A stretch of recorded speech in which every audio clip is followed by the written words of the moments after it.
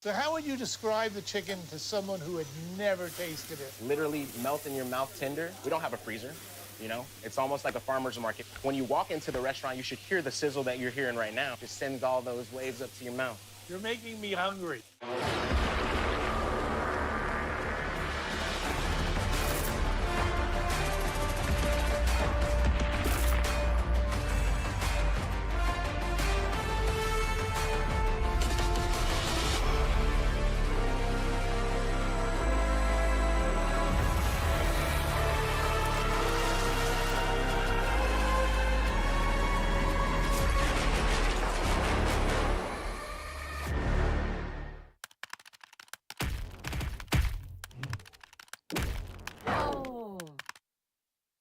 Red Bull gives you wings.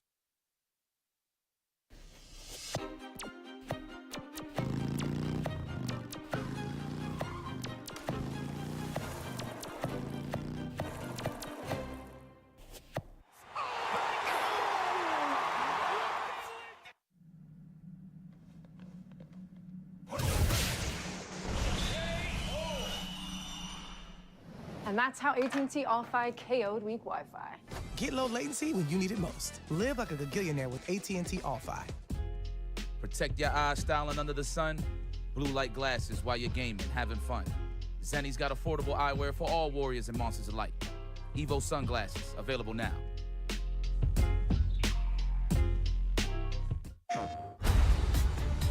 This crew will go anywhere. Take any job. Face any enemy. We're the free gunner crew of the North Star. And together, we're going to make our mark on this galaxy.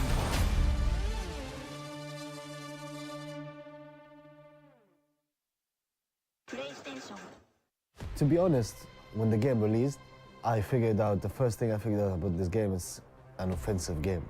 And I'm an offensive player. So I knew I'll be good. At least it's in my field, which is offense. Yeah, I might be coming. I'll be ready with my level 3. It's coming. You know it's coming. It's all or nothing!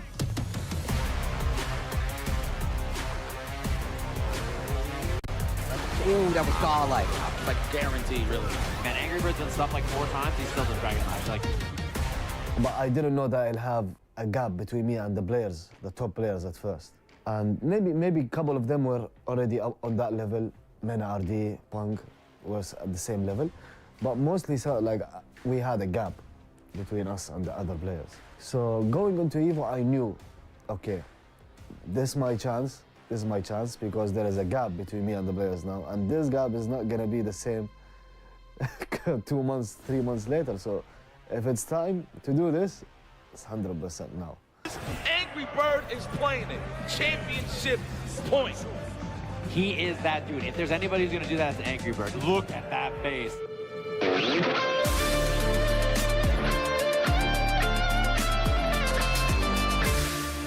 Let me tell you the story about this. So last year, last SF5 Evo, I was on form too, in the last year. I was playing Ken. That's one of the reasons. Ken SF5 was very good at the end. And Ken SF6 is very good. Almost same style. So I transitioned very fast from Ken SF5 to Ken SF6 because it's almost the same style. So this is one of the main reasons I was a little ahead of the guys. But in Evo 2022, I got to top 16 winners, very good form. I lose immediately, I get 9th place. This year, I get top 16 winners again. I lose first game to Fujimura. And then it starts coming to my mind, okay, what if it happens again next year? And then I go back to character select, just don't think about it, and I win, qualify top 6. Oh, wait a minute. No, there's no way. There was no way. There was no way. Inescapable. And Angry Bird takes the applause of the crowd. The first name of the 6 who will be fighting in the Michelob Ultra Arena tomorrow. My style in fighting games is good for best of 5. I always prefer playing on best of 5. Best of 3, I don't like. So Before top 6, I wasn't confident at all, to be honest. But I was in the zone, but I wasn't confident. In top 6, I even remember telling my friends before I get to travel to Evo, like he's a friend of mine, he told me, you're gonna win Evo. I told him, I don't know, but if you see my name in top 6, go sleep, I'll win the tournament. This is what I told him. Before top 6, I don't know, because it's best of 3, anything can happen. But in top 6, I was confident I can win the tournament. But now, since I'm a little bit ahead of everyone, it's my chance. There will never come a chance like this ever in my life again. Say it with your chest. I'm gonna mix you up. Oh, trying to bait the parry, yep. You see it. He's beginning to believe. Ooh, a little early on that, and Angry Bird with the up forward. Nice, that was optimal, man. Recognizing the cross jab hit, went for the stand strong. Yep, that's meaty, boy. At the beginning of the game, people thought Ken was the best in the game, actually, because I was playing him and I used to do every optimal combo, every optimal conversion. But the other players weren't doing their optimal stuff with their characters. But now, everybody's doing optimal stuff. So you can know now, okay, the best in the game is JP, Luke, Chun-Li. There are other characters that are better than Ken. But back in Evo, nobody knew because I was the only one doing every optimal route. But now everybody's doing optimal, like everybody's optimizing their character. So the meta have changed in terms of tier list because everybody's optimal. But back in Evo, I was like one of the few optimal. I gotta be ready with my level 3. Coming, you know it's coming. You did, CA, yeah. Actually, the skill is not, you did. Yeah, with CA too, the extra 5%. Sit down and shut up. I think if you ask the question of how do you keep your energy and stamina in such a tournament, every experienced player will answer the same thing because they've been to so many Evos. So every Evo you're gonna have, especially on the second day, you're gonna have to play so many matches. So before the tournament, you're gonna have to prepare yourself mentally. Okay, you need to prepare meals, not meals, snacks, just to have the energy. I remember even at the end of this, like the last match of top 6, I didn't have any. I was so sleepy. I even told the TO, please have my match now, otherwise I'll be dizzy, I can't play. And they moved my match so I can play because I was really jet lagged and I wanted to sleep. It was like 9 p.m. and I was awake since 9 a.m. So it was a tough day. The second day of Evo, I always say, is the most difficult day for any pro gamer. Let's make some noise for Angry Bird!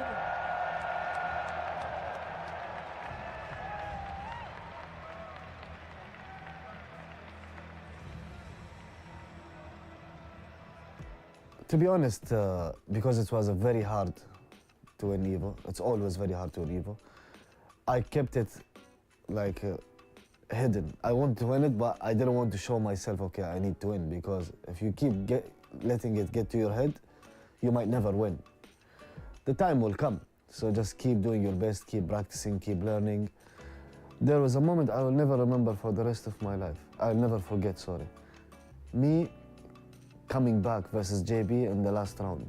Last game, last round, I came back versus JB. If you tell me now I did this, I wouldn't believe myself. How did I come back versus JB? I have no idea. Will I do it again? Never. JB, no.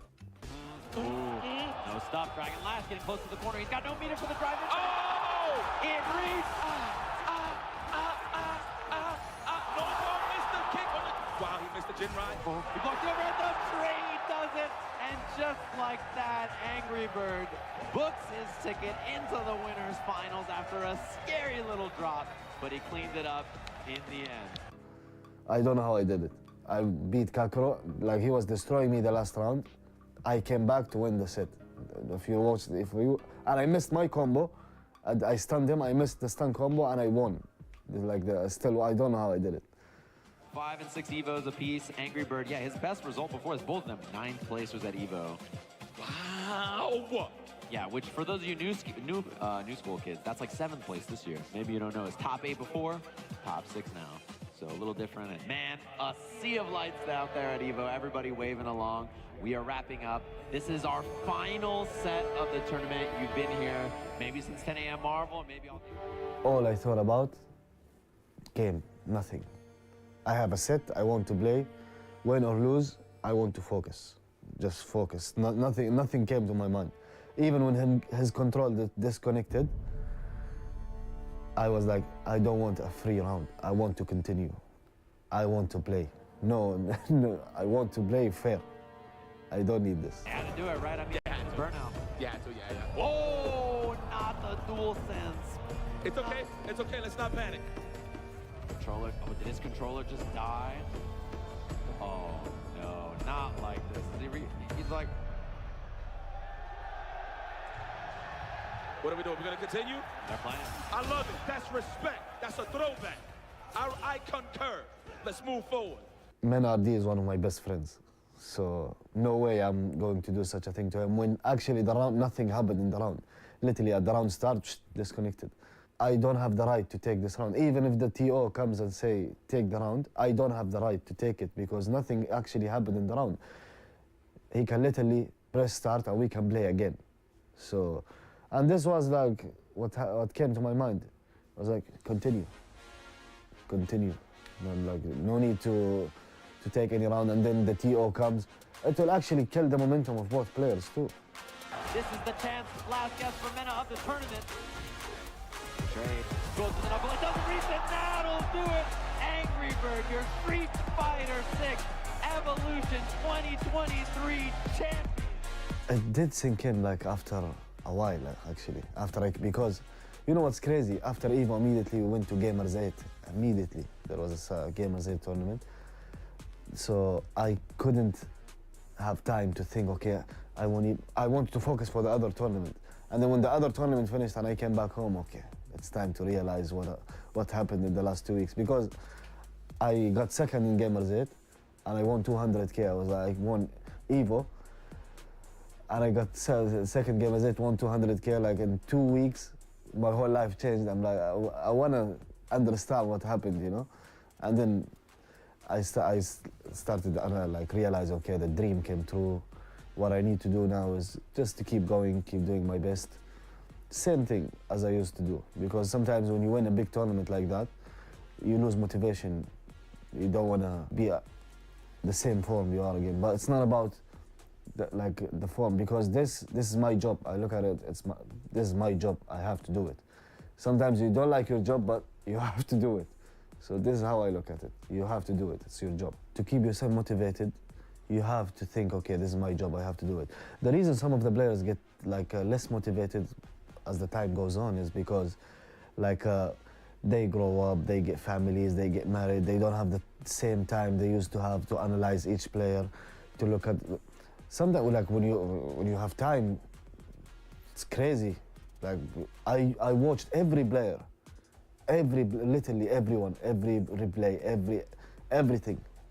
From the morning till night, only thing I do, wake up, go to the gym, come back, Street Fighter, nothing else. So it was like if you ask, you need time to do this. But some of the players, when they get older, like they have kids, they get married, whatever, like they don't have the same time they used to have. So I think that's the main reason of it, especially in fighting games. See him lift that thing held high. Put it in there, yeah! No, not even one time. I didn't think about rebeat because like I won once and I wasn't thinking about it. Why do you think about winning again when you didn't think about the one that you actually won? So it's not logical to me. Just I keep the same mentality. Nothing ever changed in mine. Nothing changed. Before Evo, after Evo, nothing. Same person, same mentality, same everything. Because in the Middle East, the region is not that good. But me coming out of the Middle East, they realize, okay, even a guy comes out of a region that's not good can be one of the best.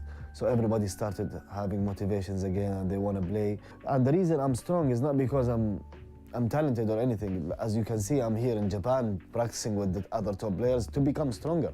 In order to become stronger, you have to play people that are stronger than you to become stronger.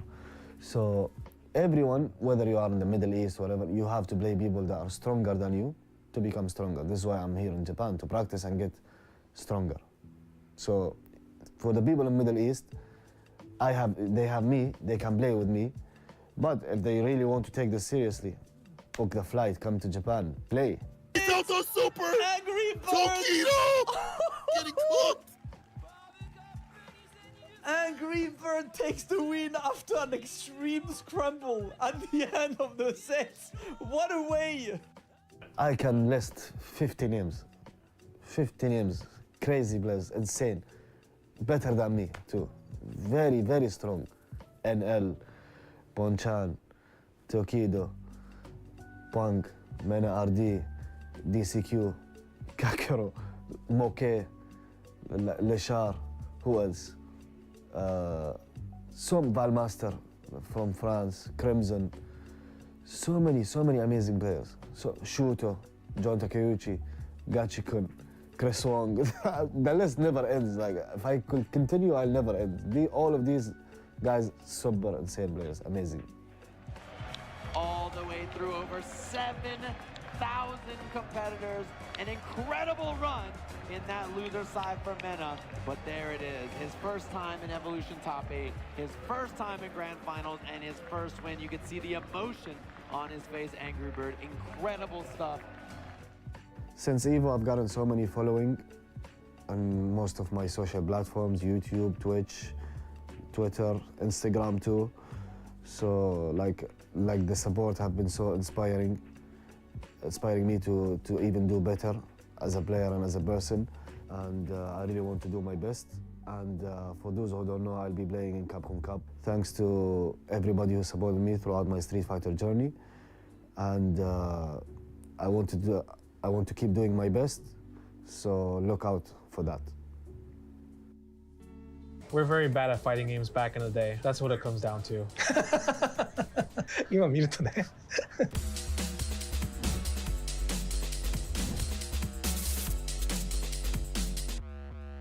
2004 was the last time I fought Daigo in any game before Evo 2009. So like we fought like at the exhibition match or GameStop National Tournament.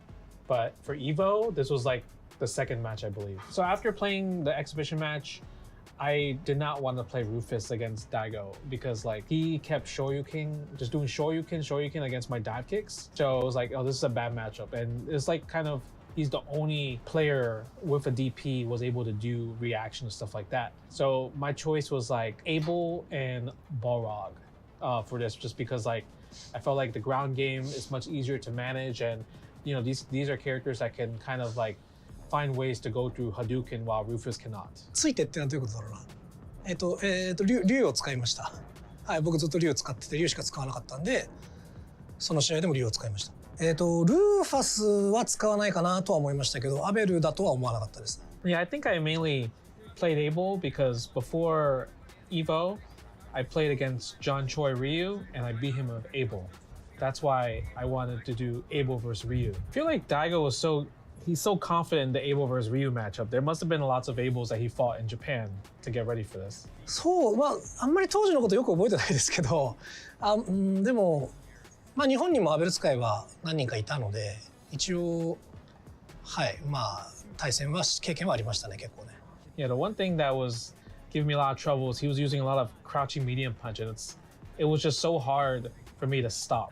逆に言うとなんかあんまりこれぐらいしか自分もやることを思いつかなかったんで、困ってくれて逆に良かったなっていうか。Yeah, it was like really hard to stop because he was just pressing, and I couldn't really do too much to stop him.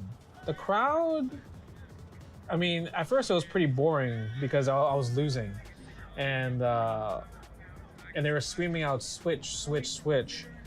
But then I hovered to Rufus, but I was like, I really don't want to do Rufus.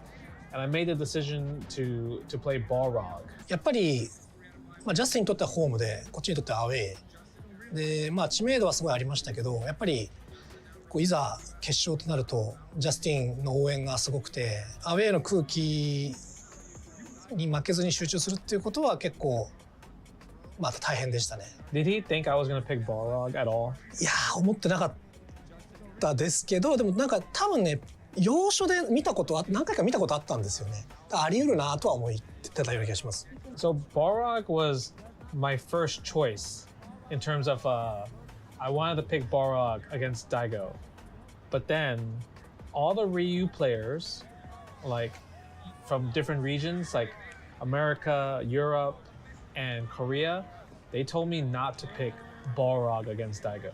でもなんか日本とアメリカのなんかスタイルの違いみたいなのをなんかすごく感じた試合だったんですよね、この試合って。日本人っていうのは自分の練習してきたキャラクターで負けるならしょうがないっていう人たちが多いんですけど、ジャスティンはまあ特にそうなんですけど、アメリカのプレイヤーっていうのは練習してきた得意なキャラクターよりも相手のキャラクターに勝ちやすいキャラクターを選んで、それで負けるのはしょうがないっていう、そこが日本のプレイヤーとはなんか一番大きく違うところかなって特にこの試合で思いましたね。All the Ryu players sabotage me not to pick Balrog first. いやでもいい選択だったと思います。結構当時は困ってた組み合わせの一つだったんで、はい。I think the reason why Balrog was so strong here was because like his hurt box was really weird. It was really hard to like kind of hit him. So he was able to like get out of like specific like strings. It didn't really work against him. His jab was really fast. He also had a lot of ways to get through projectiles compared to old Street Fighter games where he had trouble to get through projectiles. I felt like when I was playing Balrog here, like after rewatching the match, there was so many stuff that I wish like I knew or could have done better. まあ今見ればそうでしょうね。Because after this match, PR Balrog told me like, you could have done this, you could have done that, and it never crossed my mind trying to do that during the match. やっぱりこのキャラクターだけを集中して練習していれば、それもこのタイミングでできたのかもしれないですけど、やっぱり彼はいろいろなキャラクター使ってる中の一つなので、まあそういうあとはこうしか良かったなっていうのは、まあどうしても出てくるとは思います。That was Ultra. Ultra. I think it was Ultra. Ah, so but too far. I think it was too far. Yeah, I feel like Balrog versus Ryu. It's watching now. It's like it seems like it's a pretty hard matchup for Ryu. At least during this time.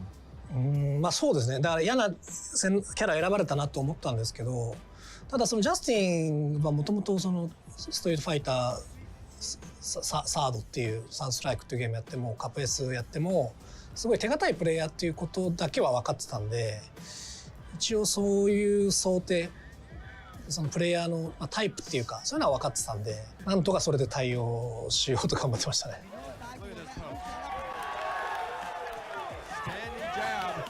So this round I got up and I thought in my head that I won the game. I reset the bracket, but I didn't know there was a round 3. So I just want to say thank you to Daigo for not hitting me right away when I got up. そうですね。なんで立ち上がったのかなって思ったんですけど、まあでもなんか日本のプレイヤーでもすごい1ラウンド取るだけでギャラリーにアピールするプレイヤーとかいたんで、まあそれなのかなって思ってましたね。Yeah, the one thing that was hitting me so much from Daigo was the focus attack. I was getting hit by a lot of focus attacks. これもでもかなり当時なんか無茶するというか手堅くやるというよりかはなんとか当たる技ないかなっていうことを考えながらやってましたね。いつもよりも結構無茶をしてたなと思います。Yeah, I would say he had to kind of do something because every time he jumped, I anti-air. Every time he pressed a button, I would press crouching heavy kick. So a lot of times he had to make risky decisions. そうだ、そこだけ分かってたからやりやすいってわけじゃないんですけど、困ってたんですけど、なんとかジャスティンが手堅くくるっていうのをもう信じていろいろと無茶したっていう感じでしたね。When I reset the bracket and I did a very risky move to reset the bracket, in my heart, I felt like this is the worst decision I would do, but it worked out. でも今見るとやっぱりかなり昔なので、なんていうのかな、プレー自体は自分は今から比べると下手だなと思うんですよ。下手だなって思うんだけど、すごい勝とうと必死だなっていうのは伝わってきて、逆に今ここまでの必死さは持ててないなっていうのは感じますね。すごい見てて下手なんだけどどうにかしようっていう気持ちは伝わってくるっていうか。We're very bad at fighting games back in the day. That's what it comes down to. 今見るとね。Because I feel like I'm better at fighting games now, but when I look at certain things, it's just, yeah, we're very bad. でも気持ちはすごいなんか入ってる。I felt like Daigo was never scared of throwing fireballs against me in this matchup. He's always so confident with fireballs. この頃、まあそのプレイに自信があったっていうよりも、この頃ゲームをそんなにやってない時期だったんですよ、実はね。で、なんかまあそんな勝てなくてもしょうがないかなってなったんで、思いっきりやろうっていうのがありましたね。Even though Daigo said he wasn't playing as much, always anti-airs, always dragon punches when I jump in. でもそういうのはやっぱ子供の時からやってることなんで、やっぱなんか体が覚えてましたね。Does he think I play Balrog weird? Because I feel like I never have access to my special moves because he's a charge character, but I keep walking back and forth.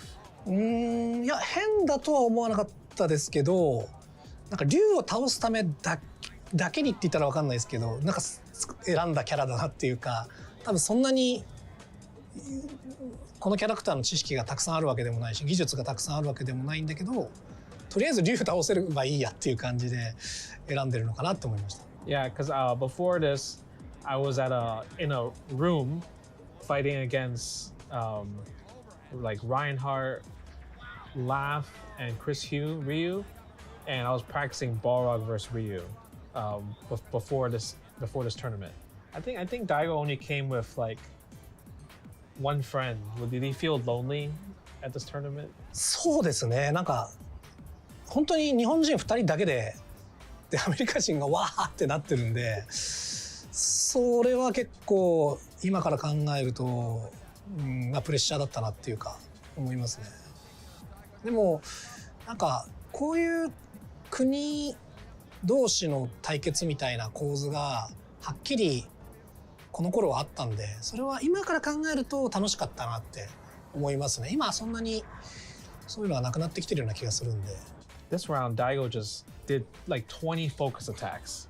Why did he do 20 focus attacks? あんまり返されないなって思って、でなんか自分も必死だったから、もう今この瞬間有効な技はもう使おうみたいな、そういう必死さがありましたね。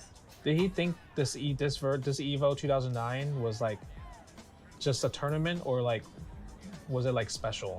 この大会は本当に多分もう3つ試合あげろって言われたら入るぐらい印象的です。How would you describe the chicken to someone who had never tasted it? Literally melt in your mouth tender. We don't have a freezer. You know, it's almost like a farmer's market. When you walk into the restaurant, you should hear the sizzle that you're hearing right now. Just sends all those waves up to your mouth. You're making me hungry.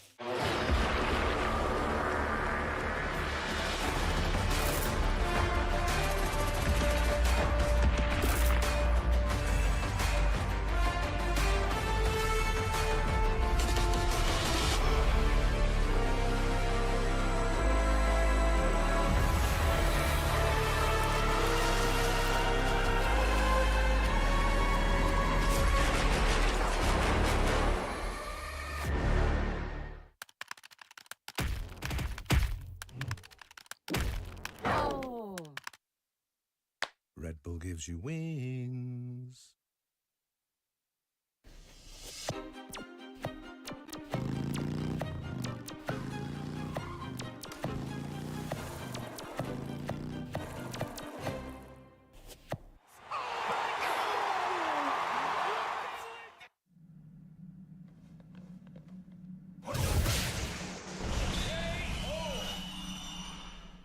And that's how AT&T All-Fi KO'd weak Wi-Fi.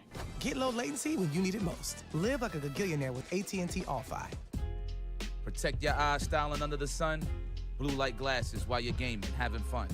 Zenny's got affordable eyewear for all warriors and monsters alike. Evo sunglasses, available now.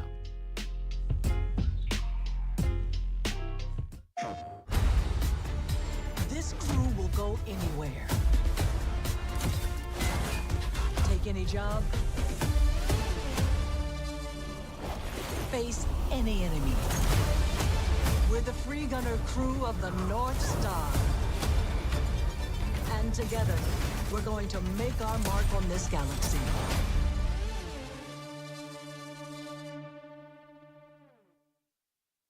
Play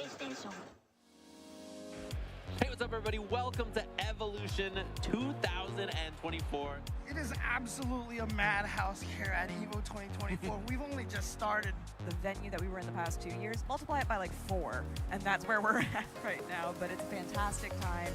Coming here to this event like this, there's a lot of tension and a lot of excitement built up to this, and I can't wait to see how it plays out. You are tuning in right now to the biggest third strike tournament in the world. Yup. Oh, no! The shoulder again. Oh, the razor. Oh my God.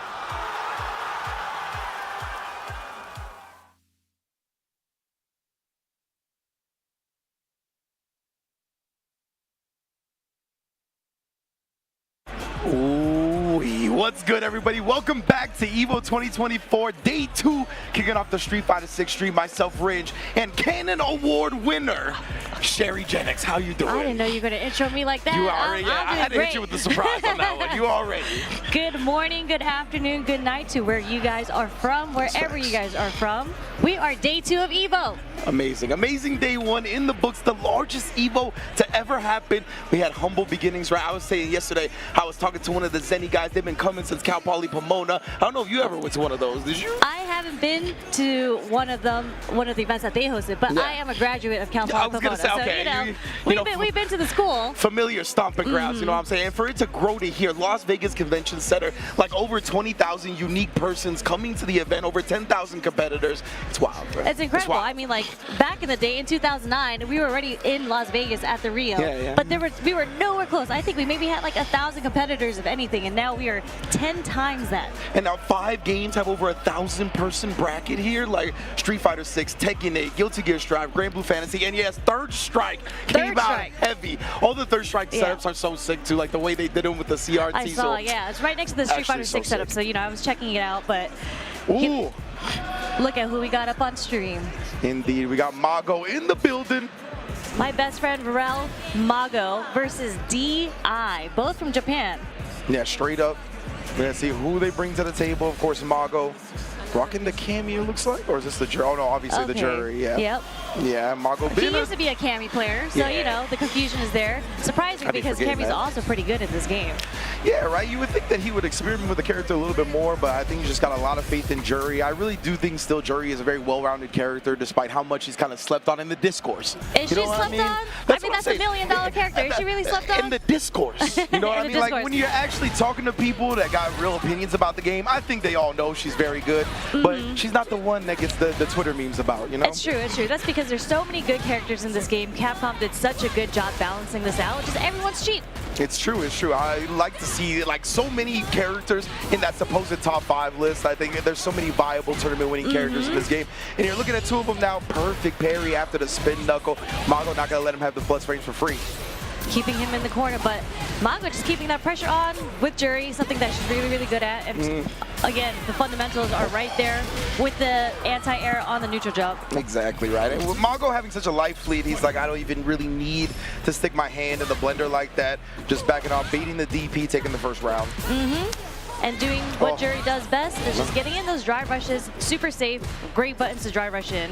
Absolutely, very long drive rush as well. And look, that's the second time we see the perfect parry after the spin knuckle. See if D can switch it up, maybe walk up throw. Mago is committing to that option so far. He's getting shimmy quite a bit. Just getting hit by those limbs. The stand fears from Jury is so good. 100%, and wow, that stand medium can come out. Surprised he didn't buffer anything behind that. It's usually when the first hit's cancelable. Oh, but wow, the hooligan. Parry does finally get thrown, but via hooligan, was not expecting that one. No, and there's a stun. It's not gonna kill, but are we gonna go for a reset maybe? No, we are gonna go for the critical art. We're gonna take the damage. Okay. Yeah, they still have plenty of drive meter, right? They obviously got to be wary of Mago's resources, but D definitely has his own resources to close out this round. Oh, no DP on the jump back. Oh, and the classic, the shimmy. Mago had been consistently kind of looking for that, right? The throw bait, seeing that D is willing to press the buttons, or I should say throw tech. He set him up, set him up. There's the overhead.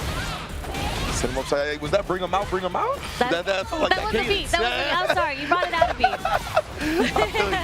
I like it. Let's get loose in the morning. Oh. You're spinning the whole drive meter on that, burning yourself out. Very dangerous up against Mago, especially at this screen position where you're already close to the corner. That conversion off the juggle, though? Man, Mago is playing on point so early in the morning. I love seeing it, man. What did he have for breakfast? That's what I'm saying. The Wheaties are in tow. Is that a popular breakfast in Japan? I doubt it. I don't know, but maybe it's the American, like, eggs, ham, and cheese, you know? Oh, okay. Feeling powerful. Got him ready with those reactions, those conversions. But yeah, specifically, I love seeing like the forced knockdown juggles, like stuff like that. People being so aware of how they can convert off wonky hits. One of my favorite parts about fighting games. Just seeing the talent, the stuff that people practice to become a pro player. It's incredible. Yeah, the work ethic, the stuff that goes into it, like people honestly do not have much of an idea. Most people. Oh. Okay. Activating feng shui, burning himself out with the drive reversal just to get the pressure off him. But the hooligan hits again. It does, and he's actually able to burn Mago out with no meter, but Mago with the press back. And yeah, not going to be looking to let up here. Doesn't want to get pushed towards that corner. Fortunate for him, it was a cross-up jump, and an anti-air was ready. There's the punish counter. Okay, straight to level 3. Yeah, -6 off the medium Fuharai. I believe that crouch medium push also 6 frames, so you got to be very careful not being in range. Living with Pixel, but yeah, the chip. Indeed. Couldn't do much about it. I was gonna say, is Mago just gonna spin it? I think he's a little bit comfortable with how he's been controlling it, right? Rather save that meter than risk throwing it away, but you're most likely gonna go down. But again, another one on that sword normal, that crouch strong is so good. Okay, that get off of me ODDP. That dive kick was on a milk card. Where was it? Where will it be found? Oh, he's got the perfect parries back. Now we saw Mago really implementing that early, but D responding with some of his own, and the hooligans have been paying dividends. It's 100% hit rate right now. 3 out of 3, they're working, and Mago's about to get burnt out if he goes to super. That was super cool, actually. Like, he did a full block string that brought Mago very down low, and then the hooligan mix again. Yo! We got a match, guys. 1-1. Yeah, and this is still best of 3 right here, so next match is going to be the victor. Mago maybe sweating a little bit more than before. Just a little bit, but he's been in this situation before. It was still another perfect parry attempt off that spin knuckle, but D finds another hit and a throw to follow. The counter hit confirmed. Nice throw tag. Mago's got to send the bleeding a little bit. Still, what a conversion off the regular hit stand medium punch. Oh, and the dive kick. Mago doesn't anti-air in time. Oh, wow! That was actually, he mixed himself. Yeah, the he back rolled. Yeah. I was like, what? I did not think Cammy was going to land there. That's wild. That's like the second time I've seen something like that this tournament, and usually you don't see that in this game because back tech and neutral tech are same timing, right? But man, yeah, that was definitely mixing himself because of the back roll. Now reach, and Mago got to turn it on. He is on set point for D.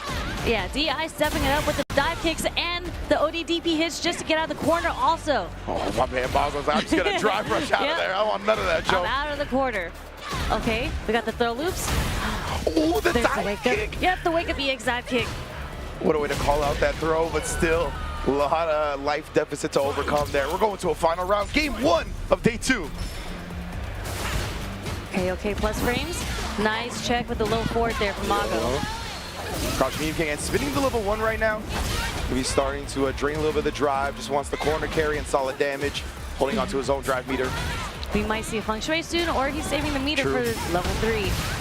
I think the feng shui would be in tow, especially because it's going to be close to burning DAI out, but he doesn't even need it. Just raw string to burn him out. Anti-air was there as well. We're going to keep it. We're going to keep the level 3 for the chip. Yeah, most definitely. Tried the DI, escape for now, but yeah, Mago waking up with something. He just needs an opportunity to chip, as you mentioned. Oh no, he got his meter back. DI got his meter back. That's all down the drain now. Oh, the fake out hooligan. I respect that a lot with how much success it's had. I really thought the anti-air was coming out for Mago. Same. I held my breath there. Oh my, dancing around. Mago not looking to check just yet. Sneaks in with a dash. Tries to press back, but D has good discipline. Oh, the dive kick. Where Messed up is the it, input bro? and gets trip guard punish counter. Oh, put it on a t-shirt, bro. Missing in action. Where's my dive kick? Oh, that's such a rough way to go down right there. Maybe that's why Mago's like, that's why I don't play Cammy anymore. Yeah, because I don't got to worry about that. If I miss a dive kick input, that's death for me. Yeah, straight I'm just going to get jab punish counter to death. Oh, man. Yeah, especially in this game, right, where the landing frames have punish counters, so you can, like you said, jab punish, link it into a larger normal. Definitely get quite a great reward off of it. But that also helps the dive kick, right, because it whip punishes a lot of normals. You get good conversions because of the punish counter that way. So, you know, live by the dive kick, die by the dive kick. Exactly. That's the life of Cammy players out here. Because God knows I hate playing against Cammy because of the dive kicks, and I feel like Cammy's never whiffed a dive kick on me, unfortunately. It'd be like that, Maybe right? I'm just not setting it up the way that Mago sets it up. Got to get in your opponent's head beforehand. But yeah, man, definitely good stuff to Mago. Glad to see you move on to winner side bracket, of course. Got a star-studded lineup for EVO, obviously. The who's who of Street Fighter players and beyond, all in the building today. I believe next up we're getting Pugera. Should be a nice one to see as well. I think he's playing the head nowadays, right? He's a boxer player. I know he wasn't playing it before, but I think with Ed's release, he might have switched. I actually have not kept. I'm not sure who Pugera is playing. I just remember it's crazy because I remember him as the Ibuki player yeah, for Street Fighter 4. So like yeah, that's what he to me. That's where he debuted in my mind, where like he was hitting these crazy setups, these unblockables with Ibuki, and here we are, 10 years later with Street Fighter 6. Yeah, I'm still at it. I love to see it. I think he was playing DJ at the beginning, if I'm not mistaken, but we'll see what he brings to the table now. Going up against JD. The Ds are well represented here early on in the pools. Oh man, the lineup that we got coming up. Haven't seen this fella in a while. Oh my gosh. Yeah, that's going to be a fun one. Indeed. But that's going to be after this match. We'll see what Pugera has to bring, of course. But yeah, thank you all again for joining us. EVO 2024. The action is just getting started for Street Fighter 6. And every game going down right now, 10 a.m., the first block of everything getting popping. We got all kinds of cool stuff lined up. The Street Fighter 2 animated movie watch party tonight. That was so sick. I saw that flyer like, and I was like, you know what's crazy is I've never seen that movie before. You know, I've actually never watched it fully through either. Maybe it's time for us to watch it at the EVO watch party tonight. I think that would be the perfect They set time it up to do for people like us. Exactly, right? They're like, how have you guys not experienced this culture yourselves? Gonna make sure they do so with Tasty Steve and IFC Yipes hosting as well. Incredible MCs for the event. But yes, we are getting into that Street Fighter 6 action. No DLCs so far. I want to see maybe some Akuma, some Bison later. I didn't get to see any Bison on stream yesterday. I was really surprised by I saw some Bisons. Maie had to play against a Bison. And the same thing happened to him. I don't know what he did. He like jumped early with like a jab or a short or something, and he got trip guarded on the way down. Like punish counter to death. Unfortunate. The landing frames. But yeah, there's that DLC for you. Okay, there we go. So yeah, well, Bugera. not this DLC, but yeah, but still, I like some Ed. And man, Japan loves some Ed. Like they just there's such Ed a players well everywhere in Japan. Shout out to my man's Mochi. Yeah, like there's so many players playing this character in Japan. Of course, Lashar also in Korea picking the character up.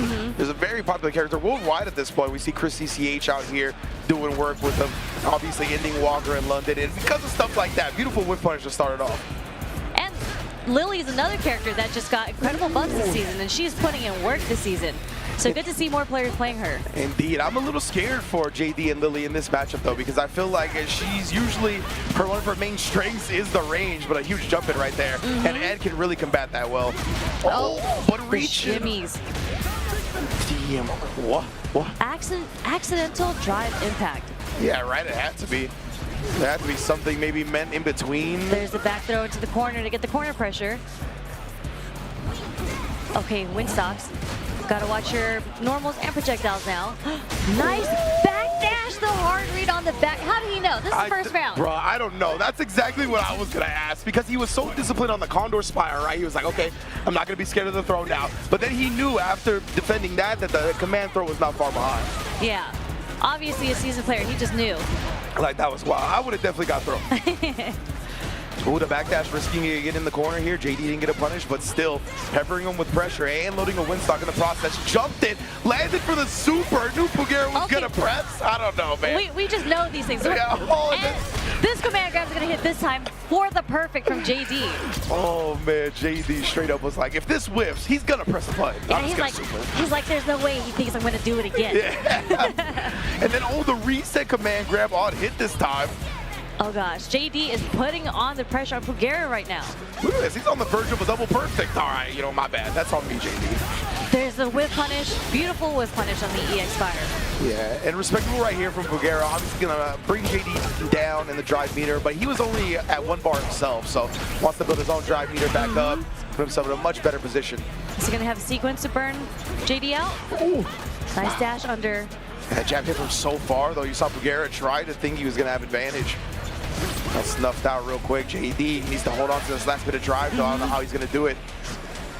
He's waiting for that Spire coming through. Get me. Oh, no confirm. Yeah, the counter hit. I'm pretty sure you follow up off that. Okay, nice drive reversal. Get the pressure off of him. Those are plus frames. What?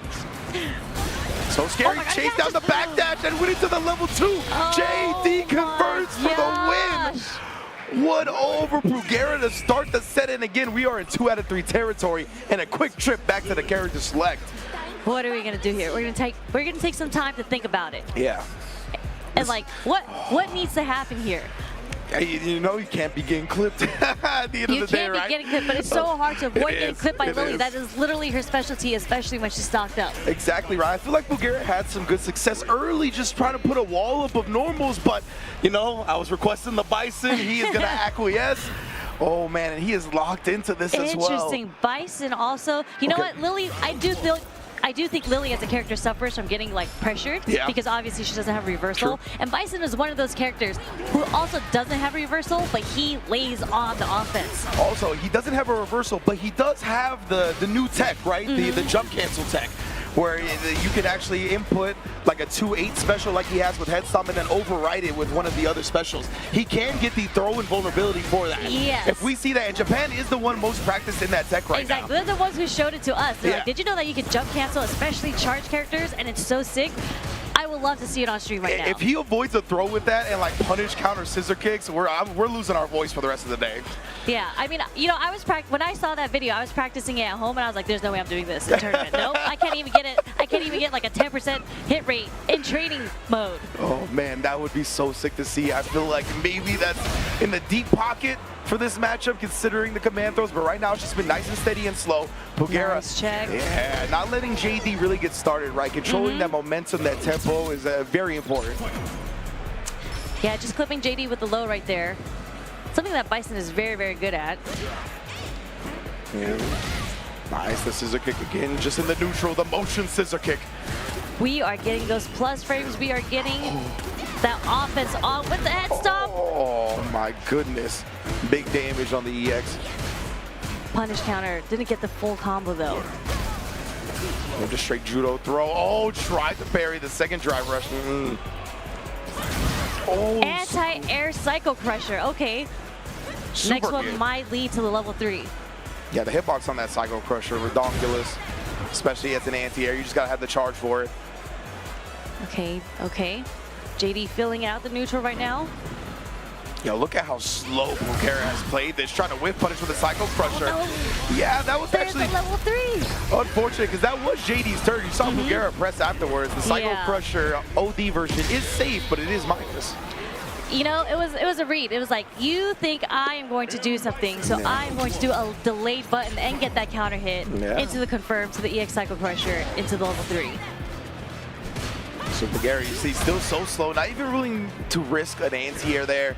Rather just drive reversal the pressure off, go back to neutral. Just getting those plus frames with the scissor kicks. The stand roundhouse, that is a punish counter. Indeed. Yeah, a little bit ambitious on the Condor Spire there. Oh my goodness! That is something you can't do against Lily. She is highly susceptible to DI, especially when she's charging those win stocks. Exactly, JD. I mean, he had the gall to stick his hand in the blender there. And then the bomb, the hell conversion. Oh my. Those plus frames, that offense. JD's gonna have to find a way out. Oh. Don't trade with the scissor kick, keeping him locked down. Escaping with the dive, but gets hit by the second EX cycle crusher. This man Bugera, he's having EX rush punch flashbacks. It's like, oh, nice. The forward advancing hitboxes feel good. Oh, caught him flinching, but yeah, it was just regular hit jab, so looked like the conversion wasn't there. And taking JD straight to the corner. Okay. Hell attack, nice delay on the second hit as well. JD's walking with some confidence, though. He is. He's just walking forward on Pugera. Confidence or desperation. We shall see. Oh, wow. I didn't know you could interrupt that. Nice shot from Bugera. The knowledge is there. Especially in a matchup like this where you're playing the newest DLC, JD. I don't know how much practice he's going to have. Okay, Pugera just slowly chipping away at JD's health with those tick throws. And there's the OD cycle crusher into the level 3 again.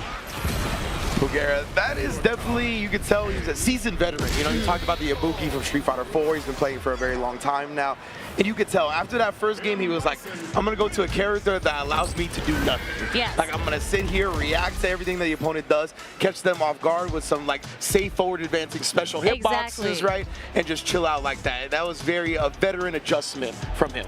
Very, very smart play on him because he just couldn't find that momentum with Ed. Like, I felt like he was trying to play the spacing, he was trying to get the pokes and those conversions, but with Bison, as you said, you can just throw, like playing against Lily, you can throw out the safe scissor kicks, even though it's negative on block, doesn't matter, you're not getting punished. Same thing for the Cycle Crushers, you just sit down, charge back, and you react to whatever buttons, whatever Spire she wants to do, you just react with a normal or special. Yeah, and I feel like Bison is really good at slowing down the pace also because of bomb, right? Like if he ever gets a conversion in a bomb, immediately the you gotta hold all that. Everything that's coming to you, the overhead, the other Cycle Crusher, whatever it is, you gotta hold all that because the bomb is ticking on you. That is a 7-second ticking bomb. Yeah, it fills you with anxiety and like you're like, pressure. Oh my God, and you're stuck in the corner, and you're like, do I get hit by the bomb? When is it gonna go off, or is he gonna DI me, or is he gonna overhead me? I don't know. Man.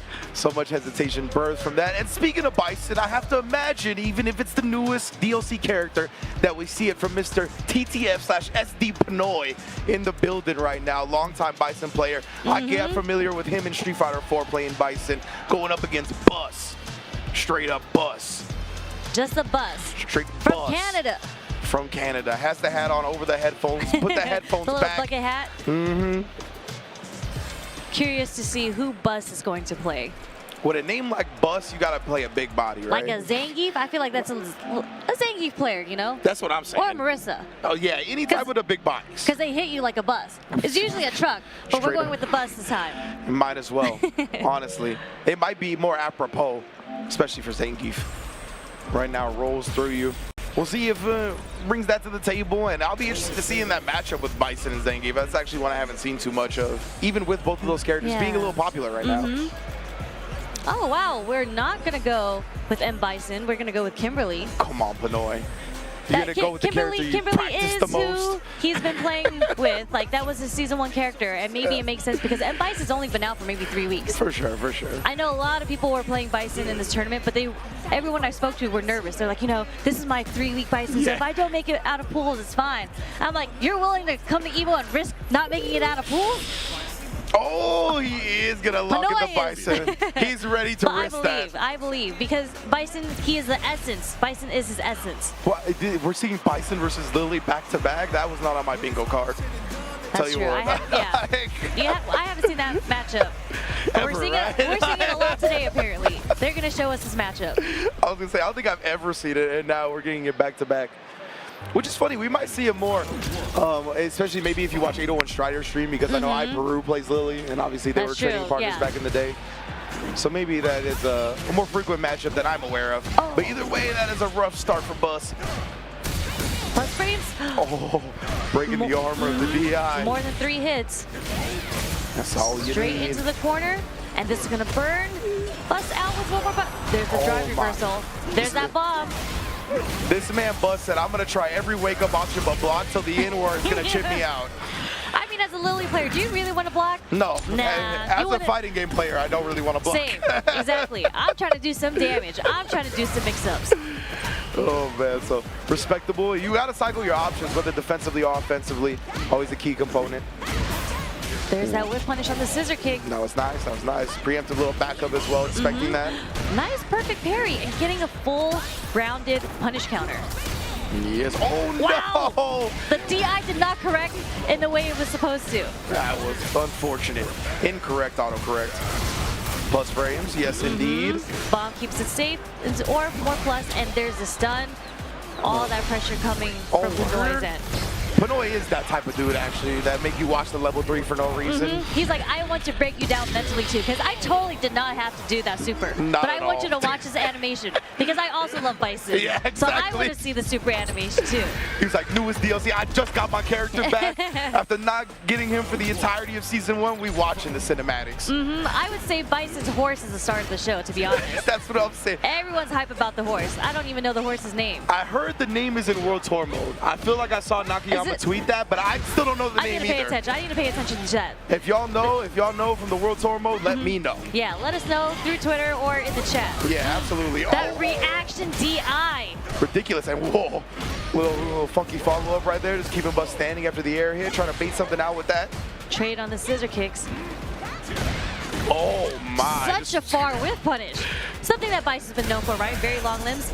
And the reactions, this man definitely had his Wheaties for breakfast. Absolutely. No sleeping at the wheel for Pnoy. Level 1 to finish the job as well. Put himself on set point.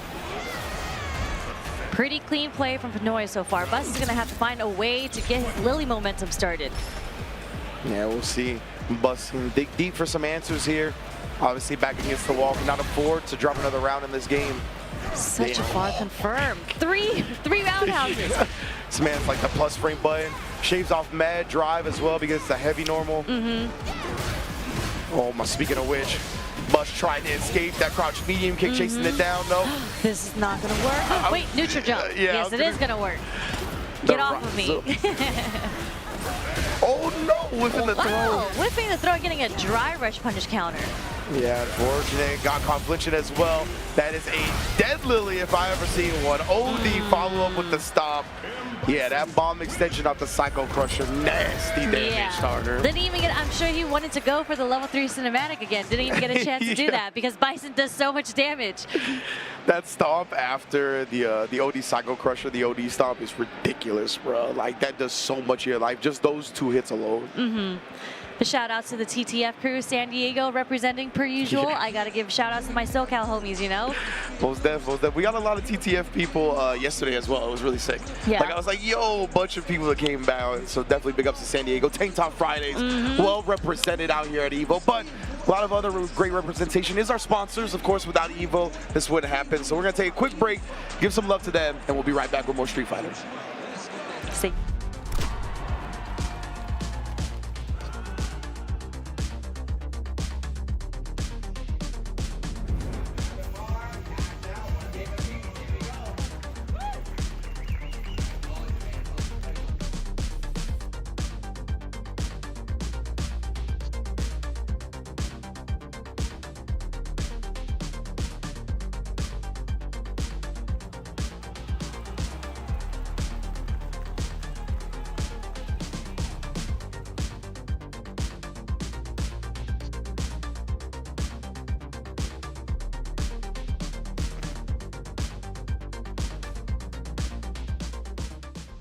Get ready for the next battle with Tekken Coins, exclusively from Chipotle. Use promo code EWGF623 when you order any entree in the Chipotle app and get 500 Tekken Coins. Visit chipotle.com/Tekken8 for details.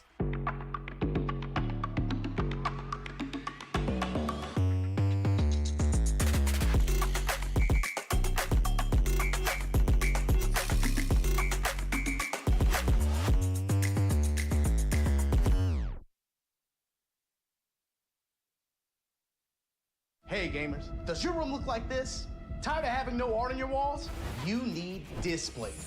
Made with high quality metal and customized finishes, with Displate, you can transform your room or office from lifeless walls into a stylish space. Check out the new texture finish. Flat is out. Come feel the difference of that sweet, subtle embossing. Say goodbye to hammers and nails with Displate's magnet lock technology. It never fails. It's as simple as snap and hang. Bang, bang, bang. Visit displate.com/EVO and order now.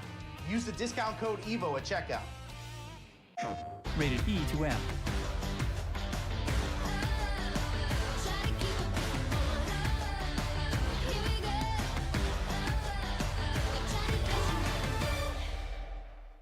PlayStation.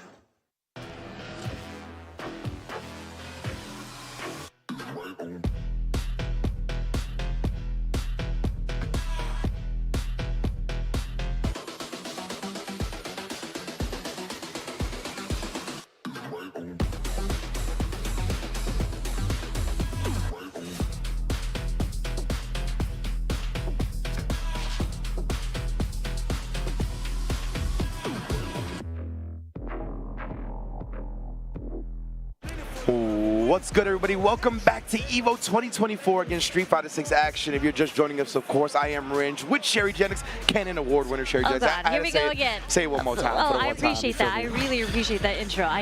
You know, anyways, getting back to the Street Fighter action, we have seen some matches today so far. Yeah. We are down from 5,300 competitors in Street Fighter 6 down to about 1,000 competitors. So today is the day where dreams are broken.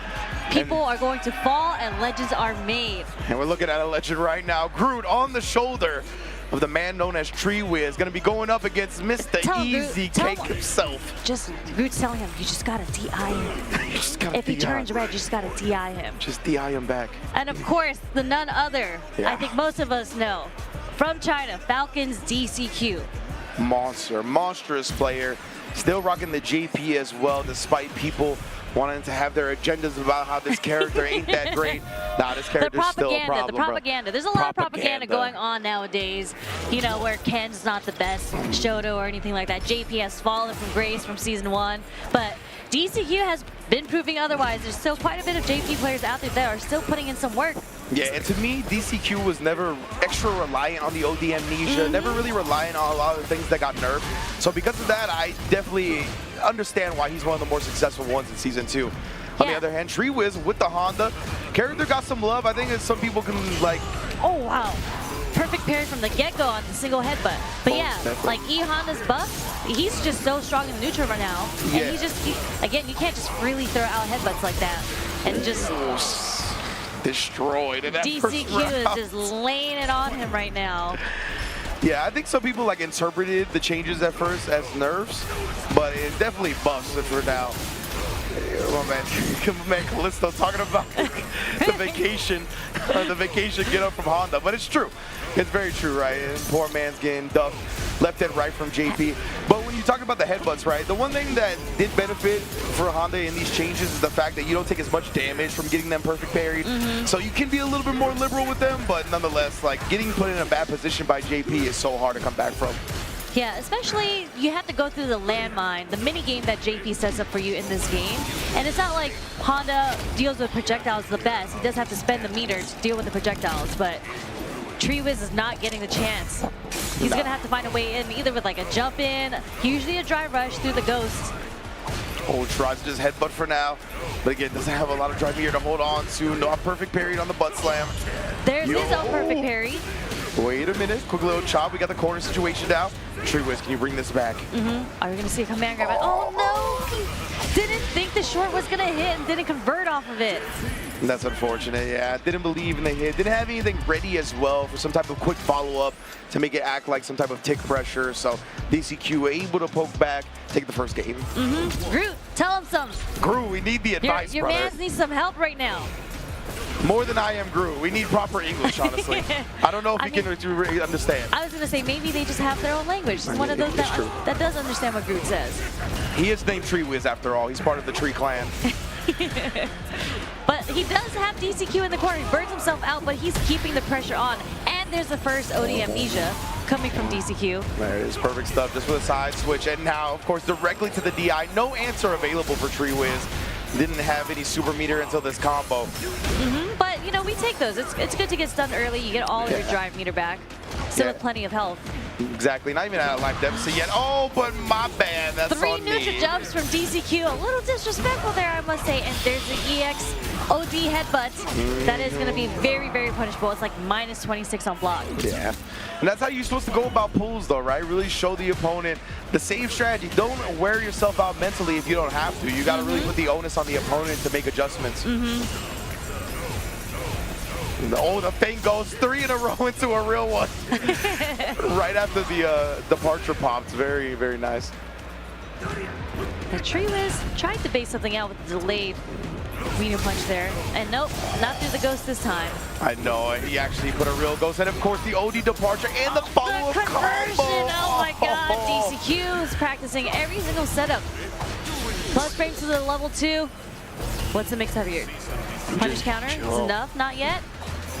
Still just barely alive here. Tree Wiz actually gets the punish from that far, but he burns himself out in the process.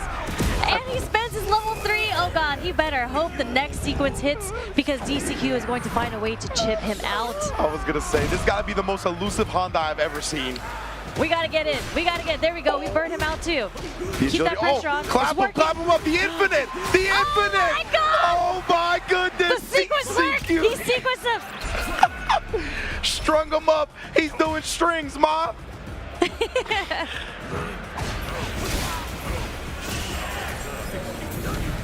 Oh, didn't get the punish on the teleport there, but we get the back throw overhead. DCQ all too far for the Oicho. Oh, heartbreaker here, level 2 for DCQ. Are we gonna see a reset or just a side switch? Side switch is good enough. I want that Kona. Oh, that might have been a reset, yeah, and he blocked the low correctly. Trying to bait out a shimmy. Truist does not bite.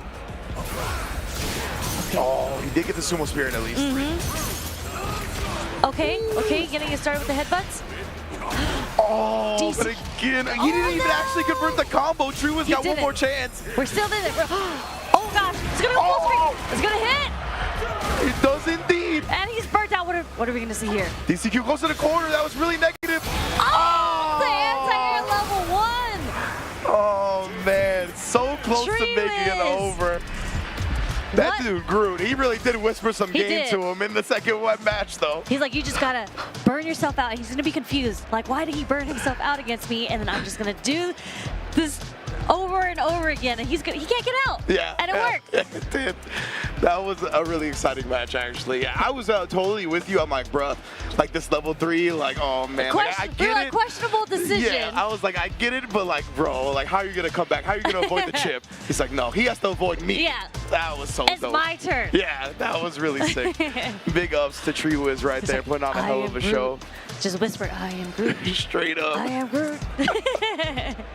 He believed in the power right there. This should be a should be a good one coming up next, excuse me. Yeah. Should be Prototype versus Joey sitting down right now. We might see another E-Honda, right? Prototype was on the E-Honda. I don't know if he switched to any other DLC, but these are some pretty heavy hitters right now. Absolutely, yeah. For round 2 of pools already to be going up against each other. Prototype, consistent grinder of the online scene, right? Had a really great Alex in Street Fighter V, putting that character to work, and that character needed a lot of work ethic to make it. So definitely no stranger to that side of things. And same could be said for Joey, right? Playing the Manon in this game, definitely got a little bit rewarded here in Season 2, but with all of the changes, she still seems or feels relatively in the same spot. But I think definitely a little more capable, obviously, in Season 1. It's just that, you know, other characters got more capable too. Yeah, definitely more damage. Pretty cool buffs with the medals, getting 5 medals, getting the damage buff on supers. And yeah, Joey's a grinder. He's been on Manon since Season 1. I think everyone's been telling him and Idom that they deserve better characters, but they've stuck it out. They are Manon specialists at this point. Yeah, absolutely, absolutely. Definitely a part of their, I feel just like that's kind of a part of their play style, right? Like having this command grab, having a couple of these different like movement options. Like she's got like unorthodox movement options, right? Because her drive rush is really short, but she does have like the ways to kind of leap across the screen, whether it be with the advancing low, the advancing overhead. And then she's got pretty decent buttons as well. Like her ground game isn't bad at all. I think she has really. Are we really doing a button check in game? Come on. The hand warmies. I call these hand warmies. Hand warmies? Is that what it is? Because there's no reason for a button check now. Because you're right. Like, exactly. Why we are can we do button it checking from the in game? character select screen now. But you know, these are kind of old school players. So maybe they just, you know, on the stage they kind of forgot that. Oh wait, Street Fighter 6 has this feature now. I don't have to button check in game. That's true. They've been on the stage before for games that don't have that. So give them the benefit of the doubt there. But yeah, I'm with you. I'm glad that you're like, Manon's got good buttons, because she does, 100%. She does. I mean, like, people don't want to talk about it. Season 1, I think she's always had good buttons. It's just she couldn't get much damage off of those buttons. It's just pokes here and there. She's still kind of relatively the same, but she does get a bit more conversion now. Wow, off the first OD hand, just immediately. But yeah, I think that's what kind of separates her and like Geef in terms of their ground game to the characters that do get low forward drive rush as a reward, right? Like button for button, it's good. They just don't get as heavily of a reward. Geef doesn't need it though, but that's another conversation. Definitely doesn't. Yeah, so you're gonna harass with that. We'll see if Prototype has any answers, but Joey already up to 4 medals here in round 1. Might get the 5th medal from round 1 right now. And converted all the way through on the sumo string. Easy punish for Joey. Prototype's gonna have to find a way in and not get perfect parry, because Joey seems to be so on point with that right now. Toe tapping. Caught him flinching as well. Oh, the reset! Oh my god, the damage from 5 medals. Just needs one more for the kill here. Joey's also got level 3 on deck, so you got to be a little bit careful about applying pressure. Nice anti-air headbutt. Indeed, the neutral jump, it actually did reach. Prototype tried to press to take advantage as Joey landed. That's Nice a smart simple strat. combo. Yeah. Just a jump in. Yep. One Tournament jab, stuff. super. Oh, look at them, they're dancing. Nobody wants to press anything. You always gotta be. Oh, there's a perfect parry again, and the reset. Bruh, it's You time. know, Joey's been a Mika player since Street Fighter V. Exactly. So he is very, very aware on how to sneak in those command grabs. I'm gonna say it might be time to start holding up. After the perfect parries at the very least. Oh, clapped. This is Here what we we go. saw, yeah, Yep. the sequence. Coming from Tree Wiz too. We're seeing a little bit of Tree Wiz here. The big burnout advantage. And then again pressing as Joey tried to take his turn on landing. Burns himself out, but we go to level. We take that health advantage. Punish counter on the shimmy. Realign the spine. Nice crack. Yeah. Nice chiropractic services there. That's what he moonlights as. And then that's what he does on vacation. Ooh. Yeah, beautifully spaced. Joey's so good at spacing her different options as well. And finding good ways to like sneak in a jump. Definitely. Yeah, he makes you think about all those options from that range, right? And he like walks forward, you start getting defensive, and he just sneaks in a jump. Very manipulative, very smart. Prototype though. Oh. Falls out of the combo. There's a punish counter conversion from Joey. Okay. There's that command grab again. We're at 3 medals. What an air to air on the butt slam. Really smart. Yeah, you gotta find your funky option to answer that a lot of the time, right? Especially for a consistent answer. So Especially I love when you that. don't have like a DP or anything like that. Held it. Oh, we got the up. That's We what I'm finally talking read about. one of the command grabs. This is gonna. Oh gosh. Puts him on a pixel. How much magic you got in that bad boy Prototype? Not The enough. overhead. It's so slow, but it's so fast at the same time. Yeah. Again, right, it's all about like presenting the different options from that range, and she's got a decent amount of them, and Joey's really good at cycling through, so even when things take a while to start up, you can get caught off guard. I know I do. A little too far for that to connect. Dropping it, Joey up to 4 medals now. Big damage will be in tow, any hit grab or any command throw. Okay. Joey ready with the interruptions. Very scary to parry up against him, and on 2 and a big whiff punish. We're up to 5. The damage is coming. Are you gonna hold up? Oh, actually parried it out. He would have extra died into that. Parry got command thrown. Oh, whoa, butt slam mix. Okay. There's the butt slam, getting the jump back. Catching her. There's the other command grab. One more mix up. Oh, the butt slam. The butt slam Again, trade. so hard to deal with, especially in a chip situation. Like, you really, really have to be ready to counter that. Exactly. And unfortunately for Joey, right, we talk about the chip damage that level 3's do in this game. The Manans doesn't as the command grab. So he didn't really have the option to try to apply pressure to Prototype, put a special until level 3 cancel on him. Very unfortunate. Drive reversal, get off of me. Damn, the chop anti-air after recovering from the throw. No DP, but yeah, the fierce works. For real. Now Prototype, you see the neutral jumps. He's looking for a big hit. He's fishing for one. See if Joey will commit to something on the ground. Instead, Joey commits to a burnout sequence. Great drive chip into another medal and set point.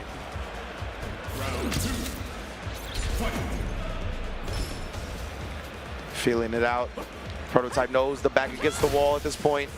No more rounds available to drop in this match. Joey trying to sneak in those jumps like you mentioned before. We're punishing. Tried it at least. Prototype able to get the clip. Joey answering with his own drive reversal. There's a jump in, and there's a command grab. Now we're at 5 medals. Dream team in the building, coming home with the gold. Prototype's got to watch out for that one more hit because Joey's going to dump all his meter into the super. I was real scared with a whip punish, but indeed the follow-up didn't get that many quality of life changes. Uh-oh.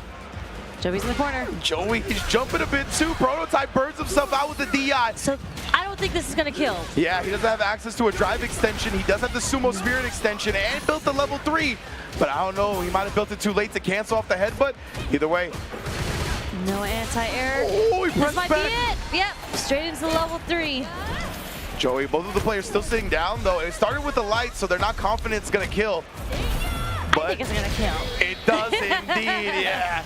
I thought so too. I think players are still getting used to the light scaling, right, from the change in Season 2. I know I am as well. Yeah, as a Luke player, the light scaling has been detrimental to my gameplay.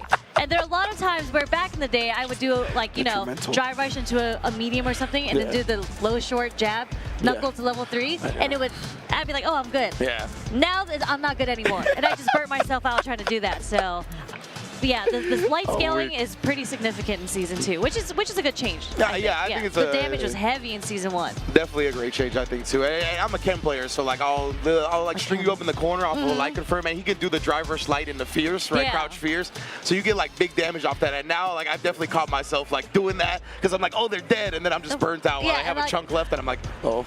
Okay, they're not dead, but I might be dead now. So definitely, I like that change a lot. I like a lot of the changes for Season 2. I think the 8 total frames of increase on the parry is cool. 4 more active, 4 more recovery. Like, the fact that you can only, and because if you time it now, if you set it up right, if people are tap parrying, you can get more than just a throw punish counter now. You can actually like get them on the recovery frames with the normal, which is great. I think you should get punished for mashing parry all the time. Yeah, exactly. Definitely a strat that should be cycled in and out, but maybe not completely relied on, right? But next up, we got 2 more heavy hitters stepping up to the plate here. We got K7, no show off, just straight K7. Just K7. In this game, going up against X-Set's own Idom. And we were literally just talking about Idom, or Manon in general. Yeah, true. So, back to back. We got 2 M Bison Lilies back to back, and now we have a Manon. Yeah. And then we got 2 E-Hondas. That's true, yeah. Oh, yeah, we did get 2 E-Hondas. We're getting That's some awesome. pairs. And K7 is bringing the Bison right back. Manon. Definitely the character he's been playing the most. Manon's super sick for sure. I actually have no idea how this matchup goes. Yeah, we're going to find out. Locked and loaded in. He just rides the horse while the other person has to walk. Rosinante is the horse's name. Yeah, I don't know if that's how you pronounce it, but I feel like that's the most regal way to pronounce it. Rosinante. I'm with you. I'm with you. Let me see. Let me give a shout out. Amezi, good looking out on giving us the horse's name, by the way. Appreciate you. But Idom, you know, I think he kind of found his way with Manon because he had a really, really good performance at CEO. And just, I feel like things are starting to click in place for him. Yeah, absolutely. Great performance at CEO. Great whip punish right there, by the way. Second place at the first World Warrior for NA Canada East as well. He's definitely had much better results already here in Season 2 than it was in Season 1. Yeah. Oh, but Idom got caught trying to walk away that time. The crouch short got some good distance, but not long enough there. And it burns K7 out from the punish counter. And this is such a bad situation to be in. That's it. Oh, what the? Idom. Okay. He's like, I don't need this meter. You're stunned anyways. Great day for Idom. Okay, I'm bro. going to burn myself out. And he does it with a straight face, too. Absolutely did not smile or anything. I'm glad you also looked at the little player program feed because I was like, he's not even like smiling or joking after that. Stone cold face, just trolling right now. I'm weak, bro. Oh, nice OD after the jump out. Idom made quick work of that second round. That punish off of neutral jump, and it wasn't right above his head either. Like, it was a little spaced out. Yeah. So the fact that Idom was so ready to punish with that. That's the year of experience, right, on this character. That's definitely takes some specialist answers in these nuanced situations, right? You got to really learn how to use all these tools at the different spaces. Definitely more specific than a lot of like the generic top tier cast, right? That can have answers for a lot of situations, like a DP or similar things. So big ups to Idom right now, being very prepared. Okay, went to character select just for a little break, a little thinking process to see what K7 is going to show us. Nice, finds the press back with the crouch medium punch. Got to figure out where to press back in this game, big part of it. Trading. Oh. That is a punish on the sweep. Yeah, protecting his legs right there, just walks out of the crouch medium punch. A little too late with the crouch fierce anti-air, gets counter hit. That's so unfortunate. And then the throw afterwards, 3 medals. No! You get punished for reacting to what I have. You didn't have enough health for that. Unfortunate for K7 right there. Got caught in the middle of a button too, so he would have needed to like cancel directly into super, which he would have had to like really know that the DI was coming. Exactly. Not a lot of players are going to be ready for situations like that. Conversion! This is how you know he's a specialist. Yeah, speaking of being ready, Idom, wild pickup off that hit. And there we go, the throw loops. Oh, caught the backdash. Knew you were going to try to escape. Well, damn, Idom, speed run through that winner's Again, side that's match. so cold face. No emotions, nothing like, yeah, I did that. That was pretty sick what I did. No, just another day. This man knows the mission is not over. He's got a long way to go. Big ups to K7, There of course, we go. as well. Okay. Oh, the Red Bull Kumite, South Africa. Damn, you ain't even repping your hometown Red Bull Kumite? They had one in New York, Yeah, dog. not even the one in New York. No, it's the one in South Africa, which I can. Yeah, that was a sick Red Bull Kumite, though. It was for one sure. of the sickest Red Bulls, and I saw all the activities that they were having, like the players do. Yeah, Super sick. super cool.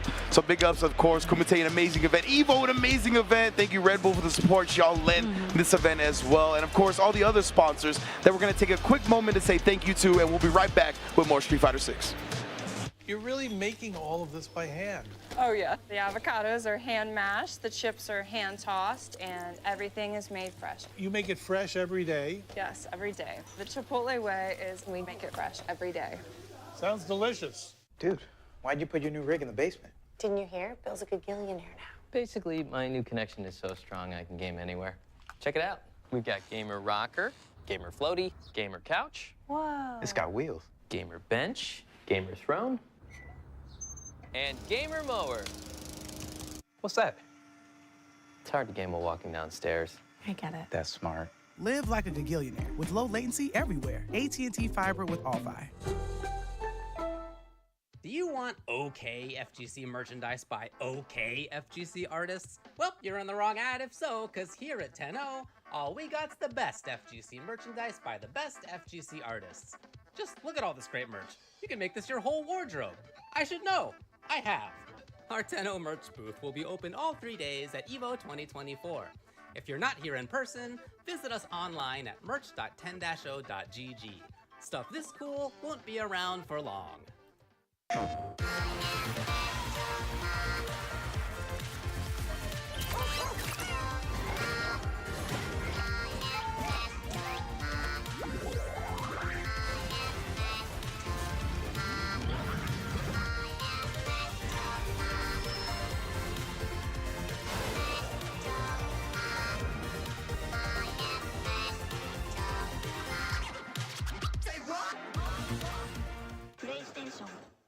The greatest anime fight of all time. Why would you ask me such a hard question? I'll do Aizen and Ichigo. Ken versus Rao to the North Star. Drumroll. Gara versus Rock Lee, Naruto. Don't turn your head. I saw what you just did there. Here's the deal.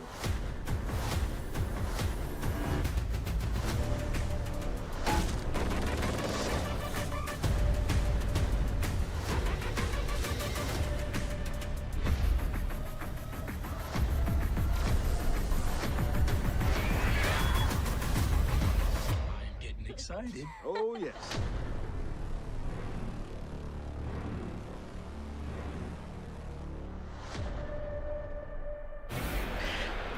What's up, guys? We are back from the ad break. It's your girl, Sherry Jennings, with the FGC Family Feud loser, That was apparently. a joke, Sherry. You weren't supposed to actually introduce me like that. Yes, he introduces me as a Canon Award winner, and I looked at him, I was like, I literally have no idea how to introduce you. How do I top that? I was like, FGC Family Feud loser. The losers. Oh. Insane to me, because I was watching the game show, and I walked away when the commentators were streaking. And then he tells me that they lost. You know what's sad too is I had to commentate Gear right after, and two of the people that beat me, I had to commentate their matches. Like I had to commentate LK and Apology Man right after. You just stare at them, and you're like, they didn't deserve that win. That was mine. Why? But we got some deserving players up to bat here. We got Noah the Prodigy, EWC qualified. Twisted Minds own Noah the Prodigy going up against Neon Dreams. Luke versus JP. Oh, it's a real throwback. We do. This is definitely season 1 here. Yeah. But I love it because, you know, Noah still plays like a season 1 Luke. So I appreciate it. You Like do. after all the times that I'm like, man, Luke who got a hard nerf in Season 2? Then I watched Noah, and you're like, I can't say anything. All right, he's still doing it. You're doing the same exact combos, and it's still all working. Everything still works. So you know what? You got it, Noah. Show me the ways of Luke. Yeah, Noah, I really like the way he approaches the game, honestly. He's so willing to burn himself out, winning with the drive meter, as you can see here. But look at that. That's why he does it, right? Overhead in the kill. And even if it doesn't work, like, he's so good at playing against the opponent's expectations when he's in burnout, right? He knows it makes the opponent a little bit more predictable. They're thirsty for certain options that they can abuse in burnout. He just goes against the grain of what the general consensus is of this game, and it's just save your meter management, don't burn yourself out because it puts you in a bad situation, but he uses that against you, and he just lays the pressure on, and he doesn't care if he burns himself out just to keep the pressure on you.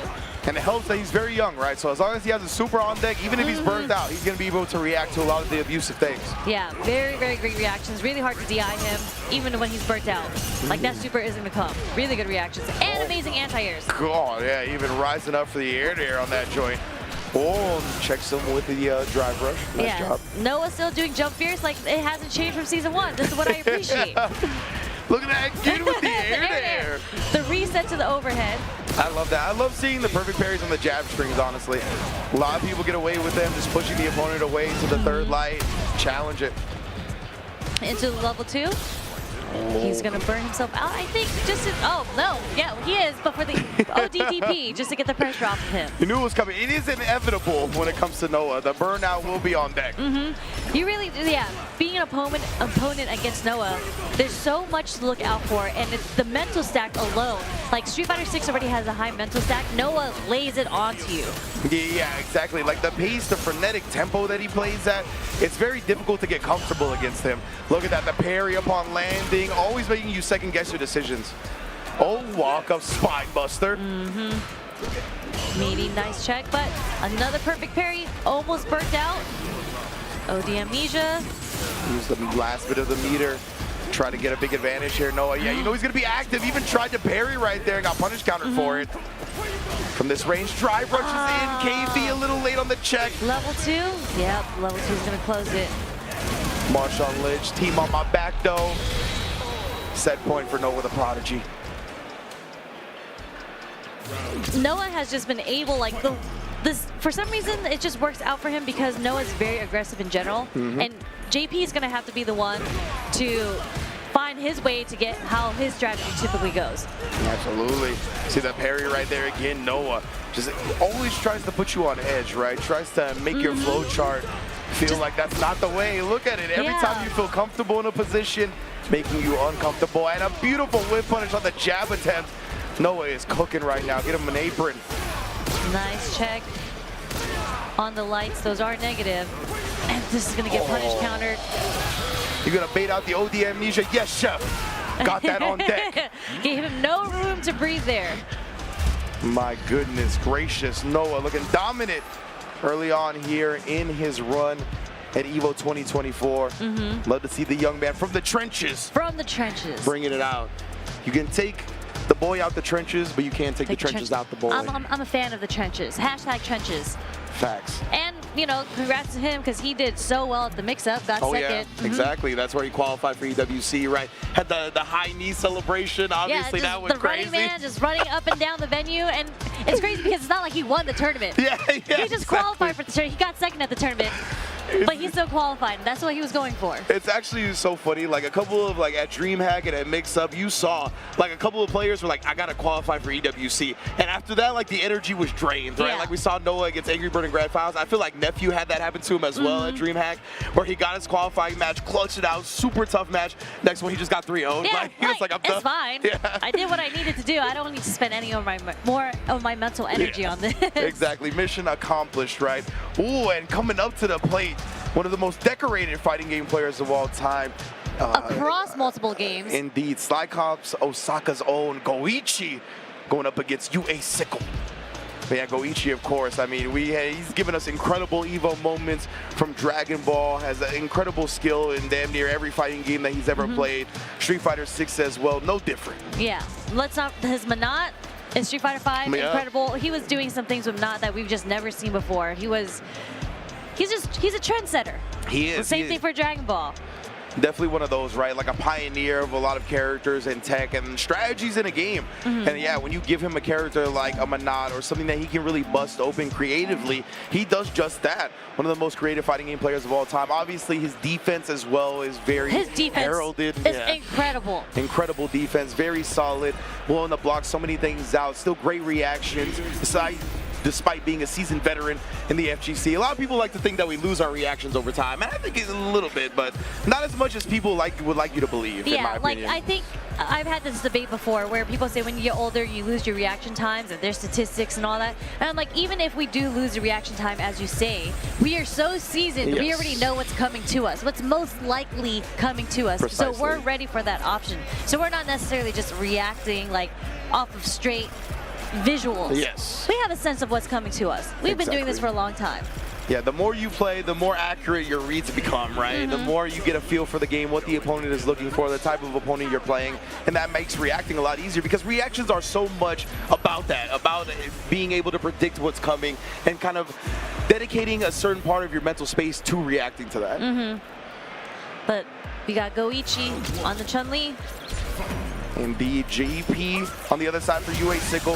Goichi, yeah, he's played Chun-Li since the start of the game. So interested. He's one of the few people that actually haven't switched for Season 2. I don't think you need to as a Chun-Li player. Chun-Li is a very, very strong character. I agree. Like, again, the propaganda. Propaganda for each character. Because another one, this is another JP that we're seeing. So.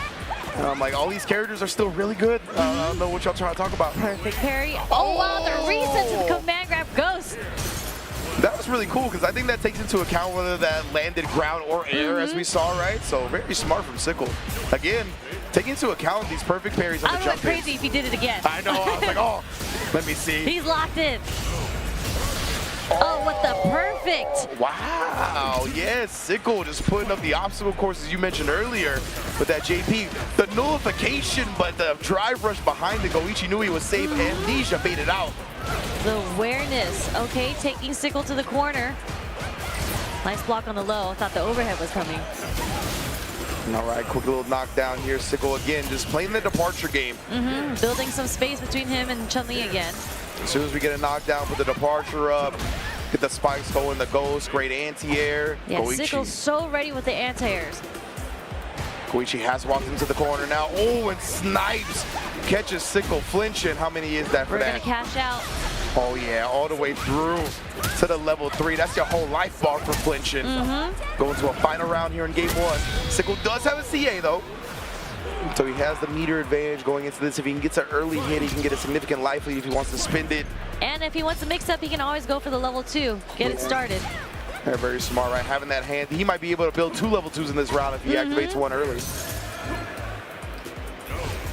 We're buffering.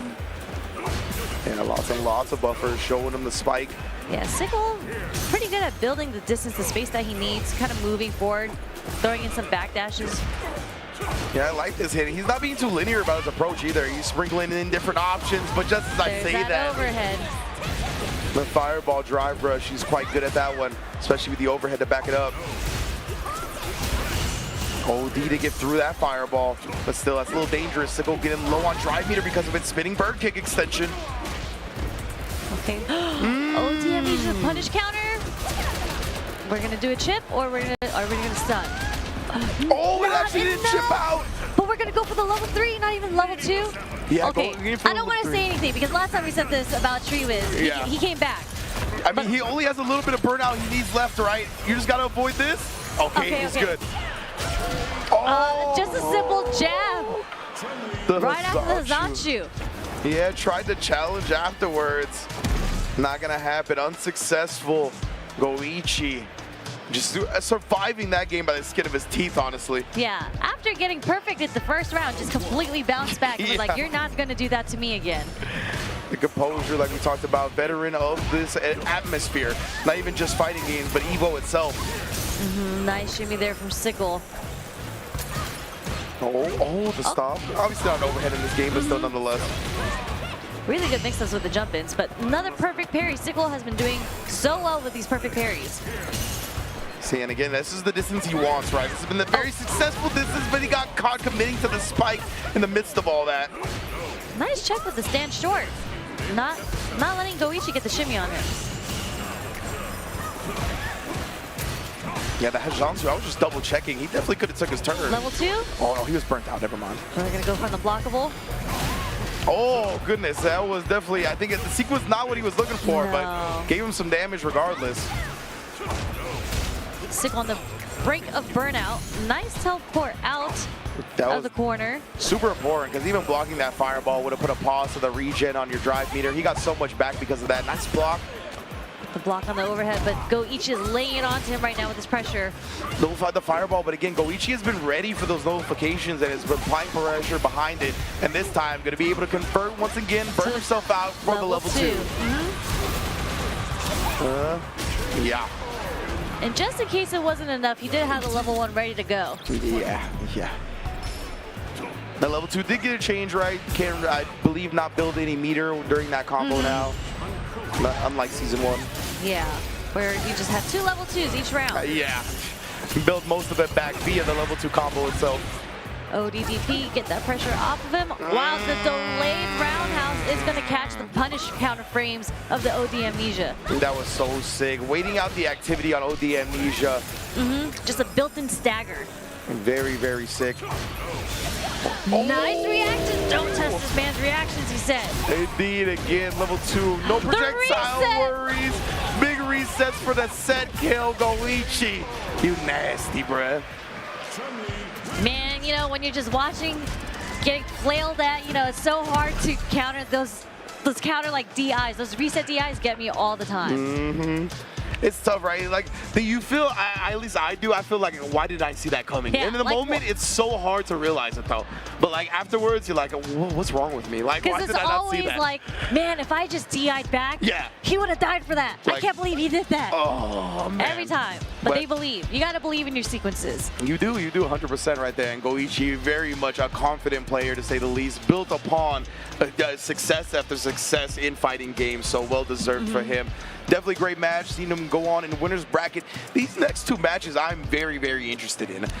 These are some really, really good matches coming up. Yeah, definitely. We're getting to the winner's side. Like you mentioned, right, we started with over 5,000 people, getting it down lower and lower. By the end of today, we're going to have 6 people left. 6? We went 5,300 competitors. And at the end of today, there will be 6 people left. Oh, man, that top 6.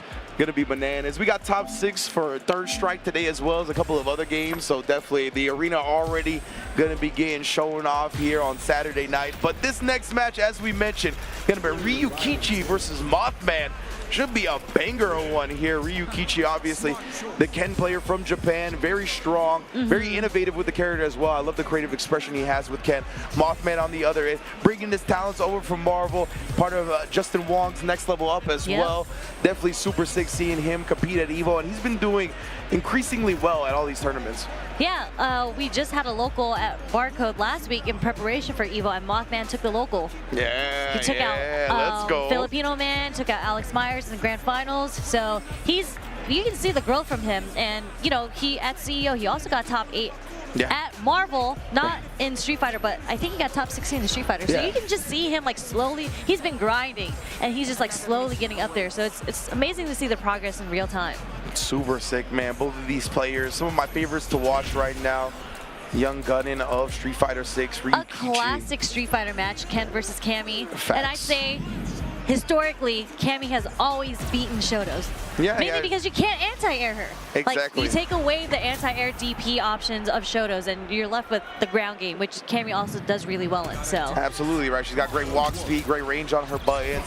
As you mentioned, altering the air trajectory with a dive kick throws off a lot of traditional anti-air timings. As the Ken player on the Shoto, oh, the counter poke whip punish with that crouch medium punch though. Starting off strong. That push counter was so far too. Yeah, 100%. That crouch medium punch is a good button. It's a little underrated for Ken. You don't see a lot of them go for it. That's because they like doing like fierces and low fours. Absolutely. That's what I'm about. I don't blame them. Just chipping away with the stand fierce. Oh, that light kick is super good as well. That was a whip punish. Ow, bruh. Big punish on the dive kick attempt. Yeah, Ryuichi just showing how good he is as Street Fighter. Like, he perfectly spaced for that dive kick to whiff. Exactly right. That's one of the answers to it for sure. The light kick was no counter hit, so you don't get a conversion unless it is from the drive rush.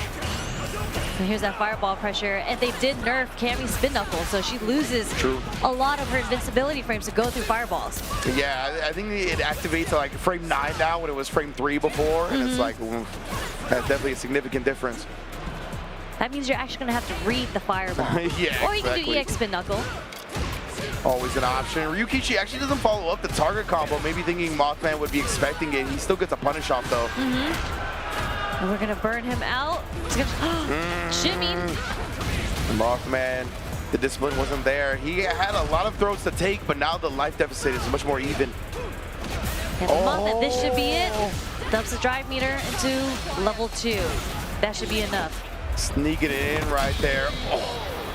Speaking of chiropractors, the backbreakers. The E Honda back break. Now we have Cammy's back break. Spinal busters. That was a spin knuckle nerf right there. It was indeed. You saw the fireball clipped at the beginning. Ryuichi, that was an ambitious juggle attempt from the forced knockdown, but instead we get a parry. Trying to press back. Waking up with some 3 jabs, trying to get some pressure off. Yeah, it was good discipline not to cancel into anything. Knew that Ryuichi was going to be trying to take his turn with a light kick, but maybe we'll see some dive kicks after these jabs now. Yeah, maybe we'll see some EX dive kicks. Moth Man is actually pretty good at reading when you want to throw him. So he does a lot of wake-up EX dive kicks. Look at this. I mean, Ryuichi is staying so aggressive with the press backs, right? It's all crouch medium kick, stand fear, stand light kick. Like, he is not letting Moth Man play the game. He's going to take the first one just like that. With the level 3. Oh, no. The scaling, the light scaling, bro. Never give up. Man, Moth Man, he buried it out as well. That was a very significant parry to get some drive meter back. Ryuichi now burnt out. Are we going to see a hooligan? Oh, well, that's a good idea, actually. In a moment like this, definitely didn't catch the opponent off guard. Exactly. EX hooligan is so fast. I've seen a lot of Cammys in this situation go for an EX hooligan in neutral. And he almost has the level 3, but no, you can't neutral jump on me. Nah. Been a couple of times now where Moth Man has been fishing for a neutral jump. I don't know if he's looking to counter Dragon Lash or the drive rushes you see. Ryuichi's just reacting to out of the drive rush with a DP. I think it's a little instinctual, like because you're blocking or parrying so many fireballs. It's kind of instinctual to start neutral jumping, kind of predicting a fireball. Yeah. But Ryuichi was just ready. Drive rush anti-air. Look at that. He's been so aggressive too. Now it's the OD DP. Nice shot from Moth Man, getting the whip punish there. Perfect parry as soon as we get a spin knuckle visual though. There's that wake up EX ODDP dive kick I meant. Yeah, that's the counter poke with that crouch strong. Disjointed hitbox on it for Ken as well. Trade on the drive rush. Bro, all of these neutral jumps. You can't jump. And tried the regular DP. I don't know what happened. You're gonna die for that one. Oh, never mind. Yeah, tried to DP out, didn't break the armor on the DI. But Moth Man still has a chance. Throwing out some buttons in neutral right now. It's so tough, right? If you're Moth Man, you're trying to balance. Yeah, it's tough. You're trying to balance getting the pressure in, right, to really take advantage of that burnout without being too thirsty and predictable about how you do it. Yeah, and what's insane is, like I mentioned earlier, that it's so hard to anti-air Cammy, but Ryuichi has been, whether or not he's anti-airing or just spacing it right where the dive kick whips, he knows his matchup so well. Yeah, he's not getting got, right? A lot of the time you're getting get got. Getting got. Yeah, by the dive kick spacing. The tongue twisters. But Ryuichi, he's been solid the whole time. Yeah, and he's playing really, really safe, just poking with stand short. Level 3, yeah, bro, the stand light kick on Ken is an absurd button, honestly. So good. The range on it is ridiculous. Counter hit confirm as well. Moth Man dumping out his super meter just to get a life lead. There's a trade. Yeah, you see again, just peppering it on, right? Anytime he's gonna end the block string in that light kick range, he's willing to press it. But it's scary for Moth Man because one hit from Ryuichi, he's gonna confirm into the critical art. Oh yeah, he was just buffering behind that one. Nice check from Moth Man. Very nice indeed, staying alive in this set. Ooh, try to whip punish with that one. Oh. But gets that whip punish. Again, Moth Man trying for a shimmy attempt right there. Ryuichi just walking back and whip punishing instead. Beautiful defense, and now putting Moth Man on life support when it comes to the drive. That's shut down. Yeah, I was gonna say level 1, no projectile invul. Again, as soon as you take to the sky, He's just ready, yep, and he spent all that meter with the super, had no answer to get out of the sequence. Guaranteed DI at the end right there. No resources, no answers available. Ryuichi, clinical. So solid. Yeah. What a game plan. Like, didn't even have to risk this. There was barely any scrambles. Yeah, like legitimately, right? And it feels like when it comes to Ken and Cammy, that could be pretty frequent, right? Yeah. Both of these players are like down to slug it out, or I should say characters down to slug it out, have different options that can put you in awkward scenarios, like the dive kick and trying to combat around that. But Ryuichi just made that look like you're going to stay at this range exactly where I want you to the whole time. Yeah. And whether you get out of it, I'm just going to adjust, walk back a little bit, find the recovery frame, dive kick punishes, just super sick. Yeah, this is how, like, well testament to how pro these players are. As you mentioned, just being in the range where you're not really concerned with the dive kick, you're more so like, if they take to the air, I know this DP is going to hit. We got JP cosplayers in the building. Okay. I like we it. like that suit with the scarf. JP always looking like a fine gentleman. Got the ponytail sneaking out the back too. I see it. Caned up. I gotta take a look at this cane. On a Look closer at one. all the players out there. Bro, it's wild. There's so many players. Yeah, over 10,000 competitors, unique competitors for EVO 2024. And two of the best ones are taking the stage right now. Tachikawa in the building. With the stare down to the camera. I Love wish me. the JP did the amnesia pose. That would have been perfect on camera. Oh, yeah, for real. I'm at Tachikawa, bro. Happy, nice wave to the camera. One of my favorite Japanese players, always coming through, always showing the personality. And he's going against a rising star. And definitely in the North American scene of Street Fighter 6. We have Paladin. In the building, the Ryu child. of North America. Where we all started. Why is it the youngins play Ryu? Like, I'm so confused It's weird about because that. it's usually the older, you know, the veterans that want to play these Shotos and whatnot. But Paladin, Ending Walker was also on the Ryu for a short moment of time. Like, the youngest want to play the Ryu. I feel like the older folk, they do want to play the Shotos, but they're like, we also don't have time for not playing the top tier Shotos, you know what I mean? Exactly. So they switch to, like, Akuma, or they say they're going to switch to Akuma, but actually stick with Ken. Stuff like that. And then you have the kids out here playing Ryu. Yeah, it's so funny too, because I do believe Ryu is a strong character. Like, I think he's actually quite good here in Season 2. Obviously, the ability to install the Denshin is really well done. But in general, he's got great buttons on the ground. He's got great reward from those buttons on the ground. Yeah, exactly. Big damage. Oh, we got a technical issue, I think, on stage with some of the headsets that we're going to be Just trying to get some fixing. sound, yeah.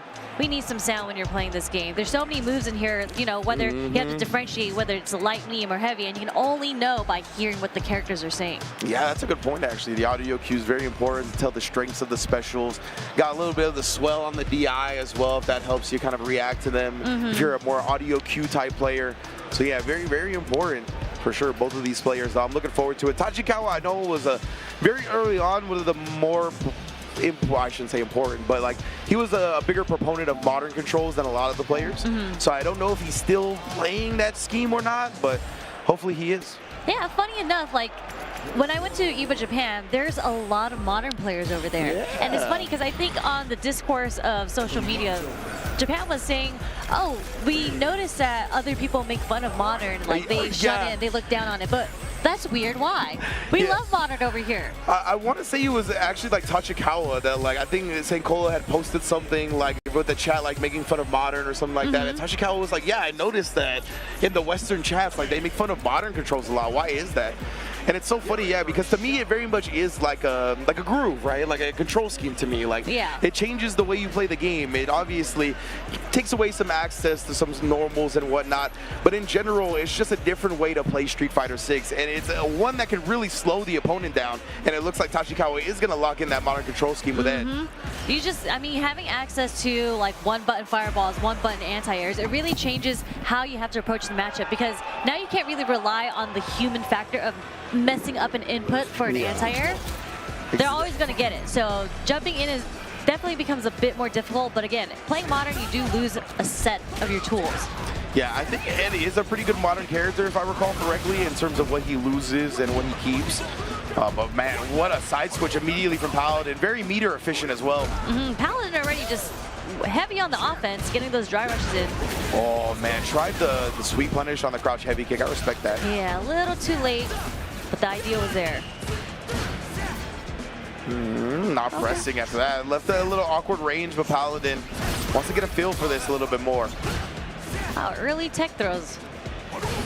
Indeed, right? It's going to be scary if he There's gets that whip snatched. punish on the sweep. Also pretty difficult to do against Ed, I feel. Yeah, I agree. You really, really have to be looking out for the flickers. Yeah, you can see that's why Paladin is staying at this range, right? Like he's trying to get Tachikawa to press a stand medium kick, a flicker, something that he can whip punish from really long range, or the stand heavy kick. Just so ready. Or excuse me, crouch heavy kick, sorry. Well, again, right, he's fishing for it. I mean, the Eds really love that button. It is a potent tool for them. Damn, shut that down. Ed juggled off that. Oh my god! Paladin, what a kill. That was so sick. What a conversion. They hit him out of the air, and he knew, and he recognized to adjust his combo. And an awkward juggle on the Tatsu as well, right? Like, really funky on the way the hits went about. Oh, wow, actually recovered in time. Yeah, a little too late, but that was the right idea. You can't DI through the flickers. Ed is one of those characters where a lot of Ed players are saying he feels a little weak because he loses to a DI. Exactly, right? You can't like mindlessly autopilot a lot of box strings into specials with him because as you see, the flicker will get DI'd real quick. Especially when you turn purple. Yeah. And they're, blocked ODDP. Tachikawa, what a turnaround here in round 2 though. You gotta throw them out. You gotta bust it out just to let your opponent know that you are willing to reversal out of situations. Make them think a little bit about the offense they want to do. Completely agreed. Oh, good tech throw. Tachikawa though, again, sniping that crouch heavy kick. We talked about its potency. And in the corner, Paladin can't really walk away from it, right? It's much tougher to whiff punish. Tachikawa completely controls the range that it's pressed at here because of the spacing. Yeah, Paladin is just trying to fight his way out of the corner right now, and no, Tachikawa was ready for that wake-up super. I respect that because honestly, he was going to need like a full drive meter sequence if that level 3 hits. So I like actually going with the level 3 instead of like an ODDP. Yeah. Cool little resource management game, but we didn't get to see that either way. Tachikawa able to take the first game over Paladin. Yeah, Paladin tried to go with the delay button there, but Tachikawa actually counter-hitting it. Now, oh, and then the sweet punish for Tachikawa. The meaty fireball startup. Ugh. We're out of the corner, but that is safe, just negative. Trying to walk in and out. Great anti-air. That was a deep anti-air, too. Paladin looking to get back in this game, right? Being down 0-1 to Tachikawa. Man, sweeps are getting some mileage against Tachikawa. Definitely makes sense in this matchup, I think, just because, again, we talked about how Ed's range is so good and you got to find different tools to combat it. Very smart from Paladin so far. Oh, wow, right through the OD fireball. Don't forget the modern control scheme makes that much easier. That's right. Oh, the blitz. He tried to whip punish it just outside the range. Tachikawa was so ready to punish that. For real, like, I don't even know if that was an intentional bait. It felt like it was how quick he punished, right? Ooh, the parry at the end right there when Paladin landed. Ends up trying to walk away, but didn't get far enough. Eats the donkey kick. That donkey kick is so disrespectful. It is. Just feels horrible to get hit by. Because the sound effects, when you get hit by it, okay, there's a drive reversal. This is going to go through the fireball. It is. Indeed. Tachikawa, a little bit more well-versed in this matchup, it seems. Knowing that you can't just drive reversal fireball while he's got the level 3 on deck. Did spin all of his meter to get to this point, though. Yeah, so Paladin is going to go in with level 3 of super. Man. 3 levels. But yeah, that's another thing of modern, right? You do have to watch out your projectiles because they just have access to one-button supers. Exactly. Paladin will try to drive rush behind the perfect parry fireball. Bailing each other out right now. Level 3 is so good at just deleting your life bar, right? Paladin wants to pick his spot carefully to get in. Drive rushing in just to get the pressure in with plus frames. Tachikawa again playing it nice and slow, making Paladin come to him, really leaning on that modern control scheme right now, but he did get whiff punished with the OD fireball. Or excuse me, that was the Denjin, I think. Yeah, and Paladin just being so aware on like what the ranges are to jump. He's empty jumping, so Tachikawa can't throw out the anti-air, but Tachikawa hasn't been baited yet. Yeah, whenever Tachi gets this corner right, he controls the spacing where everything is pressed at. As you can see, Paladin can't manipulate it anymore. And that's really where a lot of his success was coming from. Now he just got to hold this throw. Art. Oh, the shimmy. You see the throw come out. Every time you check the throw and you get shimmied, it hurts inside. so bad. You're like, why didn't I just take the throw, as they always say. Indeed, a little piece of your soul dies. I know mine does. Every time I get caught reaching. Another lesson learned in another game of Street Fighter 6. Tachikawa able to move on in winner's side of the bracket. And yeah, you could really see him lean on that modern control scheme, right? At the beginning of the game, he's just slowly walking Paladin, excuse me, towards the corner, really leaning on the fact that he can react with anything. You want to throw a fireball, you want to get frisky, I'll be able to react with it. And then once he had the corner, you can see just the way he cuts off your spacing, what you want to do, restrict any of your options. Beautiful stuff from Tachikawa. Yeah, like I think he's baited a lot of the sweeps from Paladin, so Paladin started getting a little like hesitant to use them because it was working well. He was getting a lot of mileage, but there are times where Tachikawa spaced it so well and like started baiting out. Instead of doing flicker, he'd do another normal where he recovers in time and then punishes the sweep. It's the layers. It's the layers of fighting games. Indeed. We're putting it on full display by Tachikawa on the modern control scheme. But before we continue with more Street Fighter 6, we are going to thank our lovely sponsors. Don't go anywhere. We'll be right back. So how would you describe the chicken to someone who had never tasted it? Literally melt in your mouth tender. We don't have a freezer. You know, it's almost like a farmer's market. When you walk into the restaurant, you should hear the sizzle that you're hearing right now. Just sends all those waves up to your mouth. You're making me hungry. Sunglasses in the day, blue light glasses for the gaming at night. Zenny's got affordable eyewear for everyone.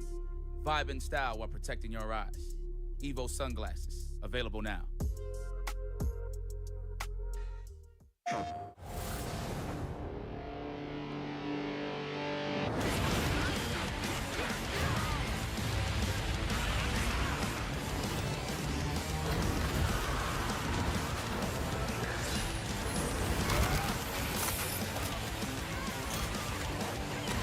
Beyond the battle.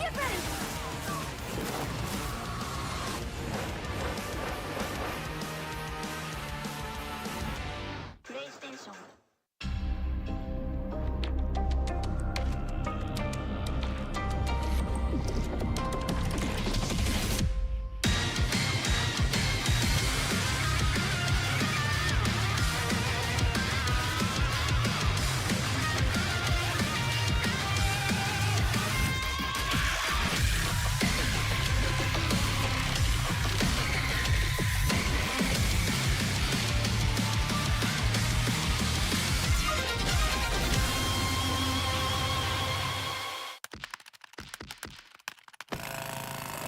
Red Bull gives you wings. Fight!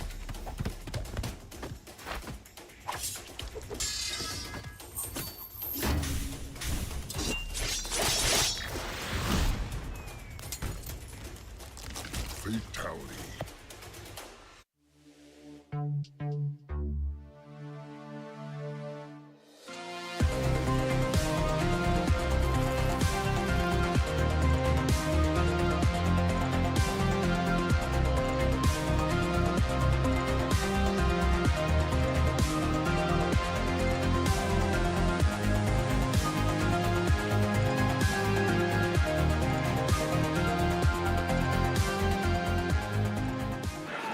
What's good, everybody? Welcome back to EVO 2024. That's Street Fighter 6, hot and heavy already. We've gotten some good matches. Tachikawa and Paladin. Seen so many different type of players come to the stage. The Bisons have been in the building. The JPs have been in the building. The Lilies. We have quite the representation today. Yeah, I like the variety, 100%. Range and Cherry Genetics on the mic once again, and we're getting deeper and deeper into the Street Fighter 6 bracket. So you know the competition is getting more and more elite as we see walk into the stage now. Fenri and Matsu 56, both hailing from Japan. It's going to be a good one. Yeah, there's so many Japanese players here. Well, actually, there's a lot of international players in general, but a lot of Japan has showed up. Yeah, it's great to see, man. Always love having the full international contingent wherever they're represented, but obviously Japan, a very storied region for fighting games. So always love seeing so many players come up from there. Oh yeah, I was just looking it up and I was like, oh, Kimberly. Oh, but this is for Fenri. Wow, he's the one playing Blanca. Ooh. From JP to Blanca, huh? Interesting switch. Exactly. On paper, very interesting, but given his anime background and the dirt that you can... Yeah, the level 2 stuff that you can do with Blanca, the mix-ups in Blanca-chan, I can see an anime player playing Blanca. Exactly. I actually think this is a really smart choice for him. But obviously, he's got to get his game going, and already representing the air ball. From the first interaction, from the first knockdown. But same thing for Matsu, he started the round off with drive rush. So, you know, we got a real Street Fighter 6 match going on. And then there you see the simultaneous drive rushes. Matsu beating him to the punch literally right there. Nice jump out, makes it out safely from the corner. Yeah, smart from Fenri to empty jump right so you can protect yourself on the landing frames. Oh, still jumping, and man, that crouch strong catching the stand medium kick. Both players pressing their good old reliable neutral tools. Fenri's a little burnt out though, but okay, nice jump back. Yeah, didn't have a ball extension, but oh, what a link off that. So ready, just reading everything. That was sick. That was sick. That's actually such a good answer because the hitbox can kind of go above his head. So I think from that range, you can press that button without having to worry whether she goes into the elbow drop or not. Very cool. Yeah, and just getting conversion into the level 1 super. Yeah, super good reward. Yeah, I would say Blanca is definitely one of those characters you can get really creative with. Absolutely. This is gonna hit. No, was ready for it, and the drive rush punish counter. Yeah, starting it with a drive rush, then heavy kick. Even preserving his meter to go into the lightning beast. There's level 2. What's the mix up here? Oh, just with an elbow drop does catch Fenri. Indeed, and the stand medium kick. I don't know if he was trying to backdash or jump, but something got clipped. OD Blanca ball with the lightning beast conversion afterwards. No fear. I mean, you know, if this is the game-winning decision of the first game, second round, why not? Why not bust out? Absolutely. Good stuff from Fenri right there. He had a significant life lead as well, right? So even if he eats a punish for it, not the end of the world. And it was a level 2 OD Blanca ball.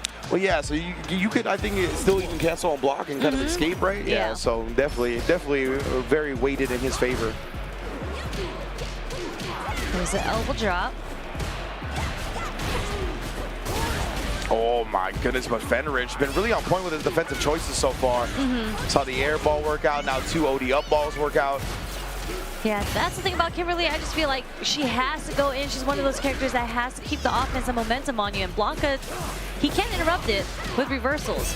Yeah, absolutely. You got a lot of answers and stuff like that. And then you start worrying about those answers. He gets the steel turns a little bit more effectively. But Matsu gonna spin the level 1 to finish off this round. Not gonna let Fenri get one more chance. That's one of my favorite level 1 animations. It's such a sick animation. Yeah. And when she has a cannon bomb, just throws it at you at the end and it pops. Yeah, in this costume too. I like it a lot. Oh, checked on the drive rush immediately. The conversion from Matsu here. We're gonna run the game in the corner. Yeah, just switching up all the defensive options and getting a chance to activate that level 2. Oh, and then burn Matsu out in the process. Just ends up eating it. Not trying any type of gambit or gamble to preserve their drive meter. Overhead. Ow, man. Yeah, one of the biggest complaints that players have against Blanca is just like the level 2 burns you out so fast. Indeed. And it's one of those level 2s where you can't get 2 in a round. Yeah, 100%. Fenri, I'm not sure what the setup was, but it led to a kill anyway. Yeah, it was just left, right, up, down. Blanca-chan coming at you from the front and the back. Who knows? The confusion. That was a confusion spell. Gonna show you all types of different visuals. See how it goes, Matsu. Oh, the whip punish with the crouch strong. That button is good stuff. There it is. Again, just so ready. This time using it to check. It does it all, brother. And now the parry being held, gonna be a quick throw out of the cancel. And Blanca-chan is activated. Didn't even need Blanca-chan to hit with the perfect. Fenri taking it 2-0. I like this Blanca choice a lot. That's interesting that I think the Mother Base said that he was playing JP yesterday, so he's got both these characters in his back pocket. Very dangerous, yeah. And for a player like him, who is so setup heavy, who is so creative, who knows how to convert and get into all these dirt mix-ups from any hit he gets, that is a great pick in my opinion. Yeah, I agree. Just Blanca setups. Dude. the shiver, the shudder. Like, just take the throw. Take the throw, or you take the throw and you still get hit by like 30-40% versus the 60-70 that you're gonna get hit with. Exactly, and throw spit a lot of meter in this game too. That's something like people don't want to talk about when it comes to like the take the throw meta, right? Especially with like these install supers and whatnot, or like a Rashid level 2 that puts you in that situation. They're like, just take the throw, bro. It's like, bro, if I take the throw, you're getting a huge chunk of meter and are gonna get another level 2 at the end of the round. Exactly. And like Rashid's level 2, it's just a lot of people. Actually, the best scenario like you can get is literally just getting punish counter thrown. Like you just hold the parry, but you gotta pray that you already have that you have enough drive meter to hold the parry, or to do a parry. Exactly, and you can be manipulated so many different ways with Rashid, being able to apply pressure off the Yasar, of course. Lightning Beast, at least it's an install, so it's like you don't build meter off the throw while it's active, right? Rashid, you don't build meter in the combo, but you still build meter off the throw because it's not being comboed with the Yasar. So it's still very, very good for him. But man, 2 EVO legends in the building right here. 2 actual reigning, but defending EVO champions right here. Chris G, of course, one of the last Ultimate Marvel vs. Capcom 3 champions. Tokido, many EVOs for many different titles under his belt. Beautiful. And was also very good at Marvel 3. Let's not forget his run in Marvel 3 when he was a Phoenix player. Bro, did he get like top 8 the first year at EVO? I don't know if it was EVO, but it was like a big Marvel tournament, like final round or something like that. Yeah, because when you think about Tokido, you think about him in the very like traditional Street Fighter series. But yeah, that man can play some Marvel. Yep, an incredible BlazBlue player back in the day as well. Tokido has had multiple EVO titles under multiple games, not just the Street Fighter main. But Chris G comes to the table with the Chun-Li, of course. Tokido, not on the patented Akuma, but we do got the hand warmies before anything gets started. The hand warmies. I guess, I don't know, maybe it's because Chris G is a Marvel player, who knows? The Marvel players tend to do it a little bit more, I've noticed. But they haven't been blessed with the features that Street Fighter 6 has, you know, coming from so many years of Marvel 3. But like, Chris G is definitely one of those players that excels in every single fighting game that he plays also. Like, his fundamentals are so strong. It's amazing to have EVO because there's so many different fighting games here, and you see players just excel in different, like we had Goichi, we just had Fenri, now we have Tokido, and we have Chris G. Like, these were all legends in the games that they've played. Absolutely, right? And these are 2 dudes that would go to tournaments and take medals in damn near every game, right? Like, Tokido definitely more focused nowadays, but Chris still does it, man. He like, just enters all the games. He probably, I don't even know, he might be top 8 in Third Strike. Like, oh yeah, that's a great point. Yeah, Chris, very talented Third Strike player on top of everything else. So, man, both of these dudes, star-studded, incredibly decorated when it comes to the accolades that they've achieved in this community. Very excited to see them clash right now. Obviously, Tokido has had a bit more of a spotlight shown on him in Street Fighter, but we're going to see Chris G could definitely wake the world up to what's really sleeping. Yeah, and maybe it's like an anime player thing. He's going with Chun-Li just like Goichi. It's just maybe she's like a fundamentally strong character, but she does have a little sauce to her, you know? Yeah, definitely. It takes some execution for some of the things she can pull off in this game. You got to be really on point with the forward heavy kick anti-air too if you want big damage from your anti-air. I did notice Chris is going with the modern control scheme for the Chun-Li as well. So really trying to slow Tokido down perhaps. Yeah, it's really funny because he definitely has the execution to not go modern. But it doesn't need it at all. Huge advantages to playing a modern Chun. Yeah, right. That's why I like to call it like more of a groove and a scheme, right? Because you can see players with great reactions, great execution, they'll still play the modern controls. Oh, because of stuff like that, bro. Exactly, Sherry. From the start, you see a fireball, immediate Hazanchu. Super sick. Chris G already having that on deck. As soon as he sees the first fireball come out, step kick to follow the fireball is a very popular strat for Ken. Whoa, he actually committed to that. You don't see the heavy kick Jinrai usually committed to on block. You gotta test him, you know? Yeah, I like it. He's like, oh, a little too late with the DI, but that is an answer. It is indeed. Tokido tried to sneak that in. Chris, oh, he thought Tokido was going to spin his last bit of drive meter. He was like, you're going to DP, you're going to parry, you're going to DI something, but Tokido was just blocking it out. It's a little good hesitation. You gotta test the waters, especially in round 1. Yeah. See what you can get away with. Chris definitely could have like put him in burnout with a block string, right? So that was like the little meta that was played right there. Good stuff from Tokido, being disciplined about it. Yeah, and instead Tokido puts Chris G in burnt out. Yeah, that's wild. Chris, at least he's got modern controls. He's got super meter as well, so he's not going to get bullied by Tokido by any means. Oh, there's a wake up lightning legs. Such a good answer for throws. Wake up with the lightning legs. Because you only get a combo off the punish counter, but obviously if you are reading that they are going to throw you, you're going to get the punish counter off lightning legs. Air lightning legs. And of course, we see the reversal crouch medium kick. That is a Ken special. If they got the opportunity to do it, they will do it. You're listening to a fellow Ken player. Look at that again, as you can see, right? Like, that's one of his best tools. It's a 7-frame crouch medium kick. It's definitely really good in the scrambles in this game.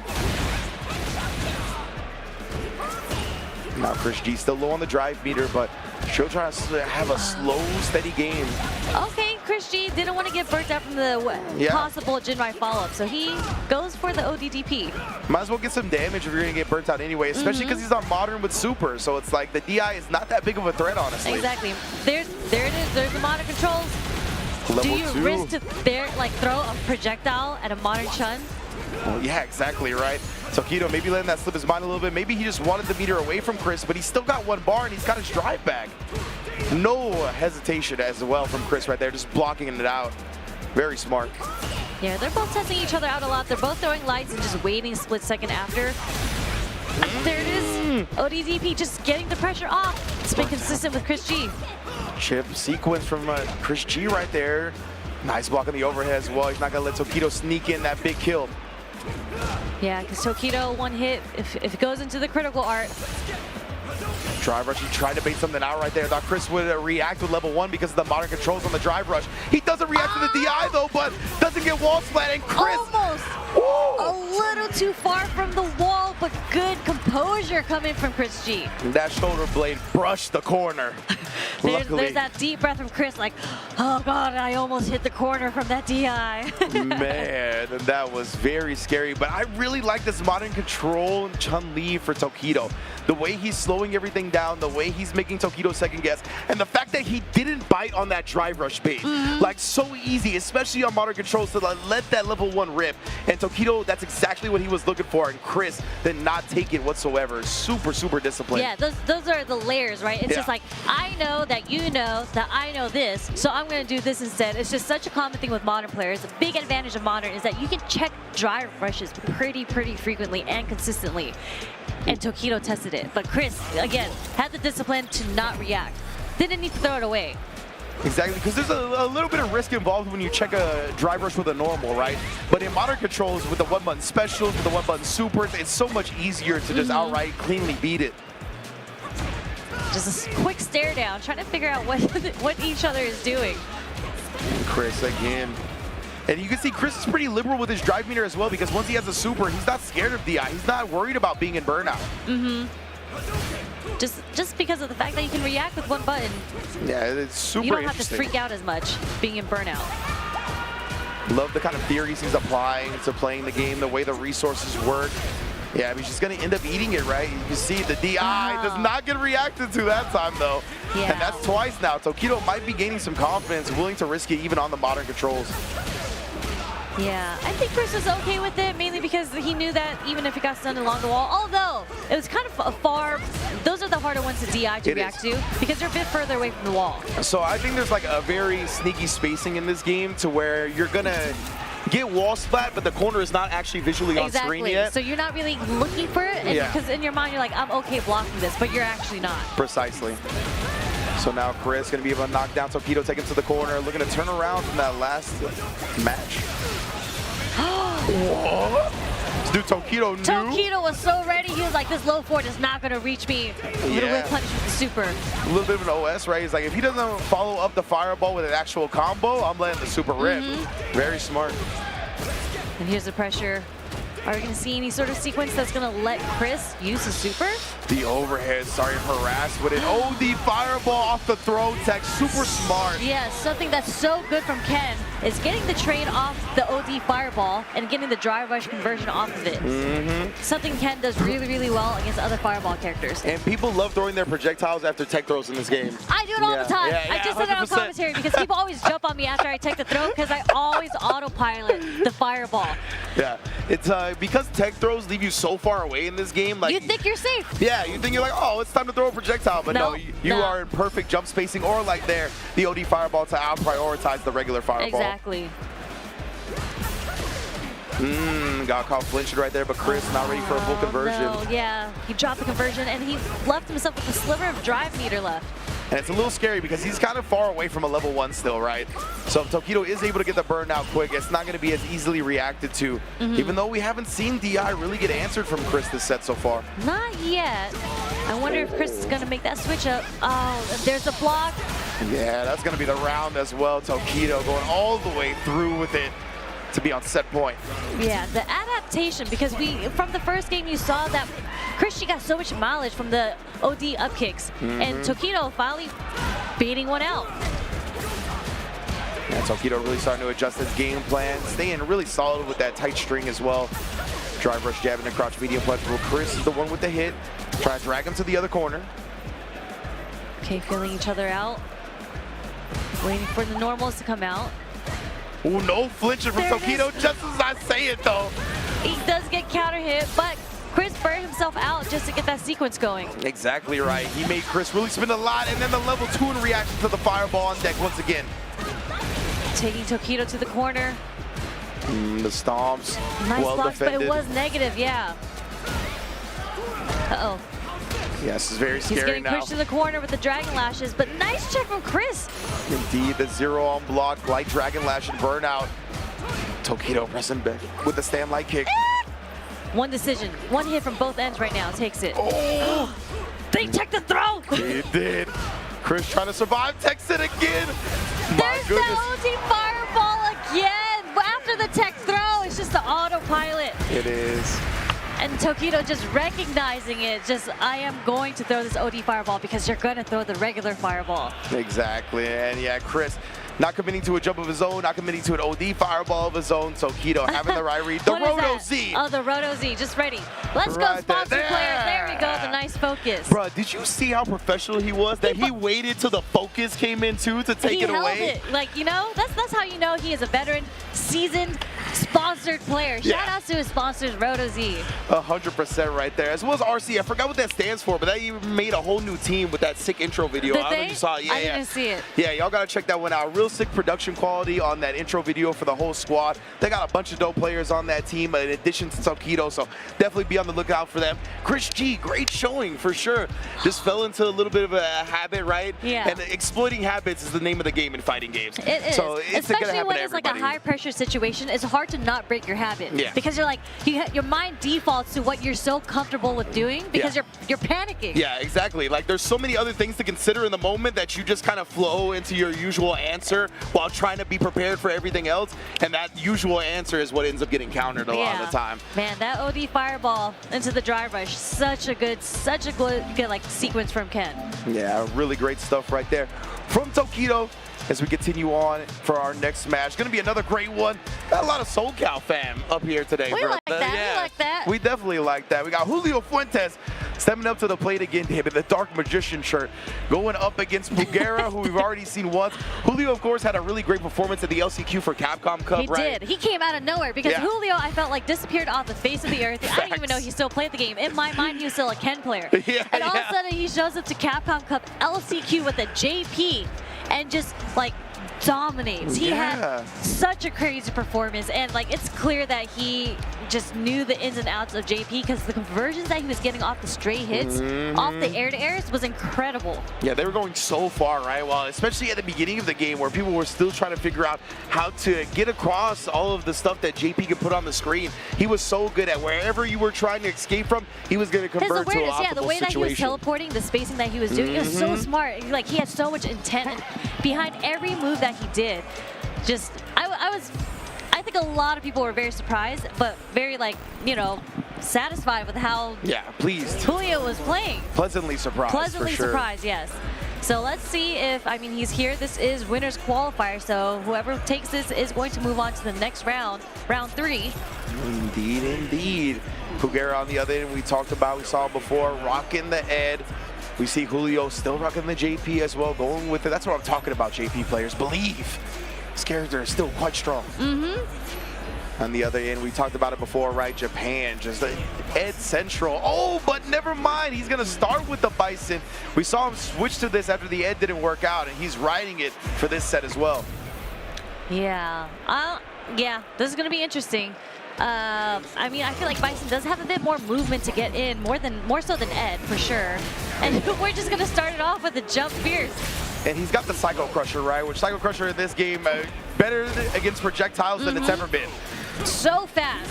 Yeah, very The fast. OD Psycho Crusher, projectile invincible, like takes you full screen, almost. 100%. So you gotta be on the lookout for that. We'll see if they play at that type of range like this, right? Where you gotta worry about the departure, how Pugera is gonna respond to a lot of these things. He's gonna have the opportunity to gain the charge, for sure. Wow, that scissor kick charge was fast from up 4 jump. Oh, well, remember, it's motion in this game. Oh, that's right. Yeah, they're cheaters now. That's They're right. cheaters now. Oh, God. Exactly.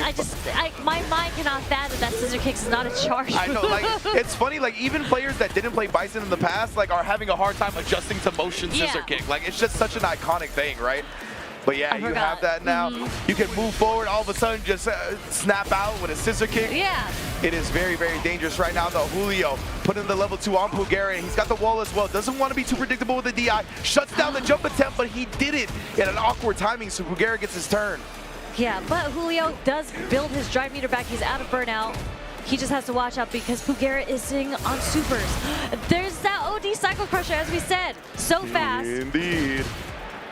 Very, very fast here. Julio tries to bait something out. Pugera, very solid, not looking at anything. Just a little too far for the conversion. He did bait it out, and there's the low. Oh my, he got caught trying to parry. Are we going to see a chip?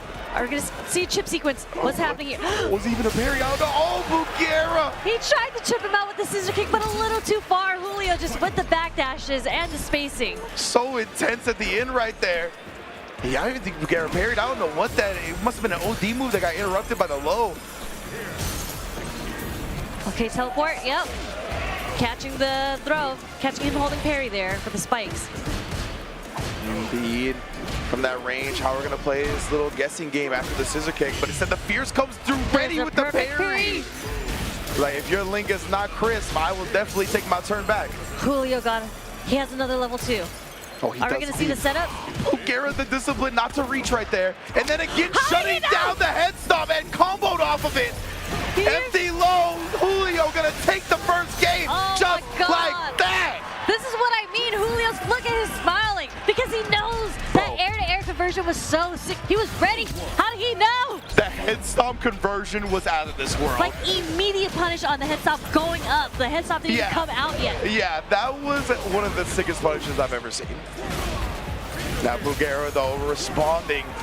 Oh, the overhead with the mind follow-up. What you got to do with a safe jump, but parries are there. Julio not going to let his turn take it for free. Cheeky, sneaking in that command grab. I like that. Make him think about it. Again, another just clip of damage.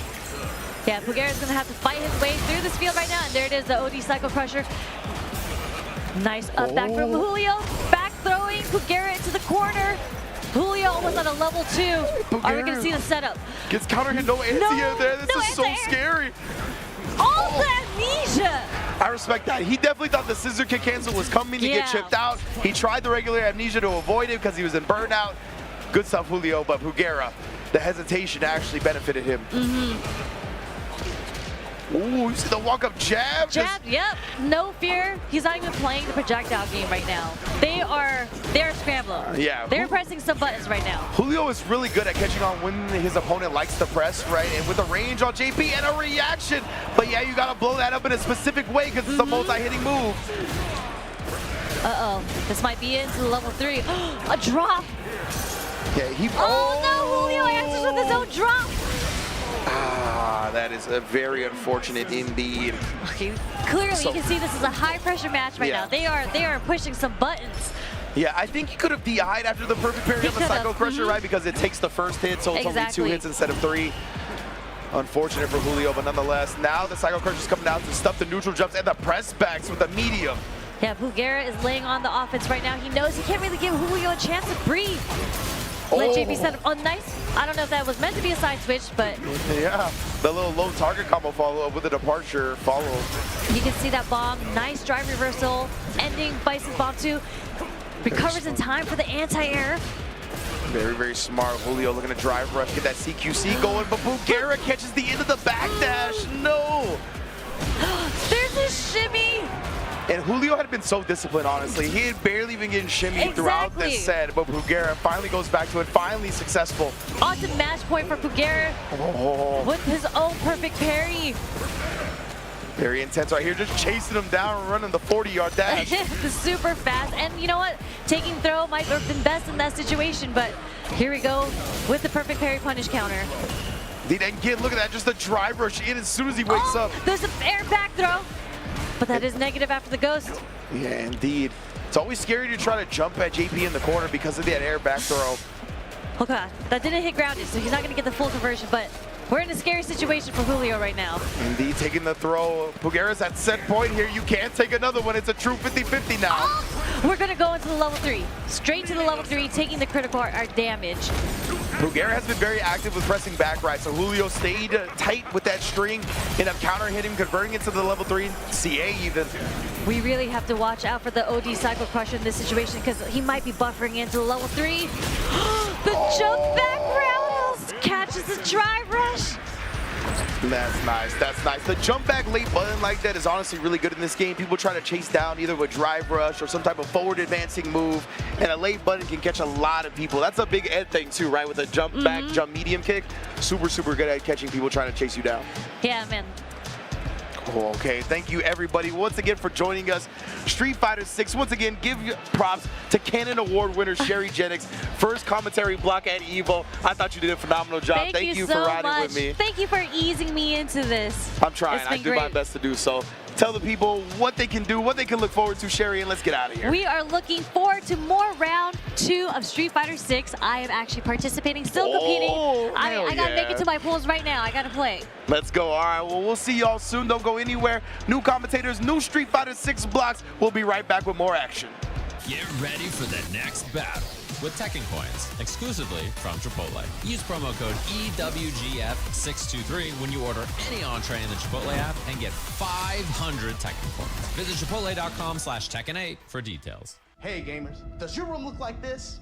Tired of having no art on your walls? You need Displate.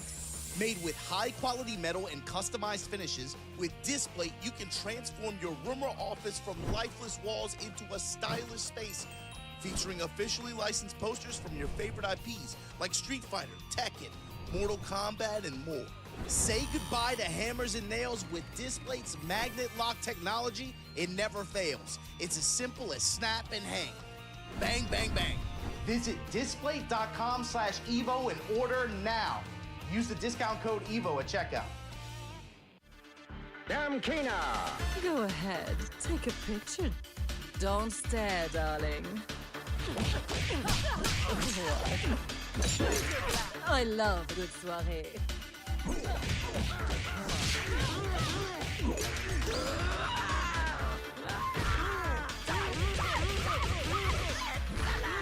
Looks can kill.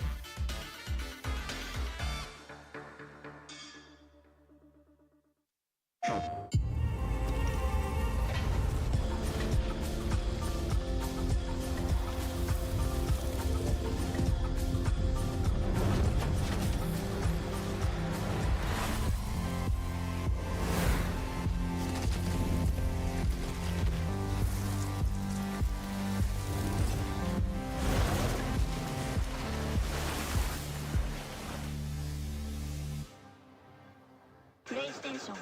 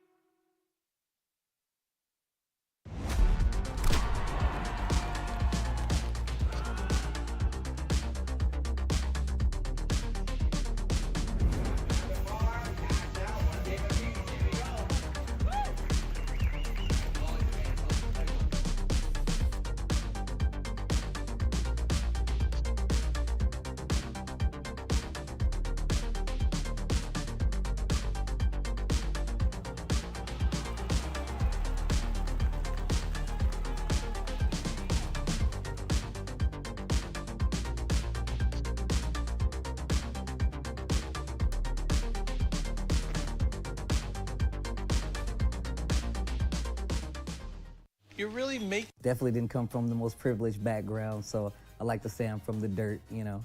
We had like Super Nintendos and stuff like that, but our house kept getting broken into. So like, we had a Super Nintendo once, somebody broke in our house and stole it. Had a Sega Genesis, broke in our house, stole it. If that's any, you know, indication, that's where I come from.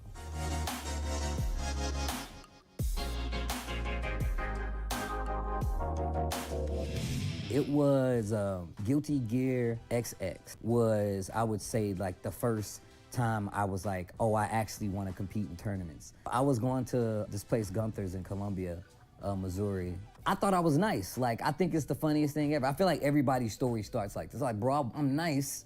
I'm gonna smoke anybody that touches these controllers because I was beating my friends 4 blocks that way, 4 blocks that way, 10 blocks this way, 15 blocks that way. Nobody touching me. And one of my friends picked me up and he was like, yo, Steve, man, these guys are like really good. I was like, bro, I'm finna beat all of these guys. And I saw this guy. Shout outs to my homie Aaron. And I just met him. That's what's I literally met him. Within 15 minutes, I'm like, yo, you know I'm gonna body you, right? Like, I'm gonna destroy you. He was like, what? People laughed at me off the setup. Like, in the tournament, they literally laughed at me. I trained my ass off. I'm playing Guilty Gear day in and day out. I'm looking at CPU versus CPU matches. I'm playing with my homie Rob. I'm playing with my homie Greg.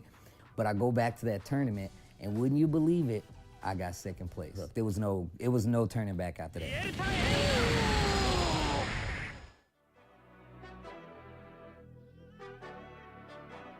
I moved to the West Coast and I used to go to Super Arcade. I used to just do this thing, Electric Wing, Godfist Friday. And I remember, and I can't remember the homie's name, but it was one of Eris's friends, right? And I had been slightly commentating for a while, right? It wasn't really commentary at that point. It was just me, you know, yelling on the mic, sounding crazy. But he's like, man, you're really funny. I was like, oh, thanks, man. Man, and you keep yourself in, you know, pretty good shape. I was like, yeah, you know, I'd go to the gym. And he was just like, no, man, you kind of nice with it, man. You kind of good. He's like, Tasty Steve. I'm like, I'm not gonna let you call me. I'm from the hood. You can't call me Tasty Steve. No, it don't work like that. So I'm against this name. And then one time, it was Noel Brown. I'm on a Wednesday night fight stream. I'm at Super Arcade, right? Comes into the chat. I was like, yo, bro, I was trying to follow you on Twitter, bro. What's your name? I was like, oh, bro, it's Digital Devil 4GK. He's like, I've been looking at Tasty Steve this whole time. He's like, bro, just change your name to Tasty Steve so I can find you. And I changed it to Tasty Steve, and I think I got like 2,000 or 3,000 followers within like an hour. But when I coach Shaquille O'Neal, yo, Tasty Steve. Lupe, yo, Tasty. Like, they do that, and it's so funny to me because like, they don't know me as Steve, they know me as Tasty Steve. I'm gonna tell you right now, I never even thought I would leave the country, let alone do a fraction of the things that I have done in the last 6 months. Oh my God, like I'm in Street Fighter 6. That's crazy to me. Like I literally was in Singapore and I woke up and I just started screaming. Oh my God, I'm in Street, like it was literally like that. And like it hits me sometimes. Video games has taken me literally around the world. My mother told me, she was like, yo, Steve, she called me one day and she was like, yo, you got your dream job. Dream job.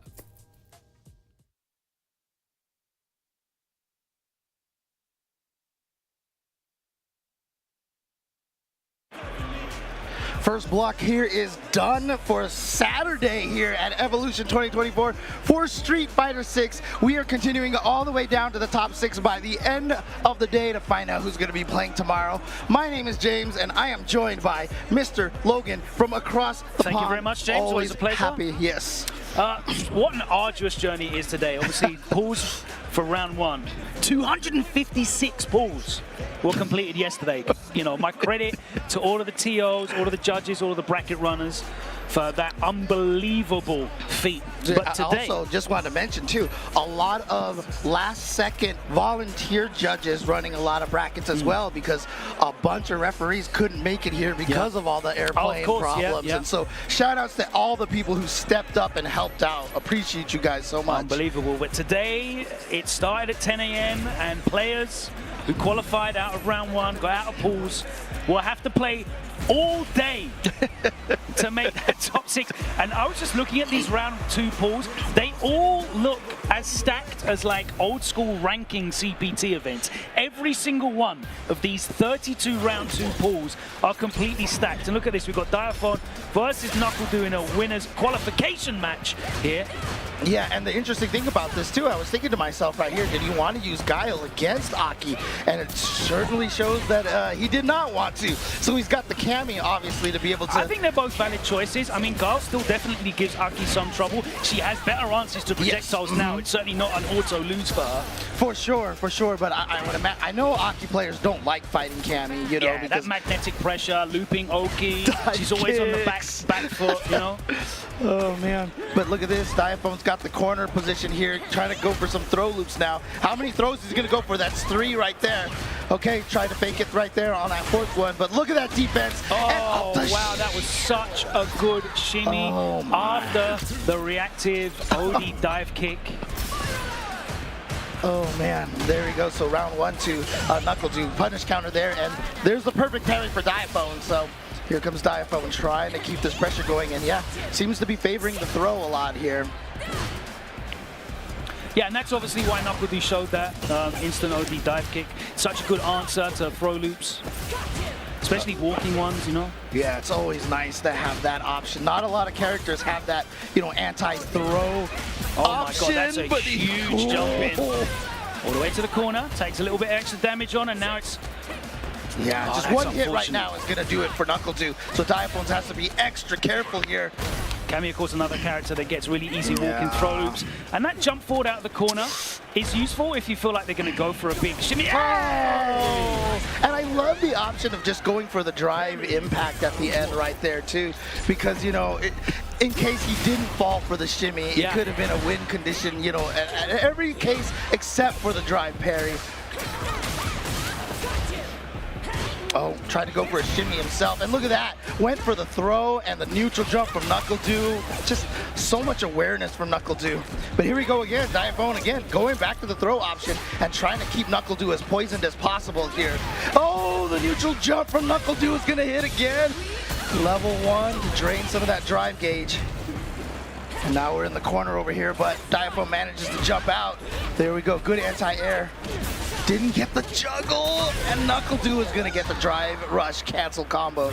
Yeah, smothering Diaphone, and it is set point right now. Oh my God, nice. Nice. And of course now that costs that the crumple, which is nice. Can't really combo much off of it, but still, it's a knockdown. Oh, goes for the overhead setup. Meaty overhead so he can link after it. There we go. Wake up drive reversal gets him out of the danger for a little while, but huge life lead here. Too close. That was not spaced appropriately as he got. Yes, he spends it. I respect it. Okay. Wants to absolutely make sure. Yeah, exactly. Now you could have defended him not using the super meter. He had such a huge life lead. Right. The likelihood of him closing it out. But look, we're 1-0 down. It's set point. You have to bank these rounds. Yeah, and it's Knuckledu, right? Like you don't want to be on the tail end of a Guile-themed comeback. Because he never cracks. Yeah. You know, he's never under pressure. Oh, it's unfortunate. Tried to press something on that dive kick. Okay, manages to get out of the corner there. Knuckledu not ready for the throw that time, which is interesting because Knuckledu has been going for the throw. Again, he's trying to press something on to check these dive kicks. That time it was a crouching button. Getting counter hit. Nice check though. Ooh, okay. And yeah, so he got that meter back, and yeah, so you can see that level 1 that he spent to end the round has not, you know, affected him at all because he's gonna land the level 3 here with the magnum opus. Bust frames, yeah, just tries to jump out but gets caught. Not really a huge amount of damage. Life lead now for Diaphone, looking to bait something out. Oh, the C8 there, and that is gonna be it for Knuckledu. I don't even need to ask here, do I? No. Is this gonna? No, look at that. Even the camera angle changed already. No one's even looking at the screen anymore. We all know what's gonna happen. Absolutely. So well done to Knuckledu. Knuckledu moving on, and as you said, this is to qualify in the winner's side over here to the next round, basically, right? Yeah, so it makes it into round 3, which is not even close to top 24, by the way. Oh, so wait, round 3 is not top 24. No, there's round 4 after that. Then there's top 24. I cannot look. I know if you're at home now watching, please pull up Start GG. Evo is of course Behold! on the front page. Yes, the handshake. Behold! No, the players ruined it. Oh no, no. We couldn't see it. It's Combo Fiend and Dogura's fault here. Damn you, Combo Fiend. And he works for both of those companies too. Combo Fiend fresh off of ruining the experience of the FOM, the 13-year-old that he was playing the third strike earlier. Oh, yeah. Did you see the clip? No. So he was using Eleanor versus the Noms Ken, and he landed it in Eleanor's essay. Yay! There we go. There we go. Yeah. All right. the kid hit the full parry on the Eleanor Super with the vertical jump full punish. That wasn't for the kill though. You need one more hit, and then of course Combo Fiend. He got the one touch and ruined the dream as well. So yeah, I mean Combo Fiend again. You know, a lot of people remember him as that guy who worked for Capcom during the Street Fighter 4 ending period. But I mean, again, Combo Fiend is one of the greatest fighting game players that the Southern California has ever produced. Yeah, across so many generations of fighting games as well. Yeah, I mean, it's kind of unfortunate because, people don't bring up his name as much when we talk about, like, the GOATs of, the fighting game community. But he was so good at so many games, and just basically everything he touched, he was one of the best players at it at the time. So it's glad to see him back here, and look at this all the way up here in round 2. But he's going with the Lily, who is a little improved, but Bison, of course, running terror throughout ranked these days. I've heard this matchup is pretty bad for Bison through a few people. Yeah, I would so imagine. It'd be interesting to see that. With the lack of defense that Bison has, the wind-clad Condor Spire is probably going to be a big annoyance to have to deal with. Okay, but he's in the corner here, but a perfect parry is going to help Combo Fiend a lot. I love that here. Dogger is like straight to the purple Bison as well. Shout out to Evo, I just want to say, for having all of the costumes and all of the color variants as well. Because I am so sick of coming to majors and just seeing the same costume 1, color 1 or 2. Lets you like really link to the... I mean, it could have also just been he was just going for the drive impact because he was in the corner position right there, but definitely covered multiple options. If he'd have done OD Psycho Crusher, of course, like, it would have... Oh, okay. Nice conversion, gets the knockdown at least. But as you were saying, colors are so important for these players, let me tell you. Having your color in your costume is such an important factor. Gets beaten to the punch, low forward, puts the bomb. Plus frames, great tech. Somebody set him up the bomb here, and here we go, throw into the corner. Good defense from Combo Fiend so far. Finally got opened up for that 2,000 damage. Now, that's the thing, Bison is really susceptible to parry in his strings because it's quite predictable, like when he's going to land. And of course, it turns things around for him massively. He doesn't have great defense. So if he does get perfect parry, it's really dangerous for Bison. Unfortunately, Combo Fiend going for the parry there at just the wrong moment. Yeah, especially getting back thrown into the corner off of a perfect parry. That's always kind of painful. There we go. What's the mix of... Oh, wow! He knows there's a gap between the 2 lights, and that Lilies want to confirm those 2 lights, so he had the super all ready to go. That is some anti-Lily tech right there. Command grab.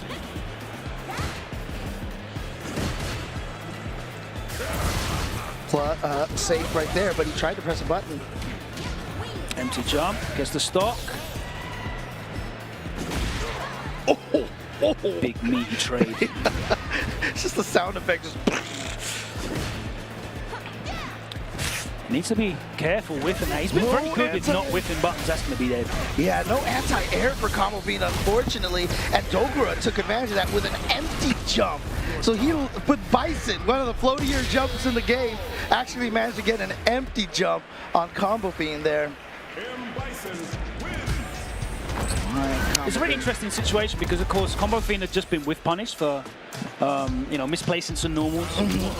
Certainly looking to the ground.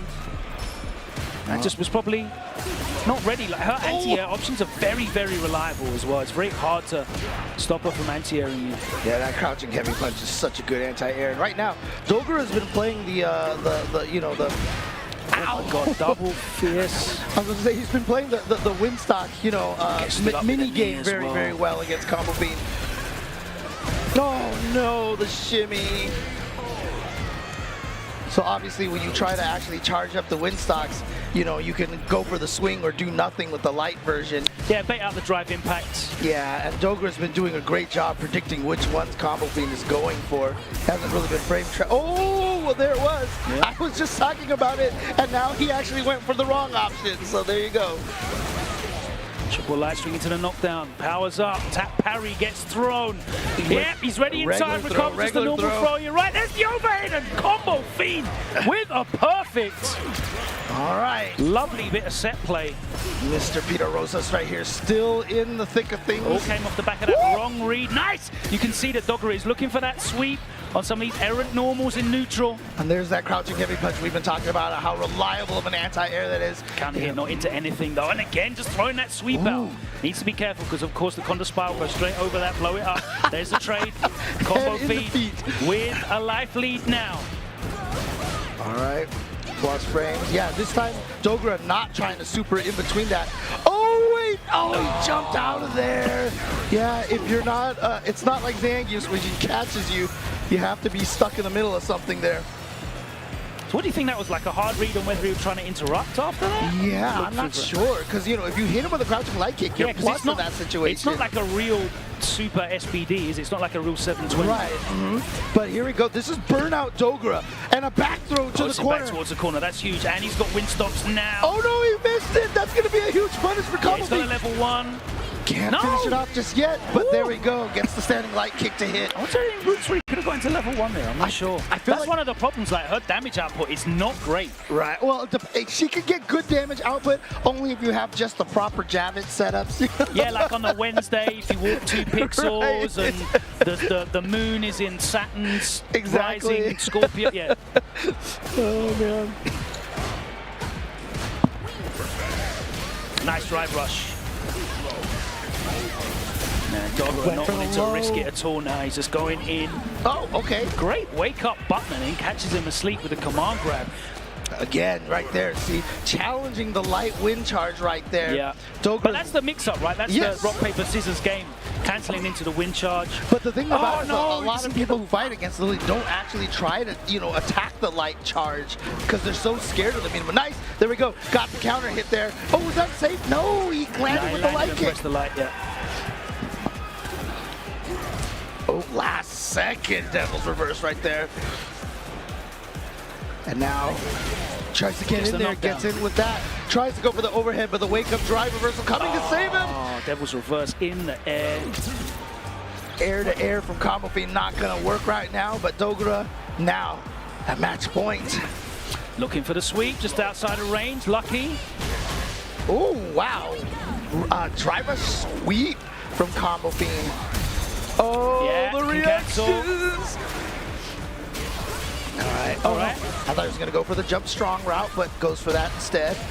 Wow, the delay on that SVD, and the overhead is going to go into the bomb. And Dogura doesn't have full 3 bars just yet, but it's still a bomb sitting there on Lily. Oh, just too far again. Again, the command grab whiffs. Gotta watch out. He's just getting caught off on these ranges. He had that triple light confirmed that just was outside of range as well.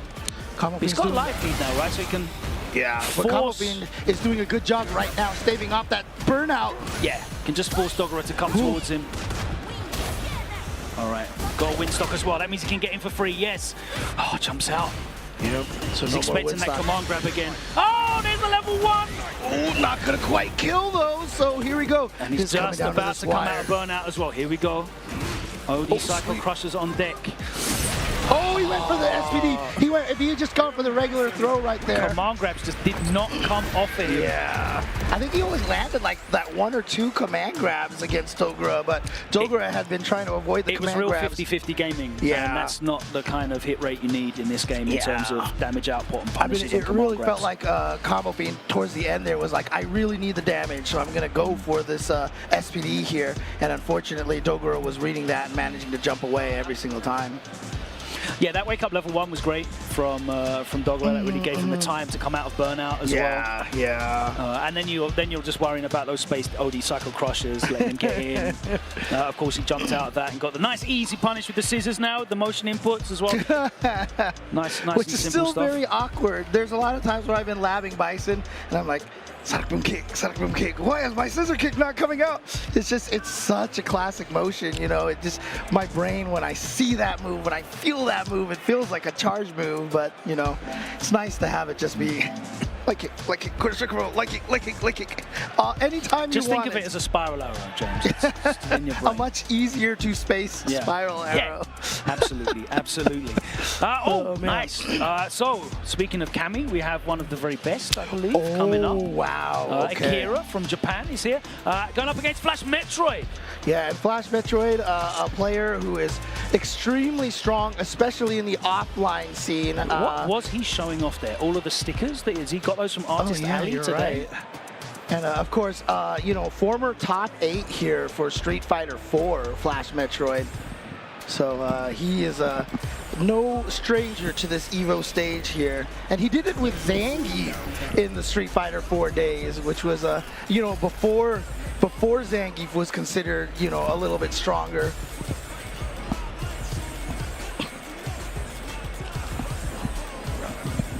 All right. So the Blanca is a character that Flash has put a lot of time in. And as of the last couple of seasons, I've seen this matchup be a very interesting one. That's the roundhouse is such an important tool in this. The reward on getting that trade combo, we try and anti-air dive kicks in, is massive.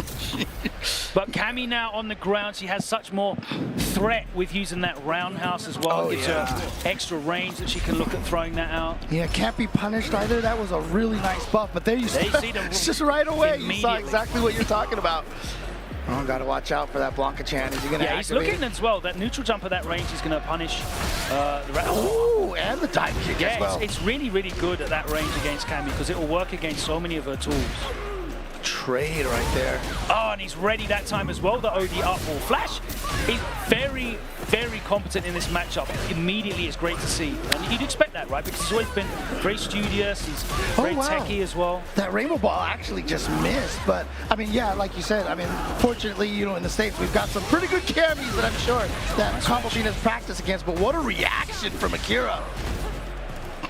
Headbutt trades.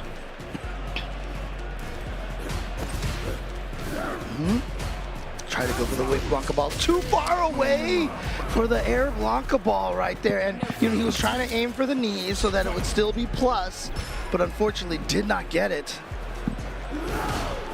Yeah, you do actually have to space it now for it to be like significantly plus. Right. All right, goes for the mix-up right there. Goes for the low option, but she is still plus in that situation and can go for the throw. Flash looking for the lift into the level 2 activation perhaps, but just whiffed. Oh, okay, he tried to go for a tricky one right there. Went for the charged hooligan, but Flash Metroid just doing the wake-up OD Blanca ball, beats everything. But speaking of beats everything here, level 2 for Akira. Over here, gonna get game number 1. And he's testing out his headphones right now. He's like, wait, this isn't working. All right, forget the headphones.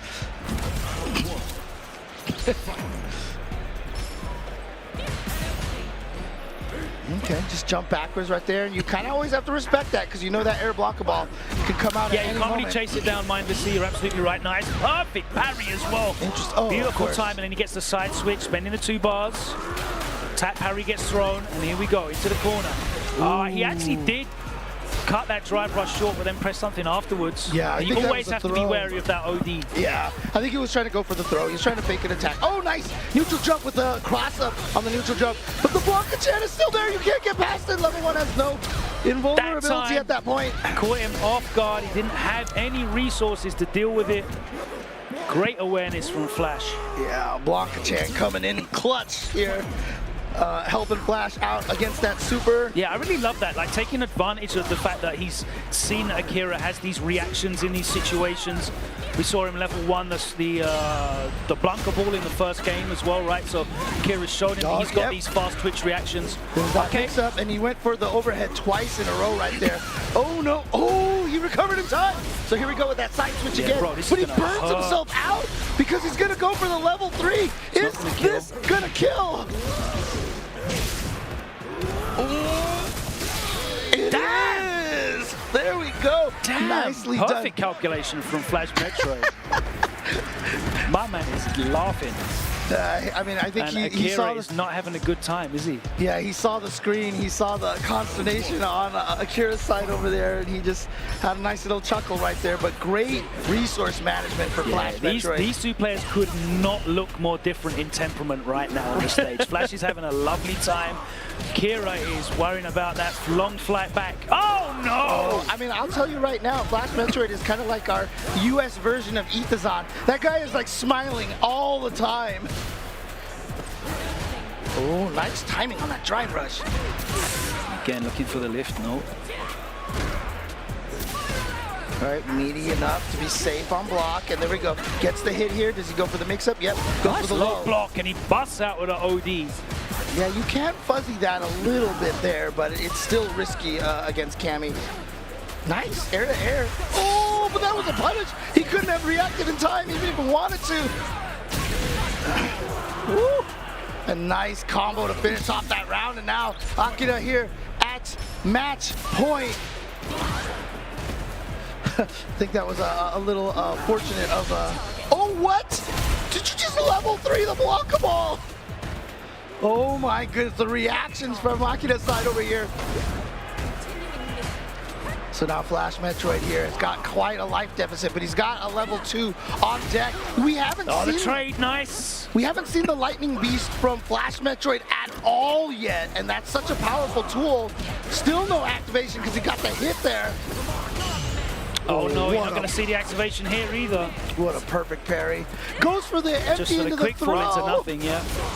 Oh, it just barely hit. Oh, and he delayed. Read the shimmy, but he dropped the combo. He dropped the combo. And yeah, you can see how frustrated he is. That was the combo for the win, but once again, you're on the Evo stage. The pressure can get you, and now we're at final game. And he's got final 3 bars round as well. This is huge. What a drop from Akira. Oh, here we go. Finally, the Lightning Beast activation. Time to guess. Look at that drive gauge. It's all peeling off. He chooses to burn himself out. Yeah, it's a smart decision and right he actually here. gets the corner. That's a huge turnaround. He's got the whole stage to back up, but he whiffs the spiral arrow. Too far away, too far away. Oh, what a reaction again! Yo, Akira's reactions are crazy. I'll say, ow, what a trade. And he did it again! He is just going for these level 1s all day. But now he is burnt out. Yep. Oh, no, he's out of it. That's going to be safe right there. But yeah, Flash Metroid is now the one that's on the danger of burning out. But what a reaction with the DI. Okay, he's almost got 2 meters here. He's probably, oh, too far away for the lift. But he's got the Lightning Beast activation raw here. Got the up ball, gets the conversion. One more. Can he get the last hit? He does. That's the kill. Flash Metroid. Hit. Taking it over Akira from Japan right there with the Blanca. Despite all of the amazing reactions from Akira, just punishing every time he tried to throw out the Blanca-chan, punishing Blanca balls with level 3s, but Flash Metroid clutching it out with that Lightning Beast. Akira's reactions, man, were crazy, but unfortunately that critical drop when he was set point up left the opening there, and Flash, you know, you saw him walking off the stage like a wry smile, because he knows he was almost gifted that at the end there, but a fantastic set. And as I said, this is only round 2. Quality of matches like this at only the 2nd round. of this tournament. We've still got round 3 and 4 before we even get to top 24. That is how crazy today is going to be. We're broadcasting all the way through for like another, what, 10 plus hours maybe? Who knows? But there is going to be a constant stream of world-class Street Fighter 6 right here. We're going to take a short pause for the cause because me and James need to calm down a little bit after that match. And we'll be back with more world-class players right here in your front room, coming to you live from EVO 2024. It's by hand. Oh yeah. The avocados are hand mashed, the chips are hand tossed, and everything is made fresh. You make it fresh every day. Yes, every day. The Chipotle way is we make it fresh every day. Sounds delicious.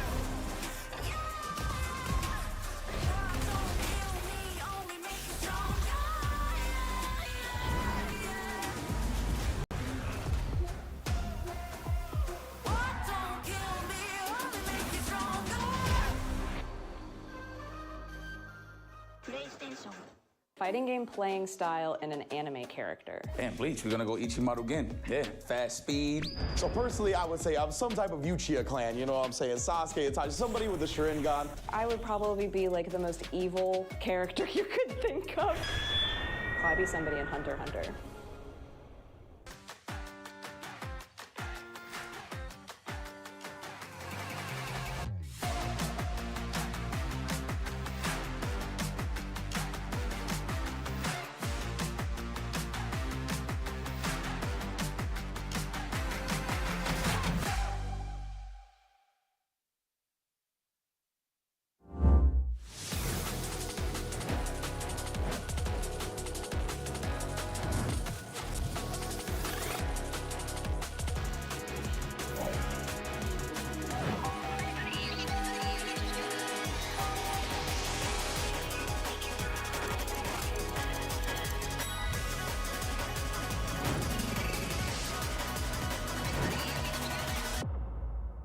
Dude, why'd you put your new rig in the basement? Didn't you hear? Bill's a gagillionaire now. Basically, my new connection is so strong I can game anywhere. Check it out. We've got gamer rocker, gamer floaty, gamer couch. Whoa. It's got wheels. Gamer bench, gamer throne, and gamer mower. What's that? It's hard to game while walking downstairs. I get it. That's smart. Live like a gagillionaire with low latency everywhere. AT&T Fiber with All-Fi. Welcome back to EVO 2024 Street Fighter 6 Round 2, and we've already had some sensational matches in these first 2.5 hours of action today, and we're going all the way through from 3,000 players down to 6 today. Unbelievable. It's an epic journey. And again, we started with over 5,000 players.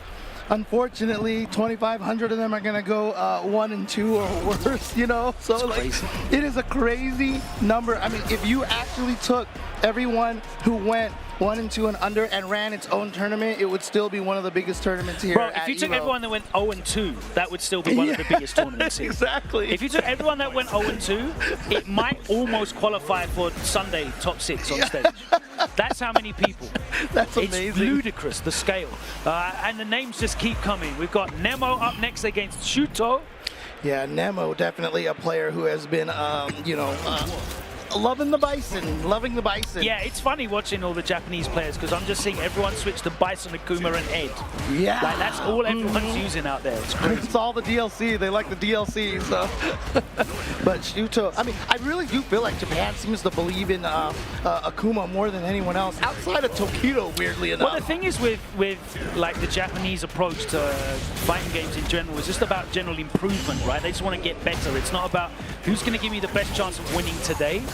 I generally find that it's very much tied to long-term improvement and play, and they're willing to kind of like eat crap for a while if they believe in the character's real strength. Nice spacing on that LD cycle. Oh, the time she was crouching. Yeah, it wasn't going to hit right there. Didn't hit him with the crouching heavy punch or anything like that to do a force stand right there.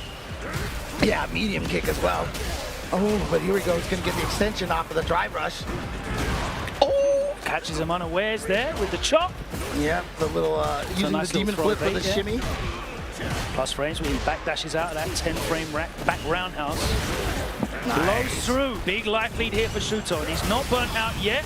Gets hit. Oh, boy. Still getting hit, so he's not in burnout. Yeah, I almost feel like he was getting hit on purpose in that situation there. No, finally burned out. There we go. Okay, this is scary. Is he ready for it? No, he's not. And that is going to be GG's. Keep it simple. Yep, stand heavy punch right into the level 3.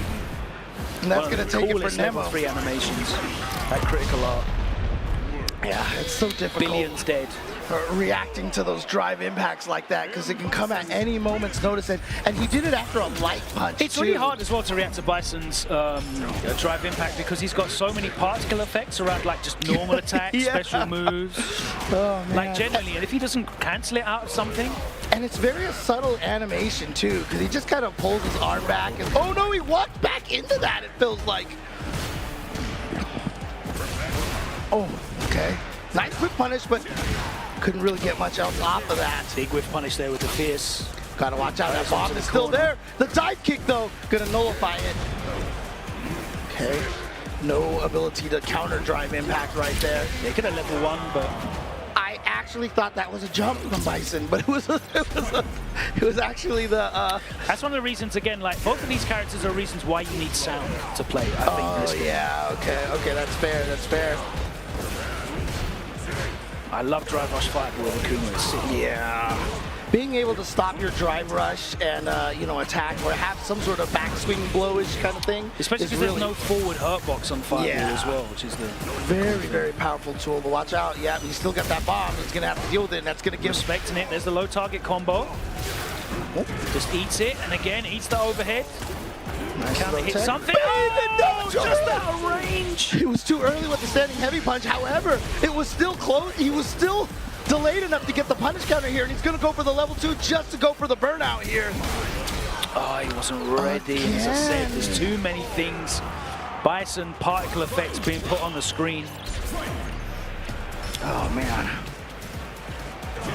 Yeah, so Shuto just having an unfortunate time. Absolutely eats that jump in, counter hit too late. And the crash fierce, there's the throw whip. This is going to hurt a lot. Spencer 2 bars. He's going to go for the level 3 right here. Is this actually going to kill? Is this going to kill? There is a lot of scaling on this. Good Lord. Wait a second. I thought Akuma was the one with low health here. What the heck? That was so much damage. Listen, when both of these characters get to do whatever combo they want, everyone's got low health. Oh my goodness.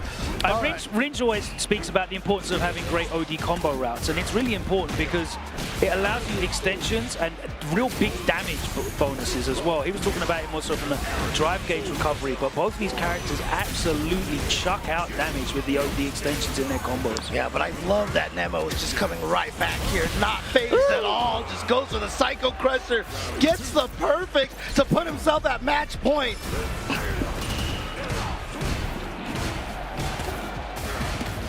All right, Shuto now got to win these 2 rounds in a row. Outside of range. Nice! Okay. That was clean. No, too far away, but no whip punish right there. Both of them were a little too further away than they thought. Oh yeah, you can't cancel that anymore. Oh, but that was also the OD one too.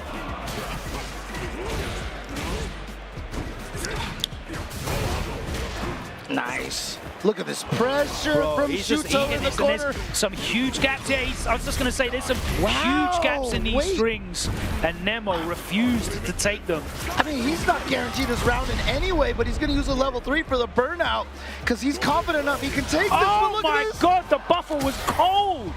The wake-up buttons from Shuto. And he's still got the level 3. You got to be trying to chip him to go. He got it with overhead. He got it with himself out. Oh!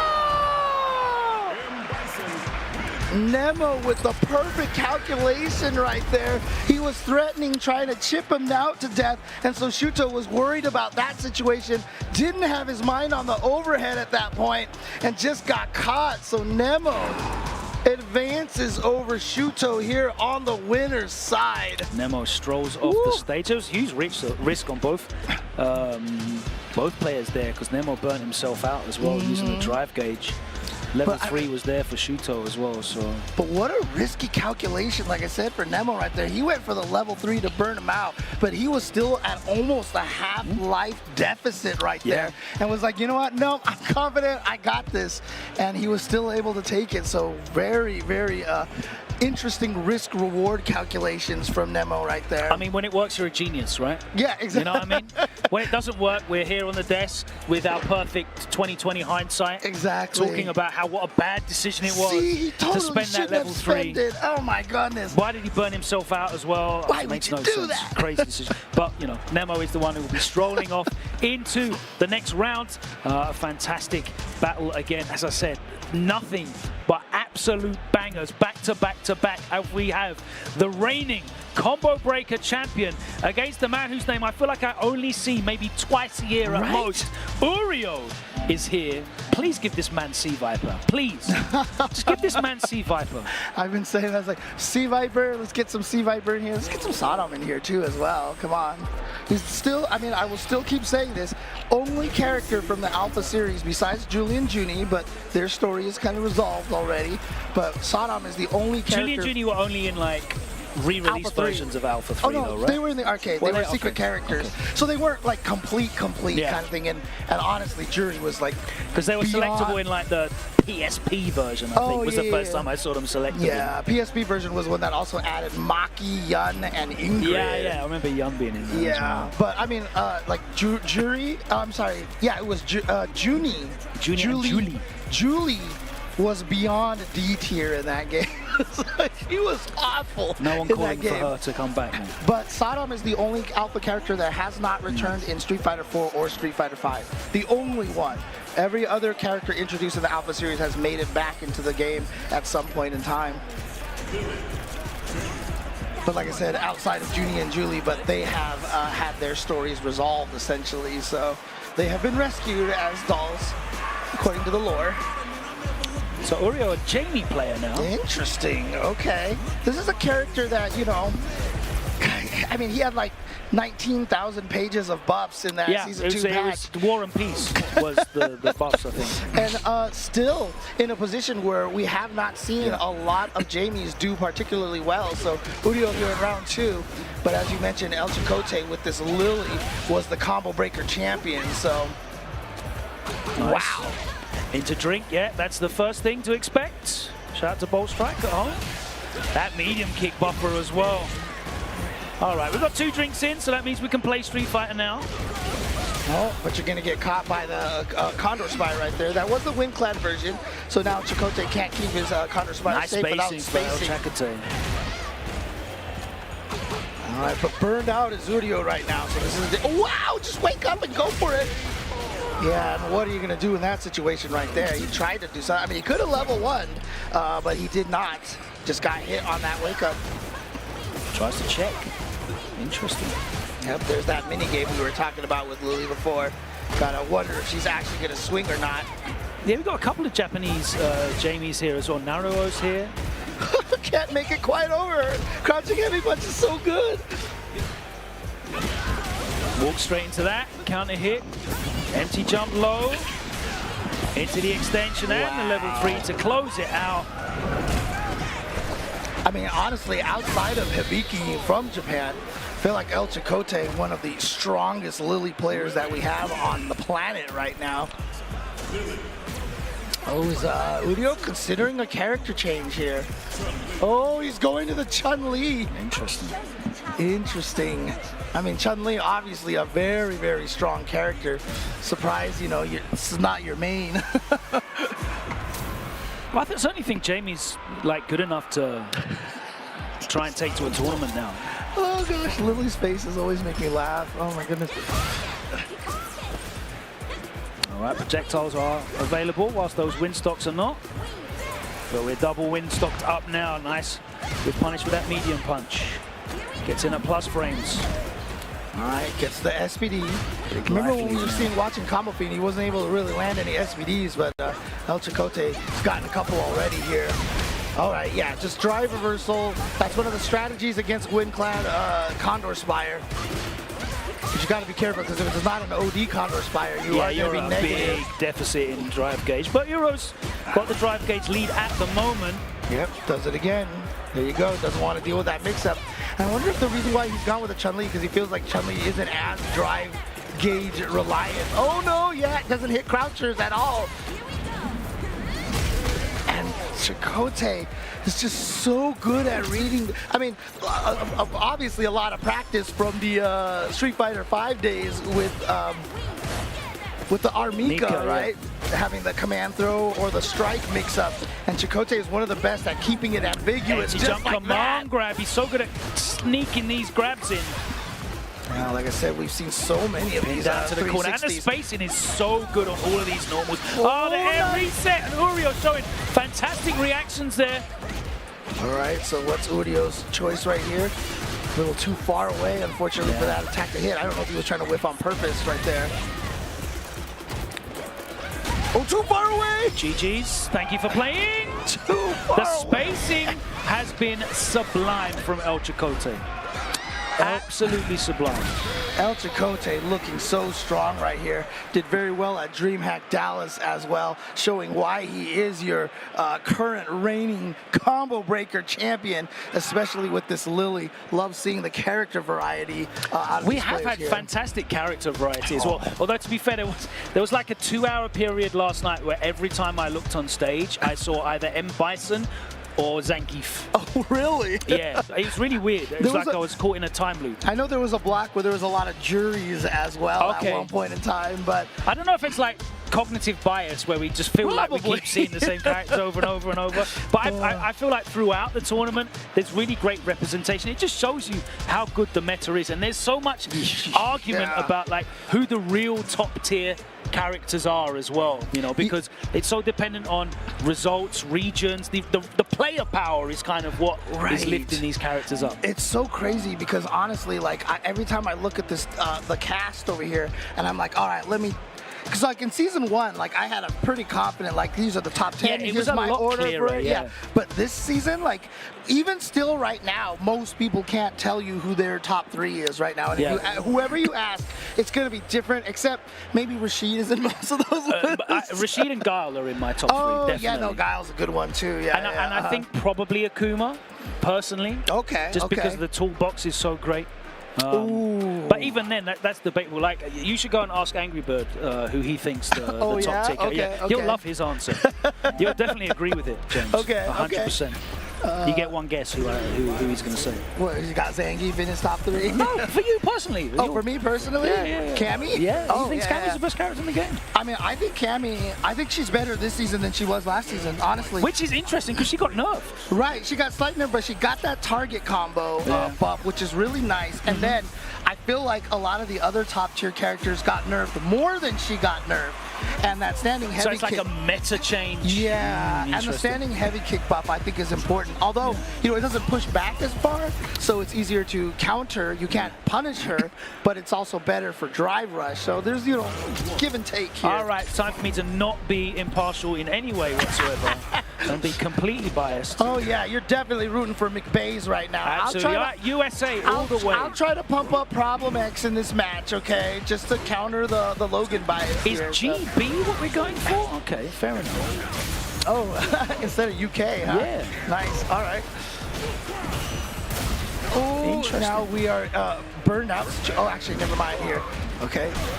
Heavy stands up with the back roundhouse. He's going to be able to cash out level 1 if he wants it. No, very confident. He figures he's good enough right there. Uses the bomb and then goes right into the OD head stomp. I mean, I talked to Problem X at DreamHack Dallas. He's like, man, if Bison ever gets announced, I will be so happy. And he is definitely a happy man right now. And the great thing about it, too, is, I mean, he's been playing Bison forever. So, you know, he knows what it's like to not have that defense. It's really funny, though, because in Street Fighter 4, he hated Bison so much. Really? Yeah. Well, he seems to love him right now because look at this right here. Game 1. Yeah, interestingly enough, I mean, even though McBaz is from the U.S., it's not a player that I'm personally familiar with here. There's a lot of them. There's 5,600 entrants. It's impossible to know everybody. True, true. All right, so here we go. Problem X with this corner pressure, but nice wake-up flash kick. But just, God, the guiding, the ability to guide that and control that makes it so hard to anti-air, and it makes it so unpredictable. But I like the drive rush crouching medium kick from McBaz. Oh! Baits out the flash kick, but not really anything off the back of it. Yeah, but I'm not sure if Bison is plus enough to punish that either, so not a terrible idea right there. I've got the counter here, not enough. Oh, no anti-air from Problem X. Problem plays a very lame style of Bison. He'll wait a long time, just poke away, and then just use that safe space Psycho Crusher, drive rush in. Yeah, but he burned himself on that Psycho Crusher. Too far away. Again, that light scissor kick is so easy to space so that you don't have to deal with, oh my goodness! Now, is that, okay, he was still on the ground. There we go. Yeah, I think he got hit out of the scissors, the knee press right there, and that does keep you on the ground. Wake up drive reversal. Again, Problem walking back, gets clipped by the crouching medium kick. Look at that. Look, it just like nullifies the fireball by just hugging the wall over there. Ow! The standing heavy punch, he's stuck in there. Yeah, you notice he just walked back a little fraction and then swung the fist instead of trying to engage with the jump. In the corner now as well. And you know, oh, what a backdash by McBaz. Nice. But the level 1 wake up from Problem X is going to find its mark over here. Oh, see what I mean? It's just like we'll take that range. trade. Yeah. Kyle's crouching fierce. Very dangerous vulnerable. now, though. Oh, that's unfortunate. He got the wake-up double jab. And just didn't have the reactions. Just wasn't able to convert it. Converts there, though. Starts with the standing heavy kick into level 1. I'm not sure what he was trying to flash kick right there. Perhaps he was expecting a Psycho Crusher to come out. Yeah, scissors, Psycho Crusher, God knows what it was, but it wasn't what he thought it was. Nice Meets him in the air. Down. I love that. Again, Problem makes a wake-up drive reversal. Could have whiff punished that roundhouse. Again, he's looking for that air-to-air Problem. Oh, I think that might have been in a punishable range. Okay, got the bomb set up here. And one of the things I like about the way Problem X plays is when he has the bomb, he's willing to use it just for the plus frames to get in. Yeah, another turn, exactly. Yeah, he's not necessarily focused on trying to land the big damage. Oh, there's a level 2, reaction. and it does catch him. And it's really interesting too. Oh, actually, hang on a second. I'll talk about this in a little bit. And here, nice drive rush. No reactions from Problem X, no checks. But he does have the anti-air this time. Goes for the overhead, nice block. There's a lovely delayed button there from Tried to bait McBaz. out the flash kick. Problem X using the projectile invincibility, Oh the throw. boy, wasn't a What's punish it gonna counter be? though. Good parry, so he doesn't have to worry about the left himself right. out, and he was too close, and that time the flash kick does work. Problem X with a knowing head nod. Yeah, what I was trying to say is that, you know, historically, this is a bad match for Bison. He's always hated fighting Guile until Street Fighter V, which then all of a sudden, because he could absorb the sonic boom. Yeah, it became a horrible matchup for Guile. Right, but now he can't do that in this Plus game. frames again. More plus frames off the back roundhouse. Nice. Good awareness on that punish counter crouching medium kick. Now to this neutral over here, but you can see he's not charging up for the sonic boom because McBaz knows he is so far down in life. He's got to do something because, like you said, Problem X is willing to play defensive. He'll just walk back and throw out that medium kick, buffer a crouching strong. Yeah. Oh, and then the spaced OD. You never know when that spaced OD crushes come in. Yeah, and I think he was trying to bait out. I mean, I thought he was trying to read the sonic boom, but you know, it doesn't matter. He still got hit anyway, and so now Problem X match point here. Oh, no, it's in the air, it's in the air. Oh, damn. Back-to-back mistakes here. It at least did nullify the bomb, but here we go, perfect parry. Not gonna be a lot of damage, but Bison doesn't care because landing the mine is so important. More plus frames, Problem just playing patiently. McBaz trying to fight his way out of the corner again, sweeps with that Crouching medium kick, interrupts with the button, he catches him. Nice. Not enough for the level 3. Too far for the overhead.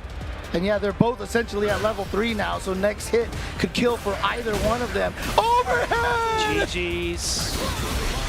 And there it is. Problem X is gonna find the victory here over McBaz. Yeah, threw out that drive rush overhead in the tensest situation. You know, the belief that your opponent's going to be too focused on everything going on to really work out that high-low mix-up after that drive rush. But hadn't really shown it either during that set, the drive rush overhead. It was more drive rush button to be plus. Right, but I mean, if it connects, then you're like, okay, sweet, I've got the combo into the level 3. Yeah, when it mattered. Like, he really went to the well only when it mattered to close out the set. But McBaz, he was in a match, you know, like Problem had to work really hard for that, and there was some really great moments where he's, you know, some interruptions. He wasn't allowing Problem X to just run that. As you pointed out, he's just looking to set the mind and continue the plus frames. Exactly. It's very reminiscent of his Bison SF5 style, where it's just plus frames. Let me just continue and see how you're going to react. I'll wait for you to make a mistake and gift me damage. He's not really over-forcing the situations. But Baze played really, really well in those situations. Look, we're going to take a break really quick here because I got to spend some time consoling Logan. You know, he was rooting for McBaz, obviously, coming out here with the absolute bias for McBaz. It's not coming home with McBaz. Yeah, so I'm going to go ahead and, you know, take some time to console Logan here. We're going to a break real quick. Be back for some more Street Fighter action after this. How would you describe the chicken to someone who had never tasted it? Literally melt in your mouth tender. We don't have a freezer. You know, it's almost like a farmer's market. When you walk into the restaurant, you should hear the sizzle that you're hearing right now. It just sends all those waves up to your mouth. You're making me hungry.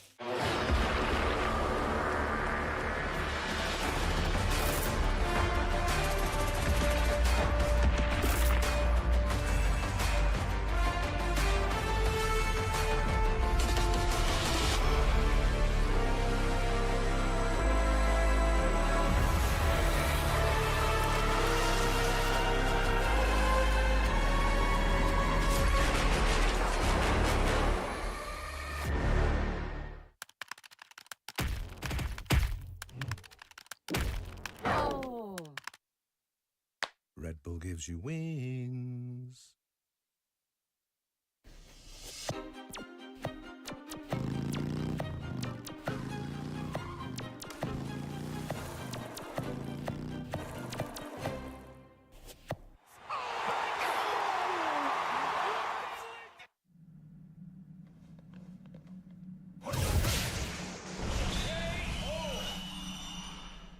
And that's how AT&T All-Fi KO'd weak Wi-Fi.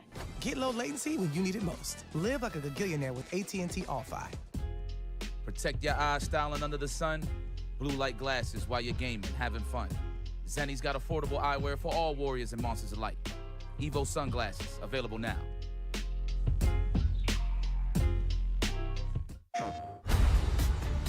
This crew will go anywhere.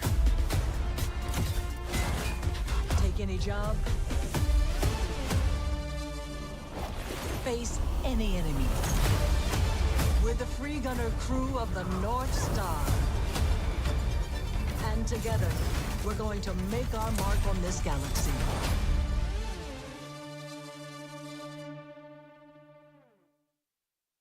PlayStation.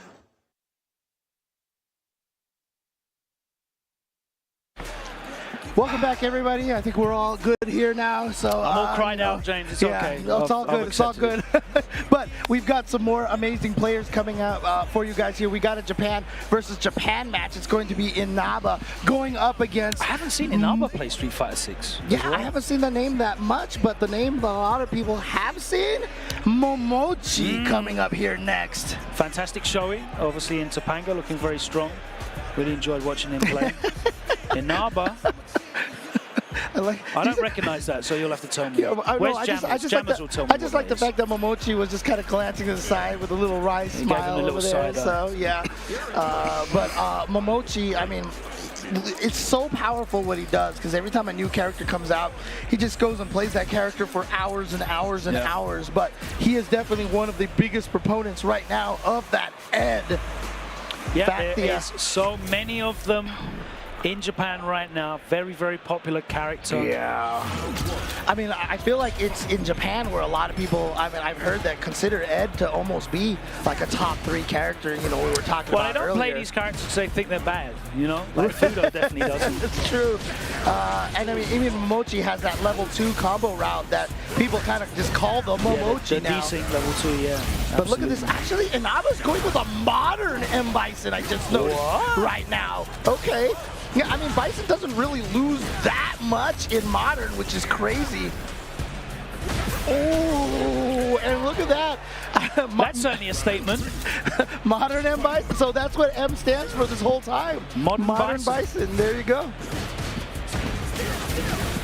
I appreciate your old grandpappy's Bison. I do appreciate the fact in the World Tour storyline they kind of reference the fact that, you know, everyone in Shadowloo could be called whatever name. He's like, call me Vega, call me M. Bison, call me whatever you want.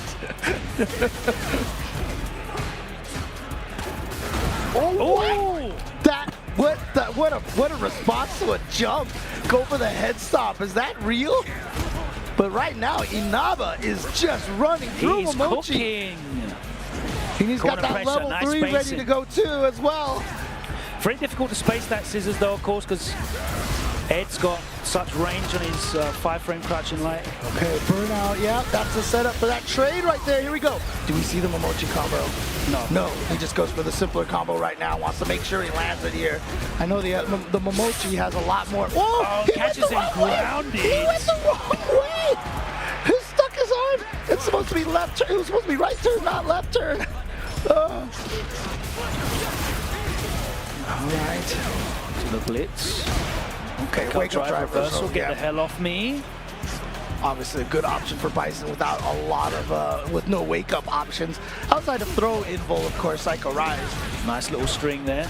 Doesn't go for throw, tries to go for a frame trap. Gonna put the bomb on. Again. Oh, this is gonna hurt so much. Man. Oh no, the timing on that was off.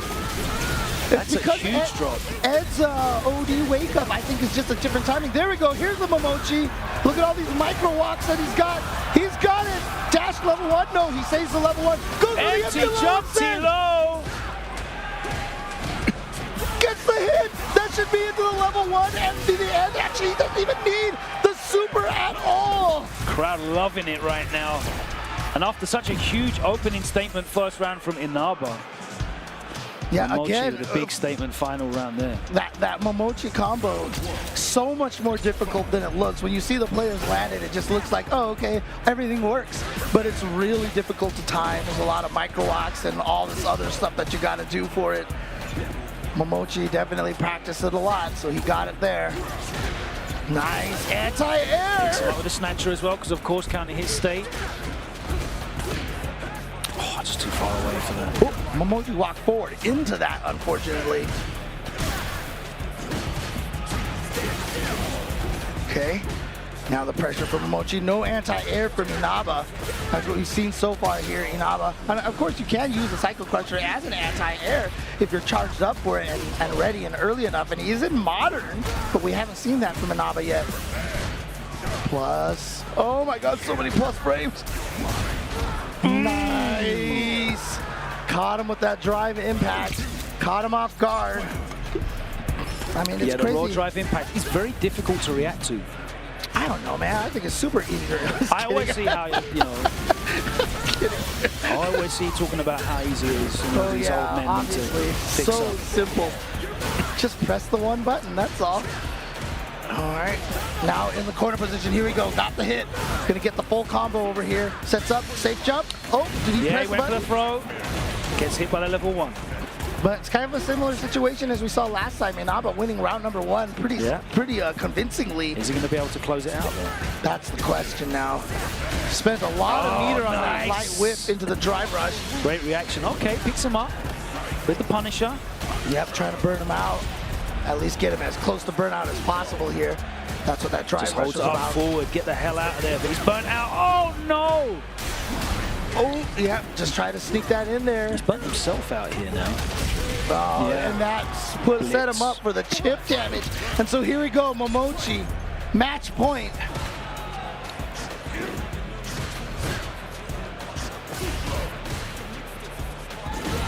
Oh, yeah, just walking right into that scissor kick. Oh, wow, actually does catch him there. Big, huge gap between that 5 frames. Wow, was that Mochi pressing buttons in a plus frame situation? And are we going to get back-to-back Mochis on round 3 here? Yeah, you can hear the audience cheering again. Yeah, Momochi's been pressing buttons after that back roundhouse. Oh, look at that. Jump back. It's almost like a Season 1 Street Fighter 5 right there. Jump back OS. Ouch! Yeah, we're going to be able to avoid that. And I love Mochi just drive rushing forward to see what Inaba was going to do. Just threatening the position, but Inaba burns himself out again. Yeah, huge amount of drive gauge used in that little sequence there. Yeah, but you can see it. Catches him out in the air, picks him up with the snatcher. All right, and that is going to be all she wrote. We don't get to see the combo because it's going to stop short. You're not going to see it anyway. There was another 3 decent uppers to come. Actually finished off with a Superman punch. And Mochi advances. That was winner's final. Nicely done. All right. Thank you to the production team who actually typed in our notes document exactly who that little plushie was. Oh, okay. Yeah. It's Shishiro Botan from HoloLive. Yeah, I ain't saying none of that. That'll get clipped. Next up on deck, we have the man who has been... Sorry, go on. You're the biggest fan of anime out there, right? Yeah, so. I love Transformers and Mask, He-Man. I grew up on all the greats. Next up, a man who's been traveling around the world. It's a good selection of cartoons right there. Bro, I was born I'm down in the 80s. with all of that, man. I'm down with all of that. Next up, we have a man who's been traveling around the world thanks to his new sponsor, Furia. Jewel Kevin, he has been putting the work in. Been playing across Europe. I saw him at the Mix-Up. I saw him in DreamHack. He has been active. He's been taking this game very seriously. He's got a serious look on his face right now as he steps up on stage to play Kamiki C, who looks like a salaryman out of Taito Station Arcade, doesn't he? Yeah. But, you know, one of the nice things for Dual Kevin, you know, obviously he was a strong Luke player for a while, but, you know, in Street Fighter V, Rashid was his character, and, you know, we talked about Rashid being potentially one of the strongest characters in this game right now, and Dual Kevin has been putting in the work with Rashid now, and I think now you can kind of consider Rashid as his main, and Luke as the secondary for Dual Kevin at this point. But it looks like Kamiki, I mean, he's on that Jamie. Oh, no, actually, he moved over to the JP. So we got a JP in the house. Okay, so they're a Grand Blue player. There we go. Okay, sounds like Kamiki got 5th at EVO 2022 for Street Fighter V. Came 17th at EVO Japan. Oh, for Grand Blue. I'm sorry, for Grand Blue. My bad, my bad. 5th at 17th EVO Japan 2023 as well. Okay. Yeah, and JP, I mean, again, a character who obviously did get nerfed a little bit, and so a lot of people who, you know, are the top tier players left JP, but JP is still strong enough for a lot of the specialists out there. I know when I was with Tyrant here yesterday, I was talking about Juicy Joe a lot. Yeah, Juicy Joe's out here competing. Doing a ton of work with this character. Earlier on as well. Oh, yes. But right now, Dual Kevin's like, no, sorry, no, I'm just going to blow this character up. Goes for the overhead off of that setup right there. Obviously, Rashid's got the overhead, the empty low, or the throw. So a powerful 3-way mix-up right there.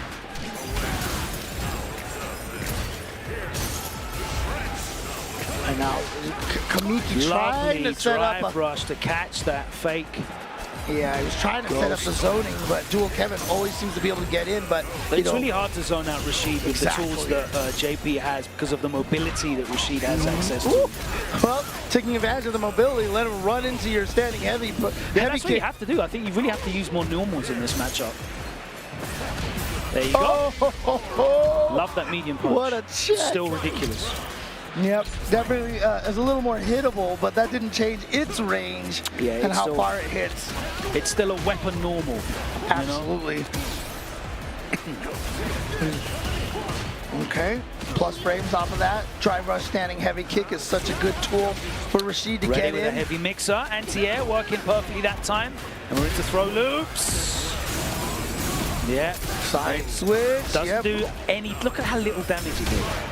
Yeah. Less damage than the throw would have done for 2 bars.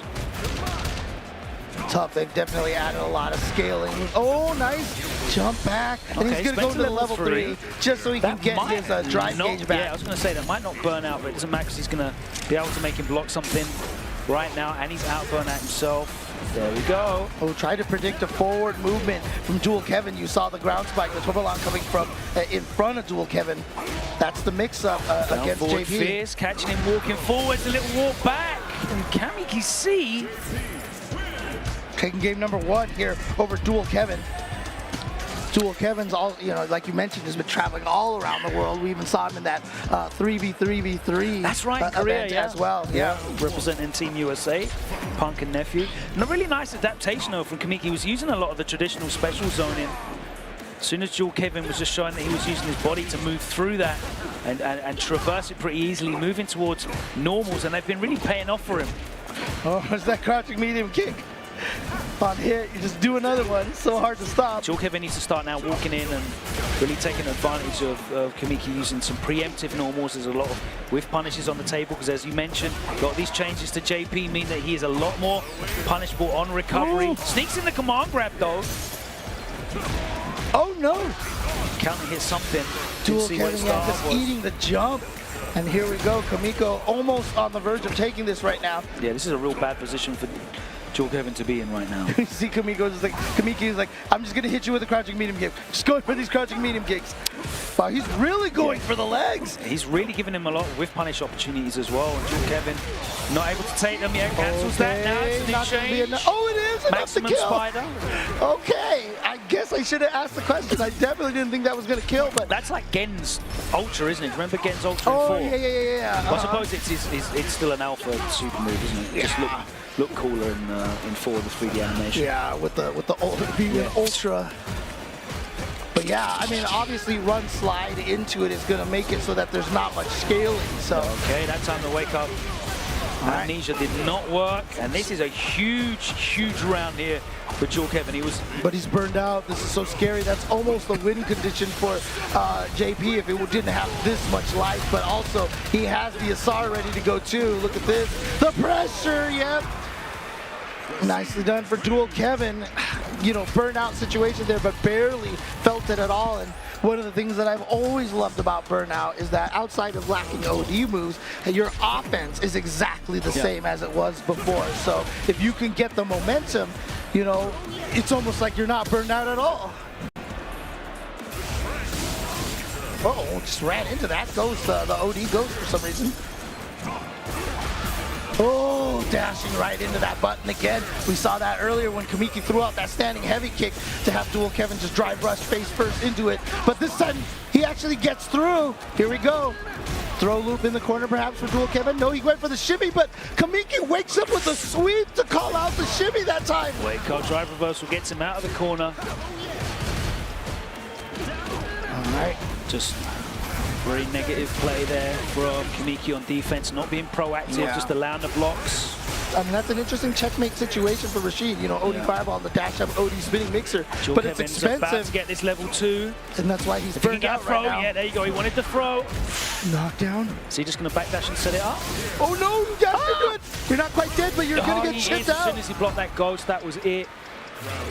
Yeah, I'm not sure there's too much blocks done. I don't know if there was anything that Dual Kevin could have did there to survive. If he'd have got the throw, which he went for, that would have been level 2. Would have been a very different game. Oh yeah, he was predicting that Dual Kevin was going to go for the throw, so that was a huge call out right there for Kamiki. Oh my God, it was so far! All right, level 2 for the side switch. Got the Lavushka activation over here. And he's going to just take out that drive gauge. Oh, he didn't go for another drive impact. I thought he was going to go for that. He still is not trying to finish the burnout right here. There you go, though. Listen, when you've got like half a bar left against JP, it's almost impossible to stop him from burning you if he's the one that's initiating you. And this is a tough situation for Dual Kevin. This is obviously match point for Kamiki right now. Does Dual Kevin have it? He's got a level 3 here available to himself to try to get him into round 3. I love these drive rushes into the win shots. Dual Kevin wants to close this out without having to use Oh, he's going to go for the level 2 instead of trying to save it for a level 3. Nice. Come on, grab it. No, but he doesn't really get anything off of it. The plus frames, I love that drive reversal. Oh, no, he missed. Nice drive rush punish. Dual Kevin's in. Oh, the 2K, the punish counter throw. Ouch. Oh, that is a painful And we're going right to a there. final round. It cost Joel Kevin those 2 bars, but he'll happily take that to get this opportunity. Yeah, and he's almost at a 2 bars again, so he's got another Isar ready to go, and he's gonna pop it right now and go for the mix-up shimmy. Yeah, Kamiki's on defense. He's just been really like passive. Shouldn't have said negative. It was just passive defense. Okay, that was a jab right there. So yeah, the Amnesia's not gonna do anything right there. It's been very anti-air. difficult for Joel Kevin to really open him up and get anything like major. Oh, no, he went for a out. shimmy. Yeah. He tried to go for a shimmy, but he didn't get far It was an early throw tech from Joel Kevin, exactly, that resulted in the back throw. And that's a huge back throw. Oh my God, the call out. To Kamiki right there with the read. He's playing 4D chess. No punish on the down forward fears. To be fair, wait, there it is. Dual Kevin manages to stay alive when he was facing a double match point. Yeah, you can see he's happy with himself closing that one out. That was really close. A very tense match for Joel Kevin, but the American advances in winner's side into round 3. He's going to be pleased that he was able to compose himself under those conditions and really close that out, because he had to work hard for that, right? Right, and you know, I also wanted to mention here, you know, to be fair, JP's sweep is only -6 on block, if I'm not mistaken. So, you know, using that to call out shimmies is for JP is a lot safer than a lot of other characters. And when he does land it, he gets the free jump over. So it's a really good option for him. Absolutely. I mean, if you're walking back to a range where you want to do the full shimmy with the fierce, absolutely. Oh, but, right, you know, he's got the... Rashid certainly has 6 frame buttons that can reach and I definitely want to give a shout out here to Chipotle as well for the Chipotle extra match, you know, giving us an extra setup so here. It's going to be Eda, the modern Chun-Li out of Japan. So, you know, less downtime between a lot of these matches over here. So shout outs to Chipotle doing a lot of great, wonderful things out here for Evo. It's going to be Punk.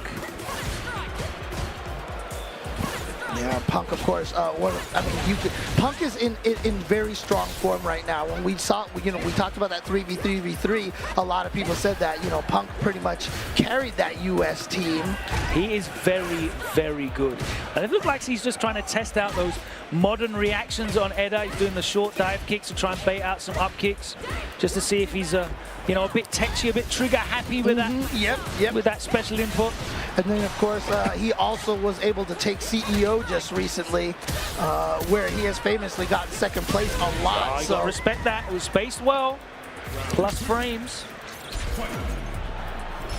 All right, so Punk right now sticking with that Kami. And he has dabbled in Akuma a little bit, but it looks like Kami is still going to be the main choice for him. Good spacing on that dive kick. Oh my I feel goodness. like I've seen him win tournaments with every single character in the game almost. How did Punk, I mean, did he know that standing heavy punch was going to connect for the drive rush cancel? Or was that just he was going to do it no matter what? Punk is going to take game number 1 over Eda. Yeah, enough testing, went straight in, smothered him after that first round. You can see he was playing a bit tentative in that first round, just trying to see what kind of modern player Eda was.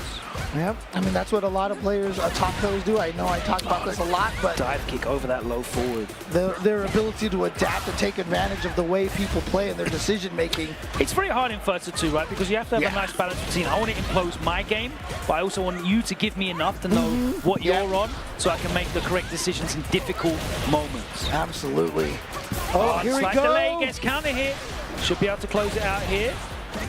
All right. Oh, okay. Is going to spend the level 1. I thought maybe perhaps he was just going to go for the, you know, regular combo ender and try to finish it off after that, but wants to guarantee it here. Yeah, you don't want to risk that against Punk, even with a huge life lead. Punk respecting the plus frames, takes the throw. Nice check though. Doesn't get a full counter hit conversion, but doesn't matter. Spends the level 1 again and pushes Punk towards the corner. He whips. Punish. Why is Punk ready for that? That's crazy. I mean, I feel like he just has a built into his brain to, you know, kind of almost OS with punishes all the time. As soon as he sees someone swing, he's like, gonna hit the button after the block. Speaking of swinging, these guys are swinging it out right now. Eda not able to get the level 1 on the end of that, but the trade Okay, so now it's 1-1 here. So we're in a tight situation here. Okay, Punk. Gonna have to lean forward on his seat here. Great. Edda opening up with a big opening here. Yeah, great reaction from Edda to be able to whip punish that dive Low kick. forward activation gets it. Ooh, the drive rush, and he gets the side switch, swinging that round out. Oh my word! Could have got way more than that.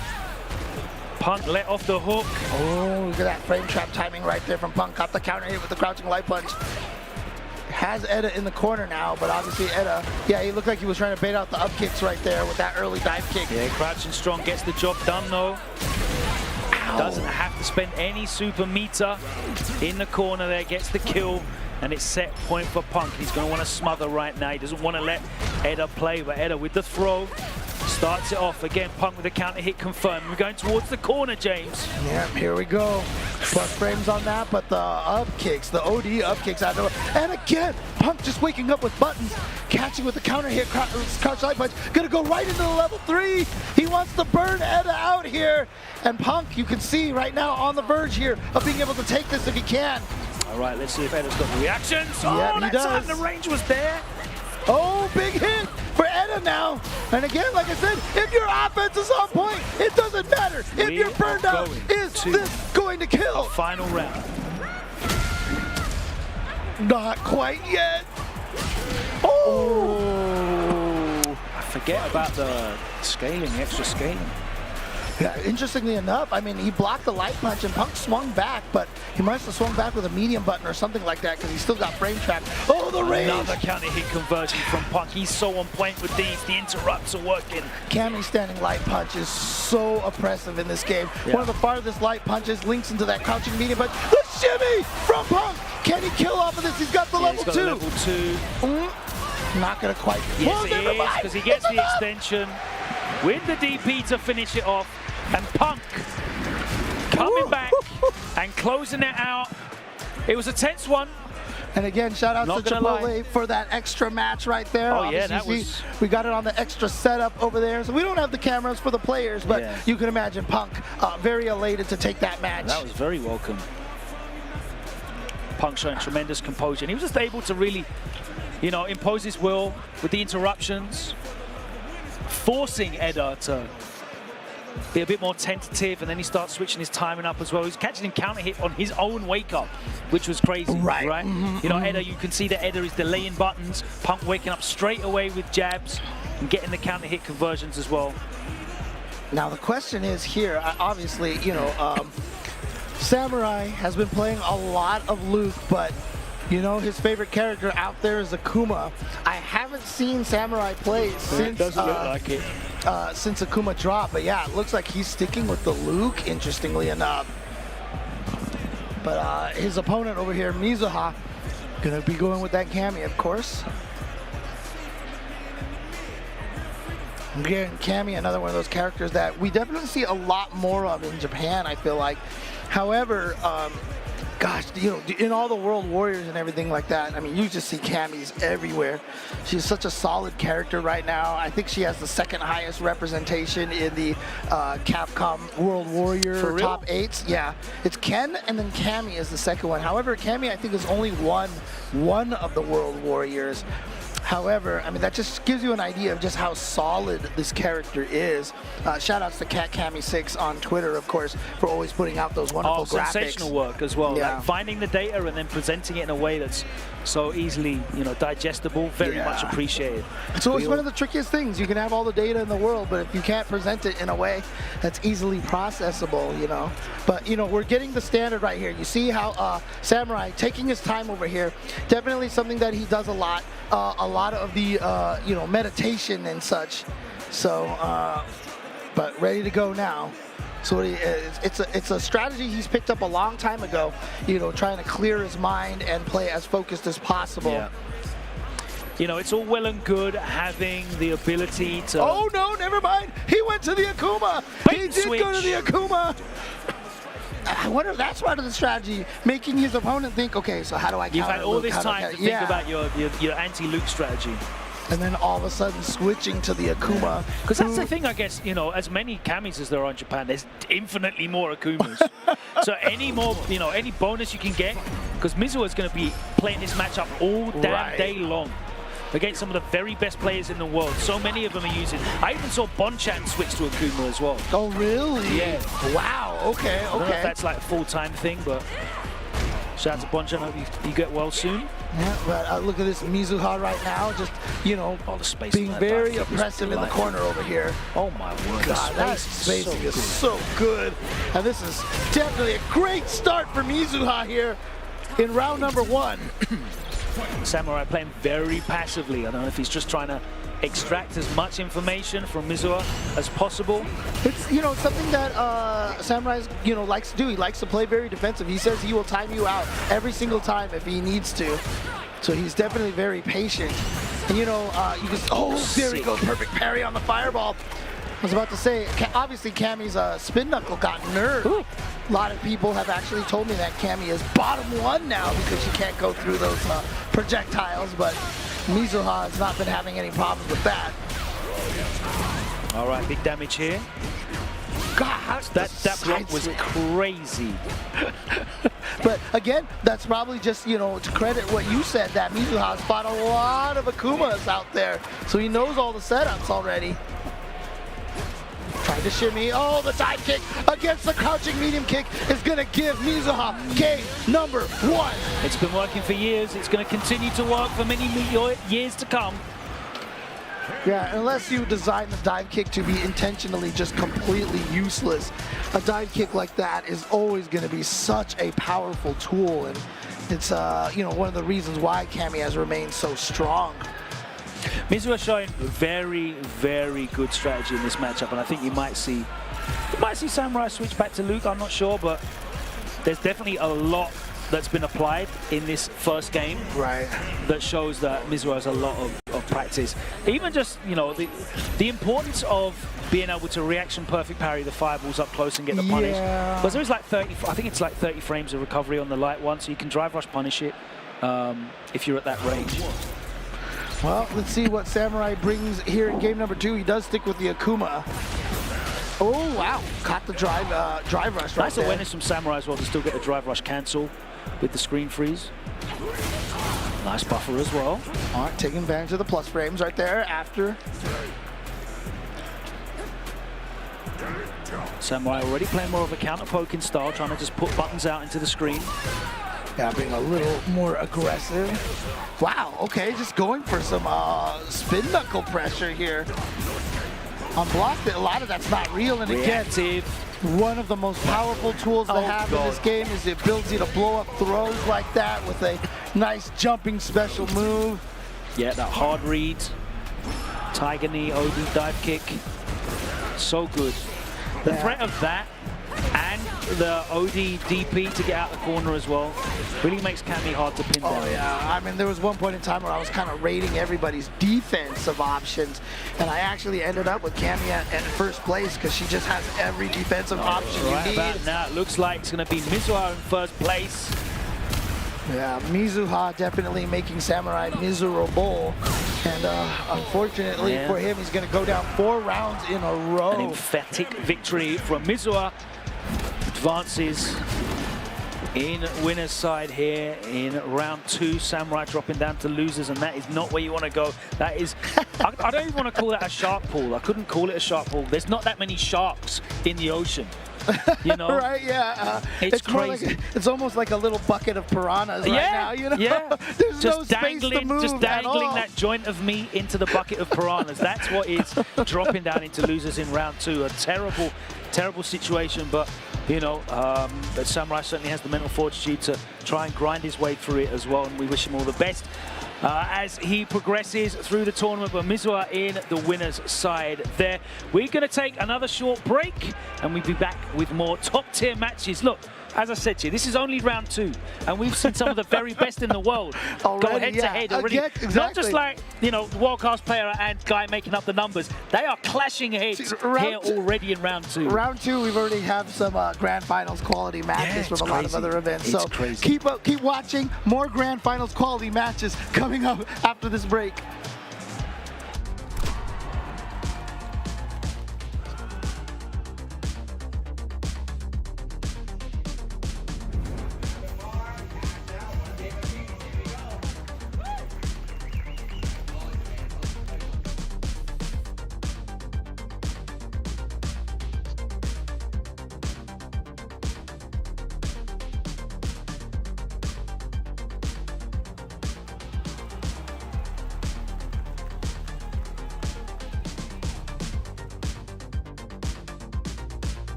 Get ready for the next battle with Tekken Coins, exclusively from Chipotle. Use promo code EWGF623 when you order any entree in the Chipotle app and get 500 Tekken Coins. Visit chipotle.com/Tekken8 for details.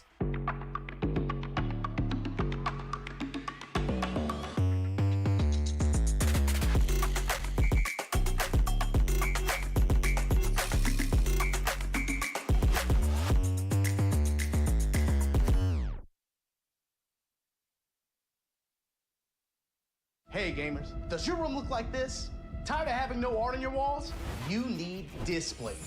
Made with high quality metal and customized finishes, with Displate, you can transform your room or office from lifeless walls into a stylish space. Check out the new texture finish. Flat is out. Come feel the difference of that sweet, subtle embossing. Say goodbye to hammers and nails with Displate's magnet lock technology. It never fails. It's as simple as snap and hang. Bang, bang, bang. Visit displate.com/Evo and order now. Use the discount code EVO at checkout. Rated E to F.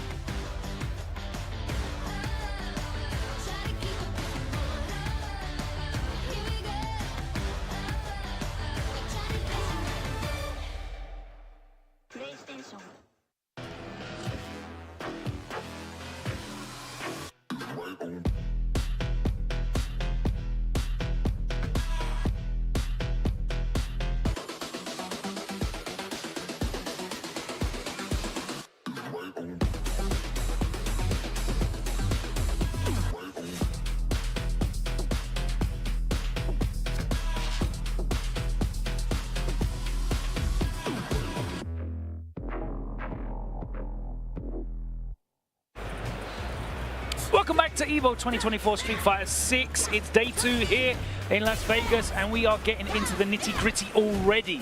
It's only round 2. There's another 2 rounds after this before we even look at top 24. It's a completely stacked tournament. One of the biggest Street Fighter tournaments in history. Over 5,600 players are here fighting it out, James, and what a great day it's been so far. And especially because last year, you know, obviously the first year where you were going to have so many entrants, it broke the record with, you know, over 7,000 entrants. It's like 7,500 entrants or something like that. And to have it, you know, go down to 5,600, I mean, that is an amazing, you know, sustaining in the amount of players over here. And coming up here, it's really cool to see here, Liquid DeBuzz coming over here, obviously very well known as a Smash Brothers player over here, going up against Betty from Japan.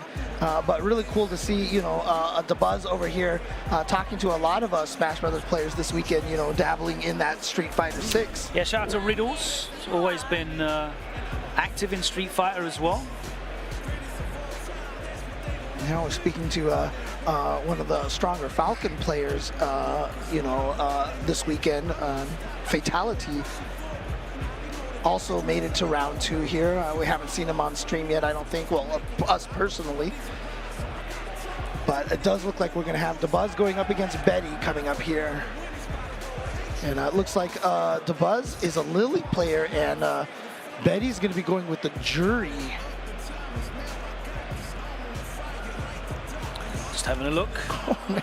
See if I can find any information. I'm just looking at the next matches coming up here. Oh, yeah, I don't know if I want to spoil no this, spoilers, but you definitely want to, you know, you do not want to miss these next matches shout out coming to Juna. The first thing that comes up is Juna's video. Which one? This young Japanese girl is destroying FGC booms. All right. Okay. I'm leaning forward in my seat. I'm going to pay some respect. Perfect parry. Oh, just too far away. Great start right Great there. start. Okay, yep, spacing that out and trying to go, trying to call out the medium. You know. Showing like real awareness in terms of this matchup, has strategy. All right, yep, and then of course, you know, just using that drive reversal, keeping the gauges pretty much equal at this point, and now jumping to take advantage of the light wind charge right here. But that that Condor Spire, wind-clad Condor Spire mix-up, post-mix-up is so scary to deal with there. All right, that works out for Betty. Gets her out the corner. Yeah, she is trying to get out of this burnout situation. There's another Windstock. Poking away with a medium. Oh, just drive rushes straight into the Condor Spire again. Betty just not able to walk inside that range. Looking for that stand fierce. The buzz throwing out the medium punch and just shutting that down. You know, I mean, this is the third Lily we've seen in this block over here already. This character definitely making its mark. They come in waves, James. Yeah. We're not going crazy, it's true. Here we go. We've had 2 Jamies and 3 Lilies. Nice call out on the throw attempt right there. That is Juri's way to get out of that situation. You know, if you block it, you can still punish her, but at least it's not, you know, a heavy punish counter on DPs and stuff like that. All right, Betty, on the verge of burnout. Oh, good anti-air, yeah. Crouch fierce. There's the burnout now. Surprised she didn't go for the drive reversal, you know, go burn yourself out on your own turn the chip kill kind of thing, you know. Buzz closing it out, and Betty, unfortunately, getting pinned down. Looking for an option as well, so she's trying to jump and actually get a punish on the medium or heavy windstock. I'd love to see the drive rush punish introduced to try and challenge on the light as well, just to make the Buzz think a little bit more about these block strings into the windstock charge. It's so scary here because, I mean, like, honestly, even in Season 1 when Lily was considered, you know, like basically bottom 2, bottom 3, I always said that the Condor Spire is still one of the best special moves in the game. You just give her a bunch of tiny little buffs. And this even situation, her DP look at that! Oh. Her DP is one of the best in the game. It's almost impossible to make it not intercorrect. Notice that. Okay. Like, it's other characters will try and walk underneath and try and get your auto-correct DP comes out. Hers, almost every single time. All right, we're going to get a full drive rush punish on this. There we go. Lovely. Just dropped all of that drive gauge. Maintains the 2.5 bars. We haven't seen any... Face weight engine. So much damage on that punish over there. Oh, the overhead after the drive rush cancel. That was sneaky. Okay, you see the backdash right there from DeBuzz trying to build a little space. There we go. Gets the Condor Spire in there, but now no more wind stocks. Yeah, Betty not waking up, protecting now. Nice little low forward into the stock. Nice. There we go. In and out. Classic right there, but drops the combo afterwards, unfortunately. Still got a big life lead and great position on the screen though still, James. But she was trying to go for that level 3, gets it here, but it's too slow. It's too slow. You can stop that off the heavy. Oh boy. Oh, whiff punish. This is a scary situation here for her because she's still burned out with 0 meter. Is that close enough? Too far away, catches in the air. I love that. I love the call out with the jumping medium punch from DeBuzz, and he is at match point. Just starts off with the drive rush into this is the SPD, and look at this pressure. It's got the level 3 ready to go. Beautiful, perfect parry. Not afraid of the SPD option afterwards because the Buzz has not gone for throw afterwards. Oh, wake up, level 3, the backdash, considered airborne right there. No drops this time from Betty with the big life lead. Oh, doesn't chase it down. Now stuck in the corner over here. Too far away for the throw. Betty now in a dangerous situation. She had the life lead. Now it's the life deficit. No super to be able to finish the combo off though. Oh, just tried to check in between. Yeah, we've seen delay Betty on that drive rush, cancel into the button, got counter hit. Yeah, we've seen Betty perfect parry in that situation a couple of times, one or twice earlier in the round. So yeah, I think the Buzz kind of spaced it out a little bit more, delayed it, or Betty just had the wrong timing to try to go for the drive parry that time.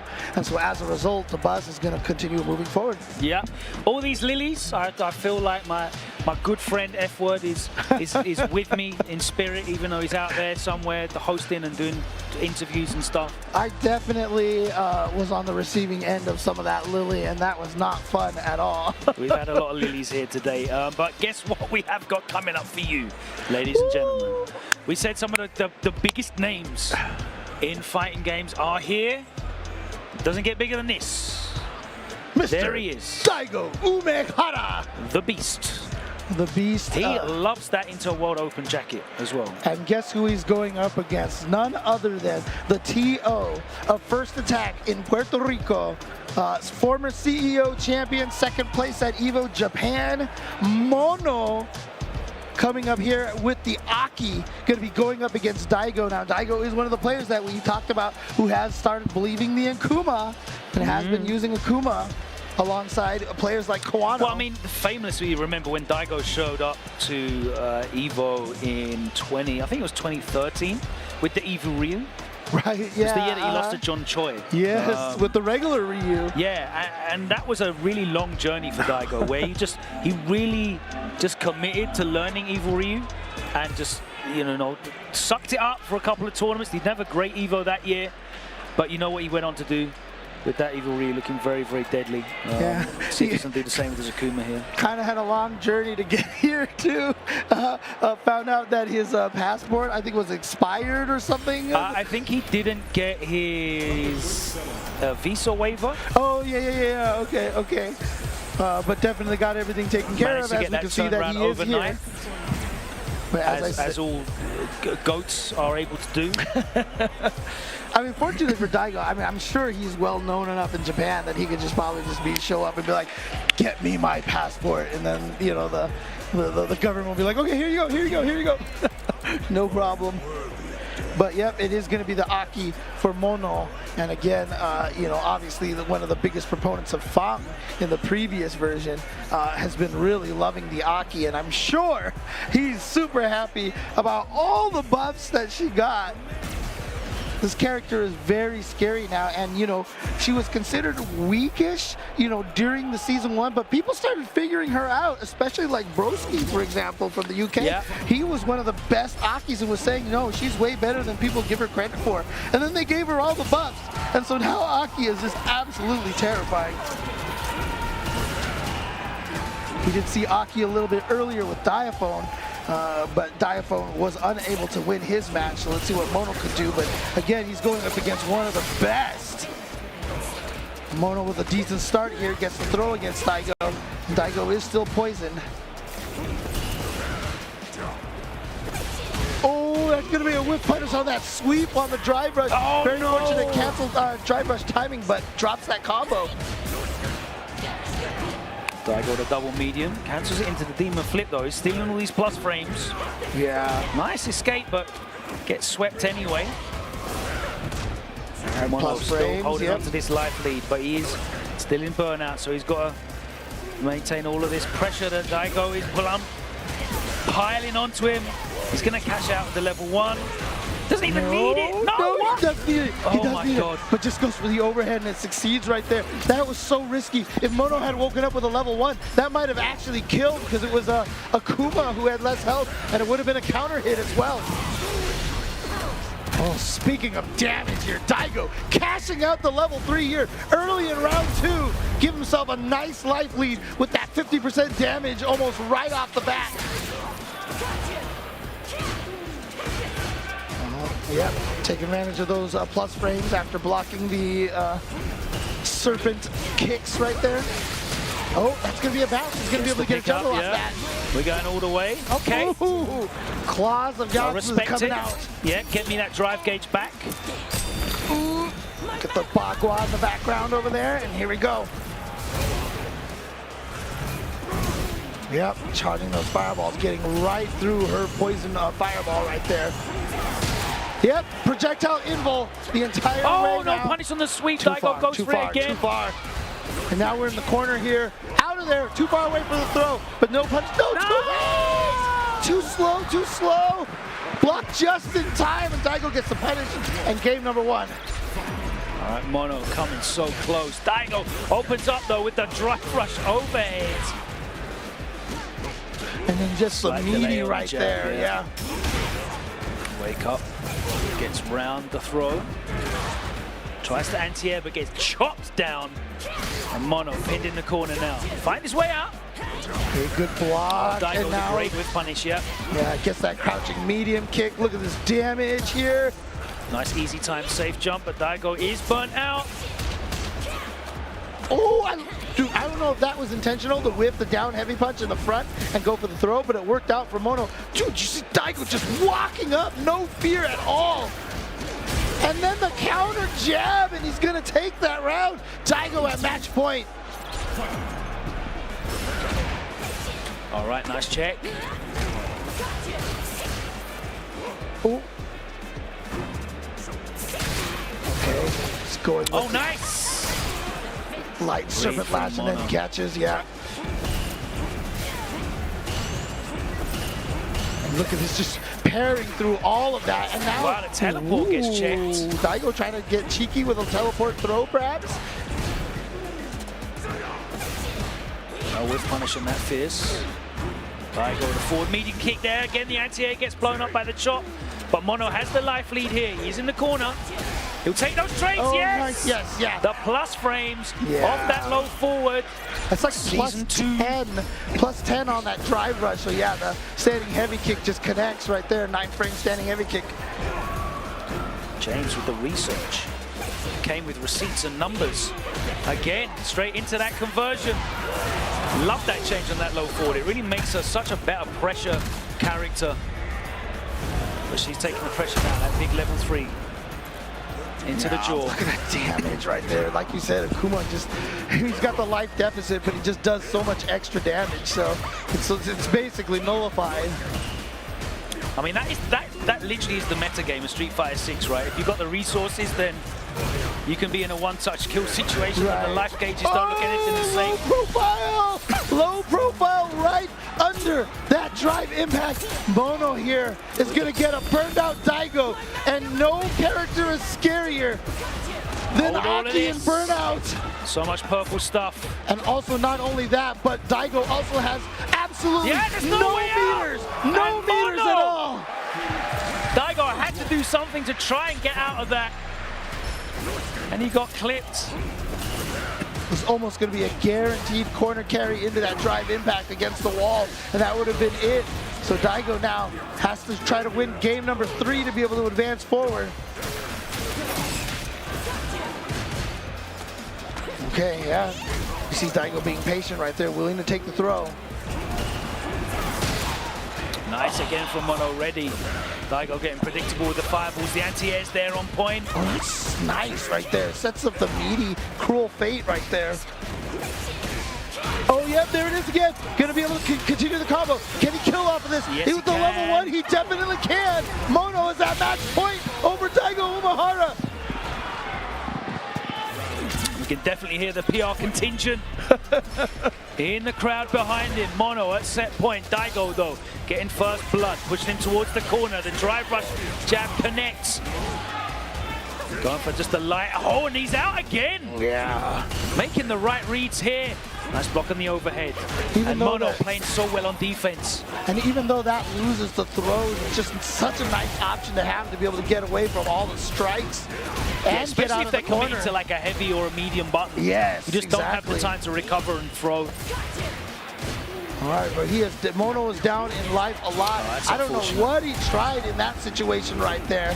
And Daigo gonna spend the 2 bars. And yeah, it's not even gonna get the kill out of that.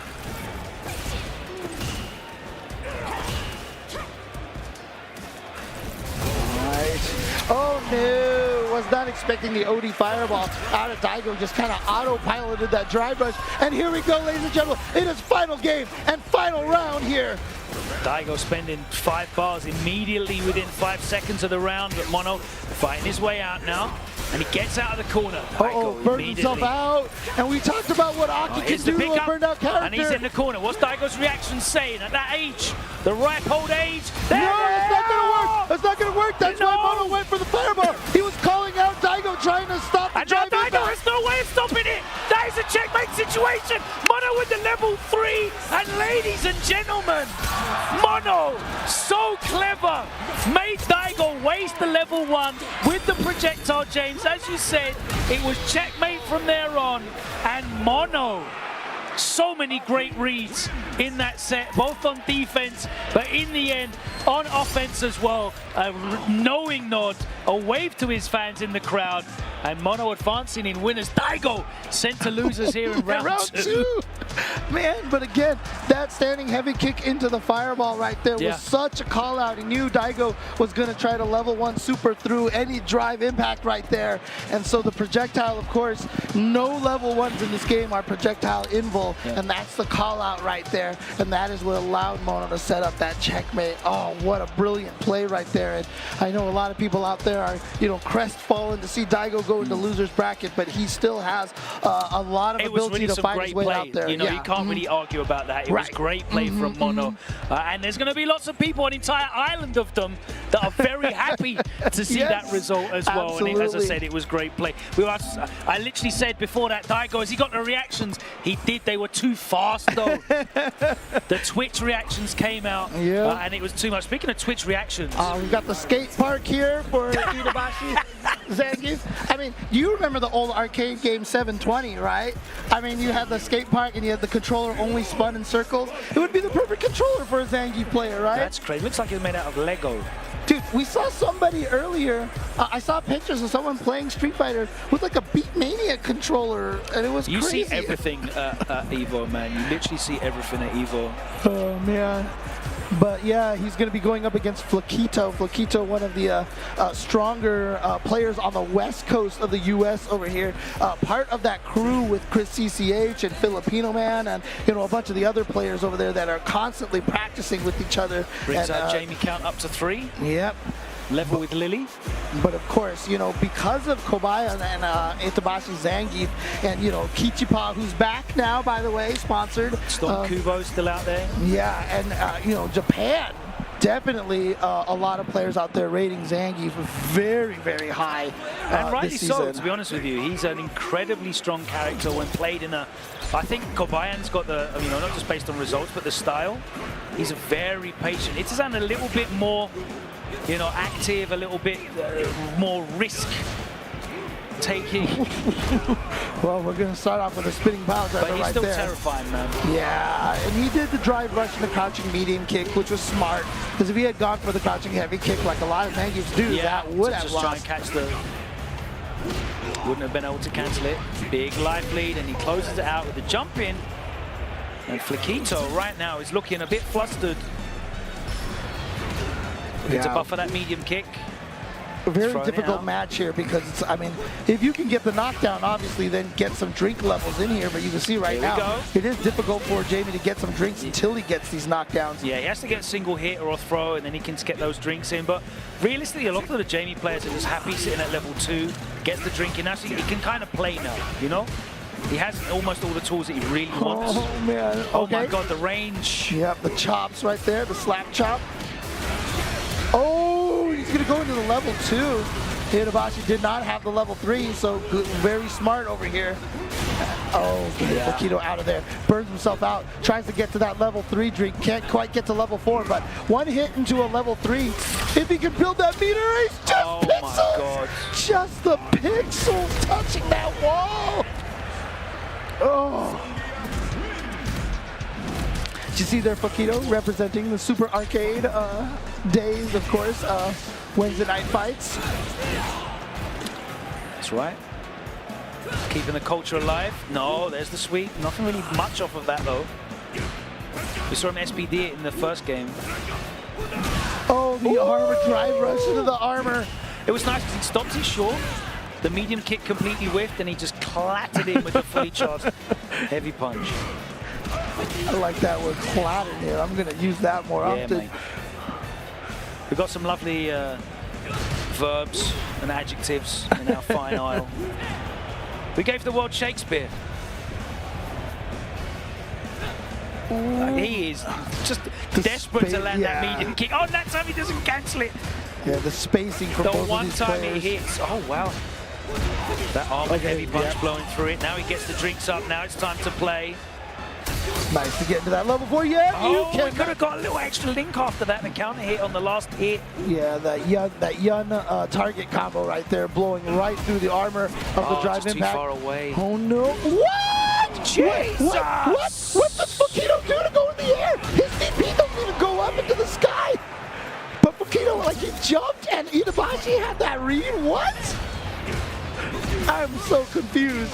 Why would you be ready for a Jamie going for an air-to-air? That's crazy. All right, 2 drinks in. It's a good party. And here we go. Going to be able to get the follow-up tonight. Terrible, terrible. All right, here we go. This is the follow-up as we go for it. There we go. Set up for another drink. Gets the level 3. This is actually a great position for Flakito now. Yeah. Oh, yep. That command throw once. I mean, that's why Jamie is so dangerous once he gets to those to the drink levels. That OD command throw can turn around The damage so off that fast. command throw is crazy as well that he has access to if he's got the resources. Obviously, he'd already used the level 3, so we saw that come out. But they did nerf that a little bit. They did scale that a little bit because, yeah. It used to be ludicrous. Right? But, like, thankfully, Jamie was terrible, so he never got to level 4. Exactly. Oh, man. Poor Jamie. But, I mean, Tokido is not, worried about it at all. And, he's gone for that sweep a lot against Zangief because Zangief really can only punish it with that crouching medium kick. And so it's really not that terrible. So as long as Tokido continues to use that option. It enough, yeah, exactly. And you know what? We saw that earlier. Tokido jumped back away from the spinning pile driver, drive rushed in, and Itabashi tried to a perfect parry, the poke. And so that time Tokido, remembering that from the first game way back then, actually drive rushed into the throw to get the 2040 damage. Well, he was at drink level 2, I think. So yeah, I think it was 2040. All right, what's he looking for here? Yeah, this just is trying to counter poke here with the mediums. This is that neutral game that we've seen them both play. It's very, very careful. Izano just walking down though. Oh, but he walks straight into that medium kick. That's always exactly what Tokido was looking for happen. Yeah, it's always the danger of moving forward. Yep, and there we go, the level 4. Set point now. The drink level 4 shenanigans right there. Yeah, you block that forward heavy kick. You forget he has that little back sway option once he gets to level 4. 3-piece chops. Man, Itazan. Double drinks. Based over here. Itazan has got to find a way in. Oh, too far away for that sweep. And see again, I mean, if you're He's spacing Tokido, it really well. You're just like, you know what? Hit me with that. As long as you're scared of this crouching heavy kick, it's harder for you to walk forward. All right, Itazan has just not been able to really provide an answer to Tokido walking back and poking out that medium kick so far. And he needs to find one quickly because this is a horrible situation to be in. He's been down in the corner. Wake up. Wake up drive reversal from Itabashi. And then a forward heavy kick. He's going for some weirder options with Tokido with the dash up throw. He's on the verge of perhaps sending Itazan to loser's bracket. Yep, drive rush cancel to keep it safe. What a read, but I'm surprised he didn't go for the SPD. The signature button of that set, the medium kick, cancelled again. This time the drive rush cancel, and Itazan looks to the heavens.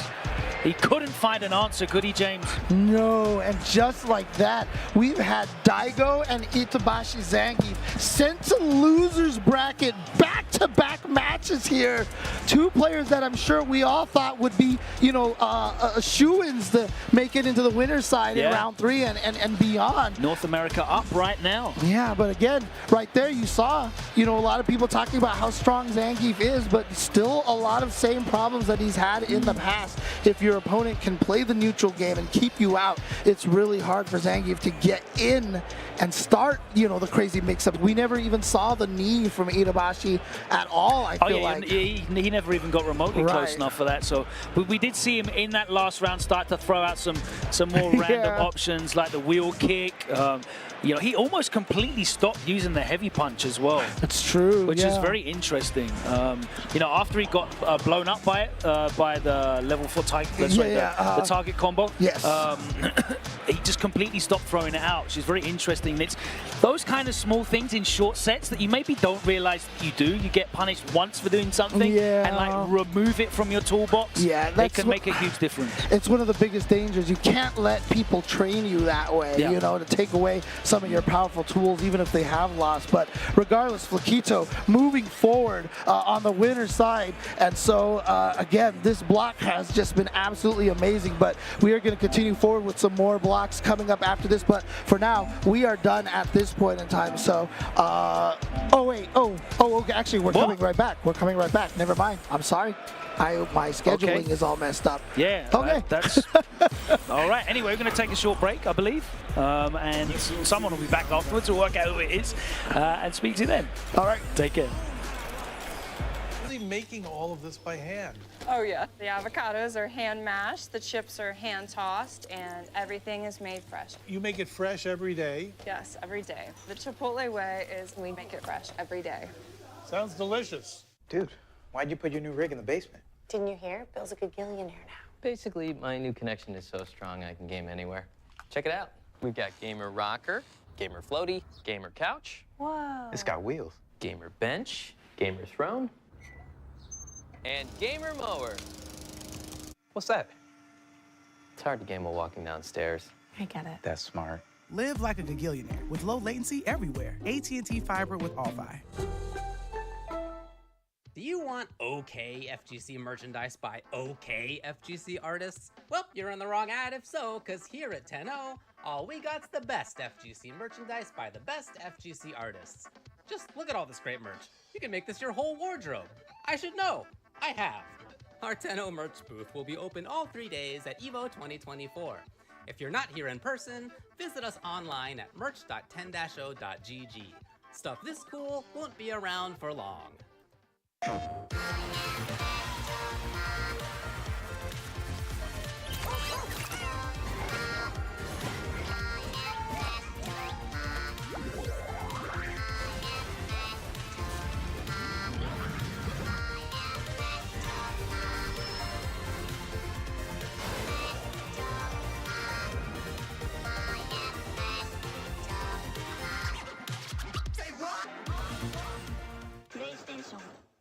The greatest anime fight of all time. Why would you ask me such a hard question?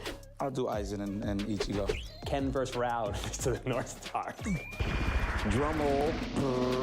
Gaara versus Rock Lee, Naruto. Don't turn your head. I saw what you just did there. Here's the deal.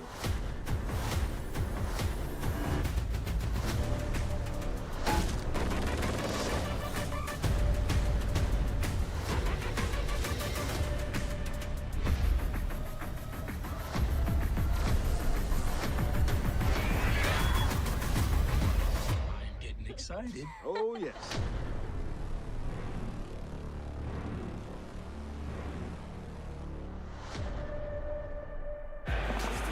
Good news, guys.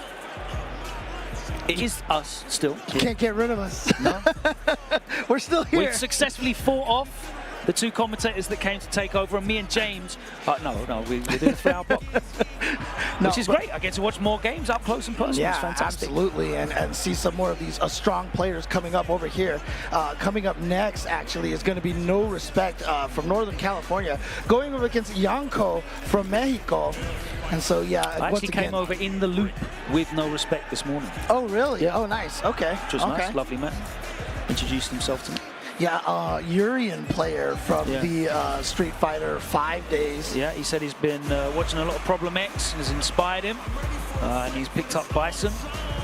Looking forward to seeing Yanko right here going with the Kimberly here. One of the first Kimberlys that I've seen here on stream. Fascinating, because both these characters kind of have similar strengths and flaws.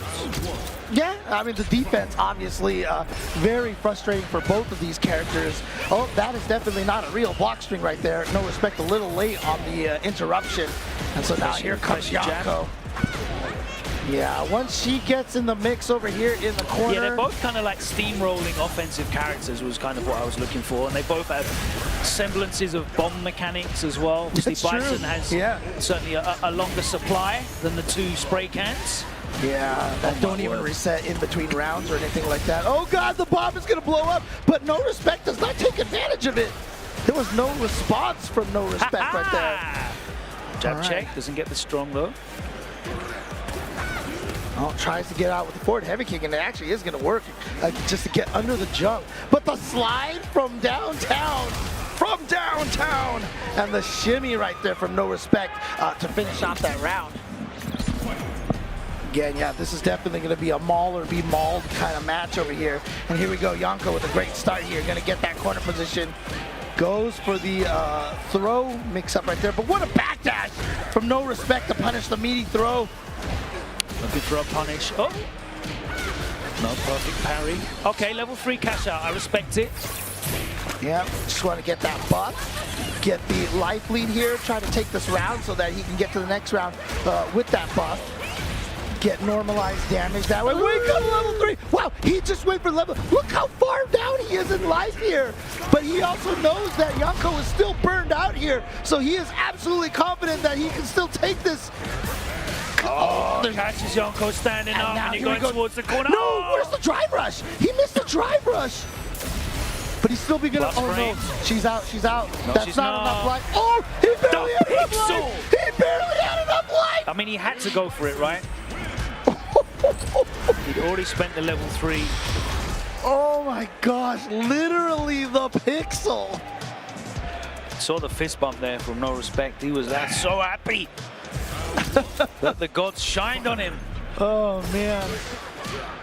And that was Kimberly with the level 3 buff as well. So that was a normal damage, drive impact right there. Still not enough to kill. Oh, but here we go. Time for the Kimberly mix-up. What has he got over in this situation? Meaty crouch, medium kick, and now wall stick. Is he gonna go for a bomb setup? No, just the level 1. Spend a bomb? Nope.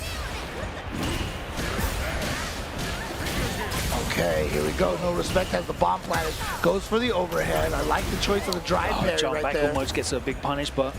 Oh yeah, he's burned out. He's burned out, so he couldn't actually punish that. Oh, and the head to air. Nice awareness from Yonko. Maintain composure there because that was a very scary situation. All right. I said both of these characters have steamroller offense, and if No Respect did have any drive gauge, that could have been over. Yeah. Spends 3 of it here, though. You have to be careful after blocking Bison's, oh my God. Scissor kick. 6 bars gone in the blink of an eye. All right, pressure now. Does go for the throw. Nice. Stays in front with the elbow. He's going to use the Bushin chain to switch sides to get this. Oh, is he going for the setup? He is.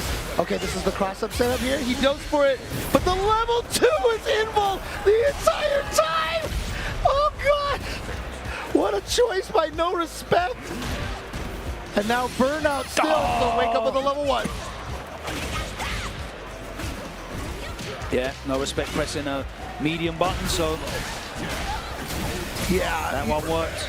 You saw right there, No Respect after getting hit by the old Light Vagabond, walking backwards. Such a powerful defensive decision against Kimberly. Once you walk outside of that range of the barely outside to the max range of crouch medium kick, she can't really punish you for walking backwards. No.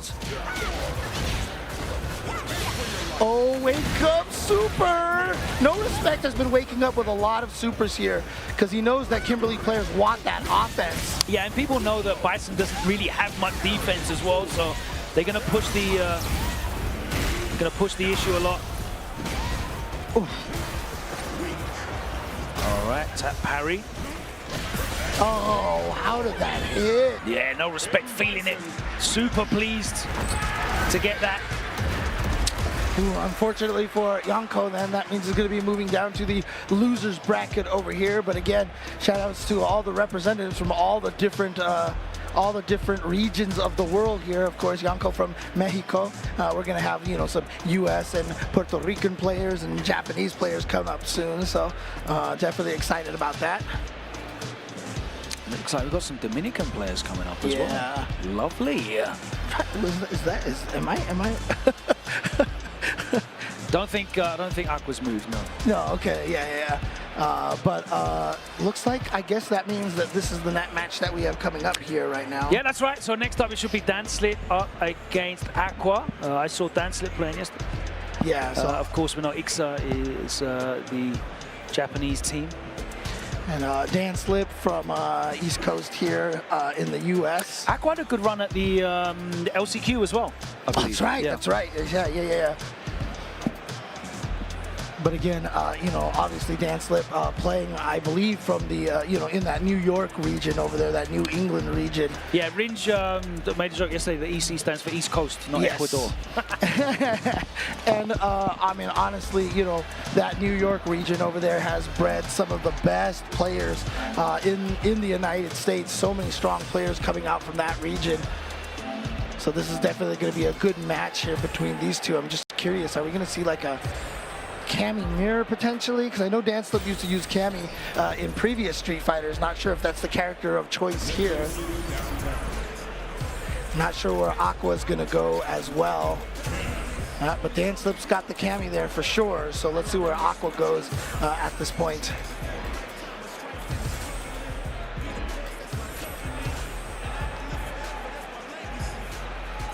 And it almost feels like in this game, it really pays to have, you know, a very, very strong secondary character here. Just because it's just good to throw your opponent off just a little bit. And Aqua is going to go with the jury over here. Okay, okay. Not locked in yet, James. We watched Samurai sit on Luke for 5 minutes and then immediately switch over. So until I see the... look, even when they go to the map... Oh, okay, yeah, you're right. That's what I saw. Right. Yeah, as I said, made a great run. LCQ with that JP. Not many Japanese players have stuck with JP. Not a lot of players in general have stuck with JP, but there are a few of them clearly around. Yeah, and as I mentioned, he's kind of turned more into that character specialist kind of realm, you know. Which I like, you know. And, you know, I don't say that as, like, meaning that he's hard to win with except for character specialists, but now he's just, you know, the people who are good at JP and want to use JP are doing the damage with this character. And I think that's a good place to be for the meta in any game, you know, the characters require real dedication and specialization to unlock their strengths rather than like, you know, I'll just pick the best version of this archetype and cruise to victories. I don't feel like we're there at all in this season, which is great. Yeah, of course, this is a matchup that JP's used to. You know, early on we said that Cami, you know, beat JP. It was just a tough matchup in terms of the traditional route of play of JP. You can't really just control neutral with crouching medium punch because of the risk of dive kick. Her mobility is so good, so you can't just put out your projectile zone in game. Yeah, but I saw a lot of instances, specifically Kakaroo, dealing with cameras. Yep, exactly, and it definitely got to the point where it evened out a little bit more, but oh no, I'm not sure what Danslip pressed right there, but that standing heavy punch from JP, still such a good button, still drive cancelable too. It's as it should be, you know, like it's a strong tool when it hits and it's punishable when you whiff it, and that's all I want to see. You know, if you're spacing it out well, you get your rewards. If you make the mistake or if someone, you know, preemptively jumps it, then you should get blown up for it. You always got to watch out for that neutral jumping medium punch from JP. I don't know if it can actually hit crouchers at all. So that's it depends on the timing of it, right? Yeah, but, you know. That's what I think, but I think it might not even just be able to, it might be flat to not be able to hit crouchers at all. I'm not 100% sure, because I know crouching under it is a very strong strategy. And most JPs aren't going to hit that button that low anyway. No. All right, Danslip pushed back a little bit by that Stribog, did not try to interrupt with that. Reacts with a level 3 for the Tourmalin right there, and it's going to get a bunch of damage over here and some Oki off of this. We've had 3 Camis on screen today with sensational reactions, all 3 of them, Punk, Mizua, and now Danslip showing it. Feels like it's a, you know, it's a common a theme with the Cami players. Oh, that's right. Yeah. So against Flash. So we've had crazy reactions. 4 Camis then. Oh no! Stands him up. Oh, doesn't finish the combo off though. Yeah, I'm not sure if Danslip just didn't believe it was going to hit. He had plenty of time to react to that. So this is going to be, of course, the throw punish right here. But of course, look at the scaling now. Obviously, amnesia. Oh, yeah, that's the ODDP bait, the standard ODDP bait for the JP players right there. This is going to hurt so much damage here. Kaboom! And now Danslip in a tough situation. Reads the jump, forward heavy kick to anti-air. This is going to be an almost impossible comeback. Only the 1 bar of super meter is not going to be enough to make this a 2-touch situation. Oh, and then of course the Reservoir Dogs right there, just sitting there staring each other down. And then both pressing, both doing something at the exact same time. And only one of them coming out on top, and that was Aqua, so he's got game number 1.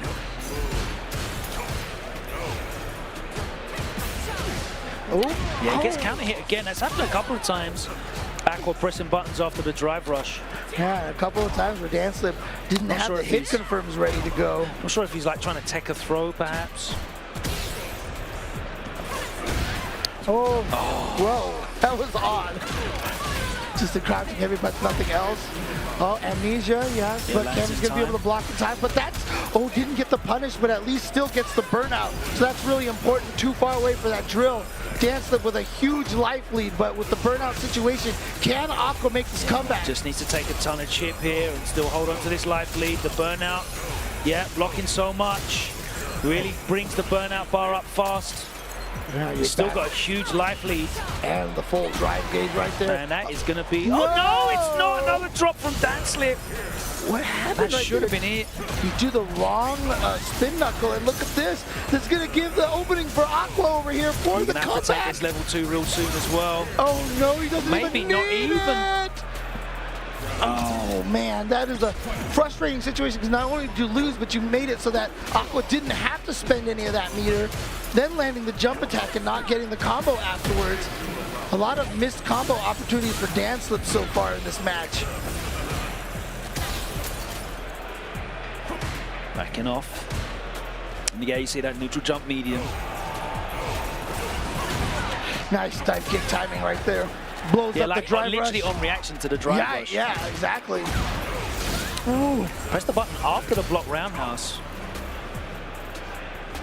Danslip getting punished for it. There's the back throw into the corner. Why does JP have an air throw? Why? Here we go. Pressure. And why does it throw you back? I hate that so much. Oh, right, yeah. And of course, Danslip got caught by the overhead ghost in that Lavushka in the level 2. Jumps and manages to jump out of the corner. Didn't press a button, so no landing frame recovery. That's right. Unfortunately, however, he's still down a lot of life, and there we go. The crouching medium kick out the drive rush is going to allow him to link the combo, and Aqua is going to move on with that JP. Some unfortunate errors from Danslip, leaving damage on the table. Aqua maintaining the composure and able to close it out. There's a couple of instances there where, you know, it really could have gone either way. It was the culmination of a couple of real minute interactions. Right. Yeah, absolutely. So, but again, you know, just showing that JP I still think a very, very strong character in this game. And you know, we've been talking about the balance of this game for quite some time, and honestly, like, top 5 could be any one of like 18 characters or something like that. When I watch Juicy Joe playing Salt Mine in Europe, it feels like JP's very, very viable. Yeah, so. I mean, even at DreamHack Sweden, I think he was one of the highest placing EU players out there. Yeah, did fantastic. He won a World Warrior as well with that JP. Yep. So, you know, clearly this character's still very strong. And like I said, at this point in time, it's like almost impossible. You know, I think you really have to shine a light, though, on some of those interactions that Danslip had that, you know, really cost him. That's true. Potentially cost whole rounds as well. There was the spin knuckle that wasn't linked into the button. That would have been for a kill. There was a couple of instances where he hit a drive rush cancel on block, and then Aqua tried to interrupt with a button or even try and tech and was got counter hit, but there was no conversion from it as well. So a few situations that really would have helped not only get damage perhaps for the kill, but maintain momentum and potentially put that in a situation. Oh my god, look how many buttons. The lower thirds just covered it up. I just saw Johnny's stick. Look at that. What on earth is that? What the heck? Is that that's like a MIDI, you know, like a beat MIDI controller. Wait, are those empty? Oh, they're all filled. Okay. Whoa, but he's got like 900 so holes drilled into that stick. 1, 2, 3 base. Yeah, that's the right amount. He's still got 2 extra buttons on there. Because it's 10, right? Not because, you know, you've got the 2. You got 4.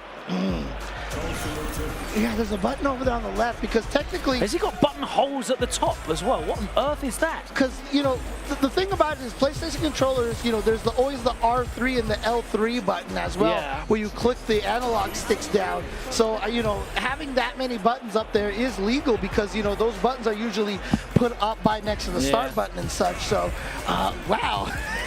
A lot of buttons. And as production accurately pointed out as well, there is just a button by his left hand. Yeah, that's. Right, I wonder if that's a drive impact button or something like that.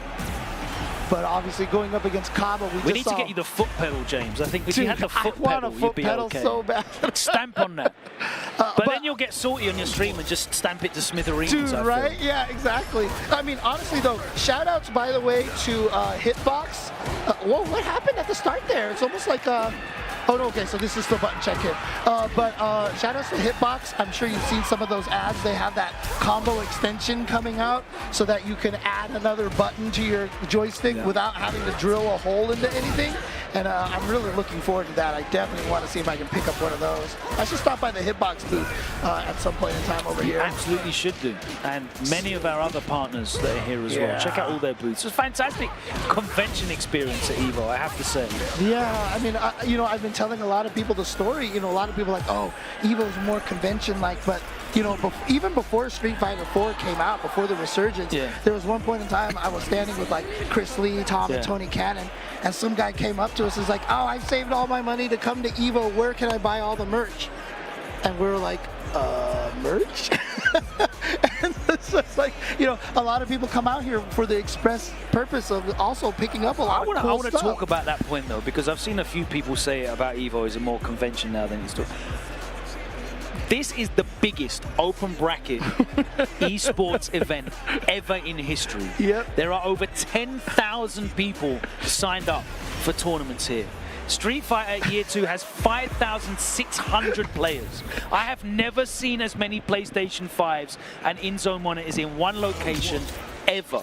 Right. Half of this hall is tournament setups. Yep. And not only that, but I mean, we've all seen the picture of the Third Strike setups over there. Godlike. Shout outs to Paradise Arcade for that setup over there. I loved watching that video with the guy from Paradise Arcade talking about it. Is Kaba using? He is using Jury?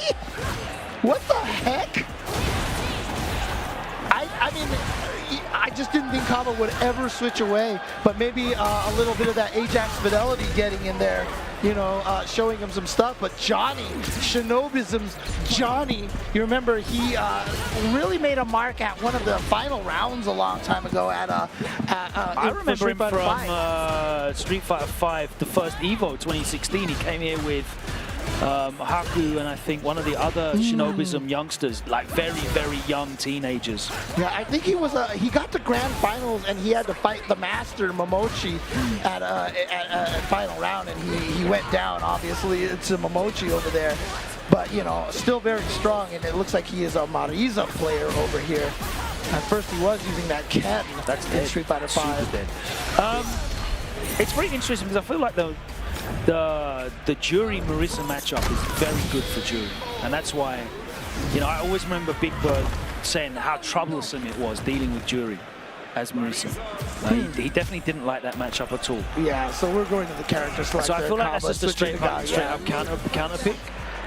But the problem when you go for one of a character's worst matchups is a character specialist will have played that matchup a lot.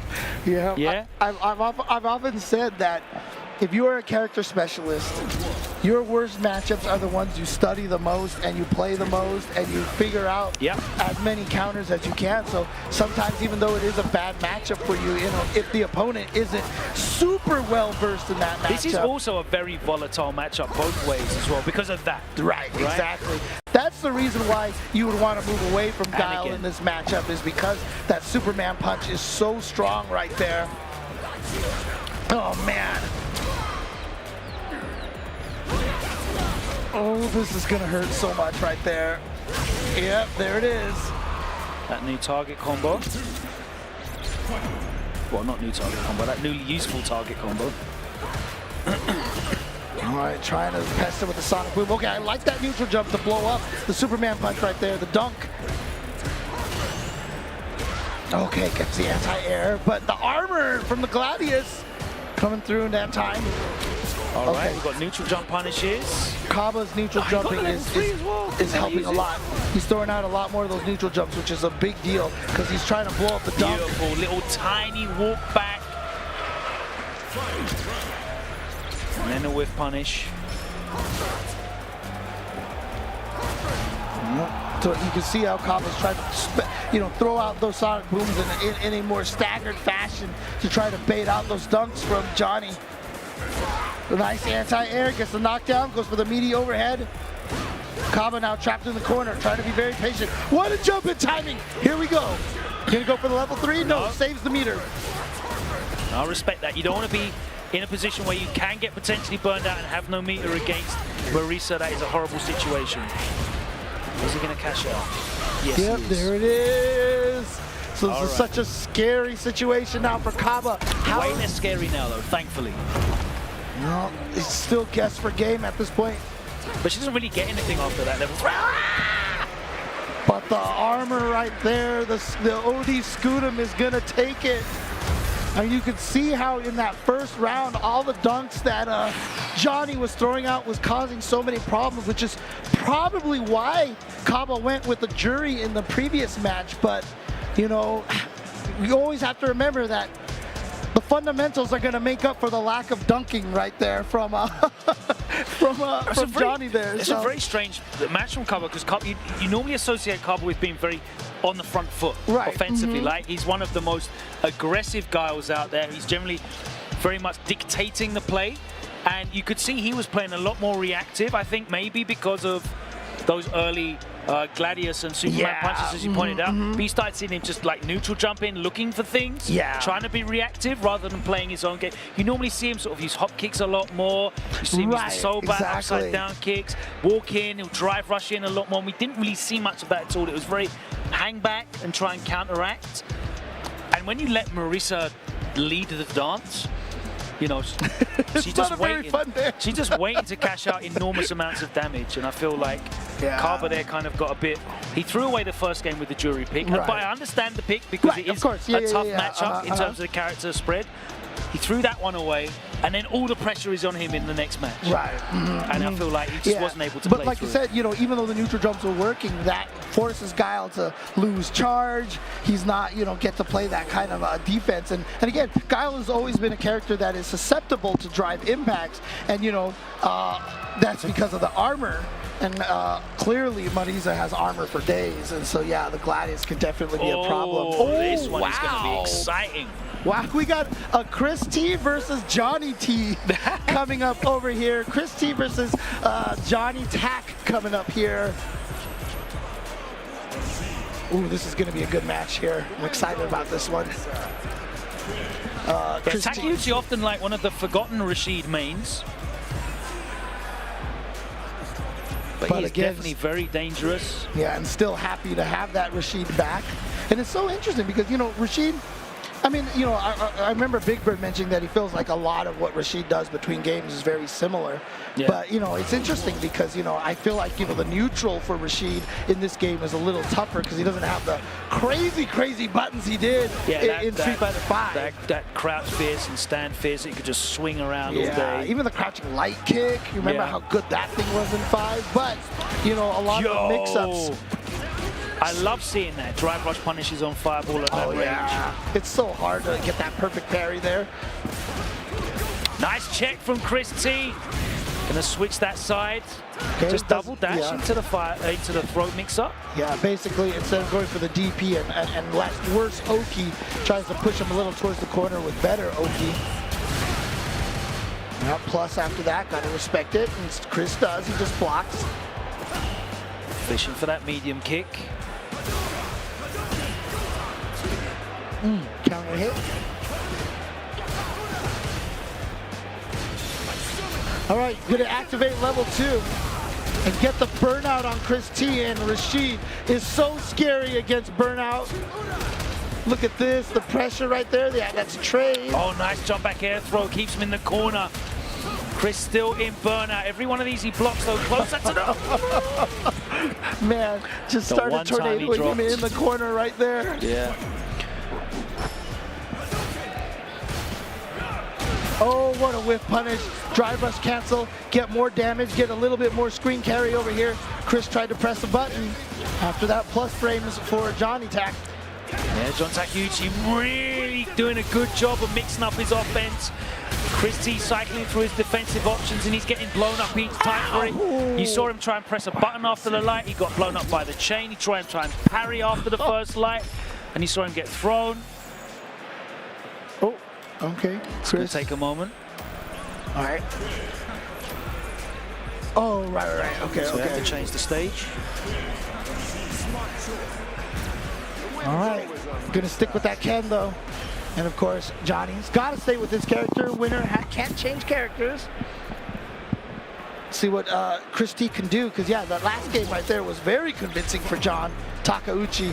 So let's see what Chris can. Okay, nice start with a drive impact. Okay. Yep, some reaction to the whirlwind startup. Yep, throwing something different out right away. Try to change what set of moves he's looking for. Maybe make Takeuchi scared a little bit more to throw raw wind shots. Speaking of raw, right there with the raw Odi mixer right there, but unfortunately it does burn Jon out.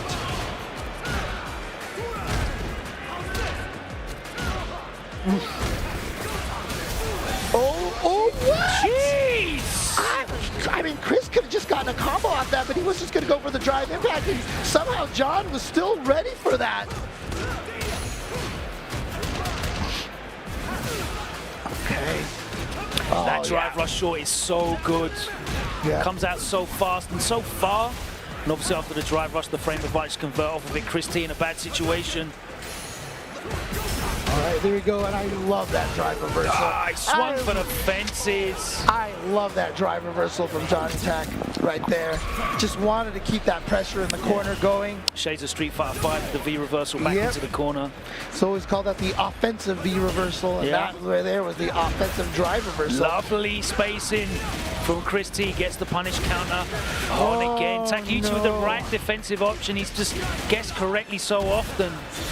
And right there, oh no, he went to the air, it looked like, almost. But regardless, that was great for Chris. Jon Takeuchi is going to burn himself out. Again, burning yourself out on your own, decisions right there. Okay, good defense from Chris, and you know what? Taking one single throw, yeah, hadn't come out yet, so. Okay. Oh my God! Not gonna wall splat because that was a Third time unlucky. No! Oh no! Oh, and the right smile from Chris T. He knew it. He knew he bet it all. Yeah, he just got outread. Takeuchi making some great decisions on defense that kept him in the game.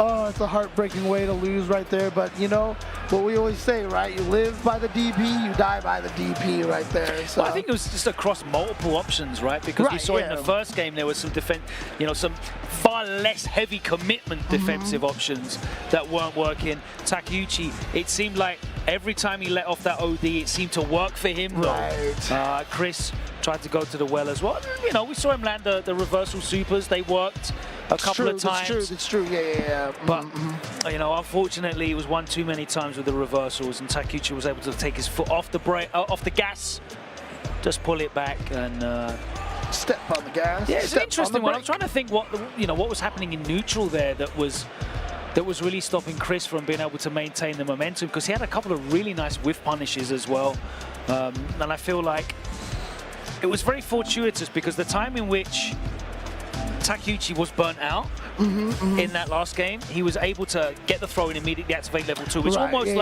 completely negates the fact that you're in burnout, because you're still forcing your opponent to not play. Right. Again, like I said, you know, the beautiful thing about how burnout works is that your offense is still the same. So if you can keep the offensive pressure, it still works. But we're going to have some more matches coming up. Again, another Japan versus Japan match coming up after this break. Noble and Haitani coming up after this short break. I'll spoil it for you because I want you to come back and get ready. Haitani, the senior citizen. We said yesterday when I was on with Ringe that he is now considered as part of the commentary fraternity. Oh, that's right. Yeah. Much like we have welcomed in Justin and also Sherry, of course. And Haitani has also been getting a lot of benefits from that Raccoon Cup as well. Absolutely.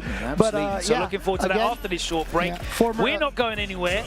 You make sure you don't go anywhere. We'll be here at EVO 2024 Street Fighter 6 Round 2 after these couple of minutes of thanks to our partners.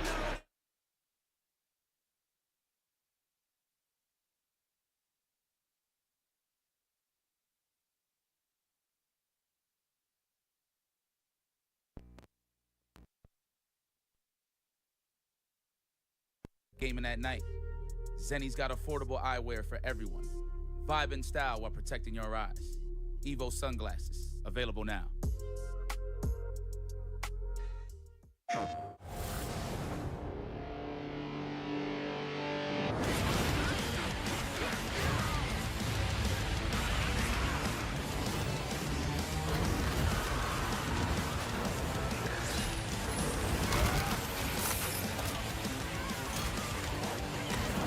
of the battle.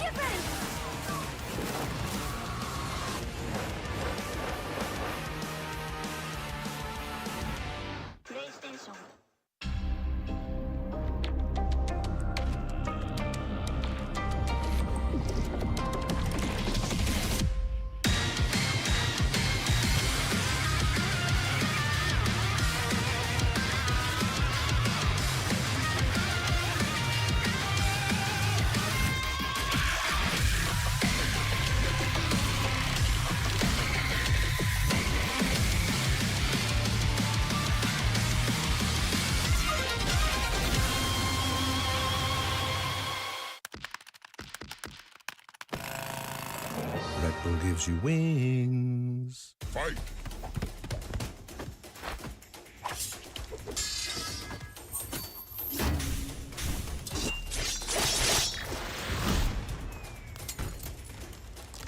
Fatality.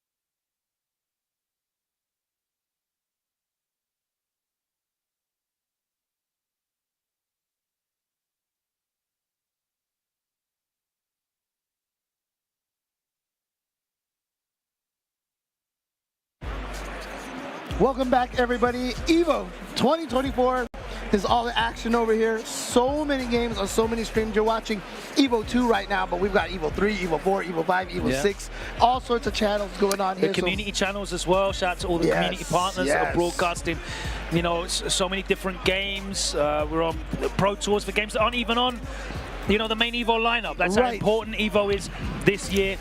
So many players here in attendance, 10,000 plus players signed up, players from around the world. And right now we've got 2 players that have flown in from Japan to compete in this, of course, the first event on the Capcom Pro Tour of 2024-2025. It's going to be Noble up against Haitani. And if you guys remember, Haitani made top 6 last year, so he was one of the guys on the big stage last year, but he did it with the modern Chun.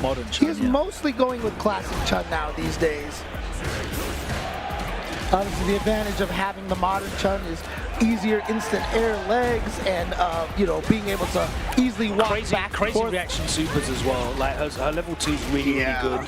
And walking back and forth and getting the up kicks as well, getting the 10 chokeout a lot easier.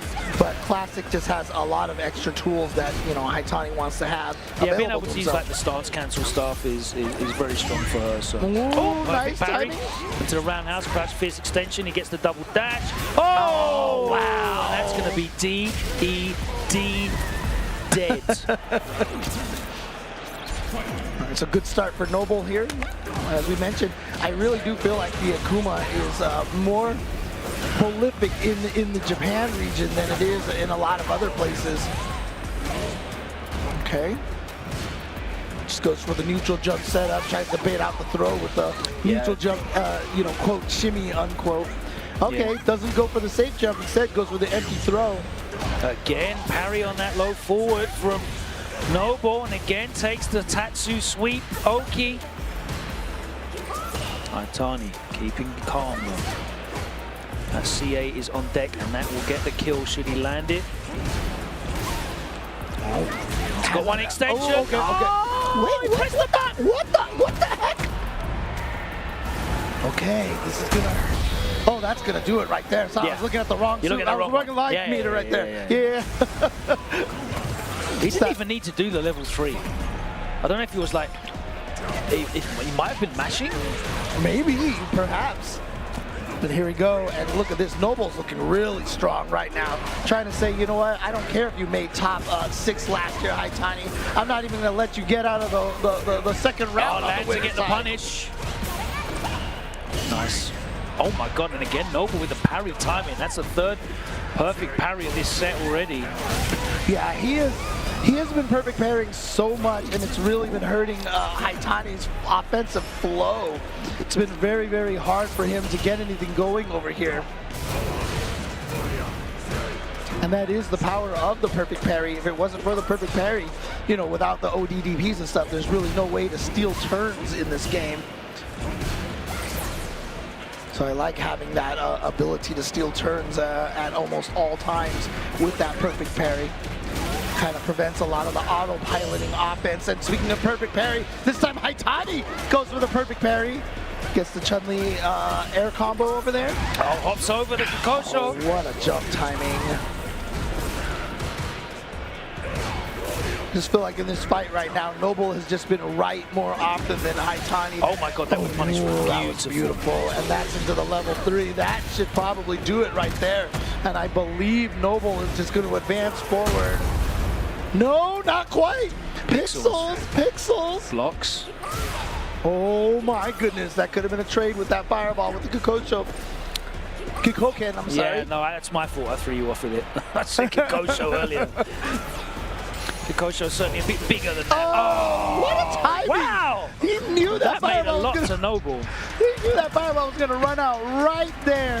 Threw out the OD fireball in response, and sure enough, last year's top 6 player, Haitani, has been sent to the lower bracket, and we are jumping right into the next match here. It's a Chipotle extra match, and it's the same characters. Yeah. So don't get confused because you can't see the players. This is Mochi on Chun-Li against Roxas32 from Indonesia. Yeah, really exciting to see Roxas32 here. I remember seeing him play a lot during the ICFC Asia matches. Yeah, a lot of big names that went on to do a lot of big things.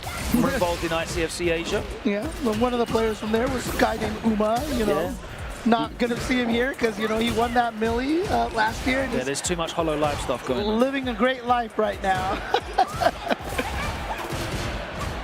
All right, Mochi trying to dictate. Roxas backing off, and I promise you this is different players. It's not the matchup you just saw before that with Noble and Haitani, as much as it may look similar. Yeah, but again, it's just you see how important perfect parries are and why you have to go for parries constantly in this game. Like I said, it is the monkey wrench to throw into a lot of the situations. It's the thing that I actually really love about Street Fighter 6, and I know a lot of players find it really frustrating because it's really volatile, but unless you're burnt out, there's always an answer to any situation. Exactly. And that just wasn't the case in a game like Street Fighter 5, you know? Yeah, you know, Street Fighter 4, Daigo would get a DP on you in the corner, then just jump over with a light kick, you know, and then true stringing you into another DP and chip you out. There's nothing you can do about it. I like the fact that that's gone. You know, there's always an answer. Yeah, Mochi with a nice comeback in that first round here. Nice back dash punish. But yeah. Doesn't go for a side switch option. Yeah. Target combo into the fireball. We see that string all the time from the Akumas. Good spacing on those crouching medium kicks, but then also good spacing for Mochi to know to block at those ranges. Cannot jump that Kikoken at that range. Don't have the frame advantage. And those up kicks, those Tensho kicks are so fast. And there's that poke from Akuma, that forward medium kick, I swear. Such a good neutral tool to have. Yeah. Give me flashbacks of Karin. Right? It's like the exact same animation. Jeez! Perfect parry, so many different options as well. It's not just the same timing. Gets caught by the drive rush medium. That is going to hurt a lot. Roxas spends it. Yeah, just going to go for it. But again, you kind of see the power. You know, I've talked about this on a lot of other streams. The power of having the ability to link into your super, like a Ken can and Chun-Li can and Luke can, because that way you don't have to spend the level 3 in that situation. You probably could have killed with a level 2, maybe even a level 1. But you know, DB into level 3 is the only cancel you can make in that situation. So he's going to come into this round with no meter, so he's not going to really have any ability to make a comeback here because Mochi is taking a huge life lead. Big chunk of life, big chunk of drive gauge as well, of course. Roxas just getting hit in the corner, can't afford that. Yeah, the late Tensho kicks, auto-corrects, and Mochi takes the win. All right, so last time, you know, we saw the Chun-Li go down to the Akuma, but this time Mochi is trying to turn this around, saying, nope, nope, nope, this time it's going to be Chun-Li's day. All right, straight back into it. Oh, I just noticed here, if we're playing offline, we actually have the battle damage on the outfits here. Okay, gotta find the ODDP in between. And again, yeah, if you're close enough, yeah, you can link off of that too. Yeah, very, very similar to a lot of Ken's options. Yeah, that's sweet, setting up. Oh, nice, he just walked underneath. Got a punish. Wasn't able to close it out though. Could have done Tatsu after that. DP would have always worked, of course. Doesn't matter, he's going to get the kill. Roxas. Coming back here with the Akuma. Trying to tie it up. Got to win this round. And he's going to get the juggle off of that. Oh, it's so good. Heavy kick from Akuma is a knockdown, which allows him to get that Tatsu afterwards. Okay, gets clipped. Nice. Yeah, a little double overhead setup. Only +4, so you can only link a jab after it, but still such a good option to have. I feel like it's so nice when you have the ability to, you know, obviously dry rush into overhead works for everybody, but, you know, being able to combo off overheads like that is so nice. And Chun-Li had that pseudo overhead with that stomp into the jumping head. What about if a character didn't have that option? You know, like would they be a lower tier character, would you say, Jon? No, it's just, you know, it's good because, you know, the standard mix-up in this game is the strike, throw, shimmy mix-up, right? It's strike, throw, shimmy, strike, throw, shimmy. As soon as you can add that extra high-low mix-up in there, I think it's just a really nice tool to have. Yeah, it's definitely very good off the drive rush, I have to say. I was trolling you a bit there because Ken can only do it off the run. That's fair, that's fair. All right, Mochi looking to close it out. There's the wake up. He can get the meaty run overhead, right? Yeah. Oh, Mochi, is he gonna be able to kill off of this combo over here? There it is.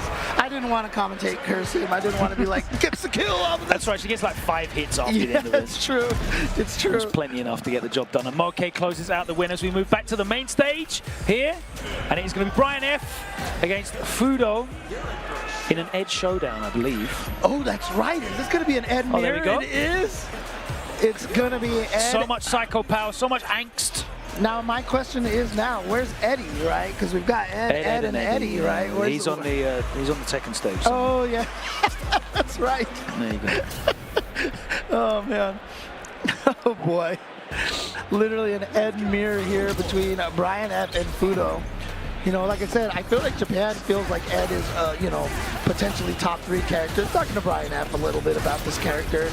Not sure that he's quite at that range, but clearly a very strong character. I think if Brian thought he was top 3, he wouldn't play him.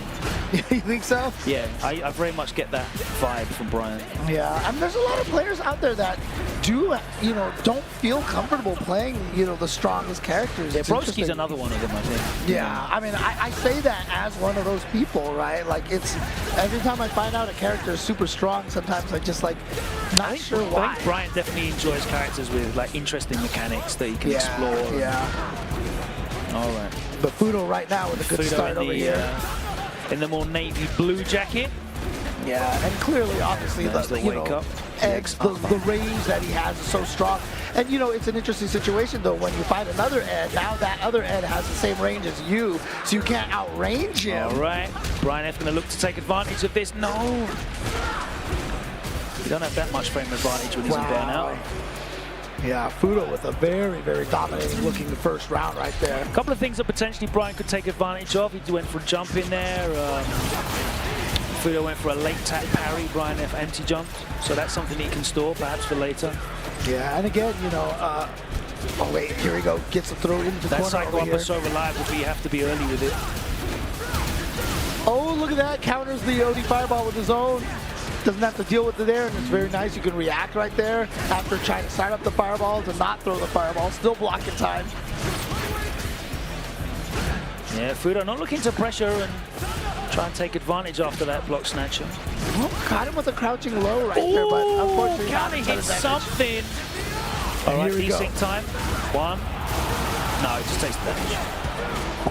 Yeah, I mean, he's so close to getting that victory. That throw is not going to quite kill, but he's right there. And look at the life lead that Fudo has over Brian F right now. And it doesn't really do like steamrolling ludicrous damage as well, so it's going to be really difficult for him to stop this. He's not going to have the health. Yeah. He could have maybe cancelled into. I can't remember. I didn't even remember what he did. Did he have meter for super? I didn't see it. Oh yeah, he had C8. Oh, okay. So he could have canceled into one of those things, and absolutely. I didn't see what the second button he pressed was though. That's the issue. Oh right, okay.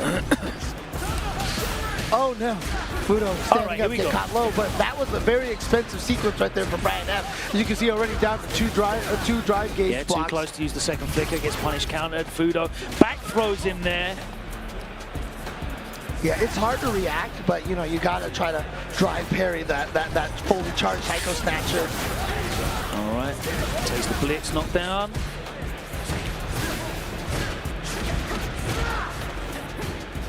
Brian now just jumps out of the corner, but does get caught. He did press the button in the air. Yeah. You saw the punish counter, indicator right there. So, you know, Brian F definitely trying to press a button in the air, and that's gonna put Fudo at match point.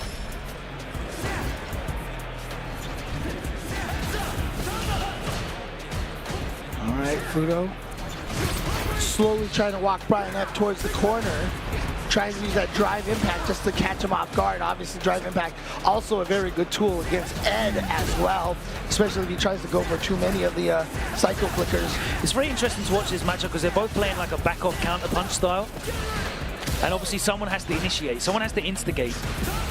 A lot of the time that's just been jump forward from both of these guys. They're not really looking to walk forward. Ed generally is a character wants you to walk into his flicker normals. Right. So he loves backing up. But like I said, the hardest thing about it is when you fight a mirror match, all the ranges that you normally can stand at and have an advantage over every other character is not an advantage in this matchup. Oh no. That time Fudo didn't press, that time Brian didn't press a button. Fudo went to uppercut. All right, here we go. Here's the burnout. What can he do? Is he going to be able to catch him unawares, or is he going to try and do it the honest way? Well, that jumping medium punch, medium kick hits so far. It's like there's so many times where you could try to walk up against somebody who neutral jumps. Oh, gets the counter hit, but no. Yeah, too much invincibility, and he works both ways. I thought Brian pressed the button, but he might have actually was able to carry cancel that into the OD DP. Oh, it's so dangerous right now for Fudo. Oh, yeah. He tried to steal a turn. Alive. He tried to steal the turn after the forward heavy punch right there. That is clearly minus, and so the opponent wants to swing when they're in a plus situation, but Brian F with the restraint to block. Yeah, you can swing for the fences in that situation in one game up at set point. And you know, Fudo's still with that 1 meter right now, so, you know, still has some utilities for himself. Oh, nice check. Mochi gets the throw. Brian F now kind of stuck on the other side of the screen here. Brian F trying to work his way in. Fudo with a drive rush though. And they both back off. This is so funny, just the movement all over the place. It's so haphazard and chaotic almost. Yeah, right now you can see Brian's trapped in the corner. It's also incredibly difficult to work out who's who because they're just swathed in blue and purple energy all the time. Oh, into the level 2, here we go. Should be enough to get the kill. What no, it messed up! Oh, but the throw in the end. Nicely done.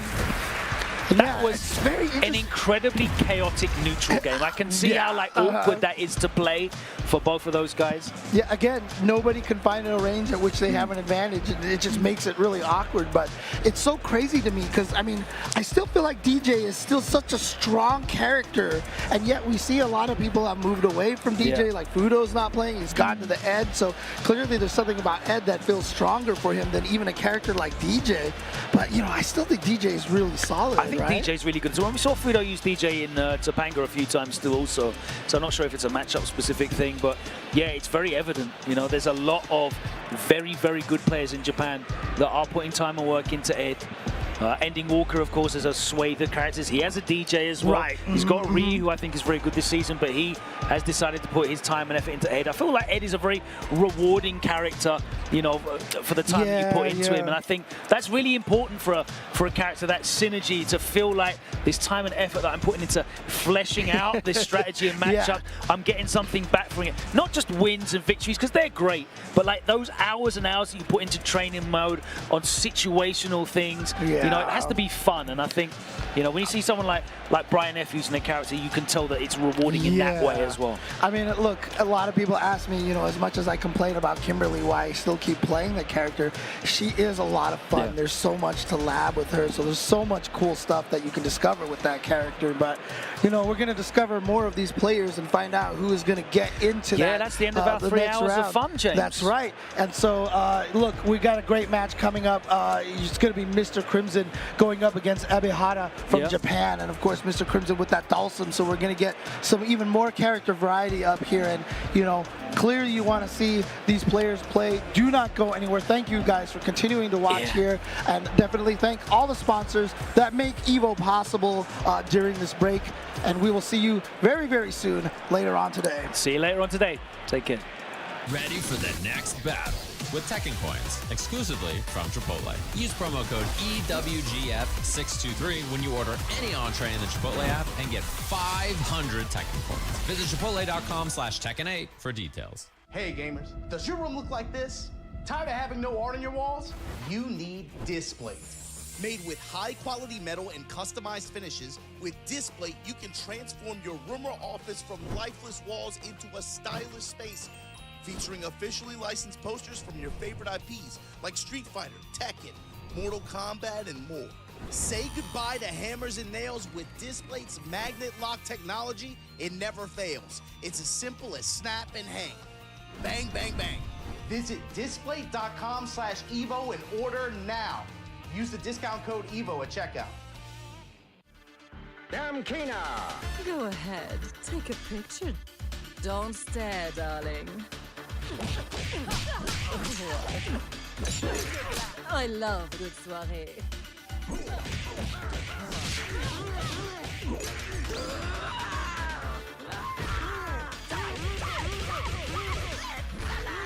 Looks can kill.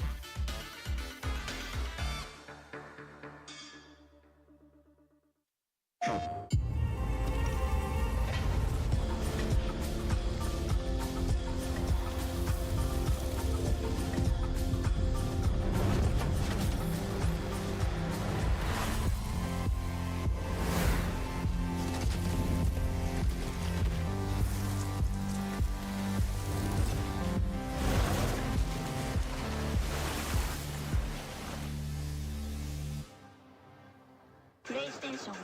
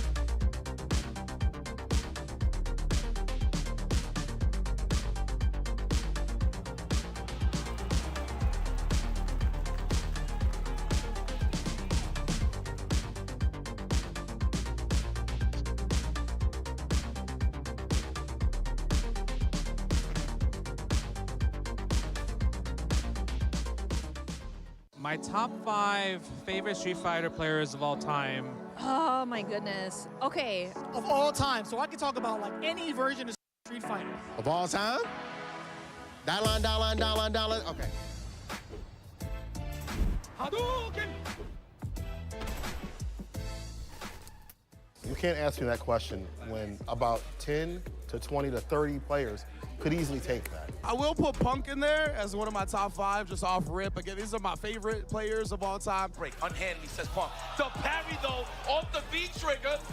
Man, Stun City, one more guess. What's it gonna be? He's got Wake up He's Super. got him. He's got No! And his bravado and confidence in terms of he thinks he's one of the best video game players of all time, but he's always able to back it up and stay in that competitive spirit. How did he know he gets the critical art, sends Jobin out of the tournament? Daigo's got to be on there. Daigo Umehara, of course. Daigo the Beast, of course, of course. Me personally, it's going to be Tokido. Let's get it out of the way. Tokido. Oh, yeah? Wow, this dude, that was amazing. Fighting game is something so great.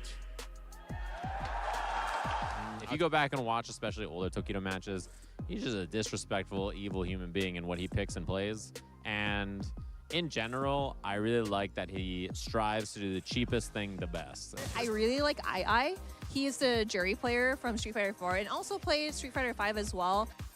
That's when I kind of like started playing Street Fighter 4, is just watching II a bunch, and like I really like playing Jury at the time. So I would definitely say II. Kazunoko is one of my favorites because for his Capcom Cup victory, he was just like, bro, I'm not as good at footsies as a lot of these other guys, so I'm gonna pick Yun and dive kick, and he won doing that. So I admire people that know their own game, you feel me?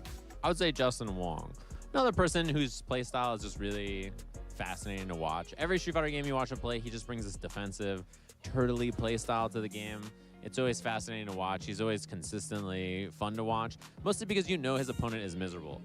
The 5th person is going to be a personal bias of mine, but not a lot of people know him, but I got to throw his name out there because he's the one that put me on the scene, Eddie Lee.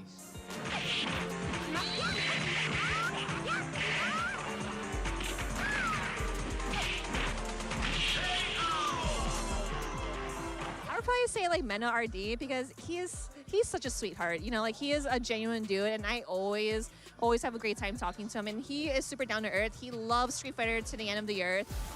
And that is it. Pack him up. Mena RD slaps the ground. Mena RD is also up there because Mena is a great player and everything, but the type of leader he is what really draws me to him. Not only doing it for himself, but he's doing it for his country, he's doing it for the community as a whole. Because of that, he's been a real inspiration to me, and that's why I believe him to be one of my favorite 5. I would say Fudo. Yeah, because when I think about past Evo champions and stuff like that, I like Fudo. I'm gonna give him the nod, mostly because I think he is good at playing a wide variety of playstyles, and he makes me laugh. He's always gonna be someone you expect to do well. Backdash. Oh, the classic birdie backdash to EX. How many times have we seen that?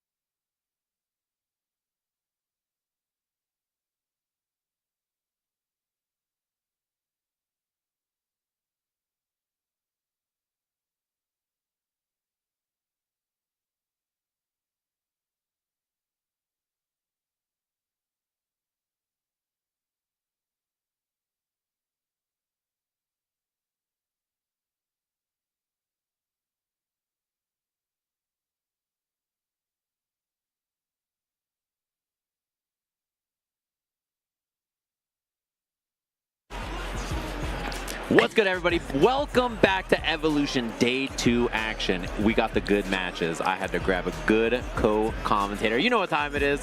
Tasty Jam in the building. We got the good matches. The round 2s all the way down to the top 24 good stuff that we have for you today. They're already on the stage, ready to go. My gosh. We got some good matches up here. Mr. Crimson. Monsieur Crimson. Matsu from France, of course. Thank you to Damascus for teaching me. Up against Ebihara. So I'm gonna tell you right now, I've been waiting to see how Mr. Crimson like brings this Dawson into the forefront, right? Still sticking with the character and obviously still struggling, but also we've seen this in Street Fighter 5 as well, stuck with the character all the way through, and it always turned out in his favor, especially in the later years. But let's see what happens. Yeah, and both of these characters are represented in both of these regions, by the way, right? So Ed is really, really popular, obviously in Japan, a lot of people, but the EU has Ending Walker, right? And same thing with Japan, they have Dawsons like Torimeshi and Mochi that are really, really strong. So, you know, there should be familiarity here with both of them. I mean, what, Fudo's getting in there too with the Ed. There's quite a few of them. Ed's looking really strong too, and I've been seeing quite a few myself. And look at this lame game right here by Ebihara. My dinner date buddy Fudo, love that guy. Right? Rocking the Ed as well, trying to sweep the limb. He almost caught it right there, by the way. I like how ready he is already, though, to kind of deal with that stretchy limb issue, especially when you're full screen. And that's probably a lot of times you're going to be your only way to get in is to clip one of those limbs. Yeah, a lot of this matchup for Ed is hanging out in that range using heavy flicker, heavy kick, trying to air-to-air with medium kick and stuff like that, and trying to catch these stray hits. Time to make it in. Into the corner you go. Yeah, you see him whiffing that heavy kick from Ed, trying to catch that space. He can also jump in air-to-air with medium kick or heavy kick that hits above his head. Bro, it has so much range, man. And people use it as a legit anti-air, which I never thought that I would see happen after like actually playing the character. I was like, no one's ever going to use this. And I'm like, oh, wait a minute. This is actually pretty useful. Throw into the corner. Wait a minute. Here comes the pressure. Ebihara gets it with the throw. And the thing is, I love the fact that he's willing to play like this slow-paced game versus Dawson, because I feel like that's the only way you're going to be able to keep the advantage. Yeah, I was going to say, Ebihara played that match so slow for 60 seconds, right? Like, he actually was just big chilling. And as a Dawson player, you don't want that. You want them to like try to approach and like get frustrated so you can get some damage in. Perfect paying those limbs. A lot of people can do certain limbs on reaction too, so you have to be very careful about what you hit as Dawson.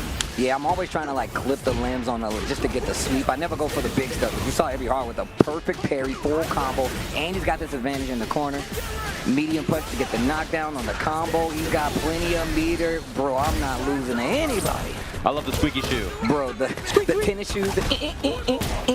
That's how you know he's digging those feet in. Game 1, Ebihara here. Really, really strong showing. He caught Mr. Crimson trying to back after hold up twice there, right? Thinking that the throw was going to come in. And the end of the last game was double throw, right? So he has throw in the corner, and then now it's just jab meaty, so. And it's really scary. The thing about fighting Ed, I feel like I'm up close to Ed. I feel like his poke strings are so strong, especially because you can go straight into the flurry and possibly get the knockdown and just really have to be cautious up close to him. So I feel like the minute that Ebihara gets past that, like he's really going ham. And that's how that first game, it feels like, played out for him. But we're going into game 2. Yeah, we're going to see this Ed character a lot this Evo for sure. He's really popular by lots of top-level players. They've all swapped over to him. That's a punish there. No, Ed is definitely one of those characters. I was talking to Brian F. I'm like, yo, so it's only Ed, huh? He's like, that's all I got. I feel like that's everybody at Evo. Everybody's got it Ed now. I know he said, that's all I got. Yeah. He leaned his head back and laughed after the Brian F. laugh. But yeah, I mean, he's a really solid character. I think he also lets you flex as a player, your execution, your understanding of different things. You can do the cool level 2 combos. I love the bait there from Mr. Crimson into the heavy punch to get the whip on it. Oh, speaking of bait, bait to throw, big combo damage, and his combo damage using super is so high. And he has lots of hits like that where you can convert EX into level 2, and also training the drive gauge here. Ebihara, very likely to get burnt out if he doesn't do something like that jump, so he kind of feels forced into action, and now this is a really tough round to win. Oh, this perfect spacing on the slide into the DI, gets the stun, punch him, slap him, that's gonna be around. Beat him up, grab his noggin, the schoolyard tussle. Right? The leisurely slap at that, bro. That's the mom slap. Didn't I tell you? I'm like, yeah, you know what? Damn, you're good. That was powerful. That sounded like the 2XKO tag noise. That was like, wait a minute. I'm a big fan of digital claps. I don't know what it is. You put it in the song anywhere. I'm like, yo, was that a digital clap? Nice. I like that check from Ebihara trying to make it in there. Not let him throw those fireballs for free. And you can see Ebihara is actually like setting a button in front of that drive rush and it's throwing off Mr. Crimson a little bit. So he's actually getting clipped. And even if it's no big exchange, still keeping that momentum and willing to play the lane game full screen, getting pushed into this corner by Mr. Crimson. And man, this war of attrition for drive gauge has been the last like 20 seconds here. Mostly just trying to swap their meters back and forth to try to get something going here. Charge flicker, he gets away with it. See, this is exactly what I was talking about. Goes for the high, then goes for the low, gets the knockdown in the corner. Mr. Crimson trying to fake him out with the floats in the corner. Yeah, and that EX Comet also, and his drive gauge is getting pretty low now too. Eats a couple of throws. Ebihara on lots of resources here too, so it's very scary to get hit. Ed gets away with a lot of throws because of stance. You see him hold that flicker. So a lot of times he can just fake it out, dash rush in, or not dash rush in, but just you dash in, get the throw, get the knockdown. Like I said, strings him up. Caught the hit. He could have converted right there and got the kill. Instead, just a pixel. Does he go for a DI or does he just play it honest? Medium kick is coming though. Okay. I like that he kept it tight right there. He just stayed close, crouching line kick. You know, he didn't want to go for anything too big on the throw bait. Man, Ebihara is really playing this well. Oh, nice. Stops the drive rush early just to get the low in there. Yeah, and then Ebihara looking for the guest parry after. I love the empty jump to try to maybe make the anti-air whiff or get in there in a sneaky little way. Mr. Crimson scouted it. That's a big knockdown early from Ebihara. Goes string, and this is exactly what I was talking about. Close actually makes more distance between the two. Playing the lane game even more so. Perfect parry. Gets the combo once again.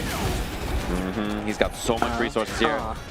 Couple of throws, a couple of hits here. Very scary for Mr. Crimson. Yeah, he fights out very well. There spends a level 3 to fix his drive gauge as well. Okay. This is really good. As I say, getting back to the green. Yeah, you got to do it.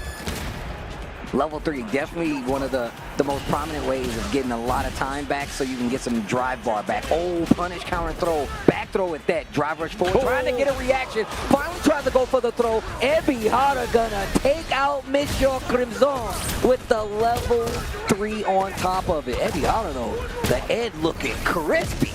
I love the double dance in his face like that, just pulled up, pulled out, and I mean, that's what you have to do, right? Because Ed, he doesn't have an overhead. Yep. He doesn't have anything like that, but he's really good at attacking your drive gauge, and his throw baits are really strong because he can get those plus frames off the flicker, pull you in, he's +4, and he just says, what up? You know, gets the throw bait down the hustle. He just runs in afterwards on the drive rush, you're just dead, you know? And I'm glad you was talking about drive because level 2 is always a threat. I feel like I look at it as Rashid level 2. I'm like, all right, how much drive bar do I have? All right, if he gets anywhere away, I know the level 2 is coming. He's going to try to build that space. But there's so many variable waves I've been seeing, like how people have been playing Ed, how they approach the offense and the defense. That lets you know he's a very strong character right now. Yeah, I think my favorite thing to watch in the game right now is Mochi Ed. Yes. I think like there's, you know, it's funny because I thought Ed was so whack in the last game. There's nobody that thought Ed was cool in the last game except for Indy Walker. He was the only one, and everybody on the planet is now playing this character in this game. He's so cool, man. They did a really good job with his redesign. I'm gonna tell you right now, I'm trying to buy that jacket. I want it in the exact oversized so I can roll it up on the elbow. That's what I want, and I need to live in a climate that actually lets me wear that jacket. I need that too. I feel you. The only time I get to wear any of my hoodies are inside convention centers. Yep. Because it's like they're pumping the AC in here, and I'm like, all right, I can do this. We got a sick match coming up, by the way. Twisted Minds Oil King up against Dr. Danny Pham. So the cool thing about this, I was going to say, is that Danny, as a lot of people know, is a Zangief player. He is very, very solid. And you know, Zangief in this version of the game, he's way better than he was before, right? So he got some much needed love, a lot of buffs that he really needed, honestly. So now we get to see him up against Oil King on the Rashid. Man, look, I think it's funny because, look, Oil King and the Rashid, I feel like this is the return to form because he didn't have Rashid for the longest time. Yeah. And now has been able to put a lot of time in with the character. I mean, we've seen Gachikun as well, but Oil King synonymous with Rashid as well, right? Dude, the matches we have coming up next are so good. We have Noah versus Ryuichi, and then Juninho Ross versus Big Bird are our next couple of matches. I'm spoiling you guys ahead of time because the matches are so good. And this is the last round 2 match that we're going to get today, guys. We're moving on. To we round got 3. to crown a winner.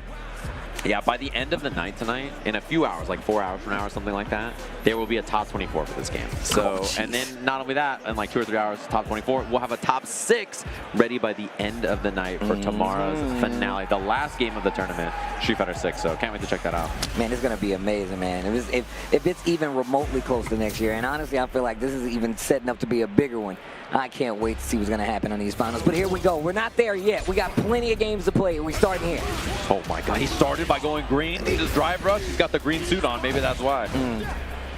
I haven't seen Dr. Danny Fan playing quite a bit, but Zangief is definitely really strong. He's always had the commitment to play the character anyways. Oh, big combo drop there from Oil King. I like the juggle attempt. Yeah, I've seen Danny at the tag. You've seen his name, Salon. There's a tournament up there. I think they do it monthly up in Seattle. Really, really strong players up in there. People like Christy CH, which I'm sure a lot of you guys are familiar with. Danny's up there as well. A lot of really strong talent. So, man, he is baiting his drive gauge for free, and he just gets the burnout because of it. Man, I'm glad that people have taken to that. Just, you know, faking out the drive bar and making them spend all their resources, because right now, you're in danger. Yeah, and this round is looking unwinnable here for Danny Pham. It's Enhanced Tornado. Chip is a big problem now. Man, Oil King's playing that perfectly. He's like, oh, it looks like you're a little thirsty over there. Let's throw more wind. He made that an unwinnable round so quickly. Nice counter hit confirmed, by the way, right there from Oil King. That wouldn't have worked from that range on regular hits, so he got the better confirm with the crouching medium kick. Gets the throw, jumps out of the corner. I didn't know what I was going to see, but I thought I was going to see a splash there. Didn't commit. Oh, wow, tries to go for the knees. Nice OD mixer, and now the level 2. I'm winning the neutral. Yep. It's me now. It's me. And it's there on top of him for the mix. Oh, he doesn't go for the mixer there, the enhanced mixer with a tornado. He instead saves it. Danny does not get baited on the throw. Now there's a huge chance, and Oil King spends all of his resources. The patience looking a lot better for Dr. Danny Pham, but the life bar not helping him out. Oh, I think he missed right there, and now he's got to walk him down. Still no meter, no drive gauge for Oil King for a bit here. Yeah, and still won't have to hold it, but the stand medium kicks. Harassing over and over and over. And the drive reversal right away, his drive gauge is back. Now he can spend it, and Danny's going to be in burnout here very quickly. So he was forced onto action, and Oil King just keeps that string nice and tight. Precise. My man had a game plan going in there. Yeah. Oh my. Drive rush overhead at the round start. He convinced Danny to sit still. That's crazy, man. Oh, try to parry on wake up on the 50-50. Just goes for the throw. Punish Again. Oh, baits the throw this time. Finally goes for the jump. Danny Pham not looking for it. Oh, he hit the hard combo level 1? Yep. Oh, not enough to kill, but that was a sick route, and Oil King looking locked in right now. Danny running back now. This is your chance. This is your time. I believe in a world. Oh, not this time. Not this world. His Another impact world. got dry. It happens to the best of us. It happens to the best of us. And you're messing up that nice suit. Oil King with the delay there. Maybe DT. I think he was trying to bait something from Danny, and Danny just didn't bite. Just delay throw. I love the fact that Danny is really able to commit to this slow-paced game. You really don't have a choice with Geeb versus Rashid, but just the fact that you know it's going to take that time. And a lot of drive gauge loss from Danny there. That's a big win, getting that cross slide kick, yeah. OD mixer this time. It's time. The win. It's all. I win. The neutral, that is. On top of the tornado? No. Not quite. Oh, this is big. And now the tornado. It's gone. And he gets the enhanced jump out of the corner with it. That's a huge win. Oil King now back in neutral, but all of his meters gone, which is honestly huge for Danny. I mean, this is winnable for Danny now. Oh, he's jumping up down. He's realized that Oil King's not going for the anti-air. Hoping he was going to try to go for a throw, punish, counter, gets the rush, and reset. That was so smart. Danny Pham making sure Oil King's not asleep at the wheel. You think this is a Tesla, bro? You gonna drive? It's going to drive itself? The greedy goblin, he saved the bar. Oh, and he caught him right there. Okay, that's a big win for Oil King. Escaped that mix-up scenario this time. Plus on that, always plus on the knee and the reset. You have to be careful about how you throw tornadoes also now, because Danny's got that level 2, the level 3. Oh my God, for the fans. I love this level 3. Get up. Dead. The punish counter level 3, and Oil King was already taking a drink knowing he was dead right there. Look, man, I'm gonna tell you right now. The fact that, like, I'm not in the yellow part of my life bar and I'm still afraid when he has level 3 should tell you everything you need to know about Zangief. He is a spooky man with that much meter, and Danny with the offense now. And look at how this game is completely changed up. Danny has kept the pace, kept it slow. Bosh! Dynamite right out of the air, catching him. Oil King in trouble. Back to the wall. Danny Pham looking like he's gonna take the round with a perfect. with a perfect. Oil King had so much momentum, man. He was about to win the set, no problems. And we were going to be like, well, Danny tried his best. And suddenly, it's set point Danny Pham. Holds the parry on wake up, going for the throw. Real smart for Oil King right there. Danny Pham has definitely been going more to the parries. He's got level 2. He catches a sweep. Does he bait anything? The little delay. They need a perfect parry after on the minus frame. Spine buster. Oh my God. Okay. Oil King's out of there. Win the nooch. Wind the nooch. Wind the nooch. Enhanced mixer. Fine with that. I like it. Oh, once again gets the counter hit, confirm it to the level 3. Is he dead? I don't think so. Is he dead, James? Where are you? I don't think so. I think he's got a little bit to go. Okay, it's cool. But there's no meter from Oil King either. And Danny took a lot of space, so he didn't get drive impacted into the corner now. But also, he's looking a little dry. He's in burnout himself. Yeah, but he's about to be out of burnout, so Oil King has to act fast here. Gets the throw. He's going to be able to do a little damage without a clean hit. This is going to be so much harder for Oil King to close out. Drops the combo. Danny Pham. Oh, he missed the drive rush. That was supposed to be a drive rush confirmed from Danny. Instead, now Oil King gets to run away for a while. He can combo off this. He has level 1 as well, but he's not going to spend it. The mix-up, it's safe. Oh! Oil King running while his drive gauge is coming back. He's got to run until it's there. Bro, my man just walking into level 1 is going to hit this guy, Oil King. The patience. Oh, man, and that momentum ripped away from Danny. Oh, God. No meter, and he gets the sweep. That's not that bad. It could have been a bigger punish. Punish counter throw right after it, though. Enhanced mixer. Now he strips the drive gauge. Both of them really low already. Burnout's a threat for both players.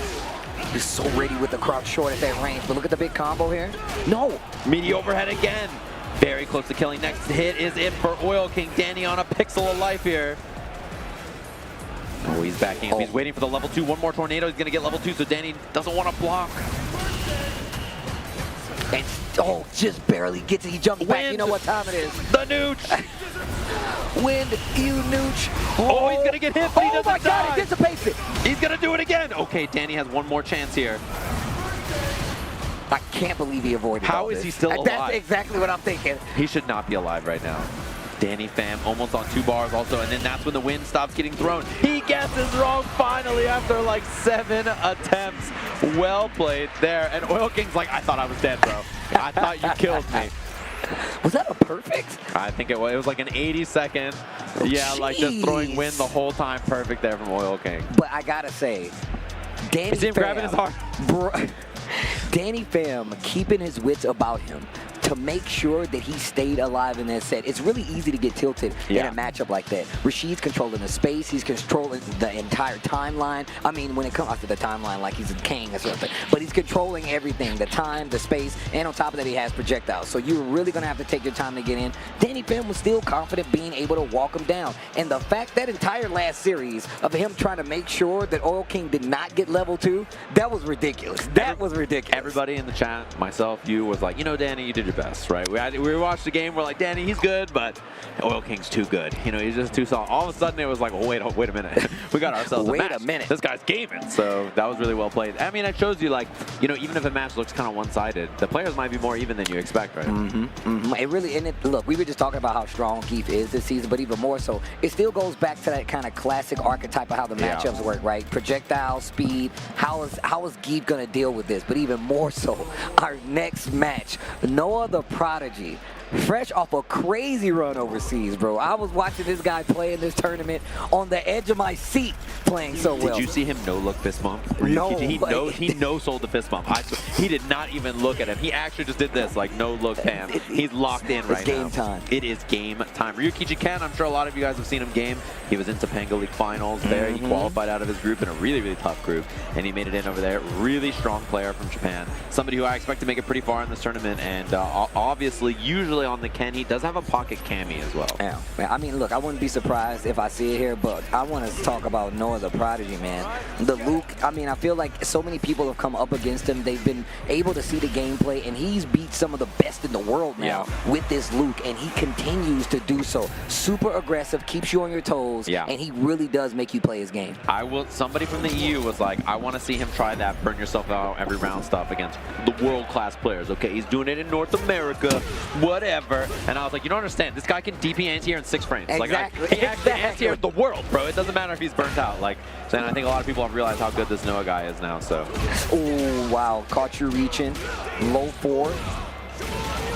Here we go. Ryuichi can. Meaty stuff in the corner. Oh, wow. Double strong. Gets Noah to swing. Here comes Noah, though. Noah has these swing rounds where he's like, I don't know what he's going to do here. And then all of a sudden he gets a couple of back throws and you just don't know what's happening. He's wily. He's really hard to keep track of. He's going to do stuff you don't expect like that. Like whip, do the knee, and then immediately heavy knuckle is not something I'm sure he's seen from any other person before. And now you're playing Prodigy's game. Oh, wait a minute. Stand heavy, gets the enhanced uppercut, excuse me. Oh, Chip's a big problem here for Noah now. And the jump. Yeah, he had to force the issue there because he didn't want to get chipped. Very patient. And the thing is that you have to do that against Noah every round. Yeah. You have to win those kind of scrambles where he's forcing against you and burn out every round, and it's really hard to do. Yeah, because you kind of have to dissuade him from playing his game, and that's how you do it. You have to take the wind out of his sails the minute he gets there. Gets the counter hit, tries to go for a throw. That's trouble. Enhanced Tatsu takes him all the way to a corner, and then another one. Looking for that guest parry, and then afterwards, immediate DP. And my man spent a gripper drive just to get out of there. Man, Ryuichi has studied the tapes. He looks really solid in this matchup already. I'm very impressed with some of the answers he's had. Gets the throw. Oh, burns himself out. We talked about this. Then goes for the parry instantly. Ryuichi not even sweating right now. Yeah, you can't drive. In fact, that nicely does do the defense from Ryuichi. He's going to get a juggle here. Not enough to kill, but looking very solid. And Chip's a big problem for Noah here. Don't test the react. Yeah, don't throw a fireball. Dude, I'm so scared. Oh my. Oh, I would have level 3. I would have level 3. I swear to God. I would have did it. He reacted with DP inside. I wonder if that was level 1 attempt from Noah, but he was fast. He did have it. He definitely have it. He was up in the air by the time the uppercut got there. Yeah, he was. And he is already rematched. He's locked and loaded, by the way. But Ryuichi, I have to say, very impressive first game right there. He stayed very composed. It's just whether you can keep that composure long term against Noah. I like how you said that. He definitely studied the tapes because I've seen Noah unearth the best players just by being like rambunctious, all in your face, trying to make you play his game. And some people take that bait, just like you take the bait of the throw right there. And this round, the second game, looking crazy different right now. Wait a minute, Ryuichi with the perfect parry, side switch with the Dragon Lash. Caught him jumping right there. This should be the kill. He drops the perfect knuckle. Uh-oh, uppercut. And now you in threat of getting burned out. You tried to go for the throw, but he's only got one bar. The wake up not going to be enough because that's a meaty fireball. And now you're stunned. That should be the round. Ryuichi plan is perfect. And Noah was ready for that level 1, 2, and then immediately Ryuichi scouts it with the meaty fireball. Love that. Nice whip punish from Noah there. Lots of scale damage because it was a stand light. Man, he is swinging. Noah with the whip and then immediate the perfect parry attempt after in the front. Oh, the jump heavy. Gets the full combo confirmed into the level 3. Not afraid to spend it. Knows that this is set point. And the burnout is a big threat here for Noah now, which, I mean, honestly, he burns himself out a lot anyway, so. He was born in it. He knows how to fight here. He might not get a chance, though. The jump out scout, and man, Ryuichi can so strong. Man, he played that set incredibly, and you could tell that he was ready for Noah. And that was one he was a little worried about. Afterwards, he was like, oh God, I did it. Man, look, I don't blame him, and you definitely can see the stress kind of go off of his face. And Noah was locked in. You know Noah was like, I'm about to come in here and make you play my game. Right. I'm going to change the thermostat to my favorite temperature, and you're going to sweat, not me. It's actually, but not going to be able to take it. Ryuichi's going to move on. Noah the Prodigy is still alive, but we got more games for you guys. Yeah, we have Juninho Ross versus Big Bird. That's our next match on stage. We're going to take a very short break. We'll be back with more Street Fighter 6 in just a little bit. You're really making all of this by hand. Oh yeah. The avocados are hand mashed, the chips are hand tossed, and everything is made fresh. You make it fresh every day. Yes, every day. The Chipotle way is we make it fresh every day. Sounds delicious.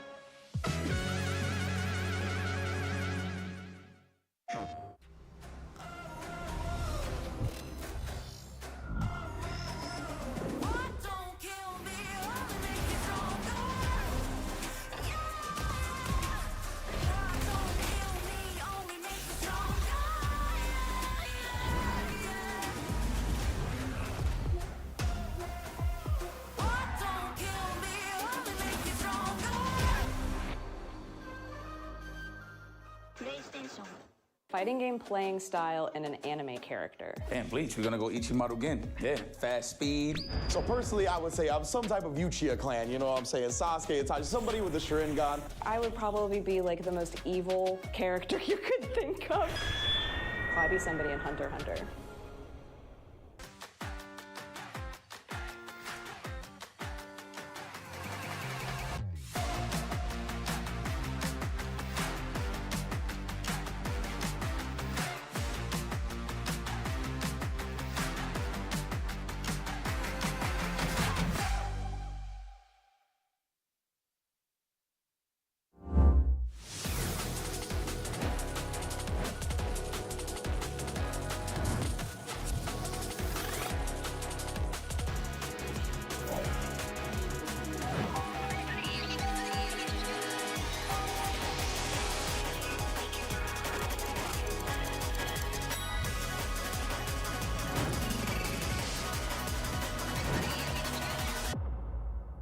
Dude, why'd you put your new rig in the basement? Didn't you hear? Bill's a gagillionaire now. Basically, my new connection is so strong I can game anywhere. Check it out. We've got gamer rocker, gamer floaty, gamer couch. Whoa. It's got wheels. Gamer bench, gamer throne, and gamer mower. What's that? It's hard to game while walking downstairs. I get it. That's smart. Live like a gagillionaire with low latency everywhere. AT&T Fiber with All-Fi. EVO 2024 Street Fighter 6 continues. This is now round 3. We just ended the rest of round 2 here, but we got plenty of games left for you guys. Sayjam, Tasty Steve holding it down. Boom! And we got a crazy match for you guys. Big Bird, Jon Orus coming up, and this is about to be a banger. Yeah, and these are the matches that are trying to qualify people into top 24 pretty quick here, right? So this is going to be a wild one. Our next match, Xiaohai, the 2024 Evolution King of Fighters champion. He just won this morning, by the way, up against Yamaguchi. Still in this Street Fighter tournament, still in winner's side. Are you nervous? He's probably asking. Nervous. I need that on a shirt, like ASAP. I might have to make that shirt myself. I think I might have to. The match after that, Knuckledu versus Pugera. Oh my God, let's go! Bangers. Banger after banger. Here we go. Brazil mentioned. We got Jon Orus. I'm sure everybody out there is hype, of course, up against Big Bird. Obviously representing opposite sides of the world here. Brazil. Beautiful thing about EVO, man. It really is an international affair, bro. Oh, big jumping heavy punch right there. Oh, caught him with the plus frame. Just could be good damage here. Big Bird, very long drive gauge, so he just backs out, and that's the burn right there. That was so good. Spins the OD, tries to go for the DI.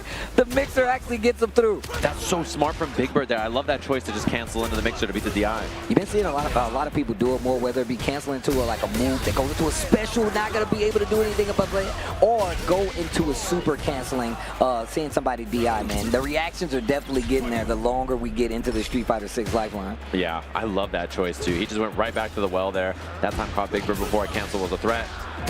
Caught the punish counter whip on the throw there, and now big chance here for Jon Orus. Into the corner, and the back jump. I like these options. Especially against a Rashid, bro. It's really hard to keep this character out of your face, even if you do have some crazy projectiles. But now Jon Orus stuck in this corner, gets a reaction out of him, but Big Bird goes for the DI, has plenty of meter. Might not even need it. No, he won't. One round apiece here in this first game between these two. Yeah, just like that. The heavy air Arabian Cyclone gets out of there, or Sky High rather. And Big Bird got to save his meter, which is big. He could have a level 2 and then a level 1 or a level 2 kill later, so. Or even use his level 3, honestly. I mean, you do see that level 3 from Rashid sometimes. Oh, tries to drive rush in, gets hit clean. Yeah, he was perfect pairing and then tried to OS after. I think, wow, that is a big find there. He just walks up after the knockdown. Oh my, that is a big jump. Does he spend the meter? Yes. Yeah. Not gonna kill, but the positioning, you're gonna be in the corner. Situation, this is great. And you got plenty of drive bar. Yeah, Jon Orus now has the initiative here. Throws not enough, but next it'll do it. The overhead, and it was wake up crushing medium kick from Big Bird, thinking it might respect. And you can hear Brazil getting loud they are out getting there. hype out there. Nah, they getting crazy loud. We need all the boys from UAE to get hype too. Oh, big block and punish there from Big Bird. He did it again. Yo, my man is crazy. He's feeling it. Perfect parry attempt, didn't get it. You get perfect parry there and get punishes, but You need that perfect parry first, and he does another one. 3 EX DPs on Wake Up in a row. Burnout, yep. And now Sky DI high. is guaranteed. Yeah. Right before that meter got built, by the way, he is a pixel away from having 1 meter on Luke's side. Okay. Oh, mix up goes low. He yells mix up at you and then still mixes you. It's so tight. I love it. I heard that when they first put him in the game. I'm like, he actually says mix up. And he does that. He mixes you up. You think like boxers actually say that? They're like, yo, mix up. And then, you know, straight cross. All right. You're like, all right. Oh my. Scary angle to contest there as Rashid on the anti-air. So I like him not challenging. I mean, he's definitely been getting hit by a couple of these jump heavies, so I don't blame him. I wonder if he was going to level 2 there. He does not. Wow. This actually might get caught. Yeah, unfortunate there. The drive rush timing. Not the worst thing in the world, though. You are in the corner, but at least you don't have to worry about this level 2. You're just in a bad position, so you got to fight your way out of this corner. Big Bird going to try to close out, gets the crouch and medium, burns himself out. Julio Ross, side switch with the jump. Unfortunate drop there from Big Bird. Actually love that reaction. Instead of perfect pairing or DIing or something. Into the level 3, no. Very smart. I think Big Bird caught on that he was swinging, right? Like he's like, you did EXDB 3 times in the same round. I'm down to just drive rush forward, block, and see what you're going to do. So great adjustment there from Big Bird. Early drive reversal attempt, not going to be good. I love the way he's structuring this pressure now, too. Perfect parry sweep. That time he does get the punish. Oh, target combo, knockdown there. The OD gets the overhead, big counter hit here. And he gets meaty throw here. I love the frame kills. Now Big Bird looking good. That'll be a parry, and that's a punish. A lot of resources gone, and he even uses the throw to build more meter for himself. Okay, Big Bird definitely has wind of what Jon Orus is trying to do right now. And it is not working out for Jon Orus. It seems like this game is completely shifted over now. And as soon as I say that, Luke finds a hit. Yeah, finds a hit that really matters here, too. Oh, the whip punish is so good. He also has level 2 available. No, he just strips the drive gauge, and now he can activate whenever he wants and just take the burnout. The sky high, hold on. Overhead, he spends all his meter, level 3 available, but he's a little too far for the light into the Eagle Spike. Uh-oh, that might get stuck. No, it doesn't reach. And that'll do it. Big Bird there, 2-1. That looked like it was going to go a completely different way. Jon Orus, obviously known for just how strong Luke is, but like you said before, very button heavy, right? Especially when it comes to a character like Rashid. I mean, I understand though, because you have to deal with drive rush, you have to worry about the throws, so you saw a lot of crouch shorts as well. But once again, I like the fact that Big Bird was like, hey man, you like hitting buttons, huh? Let me slow it down just a tad and then take advantage of it. Well played though. Extra match by Chipotle here. Oh, that's what I'm talking about. Zhao Hai, Yamaguchi coming up. So this is a match that's happening off stage, by the way, and thanks to Chipotle, we get to watch this, which is really cool. So they have no breaks for you gamers. We get to jump right into Zhao Hai versus Yamaguchi. And Yamaguchi, I'm sure a lot of you saw him. He was like 1 match away from making it out of his group into Topanga League. He's a really strong player. He used to play DJ, now on the edge. Zhao Hai, 2024 EVO champ. The very first one, I think, since KOF was in the morning. I like how Zhao Hai just instantly goes to the cheapest thing ever, which is Bison right now. Bro, I've fought nothing. I was telling you guys this. Nothing but Bison and Akuma. That's all I've been fighting. Yeah, that is ranked. If you play ranked from now, since either of these characters come out, I love that he says prepare when he does the And he does rush. the T1000 run. He's like, dun, dun. He pulls up on you. Where's John Connor? Oh my, late Devil's Reverse. Really hard to anti-air though. That's the thing is, in this matchup, oh my god, he's about to smoke him. He's got level 2 available, not quite on the level 3. Next hit wins here for Zhao Hai. Had the low, didn't believe in it, but that bomb's about to pop. He takes the plus frames on it, stripping the drive gauge. Yamaguchi in big trouble here. More frames. More! He's about to burn him, he's about to kill him, and the big thing about this matchup is that Ed is really good at punishing scissor kick, but he struggled a bit to deal with the approach in the air and stuff, and so you're seeing that Zhao Hai is not even using scissor kick. He didn't scissor kick like the whole game. He really didn't. He just air approached and did other things to get in on the ground. I love Yamaguchi going offensive. He's like, I don't want to deal with this Bison. I'm going to go take the offense myself. Uh-oh, wait a minute. OD scissors kick gets the combo. That bomb's still there. Yeah, overhead is immediately a threat here. Wow, that was a throw bait to try to get the bomb to go off. Oh, tries to jump out of there. Zhao Hai ready with the air there. No, he's got those sharp KOF reactions. You're mine. If you ain't short hopping, are you hopping? No. Not quite the kill. Mine's on though, and that will do it. Xiaohai, easy peasy pickup, steamrolling here. Bro, Chipotle paid for this ad time, man. You gotta, come on, man. You gotta make sure it stays on the screen longer. I'm about to say, man, look, this is an extra match presented, bro. Yeah, man, you got messing them up. Oh, level 2 time. Let's see it. Does he have the dream combo? Oh, yeah. Oh, yeah. He's got it. One more DP at the end here. Oh, wow. Just take the space. Didn't take the hit. Oh, wow. Crouching eating kick. That was not a good thing. Xiaohai gets the throw. Bomb still there. Yeah, and he flies in the bomb threat there. So Yamaguchi was quite scared. Oh, reversal jab. Xiaohai not afraid. That's a punish. And he gets heavy blitz, which gives him a knockdown. It's really, really consistent. Okay, into scissors. First, see the combo. Oh, he could have level 3'd there, too. Or drive rush confirmed. Double drive rush. Level 3 might have killed. What a reaction from Xiaohai. Into the Psycho Crusher, the super. I like how he picks him up. Oh. Not enough to kill. One guess here. I can't believe he's still alive. Yamaguchi on his last legs here in winner's side. EX Psycho Crusher again, and Xiaohai big chilling. You're about to be burnt. You're about to be dead. That'll do the burn, and now it's just chip and jump back jab. Xiaohai 2-0 in a beatdown. Jeez. Jeez. My man riding a horse with no hands. You know what kind of power that takes, bro? That is wild. And we got our stage match set up now, too. So we get to jump into this Knuckledu Dang versus Bugera. Oh, this is about to be a banger. Yeah, this is a sick one, too. Bugera is another Japanese player who swapped off their main character onto Ed. But he also was playing some Bison in the most recent Topanga League, so I'm guessing he's going to be maybe playing either of those characters. Yeah, I'm interested to see which one is going to be.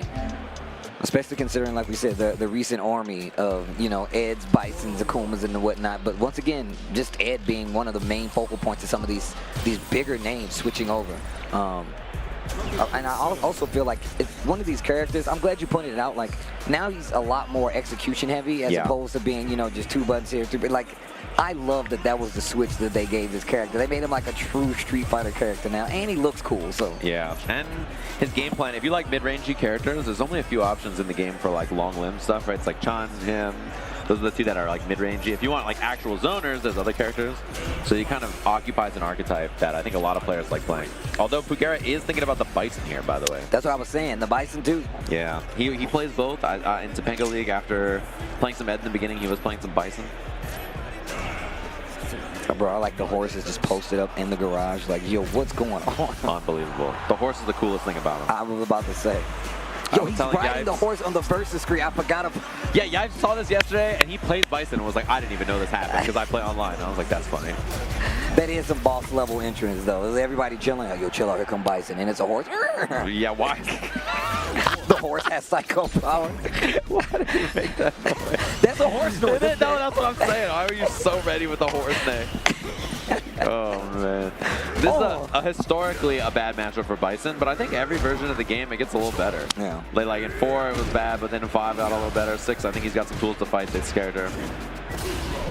Especially EX Psycho Crusher now, so good. Yeah, yeah. It's a legit anti-air now. Me and Yive were just talking about that, so.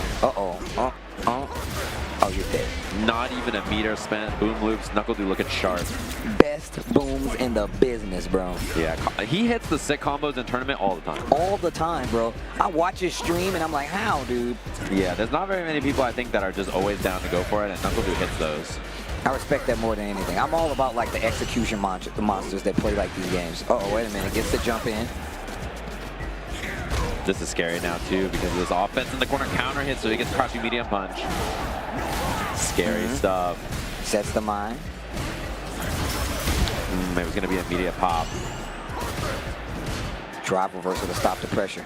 Dude looking really comfortable in this corner. Not the life bar though. Knee press nightmare. Oh, that is a nightmare. I like how he crosses his arms. Yeah. I like that. It looks cool. Oh, is winner of this match fighting Xiaohai? Is that what I'm saying? It could be Knuckledu Xiaohai. Very famous rivalry between those two, or Pugera Xiaohai. I like that drive rush behind the boom. Don't give him time to play. Oh. Nice. Man, Knuckledu has a set enough chop. He is big chilling. Okay. Flash kick. Another boom. Follows up. Gets the counter hit in the corner. Knuckledu has plenty of meter. He's got the execution. This should be He didn't get the level 3, but the overhead, the perfect. Yo, Guile. And he's locked him in. All right, so he doesn't want to swap. I think this matchup's probably better than the other matchup he would try anyway, so. We tried the heavy punch, gets stuff, throws the perfect parry attempt. Oh, wow. Ducks under, gets the combo. Okay, Pugera. Oof. Yeah, you gotta hold that. Mine goes off, and dude just parries and then jabs back immediately. Nice punish counter combo there from Bugera. Ow. Yeah, this is exactly what I was talking about. This guy Bison. Oh, try reversal. Not the best thing to do. The bomb is still there as well. Goes off after the scissors kick. Even the dude playing the guitar in the back, like, yo, that was crazy. That kid's rocking out like, God damn it, like that. Walk and block. Bugera keeping it nice and solid that round. And the drive reversal from Knuckledu was so punishable for Bison when he has mine on. He has some of the highest damage punishes on drive reversal in the game. I mean, his damage in general is just jacked. Yeah, he smokes you. Heavy mine into the corner now. He gets good meaty stuff here. He's just trying to bait defensive options from Knuckledu, and that's the perfect throw, yeah. So Knuckledu knew he was going to get thrown there, so he drive rushed so that he didn't get perfect punish counter thrown. Oh, DI just a little too slow. Pugera ready with the reaction. Gonna go into the OD scissors, and then that's gonna be the game one, game apiece right now. Yeah, and he did a much better job, I think, of like forcing Pugera into dealing with the weight on the mine. And then when Knuckledu has to sit there and wait, he's like, well, I'm not hitting this guy. I gotta respect this, and then that gave Pugera more options. You know, you see that a lot now where people, they get the mine, they get a little more active. They're like, you know what, I'll go in, you know? And he's like, no, you know what, I'm gonna let you hang yourself because I'm still gonna get the pressure once it's said and done no matter what. You're either gonna have to commit to the parry, you're gonna keep hitting buttons, or I'm gonna take my time, wait to get in, and you're still gonna have to hold the explosion afterwards. Yeah, and Knuckledu hovering the Cammy, hovering the DJ, those are the other two characters he plays, and then back on the Guile, right? So he knows he's gonna play Guile, but he's like hovering, like, you know, Bugera's gotta think about it too, so last game between these two. All right, here we go. Man, I like Knuckledu on the DJ though. He says the character, he's like, yo, I don't have to do much with this character, it just gets the job done. And a little bit more air approach. I think that's really hard to do against Guile, though, because of that reason we just saw. His crouching heavy punch was real reliable. Oh, Bison! Oh, punish counter. Gonna get a combo off of that. He swung the wrong way. Knuckledu with a big lead here. This is a tough one for Bugera. He needs a Twitter combo. Yeah. Ooh, Sobot counter hand. I don't think he's hit much Sobot in this match either. He is not, and that's typically one of the tools, but also that just shows Pugera not playing in that range. Ooh, a little shimmy. Big damage on this. Probably not gonna dump too much meter though, but man, that hurts. Ow! Backdash, didn't do anything with it though. Mine's still there. We were just talking about this. And look at him, just slowly approaching, but the crouch jab directly after the explosion, gonna keep Knuckledu alive. Yeah, he was creeping up in there. Knuckledu parried and then jab challenged immediately. Good defense. Oh, they playing back. And look at Pugera just inching his way in there. No anti-air. Throw to the other side. Oh, punish here, yeah. Definitely in range, although unfortunate. Knuckledu spends all his bar. He says, fine, we'll double burnout, and I'm way happier here than you are. Lots of scaling, of course, but still a chunk of damage because it's level 3. But that burnout is definitely going to be a factor. But level 3 on the side of Bison and Pugera. And Guile's very, very annoying to deal with when you're in burnout. And these booms, he can level 2 them with Bison, but it's really hard. It's a very slow super. And now Pugera's in trouble. Oh, the reaction! Level 3 to go through, and he's standing on his hand. Ugh. He takes you out of the end, he says, word. We a word? Word. Oh, I need to hear that voice actor do that. Word. So there we go. Last round between these two. All the meter gone for both of them. Even Knuckledu gave him the nod after. He's like, all right, make me bleed my own blood. That was a nice level 3. I like the little jab there. Maybe thinking it's a boom. Oh, no anti-air. And Bugera got hit, so Knuckledu gets thrown out of his own throw. Yeah, he actually had Evil knee. That's it. That's the only move name I know. That's the... Sorry, Jammers. He's somewhere shaking his head right now. Booms. Yeah, he's somewhere going, nice trick log. And I'm like, I'm sorry. What? What? Oh my jump. That is a huge one here. He almost has level 2 also. Knuckledu got to guess one more time on this mine here. Another throw for the kill. Pugera sending Knuckledu to loser's bracket and losing the rock, paper, scissors handshake multiple times. Twice. Bugera happy with He's like, yeah. So winner of that, I think we saw earlier fight Xiaohai for their qualifier round. So not going to be Xiaohai versus Knuckledu, a very famous matchup between those two. But instead, you know, this guy Xiaohai is going to make top 6. Yeah, I mean, look. He's cooking, actually. I believe in him. Xiaohai returned to form, man. We were talking about, because I think when he lost KOF at Evo Japan. Right. So him coming back, a lot of people like, man, what happened? I was like, I think he's just playing a lot of Street Fighter, because that's when he was in the heat of playing a lot of Street Fighter. Now, back to raw form, and still looking good at Street Fighter 6, but like you said, he just took KOF this morning. So. I think I saw the tweet that said he has won 4 KOF Evo titles in Evo Vegas or something like that. I mean, this guy's got a lot of Evo wins. He's pretty good. Man, look, I'm going to tell you right now, Xiaohai is pretty nice with it. So nice with it, in fact, I dabble in the world of KOF. Yeah, my guy was playing, they would play random first to 10s. Yeah. That's crazy. He just play everybody. He just plays everybody at such a high level, and he's not playing like bums online. He's playing like other players that are just as good, if not better. Yeah. So here we go, the next one, Gentleman Thief coming up versus Dual Kevin as our next matchup for Street Fighter 6. Match. I'm always fun. It's always fun to watch Dual Kevin, right? He's such a solid player.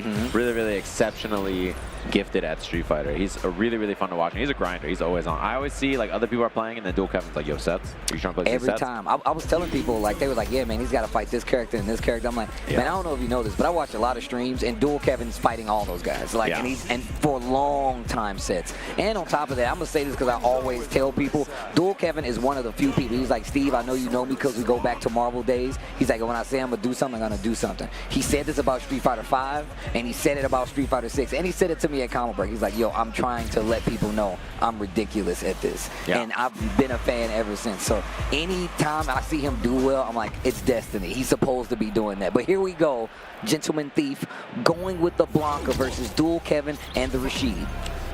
Yeah, and they're trying to qualify here. This is round 3 action, and then it's going to go round 4 into top 24. This is a 5,000 tournament player bracket in this tournament, so a lot of gamers out here that you got to go through to try to get to this top 6. Wake up, OD ball. Get away from me, bro. Oh, and that crouching medium punch so far away. Perfect timing on it.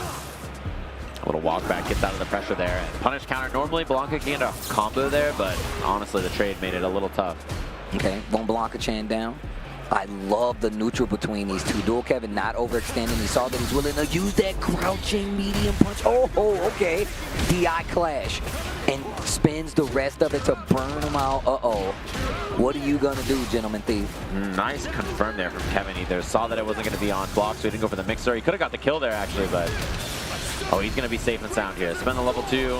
Force chip right here. Yeah, he tried to throw the dash up. Kevin very smart behind it. A little tricky drive rush games now.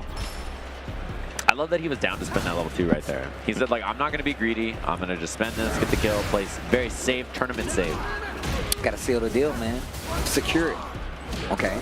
Full combo conversion and side switch back to the corner. We go. Gets to throw Gentleman Thief with the Blanca. Showing off a little bit. Ooh, caught the jump back at the backdash there. Ooh, that jump. He could have done EX airball there, I think, too, but maybe wasn't ready for it. That's a big find. Tons of damage that was for spending no meter. Okay. Boom. Punish counter on the throw. Dual Kevin's in trouble. Gentleman Thief. The fake out. Little driver slide kick. Messes with your timing on wake up, too. You get immediate throw, and also it makes your inputs hard to get out. It really does. Gets the slide, tries to go for the overhead. Little shallow confirm, and level 2's available. He spends it. What's the guess on perfect parry or not? He does not go for it, and I think that was what exactly Kevin was expecting. The fake out. Gets the jump out of the corner. Here comes Dual Kevin. A story of 2 Kevins. Oh my, nice block on that. That was a really good block on the overhead. Yeah, he just targeted the drive gauge there and stripped it, so pretty rough spot. Too fast to get the punish counter, and now Dual Kevin in the corner. Gentleman Thief in burnout, but in great position. Drive reversal on the wake up. Tries to walk past the screen so he does not have to worry about that Blanca chain. Double burns. And you have to hold space here if you're Dual Kevin. You have to, because if you lose too much space, then you're going to be in the corner burnt out, which is very, very scary. Confirm on the combo. Wait a minute. Rashid real close to get back that drive bar. Dual Kevin makes it back. touches the green, plenty of drive, consistent blocks on the overhead. Yo, Gentleman Thief still in his turn. He's got 2 bars. Oh, this could be the end. Oh, he spent the level 2 up ball. Extension, not enough. Activates it. Got a guess on that, and the throw is good. Game 1, Gentleman Thief. Man, that was a tense first game. Yeah, it was quite the scramble, and that was a rough spot for Kevin to be in.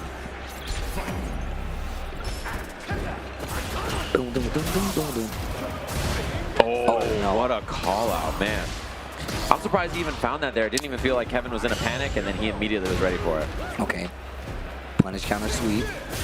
Wow. Clips him with the whirlwind. No combo, though. Yeah, I don't know what the combo is there, if there is one. Clearly, Kevin wasn't ready either. I think you can get enhanced run with 4 roundhouse. Oh. Get the bounce. A little 2-piece there on the punish counter. Try to wake up level 1 again. Wow, he's got a read on dual Kevin on defense here.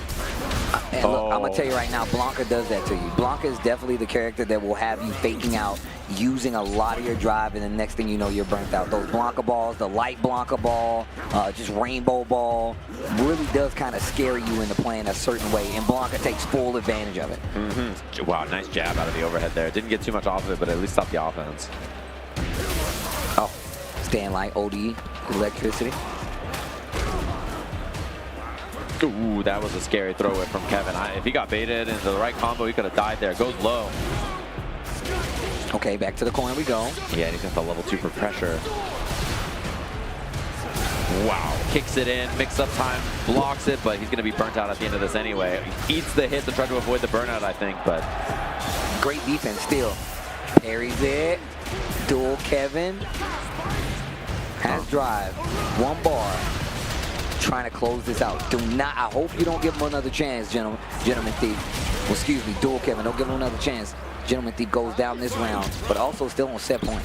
Yeah, that was a pretty rough spot to be in. I don't even think you want to spend the level 1 there because chances of winning the round are not great, so pretty rough. Wow, shallow ball, I like that idea. He hasn't represented that too much, maybe looking to bait Kevin into something like parry. And the level 2 again, he just did it.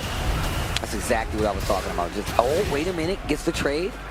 And not a lot of damage. Yo, just jump air ball in the corner from Gentleman Thief. And then he activates super. This is not looking good for Dual Kevin. Once again, Gentleman Thief still on set point. Sets out the Blanca Chan. Gets the shock as well. Spending a lot of this meter and the resources. One more Blanca Chain. Goes for the command throw right after it. And now Dual Kevin and Burnout tries to hit a button. And that is going to do it. Gentleman Thief takes it over Dual Kevin. Yeah, that was a rough spot to beat. I mean, he had no way out right there. That level 2 pop was really, really smart, and he just cleaned up the offense after really well. I mean, the usage, like you said before, him using the super right there was perfect. Didn't get a lot of damage. It was questionable. I was like, what do you think is going to happen from this? But he got the corner position, and then on top of that, he set up the Blanca Chain to set up what was happening next, and just sound play by Gentleman Thief to take out Dual Kevin, another solid player like we were just talking about before. Yeah, and that's more of our round 3 matches. Obviously, we're going to get the round 3 into the round 4. Those will qualify into our top 24. Top 24 to top 6 is tonight. So lots of really, really good matches. We're going to take another short break, be back with more Street Fighter action in just a little bit. So how would you describe the chicken to someone who had never tasted it? Literally melt in your mouth tender. We don't have a freezer, you know? It's almost like a farmer's market. When you walk into the restaurant, you should hear the sizzle that you're hearing right now. Just sends all those waves up to your mouth. You're making me hungry.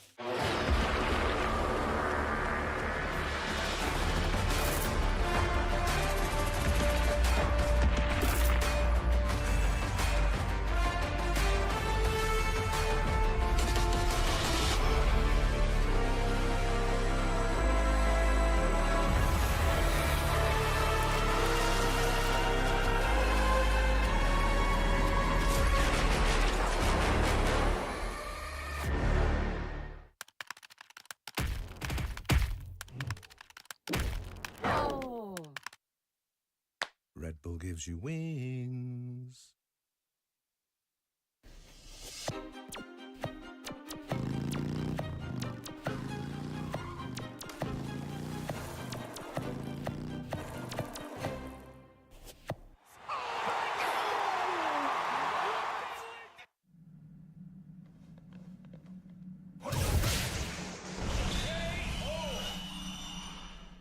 And that's how AT&T All-Fi KO'd weak Wi-Fi.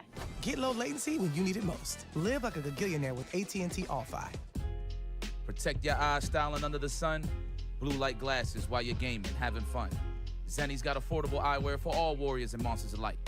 Evo sunglasses, available now.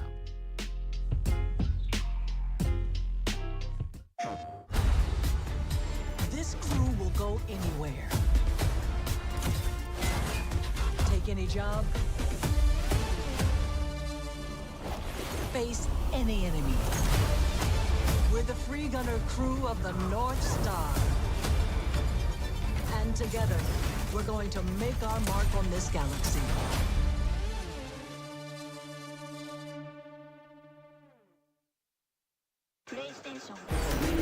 Street Fighter 6 continues here at EVO 2024. Seijan, Tasty Steve holding it down. We've had a good time so far. Round 3 of what is going to get us to a top 6 Street Fighter 6 for Sunday, but we're not there quite yet. We got another match coming for you guys. Xiaohai, Pugera coming up as our next match, if I'm not mistaken, and the box returns. It's a box within a box, Steve. I know that guy. Box? I know that guy. That's him. And the cool thing about this, right, is that this is a qualifier for the pools for Group 4, I believe, right? Which is the one right before top 24, which is a pretty wild part of the bracket to be in. So I'm excited. I want to see the round 4 matches. He's giving a thumbs up. And looks like they're locked and loaded. Xiaohai up against Pugera. Pugera beat Knuckledu. Knuckledu could have been here in this seat. Yep. And instead we have a Bison mirror for Best Bibson, I believe, is what we're going to see Mr. Bibson, is that you? With your shawl on? What happened, bro? I think so. I'll take a look at the rest of this bracket to see what's going on here, too. There's a lot of really wild matches happening at this point in the bracket. Ooh, and we still, bro, and I'm going to tell y'all right now, this next match, we got Liquid Nephew coming up versus Fenri. That's our next match. But first, we're going to deal with the mirror match. Xiaohai, Pugera, and look at the offense between these two. A lot more active than we've seen from the Bison single matches we were watching earlier, where we're a lot more passive on the offense. Ooh. Yeah, and some of the other matches we have are really, really good in these other sections, so we'll be taking a look at them as well. Counter hit. This should be the kill here. Bomb gonna pop. Stand heavy punch. Oh my. Forward heavy punch instead. Okay, okay. He's a demon, man. He's looking really good. I mean, you know, you won on Evo today. You must be pretty good. Right. But his Street Fighter play looks awesome so far from what I've seen. I'm going to tell you right now, the question is, especially when you look at a game like KOF and you compare it to Street Fighter, the input is different, completely different. The reactions you have to have, what you're reacting to, but also it still help you in a game like Street Fighter 6. But Pugera saying it ain't helping him right now because he is beating Xiaohai up in his corner. He didn't spend the level 2 there, so he does give him a chance with a trade on the anti-air. Is good to go as Bugera gets the round. Nice. Yeah, Aaron Volin on that Psycho Crusher. Very, very good. Bison's anti-airs in general are really solid. They're good, dude. We just saw his crouching heavy trade with his own jump heavy, but I mean, it traded. It's that good of an anti-air. It's pretty consistent.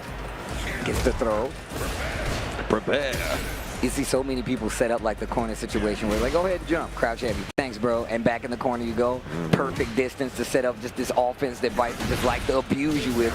Scissors to get in there. Gets the OD scissor. Sets the mine up. Next hit kills here for Xiaohai. So many ways to get the kill. It's going to pop. Does not go for the parry, so he couldn't perfect parry him, but this is a bad spot now. He's got to guess. He guesses correctly. Uh-oh, wait a minute. Into the level 3. I like this, though. Just spin it, get the drive bar back. This is the last round of the first game, so this puts you back in standing. Close, though. Close, though. Xiaohai still with the life lead. Yeah, his drive gauge is so bad. Wow, that beat the EX Crusher. Oh. Spinning it all Evil knee, but he dropped the combo. Bugera had it. He did crouching jab counter hit. He had the hit, and he just missed the input there. Oh, that's gotta suck. You gotta get it together, though. Forget about it. For game 2, let's gotta go. Lock in. Unfortunate one there. And Xiaohai, he'll take it, man. I mean, you know, he's like, all right, cool. Looks good to me. Everything was great. Oh, wow. The neutral jump roundhouse finds the mark, knockdown, and plants the bomb. Gets the overhead trade combo. Xiaohai was ready for that. Oh, but he dropped the follow-up. Misses the bomb plant, OD scissors. Here comes Bugera. Oh, finds the hit. Counter hit confirmed for him. Finds another one. Bugera in trouble, and he guesses on the parry. He's wrong. Xiaohai making quick work right now. This guy's good. I can't lie. I'm very impressed with this play. Okay, drive rush. Using the knee. Wow, he was all the way in there, Pugera, with the mash out. He was ready, and he's stripping this drive gauge as well, which means that Xiaohai can't really drive rush, which is why he did that head stomp there. Man, I like that strategy. Oh, nice bait attempt. Shanghai too solid though. That crouch heavy punch once again. Drive rush forward. Sneaks an overhead in there. Yeah, Shanghai's one hit away here, so you have to be very careful about how you approach this as Pugera finds it. He has double drive rush here. Doesn't even go for it. Just confirms into the level 3. Hand out of the box. One of his 1,700 gold sticks from winning Evo. Right. Shanghai is moving on. Shanghai taking it in the Bison mirror match. Just won a title again today and still ready. I like how he just folds the box up like, oh, we did it. Don't shake that hand. Don't shake that hand. Don't shake that hand. That guy is the first Evo champion of the weekend of many. I think Mortal Kombat just ended. The second game looked like Sonic Fox won. Hey. Mortal Kombat, so the second Evo champ of the weekend. It's not surprising. The first 2 Evo champions are people who've won a lot of Evos. Right, they're repeat Evo champions. So. Yeah, Shanghai's up there with a ton of Evo wins, and Sonic Fox was tied for second, I believe, before, so now probably in second place straight up. Or maybe it was in second and 2 other people were tied for third. It might have been that. But Sonic Fox is creeping up on Justin. Actually, you know what was crazy? I was just talking about, or just the talk that Sonic Fox had with Seth Killian yesterday on the stage. That was actually ridiculous. I love those kind of talks between very, very smart minds of players who have seen the highs and the lows no matter what. And I just love seeing Seth have those talks, especially with somebody like Sonic Fox. So. Yeah, and then last year there was one with Mena, which I thought was really cool too. Speaking of which, he is up on our monitor, I see now. So our next match is going to be Nephew versus Fenri. Match after that is going to be Falcons Red Bull. They just announced, right? Mena versus Aqua, which is going to be a cool one.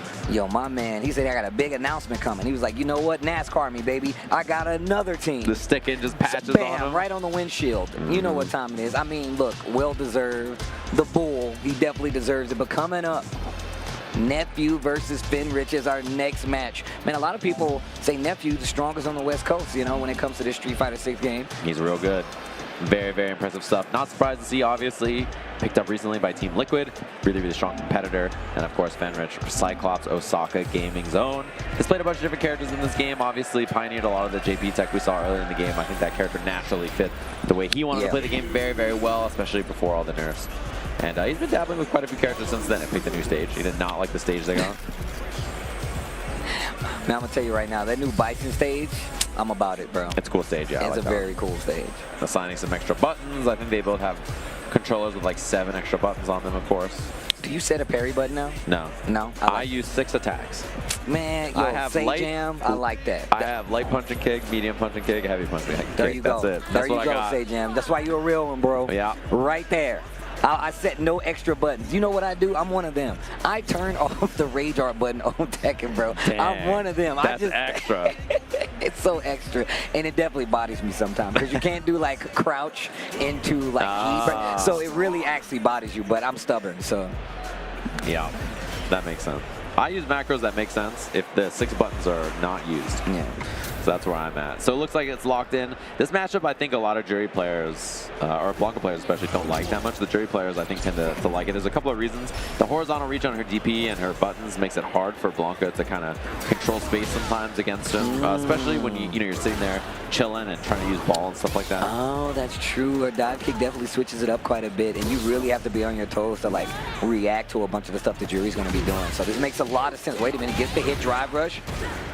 And Fenrich's defense and neutral decisions so far really look like an anime player. I was just about to say, you already know where this stems from. Well, I think he's trying to do stuff. Oh, wow.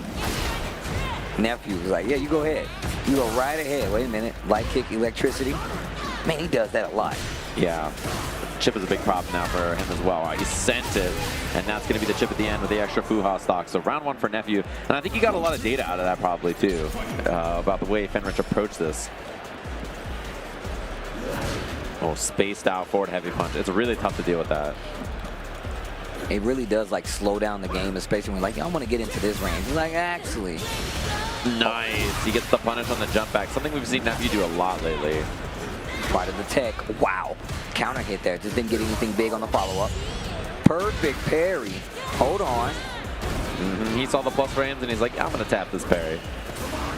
Oh my, whip punish from Nephew. He has no meter for a kill here, so instead he just got corner pressure, but really rough spot already from Fenri.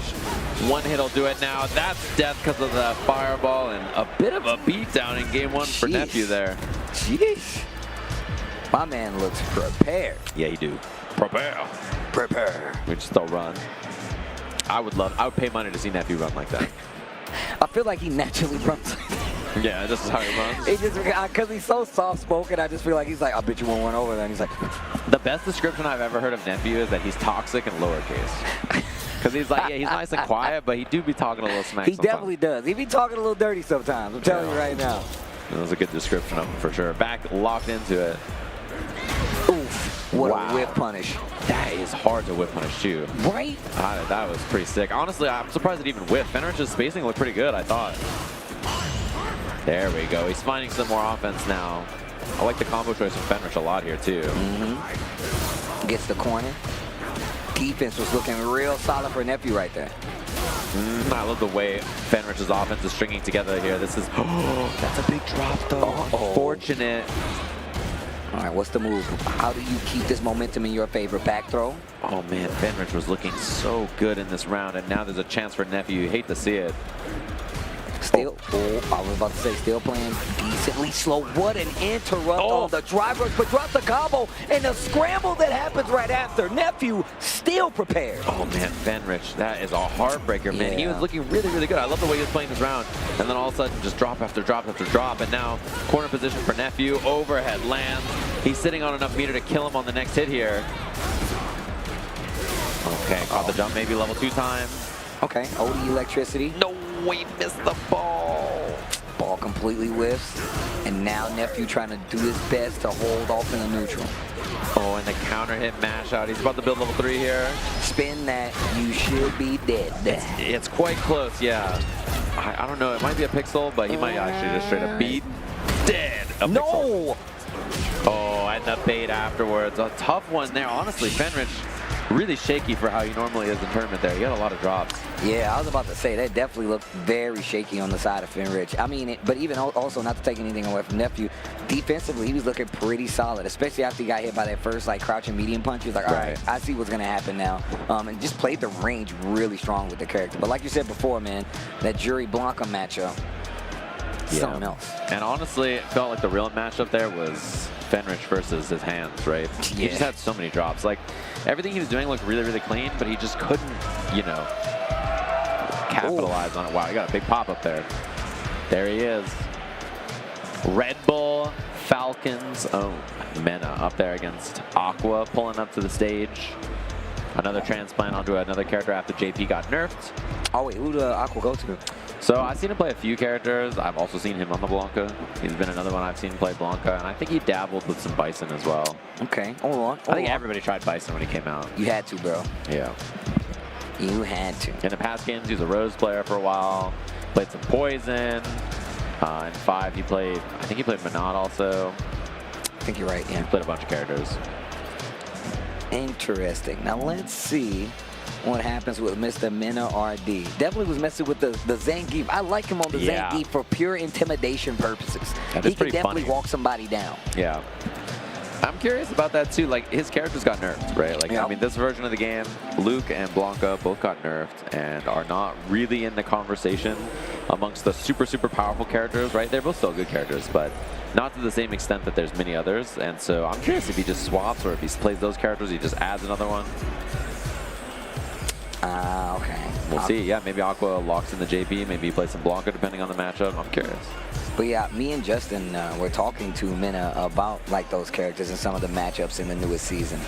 Just like the changes to, you know, like Luke and dealing with certain things now. So obviously moving towards the Geef, not a bad idea, especially considering it's still early enough. And Mena has always had the idea, the mentality, the player mentality of playing multiple characters in Street Fighter. So like, I'm not surprised at all. Like, he's going to be moving around quite a bit, but locking in on the Blanca versus the JP.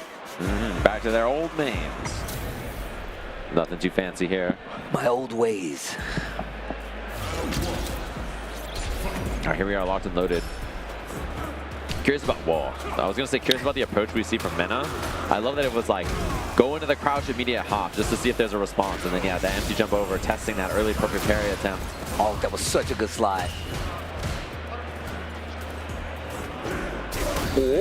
Wow. The DI timing. Bro, I try to anti-air that, and I never timed it right. Yeah.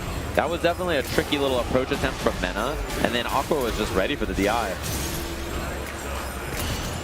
That's one thing that Mena is really good at, is like probing responses from you. Like, be like, what are you gonna handle with this with, right? What are you gonna handle that with? And he just does things like that. Where all of a sudden you're just not ready for it. He pops the level 2 here. Okay, to the corner we go. Yeah, it's like he makes you take a survey, and then he uses the information against you. Oh, yep, and now he's got the burnout with the doll coming. Went for the cross up on top of it. Great avoiding. Oh, wait a minute. Parried. Beautiful punish, dude. Mena takes the throw to build extra meter for himself. Really, really smart. Dude, the matches we have coming up next. Oh my god, sorry, chat. Dude. I got loud. Dude. Yeah. They're gonna be crazy. Okay. You don't want to go anywhere, I promise. Portal's out. Forces a lot of screen escape. Yeah, I like that he tried to hop pass right there, trying to get out of the corner. I mean, I like that check too right there for Aqua. You know he's awake. Missed on the slide. I'm surprised there was no level 1 to try to force burnout from Mena, but Aqua's still in a pretty good spot regardless, and that is going to be good. Drive rush here should be the pickup into the kill. Pierce. Okay, here we go. Final round, game number 1. Almost on level 2 for Blanco, which is really scary in any match. He just built it. Spent all that drive gauge on it too. Expensive to activate here, but baits that, and then Aqua tried to save himself. Mena with the snipe. Ooh, perfect parry, back throw again. We know those are coming. Oh, wait a minute, perfect parry. Not close enough for the throw, but still. And Mena out of timer now, so a level 2 got a bit of damage, drive gauge damage, but not the most rewarding. Yeah, 1 round apiece here. This first game is going to be pivotal in setting the pace. Oh, he tried to forward jump in. Aqua with a snipe. He spends the level 3 to try to force the burnout. It's going to be pretty close. Uh-oh. Despair. Boom. Not quite, but yeah, he's going to strip the gauge there, and now Mena with no meter, no drive gauge. How do you get past all this with no drive, bro? He's going to just keep throwing these, I think, and then maybe fake it out in a couple, or yeah, now dashing in, and that's a huge punish. No bueno. And the drive impact's guaranteed there. Mena doesn't have any escape options, so that's game 1 there for Aqua. Do you switch now?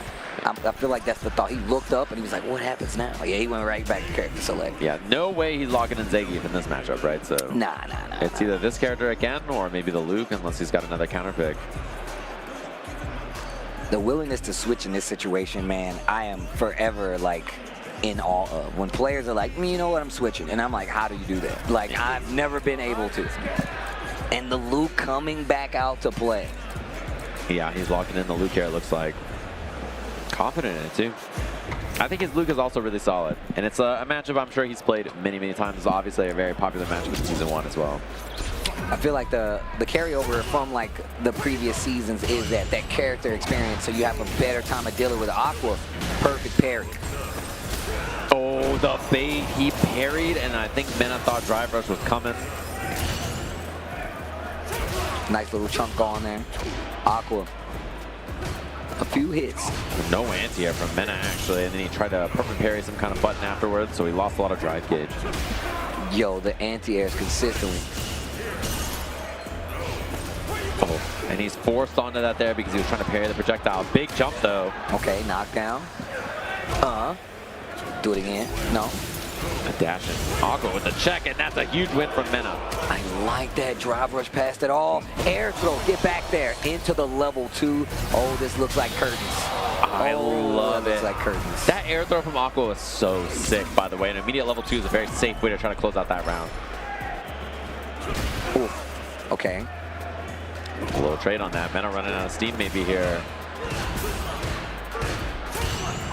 Well, perfect parry didn't get a punish, but he was sharp with it. Oh, that's a punish there.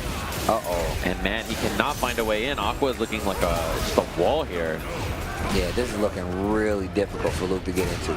Even more so for... Uh-oh, wait a minute. Uh-oh, even wait a minute. Yeah, Mena's having a hard time getting in himself. We'll see what the option is here. Oh, the perfect parry. His drive gauge was so low. Hitting that there is really impressive. He needed that not to get burnt out. And now Mena's in a bad spot. Oh, jump under the mix-up to the other side should be sending Mena RD to the loser's bracket here at EVO. Oh, Aqua's gonna pop off. He's hyped for that one. That's a big win for him there. Obviously, Mena went all the way to Japan and won EVO Japan there. So Aqua feeling good about that, sending him to the loser's bracket here in Vegas. I feel like that's the most dangerous of players like Mena. They've got nothing to lose. There's no turning back now. And our next two matches, we were getting hype about this, of course. El Chipotle, combo breaker champion, up against the UK's finest, Problem X. His teammate, Ending Walker, up against Hot Dog, the very matchup they train in right after that. That is so crazy. Problem X coming up. I think he's still been running. He's running the Bison consistently, right? Yeah. Yeah, right. he has a couple of characters, but a lot of Bison for sure. El Chipotle is 9 feet tall. Yeah, he is actually. He is really tall. Yes. It's not the camera playing tricks on you. He's actually extremely tall. Dog, look, every time I talk to Chipotle, I'm like, yeah, man. Yeah, my neck hurts. I'm gonna go talk to somebody else, dude. He is so tall, yeah. It is impressive. And also, a Lily loyalist. He's been locked in on this character since the game came out, obviously. And he's very, very good with her one combo breaker, which I'm sure a lot of you saw just about a couple months ago, I guess now. And that was right around when the character that Problem X is playing, Bison, was coming out, right? So Bison, I guess, came out the month after that. Akuma was coming out during combo breaker. Wow, that is wild to think about. These characters drop so fast. How do you feel about Lily? Lily now, I should say. Yeah, she's much more solid in this version of the game, for sure. She got some buffs that are, I think, pretty nice to have, especially consistency with supers and stuff like that. Yeah. And then being able to do EX Fire into super, I think, is really nice for her as well. A little bit more damage, a little bit more consistent. I don't think dramatically improved, like, you know, maybe Zangief is a character I would say dramatically improved. But definitely solid in this version of the game. And the thing is about Lily is her power level is almost not important because there's only a few world-class Lily players. Exactly, and they're so scary. It's like Chipotle and obviously Hibiki from Japan. You're so scared of running into them because you know they're super specialists. They're super strong, bro. Yeah. And I feel like Lily's one of these characters, and I've said this, like, I feel like you can't give her too much. Just her archetype, she has a way in, she has a command throw, like, she can be really troublesome. But not right now. Problem X. The EVO champion in 2018 on this very character, M. Bison. Oh, the mix again, the double overhead bomb setups. And the perfect. And Chipotle just readjusting in his chair a little bit. He doesn't seem too phased, honestly. Oh, okay, wait a minute. Oh, wow. That's a good answer for that full screen charge up. You know Lily's like to do that. Try to get a win stock full screen, the OD. Oh, wait a minute, wakes up super. Fast enough to get through there. That's one of those things that used to be one of her big problems. Those slow level 1 supers to defend herself without an invincible reversal on that perfect parry is big. He gets the mine down. Prepare. That's a huge swing in drive gauge, by the way. That's the biggest thing about that sequence from Bison. Drive reversal right away. That's so good. Oh, scissors unsafe there. Chunk. Ow. Button right out of range. Side switch, yeah. Oh, you got to be careful. You're in danger. DI will put you in stun, and that is going to do it, but still not dead. Oh, wait a minute. What am I looking at? I'm sorry. I was looking over here, not over there. Deader than dead, indeed. And Chipotle looks like command grab on Wake Up was the attempt to beat that, but then it just wasn't in range. Word. Your word? I need to hear him say it in real life now. Word. He has to come out like John Cena. Man, that'd be amazing. Chipotle having to think here. Doesn't really play other characters, right? I mean, he's a Lily specialist, so I wouldn't expect the switch, but definitely, I think, you know, it's a newer character, and everybody's take on the character is a little different. That's true. And Problem X is very unique. He doesn't play like a lot of the other players I've seen. Especially the setups he does are really, like, these are his setups, right? His ideas. He's really good for that, though. No matter what character it is. I mean, we go back to the Abigail, like, just the way he commits to some of these characters and has his own strategies. Nice DI here. Win stock on top of it, too. Double stocked up. Now he has the corner. Bison's defense is not great for situations like this, right? This is the kind of character that can run him over. Uh-oh, wait a minute. With the throw, goes for the low. Drive reversal to stop the pressure. One of the few options, like you pointed out, man. He doesn't have much in the way of, like, get away from me. But wow, crushing medium punch on defense there. EX mine is big now. He's got the setup for it. He spends the drive gauge, and that's going to strip a lot of Lily's drive gauge, but the parry saves it. She doesn't get burnt out because of that parry. Oh, burnout. Now he's trying to walk in and get the throw. He wants to chase, so he's not in the corner where DI is such a big threat. Trying to walk him down. Oh, wow. Gets clipped by the OD Psycho Crusher. Oh my gosh, it's a legit anti-air now. You cannot. You cannot. Yeah, that is a rough one for sure. And Pop Max is looking clinical here. I mean, it was a little dangerous when he was getting hit in the corner. Oh, that's a big drop. Huge punish on this. EX Scissor Kick is minus -1 million in this game. Oh, wow. Oh, backdash in the corner. Into the throw, into the corner. Wait a minute. Problem X. Problem. Nice, hell attack. He's one hit away here. Bomb's gonna go off. It's 50-50 here. Low this time, and I love the parry attempt from Chipotle, knowing it was gonna be some kind of mix. Got the hit, but didn't get the combo. Dash up to try to get a reaction. Chipotle not taking the bait. Takes the throw. Yeah, Problem's one hit away from winning. He now has a safe drive rush without burning himself out. He is big chilling here. He has a huge lead. He's down to sit on this the whole time. EX level 3 confirmed. That'll do it. Problem X 2-0 over the CB champ. Problem X. That guy, look, he is cold right now. Look at Problem's face. He is not messing around, dude. Yo, He this is is Problem X is definitely a problem, bro. Evo champ 2018 with this very character, right? Very impressive stuff. His teammate going to be coming up to the stage to play in a second here. I see, by the way, also happening, Uni top 6. They're on the stage right now. Hey, so that's really cool. That's our third top 8, or top 6 rather, of EVA this year. There was Mortal Kombat was last, and then right before that was King of Fighters. Crowning some champions once again. We're getting down to the fated day, that Evo Sunday, bro. It's going to be crazy. Yeah, it is almost Evo Sunday, which is pretty wild to think about. Speaking of Bison, speaking of the UK, we got the training partner here, Ending Walker versus Problem. They've played a lot, right? And then obviously this is Hot Dog with the Bison play as well. He has other characters. Obviously, Bison just came out, so one of those things. But yeah, I'm very interested to see how this matchup goes. I haven't gotten to see Hot Dog 29 actually play any Bison as of yet, so this is gonna be interesting. But I've definitely seen Ending Walker going through the trials of Ed, right? This is gonna be good. I just like to see, this is the Ed that I like to look at the most, because I feel like he's one of the people that loves the character so much that he's like, no, I'm gonna go back to this character. Obviously started off with the Ryu early on, and I feel like him playing like this kind of plain vanilla style character really kind of fits him. So yeah, the cool thing about Ending Walker too is like a lot of Ed players are like, you know, they play this real like defensive, patient, whatever style. Like they want to just hold and stuff. And I feel like Ending Walker does not want to play that. He wants to pull up on you and be like, "What's good? Let's throw hands. What's up? I'm trying to scrap, right?" Like, yeah, he's like down to scrap. And I like it, that play style. It's such a difference between a lot of the play styles of Ed players you see from a lot of the Japanese players in particular. As these guys get set up to go into the next game. Hot Dog 29. The other thing about Hot Dog that's big for this matchup in particular, right, is that, you know, he has a few other characters. Obviously, he was known for his DJ in the last season. He also has a legend rank Ed.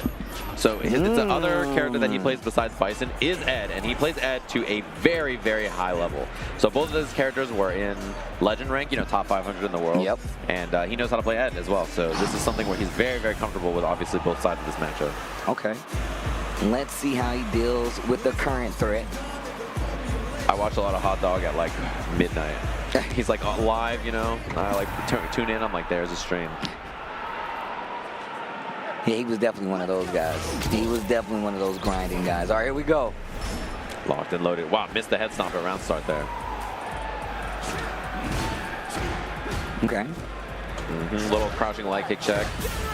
Ending Walker with the drive rush, trying to smoke that. And one thing about Bison, he doesn't have a reversal, so you can get away with drive rushes into big buttons like that. Prepare. Drive rush, pack pro. Wait a minute. Ooh.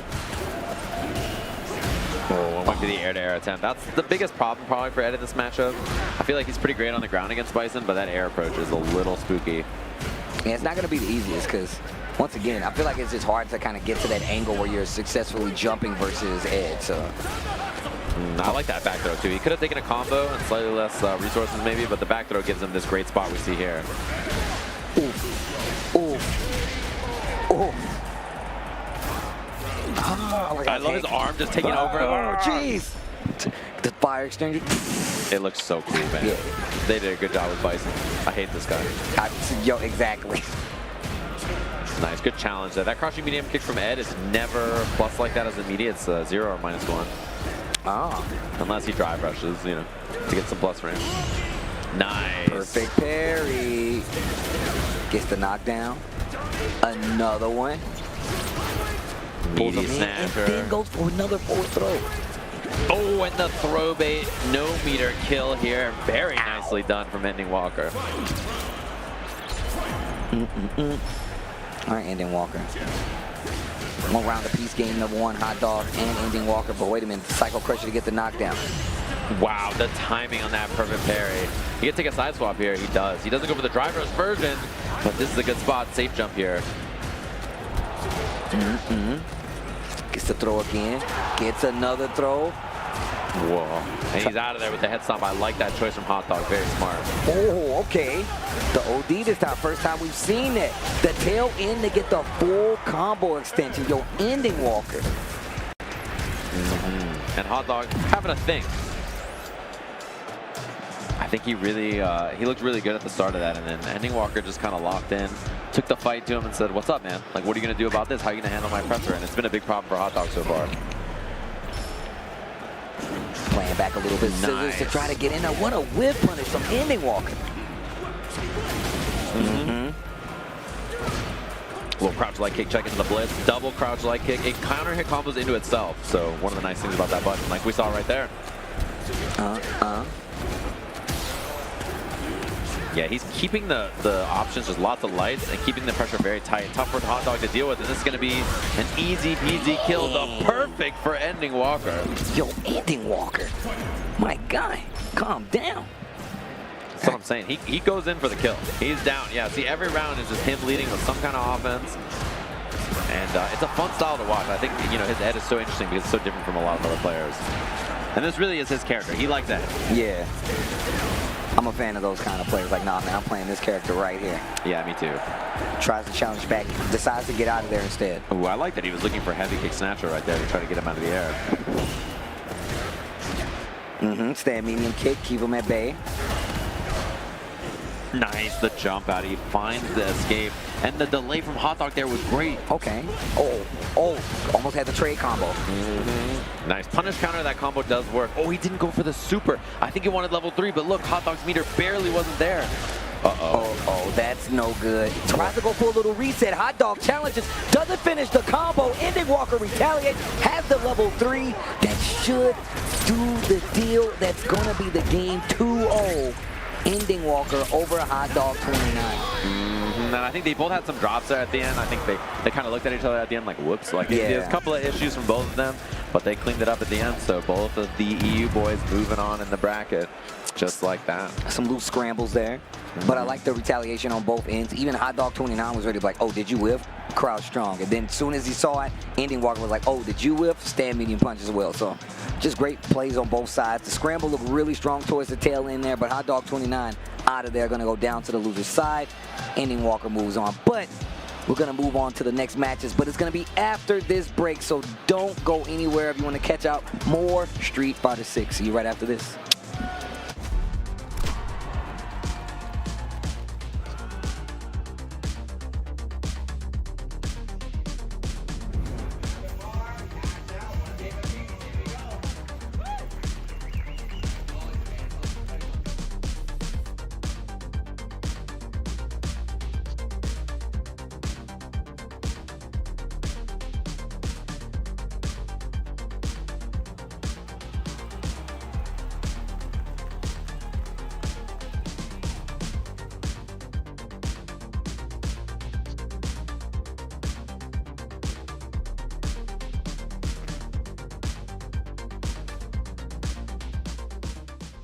Get ready for the next battle with Tekken Coins, exclusively from Chipotle. Use promo code EWGF623 when you order any entree in the Chipotle app and get 500 Tekken Coins. Visit chipotle.com/Tekken8 for details.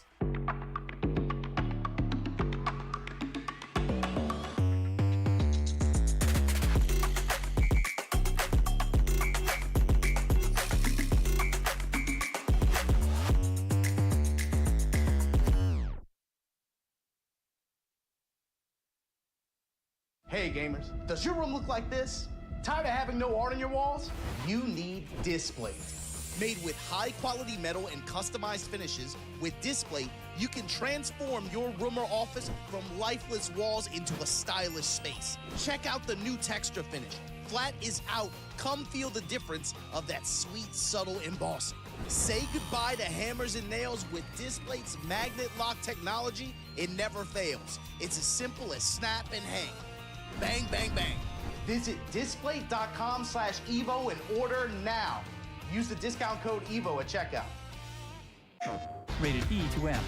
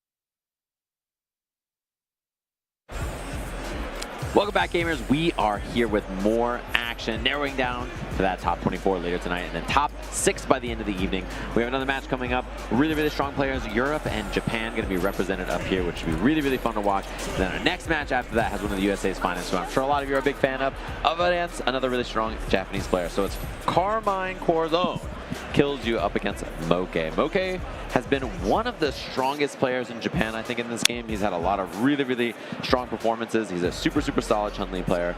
And kills you, I've been having a lot of fun watching. I think he's a really solid player as well. Always fun to watch the gameplay on the Kami here versus Chun-Li. I'm gonna tell you right now, I've been a big fan of Killju. Street Fighter League match right here between these two. I've told him when I went to UFA, what was it, last year, the year before, and I was like, man, I hope you know, like, you're one of my favorite players in EU. I'm just a big fan of Killju. And it's mostly because of the way he plays a super active neutral, where he's like always moving. He's always like, yo, what are you gonna do? I'm checking your space, I'm playing in your space. Mochi finds the crouch and medium kick though. Yeah, and you know, interesting for both of them, right? Obviously, a lot of people know Valmaster Chun. Another Chun-Li player is really, really strong.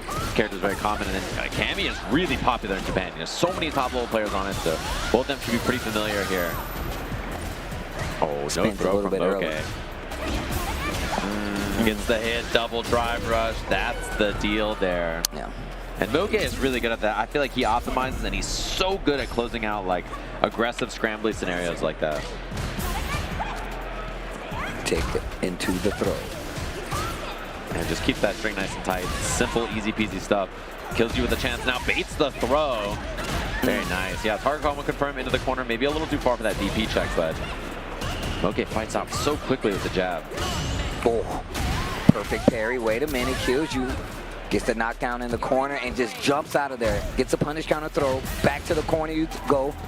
Mochi in trouble. He's on the ropes right now. Plenty of meter, but the activation on the drive rush right after the confirm, I like it. Kills you on the board. Yeah, very nice caging in the corner there. Did a great job of slowing Mochi down. Trying to find the whip punish, but whip punishing Chun-Li crouching medium kick is tough. You gotta be pretty sharp to do that. Nice interrupt there. Perfect parry crouch jab. Oh my gosh. Yeah, she gets the, you're watching her walk speed, but she has like these normals that has a great range, pretty deceptive range on top of it, so. Yeah, oh, and he finds the hit again. I'm gonna expect some meter here. Yeah, Mochi needs to fix his drive gauge a bit, so pretty smart challenge here. Gonna use this, get right up back to 3 drive. And at this point, Killju's got to capitalize. Sitting on it, and Mochi finds the hit again. That was 3 just straight clean hits from Mochi to clean things up. He's a demon. He's so hard to stop in neutral, man. And he legit waited on. He was like, There. Now. There. Got him. The timing is really tough to deal with. I mean, this is why he's been such a consistent player in this game, you know? Over the years, but like actually consistent. Mochi definitely one of the heavy hitters out of Japan. There's a throw.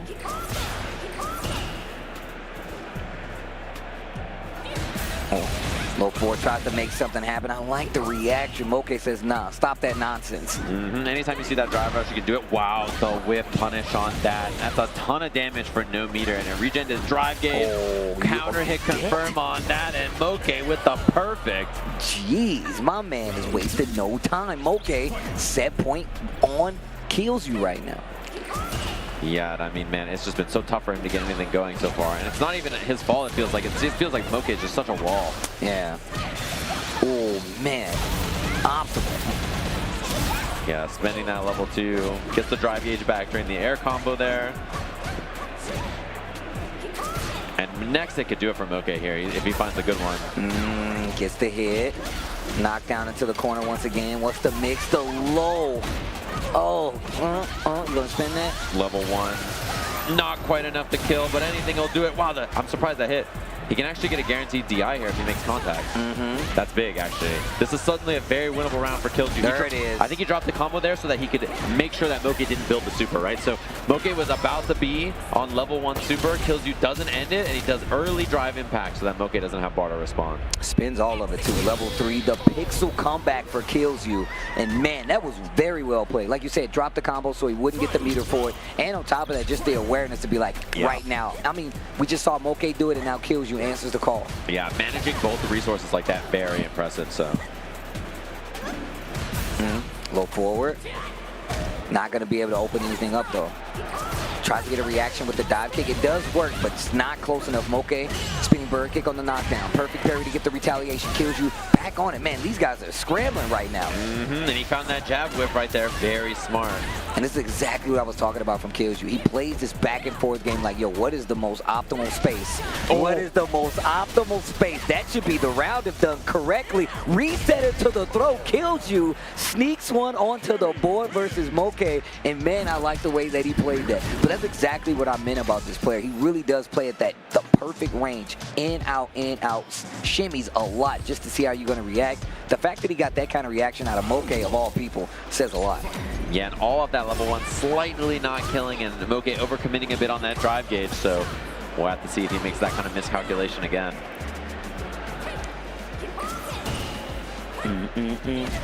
Oh, that's a big find in this round. His drive gauge is getting pretty low, so big bait. Crouch heavy punch, full combo conversion kills you in the corner against Mochi. Back throw. I didn't say you could leave yet. Yeah, that is a huge win in resources too. Kills you into the corner here. Mochi doesn't have a drive rush to get himself out of there if he needs it. Now he does. He's sitting on 3, which is big. Oh, perfect parry. Killju committing too high of a jab. She's too little. She just ducked right under it. That is huge. Mochi should be dead right now. Look at this, and still look at the screen control here about Killju. Stand medium kick. Counter, or that's a crouching confirm there from Mochi. Combo only works when the character's ducking like that, and now he's in the corner. Big whip though. Scary. He finds him jumping or trying to escape, so kills you on set point. Oh man. About to close out. Takes the lead in the set. Takes it back from Mochi on top of it. Okay. OD up kicks this time.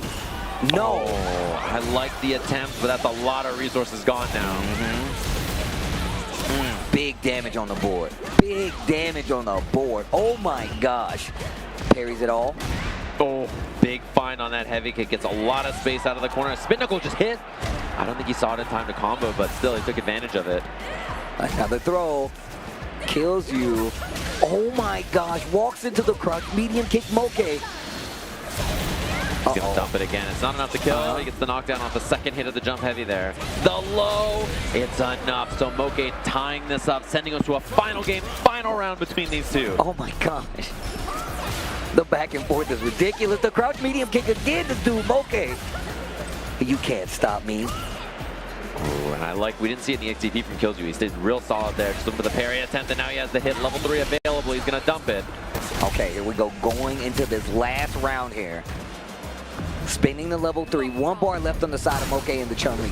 Yeah, his resources are pretty dire. Having no level 3.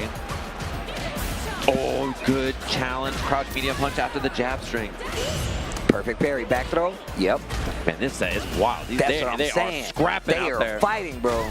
These people are just back here dancing. What's their deal? Oh, and he finds the hit, sending Mochi to the loser's bracket just like that. And the turnaround from that first game to the second game, where it just felt like he literally played in all the wrong spots. Coming to game 2, where he's like, okay, I got this now. I know you like I know you actually like to retaliate with up kicks sometimes, and even more so, you like scrapping with me at this range where Chun-Li's really gonna find a lot of crouch medium kicks, as well as you got to look out for that stand heavy punch. And he played right outside that range, found a couple of multiple hit scenario, and that's how he actually closed it out. I felt like he put Mochi on the ropes a couple times in that set. So yeah, that was really well played. Like, that was a scrappy little set between those two. Really, really fun to watch. And our next match up on the stage, we have Shine. A lot of you very familiar, obviously, if you watch any Street Fighter tournaments that happen here in the U.S. Really, really strong player up against Osaka Bird from Japan. Our match after that, we have Gentleman Thief, by the way, up against Ajax Fidelity from Puerto Rico, who is really cooking on the Ed, by the way. His Ed has been fun to watch. The match after that is Fudo versus Problem X. Oh my God. Oh my God. Evo champ battle, holy, okay. That's what I like to see. Sorry, it scrolled down in our notepad. Yeah, I just at saw the same time. The next match, and I was just like, this can't be real. Oh my gosh. Oh man, Okay. hopefully you guys are ready for some more Street Fighter, but we got Shot, $3 shape up and all. Shout out to my bro Yipes. Going up against Osaka Bird coming up. We got the goods. Yeah, we actually did get the good ones. This is actually sick. But this is what happens, man. As the tournament progresses, it gets a lot sweatier when it comes to staying alive here, as well as, like, you get to see a lot of people who made it this far in the tournament that you might not be familiar with. So Right. And that's the cool thing, too, is, like, these brackets are open bracket, right? And so the cool thing that you get to see is who are these people, right? Who are the people showing up and cooking in these brackets? You might not be familiar with them, but they've been a killer this whole time. So it's one of those things where you don't know, but I know now, and then everybody else on the planet gets to know. And all these players, like, we didn't know who Shine was, and then he showed up as, like, that guy playing Gouken back in the arcade or something like that. So well, here we go. Oh my gosh. It's going to be a cool match here that we're going to see. Excited for this one. Osaka Bird from Japan, Shine, playing a bunch of different characters. I've mostly seen him in tournament playing Chun. He also has an Ed though. And a Kimberly. So he's got a a little trio to rotate between, and he's real solid on all three of them. Like really, really fun to watch on all of them. Osaka Bird with mommy muscles, with my girl. Hold on. Locked and loaded. Shine checking those buttons, and if he sees the Mercy here, I'm curious what character he picks. Still on the Kim? I mean, look, I'm gonna be real. This is mad annoying to deal with. From my personal experience, this is really annoying to deal with. Just the walk speed, stand medium kick you really have to deal with. But the thing is about Marisa, if she hits anybody, they're gonna explode. Yeah, you're dead. Yeah. It is not good. But there's a lot of walk speed and tricky stuff Kimberly has. You know, her walk speed and buttons are great. Like, even though her buttons themselves in isolation, maybe you're like, oh, I wish they went farther. The way she walks and moves and her mobility are really, really useful for how this character's normals are. Calculated. And on top of that, the wake-up issue with Marisa, outside of using that. Oh, had that whip punish, didn't believe in it on the medium kick, no cancel. Playing very patient. That stand medium kick, like I said, it's definitely one of the tools she's going to have a hard time getting past. Yeah, and I like the drive reversal on wake up there. Just threatens that option early to keep it in Shine's mind. Takes the throw. Oh, spacing on that, yeah. I like that. Start sprinkling it in there and want the stand medium kick, bro. Can time, got to guess on this. Double can to trying to strip the drive gauge, but that is a big back throw, and Shine was forced into that because his drive gauge was so low. All right, now this is gonna hurt. Reset makes you have to hold it. Oh, I love the elbow drop there. Tough to anti, and the overhead link into the level 1. Shine on the board. Throw the bomb at him. Wow, he was so solid there. Not the reversal super and just give it away. Man, this is exactly what I'm looking at right now. The fact that Shine is playing is so smooth. He's like, you know what? I know what you're trying to do. That last second clutch elbow as well. Nice anti-air. That was a good find. Then a clean mix on the other side. Oh, okay. Spins the meter. Uses that reversal warmer. And that drive gauge for Osaka Bird is a big problem here. Shine has so much to spend, and he's spending it right away. Side swap here. Okay. Tries to keep that momentum. Oh, caught him airborne. Shine couldn't respond DI there, I think, because he was in the middle of something. Text the throw, still walking closer and closer to this corner. And you notice there's not a lot of anti-airs from Osaka Bird because that elbow drop has been threatening, right? So now you don't want to go for the regular anti-air. You get to get the trade combo here. That's not good. And Into the just level built 3. it. That slide gave him the level 3. And left a Banksy at the crime scene, though. Oh, and you went burnout. Like I said, man, Kimberly moves so much that it's so much harder with these slower buttons from Marisa to try to keep her in contention, to keep her in control. Yeah. There's just so much to worry about, and Shine's neutral is excellent. It's so good. Yeah, he is really, really good on the ground. Oh, had the hit, didn't believe, but stuffs the Superman punch on the ground there. Oh, I like that. Yeah, call out there. Dunked. 4 roundhouse, Knockdown time, takes the pressure, plus frames there. Drive rush, looking for more, trying to bait a throw. Osaka Bird doesn't go for it, but the stuff with that great medium kick there. Oof. Oh man, Shine's going off right now. Dunked. Very close to a perfect. Shine 1 round away for sending Osaka Bird to the loser side. Got that throw bait, committed to the EX teleport. Absolutely wild damage, and then sneaks in an overhead right there. There's just so much going on that Osaka Bird's like struggling on defense to handle all these very different things, but this is a big chance. Oh, that's the sneaky stuff right there. Like that. Goes for a safe jump. Full. Double down medium punch, slides on in. Oh my, parries both parts of it. That's a big punish here. A lot of meter gone for Osaka Bird. You spinning that? No. The next one will do it though. Oh, I love the jump there. The can was there. This is the confirmed for Shine. That's all he needs, and that's 2-0 over Osaka Bird. Osaka Bird out of there. Shine in there. Yeah, man, like I said, as soon as I look, I've been fighting a lot of these bad boys too. These Kimberly's and the Marisa matchup, it is not fun. You got to keep track of her, the walk speed, getting past that stand medium kick, the elbow drop. Those are all things that I feel like really kind of make that matchup really difficult for Marisa to keep control, even though she does have that overwhelming strength. So. Yeah, and her neutral game, especially Kim's there, you saw how patient Shine was. He didn't like overcommit a lot. A lot of his neutral was him just big chilling and then just waiting for opportunities, finding like walk-in medium kicks and stuff like that in the buffers. He was really, really patient at neutral, and I think that's something that as a Kimberly player, when you have that quality, it makes your offense so much scarier because you're just like, oh, it's patience and footsies into just mix, and I just die, which is really, really scary to deal with. And players we've seen a couple of times this weekend up on stream already. We saw Gentleman Thief earlier get the dub against Dual Kevin. Ajax Fidelity, who's been hitting those ed combos, looking really, really sick from Puerto Rico. So going to be a couple of really strong players up here playing. And after that, Fudo versus Problem X Evo champ matches that we're going to have. 2 of them 2011, 2018 Evolution champions in Street Fighter 4 and Street Fighter 5 separately. Oh, this is going to be so cool. We're getting to the sick part of the tournament where we see people that we definitely know have had some kind of history or have been in contention to win these kind of big events, and this is when they really start to clash a lot. And then you get some of these names you might not be familiar with. Gentleman Thief is like what we're talking about. So I'm a little early. I'm not 100% familiar with him, but I know about him today, and he's playing super well. Has a tall glass, a tall order in front of him right now if he hopes to take out Ajax Fidelity. But he might have some experience. He might be ready.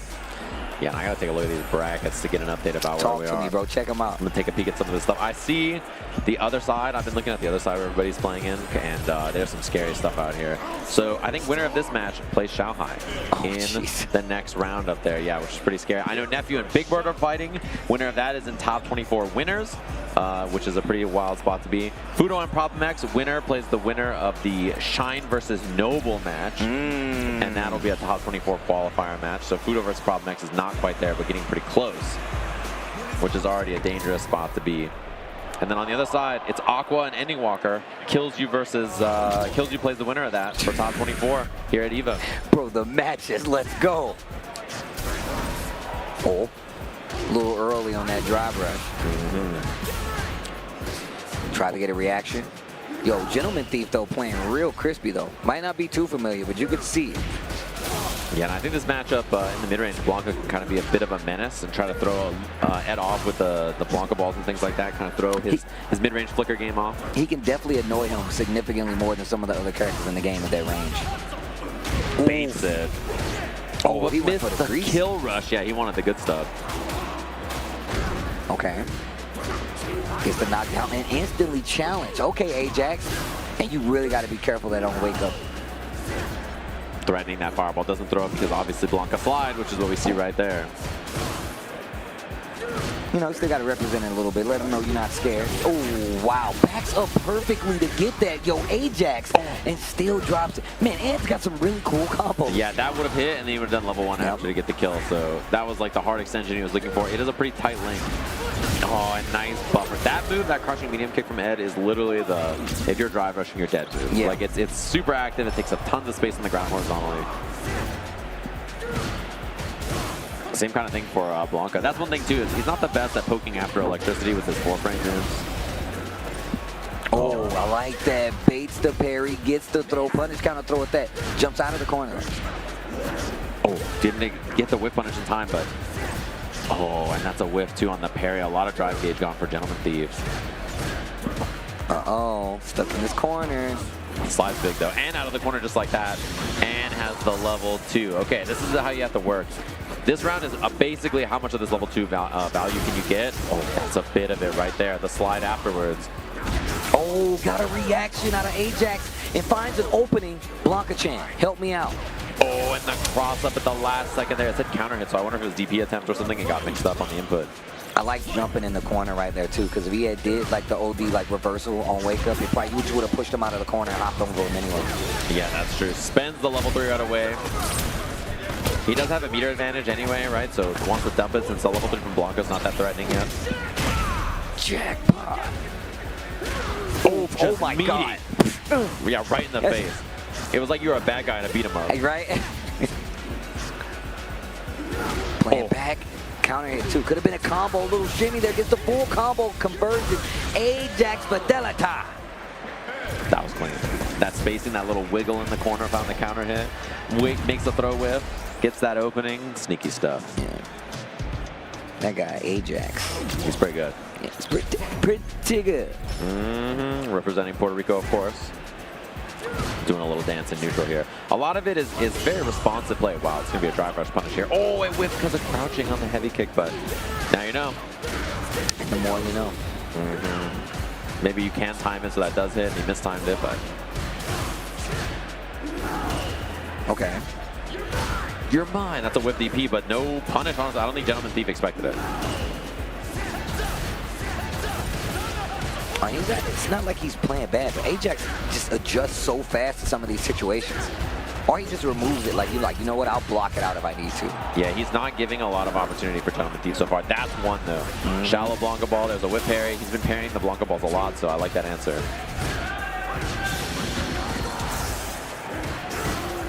Okay. Oh my, how did he get there? I don't know how. Oh, how did he get there? What's happening? I am so lost. What? Where am I? I'm in a maze. Yes, yeah, I'm in a maze. I don't know where any of that hit. How did he get in the corner? How did he get there? What was that noise? It's like the Metal Gear guards were just like all confused. Oh, he's trying to bait the throw, but he did bait him to stand up. He has level 3 for the kill here. Nicely done. First round, game number 2 going to Ajax Fidelity. Yo, Gentleman Thief is definitely trying to make something happen. You can definitely see it. Man, you built so much meter in this game. He built the level 3 in round 1. Like 3 bars in 1 round? Yeah, that's fast. He's at 0 right now. Now I'm paying attention. How long is it going to take? Yeah, Ed builds a lot of resources too, especially with the level 2 combos, but... Oh, that's a whip punish. Okay. And Gentleman Thief's out of there. Caught the up back, and then he tried to block, and then that's where the throw came in. Gets a nice series here. 2 throws in the corner. There it is. The medium kick, not going to do anything, no. Okay. Oh, he went for the heavy kick, and he just woke up crouch button right under. Okay. Confirm. After the drive rush. Wait a minute. Oh, he could have double drive rush and killed there, but maybe he didn't want to get off the meter, and the jab challenge into the ball. That was a big risk. That was very big. No, you're right though. Definitely could have in that last series could have just closed out there. Just would have spent a little more. But not playing shaky, but playing very careful not to give away too many resources, right? Especially with Ajax being so optimal, it feels. Walk in, throw now, this corner positioning. I mean, Ed is like one good hit away. That's a whip punish. He has tons of meter to dump on this. The shotgun blast, blitz level 3. That should be the kill just like that.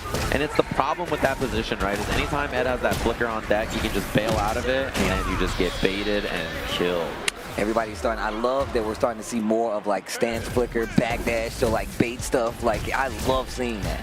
Yeah, it is real good, especially because, I mean, even that flicker in the corner, if he's doing meaty flicker, it's safe to DI anyway. But even if you want to be extra safe, you can just hold the flicker and then back kill rush, get the bait right there.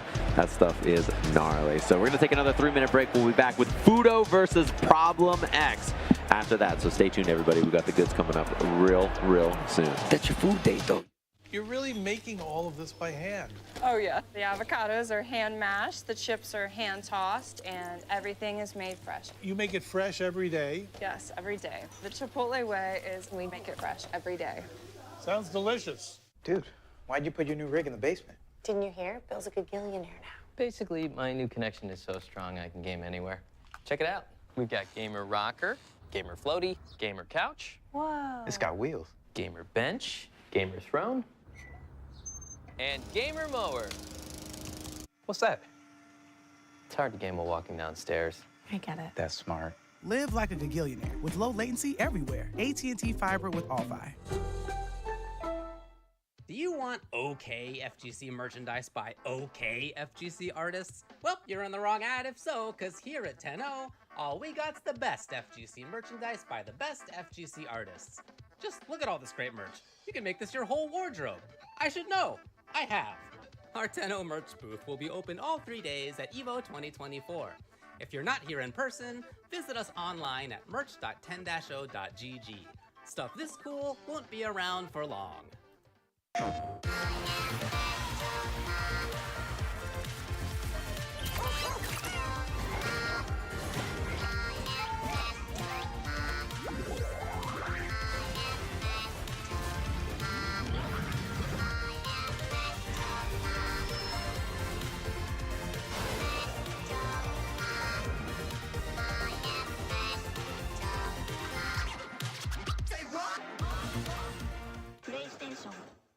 The greatest anime fight of all time. Why would you ask me such a hard question? I'll do Aizen and Ichigo. Ken versus Raud to the North Star. Drumroll. Gara versus Rock Lee, Naruto. Don't turn your head. I saw what you just did there. Here's the deal.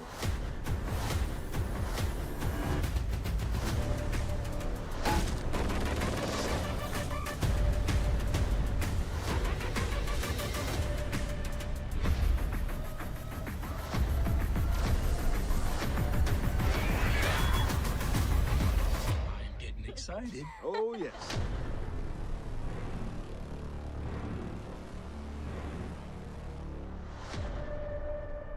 Hey, what's up, everybody? We're here in Los Angeles. I got asked by Evo if I would take Fudo around and eat some delicious food.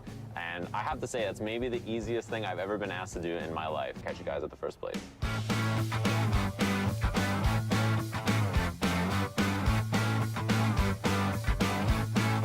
We're gonna grab birria tacos, which I was explaining is kind of like Sukumen ramen, but for tacos.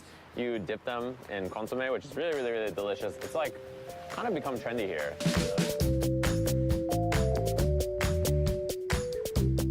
Howdy, can we get two of the tacos Dorados de Birria? What do you have for drinks? Do you have, he's probably never had a Jarritos before. This is mandarin, tamarind, and pineapple? Pineapple. You know it's pineapple? Pineapple, yeah. Okay, boom. Cheers. Oh. Yeah. Pineapple. Thank you very much. Oh. Yeah, okay, we got some sauces, green guy. Okay, I'll grab this guy. A little, ooh, it smells so. It's gonna be spicy a little bit, a little lime action, boom, boom, boom, boom, boom. Okay. Kanpai? Kanpai, hey. And then dip in that. Oh, see? Boom. Oh. Ready? Yeah.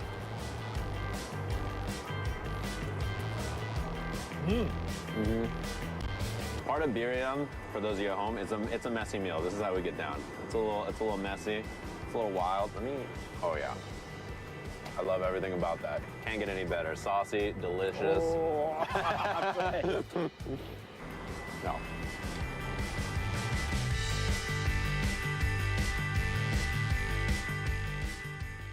We just had our birria. I'm really curious, what did you think about that? けど確かに食感とか味も日本では食べたことなくて、それでいて美味しかったんですごいなんか刺激的で良かった。Yeah. あとなんかもっと自分の好みに合った食べ方が多分あったと思うから、何回も行ってなんかそれを探したらより良くなるかなと思いました。何回もまた来たいなと思います。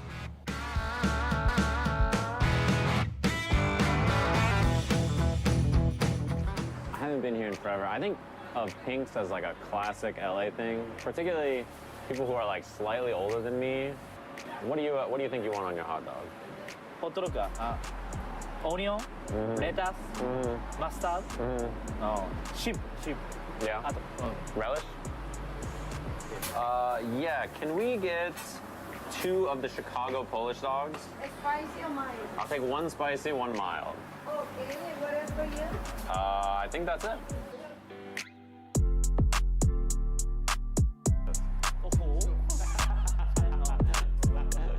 That's for Fudo. Okay. Are you ready? Okay.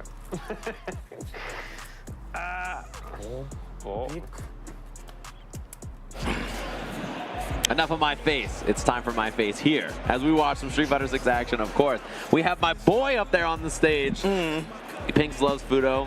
I love Fudo. We're Fudo fans up here, up against Problem X, the UK's very finest. 2 EVO champions, of course. I'm a little biased in this matchup. I can't lie. You guys can probably wonder why.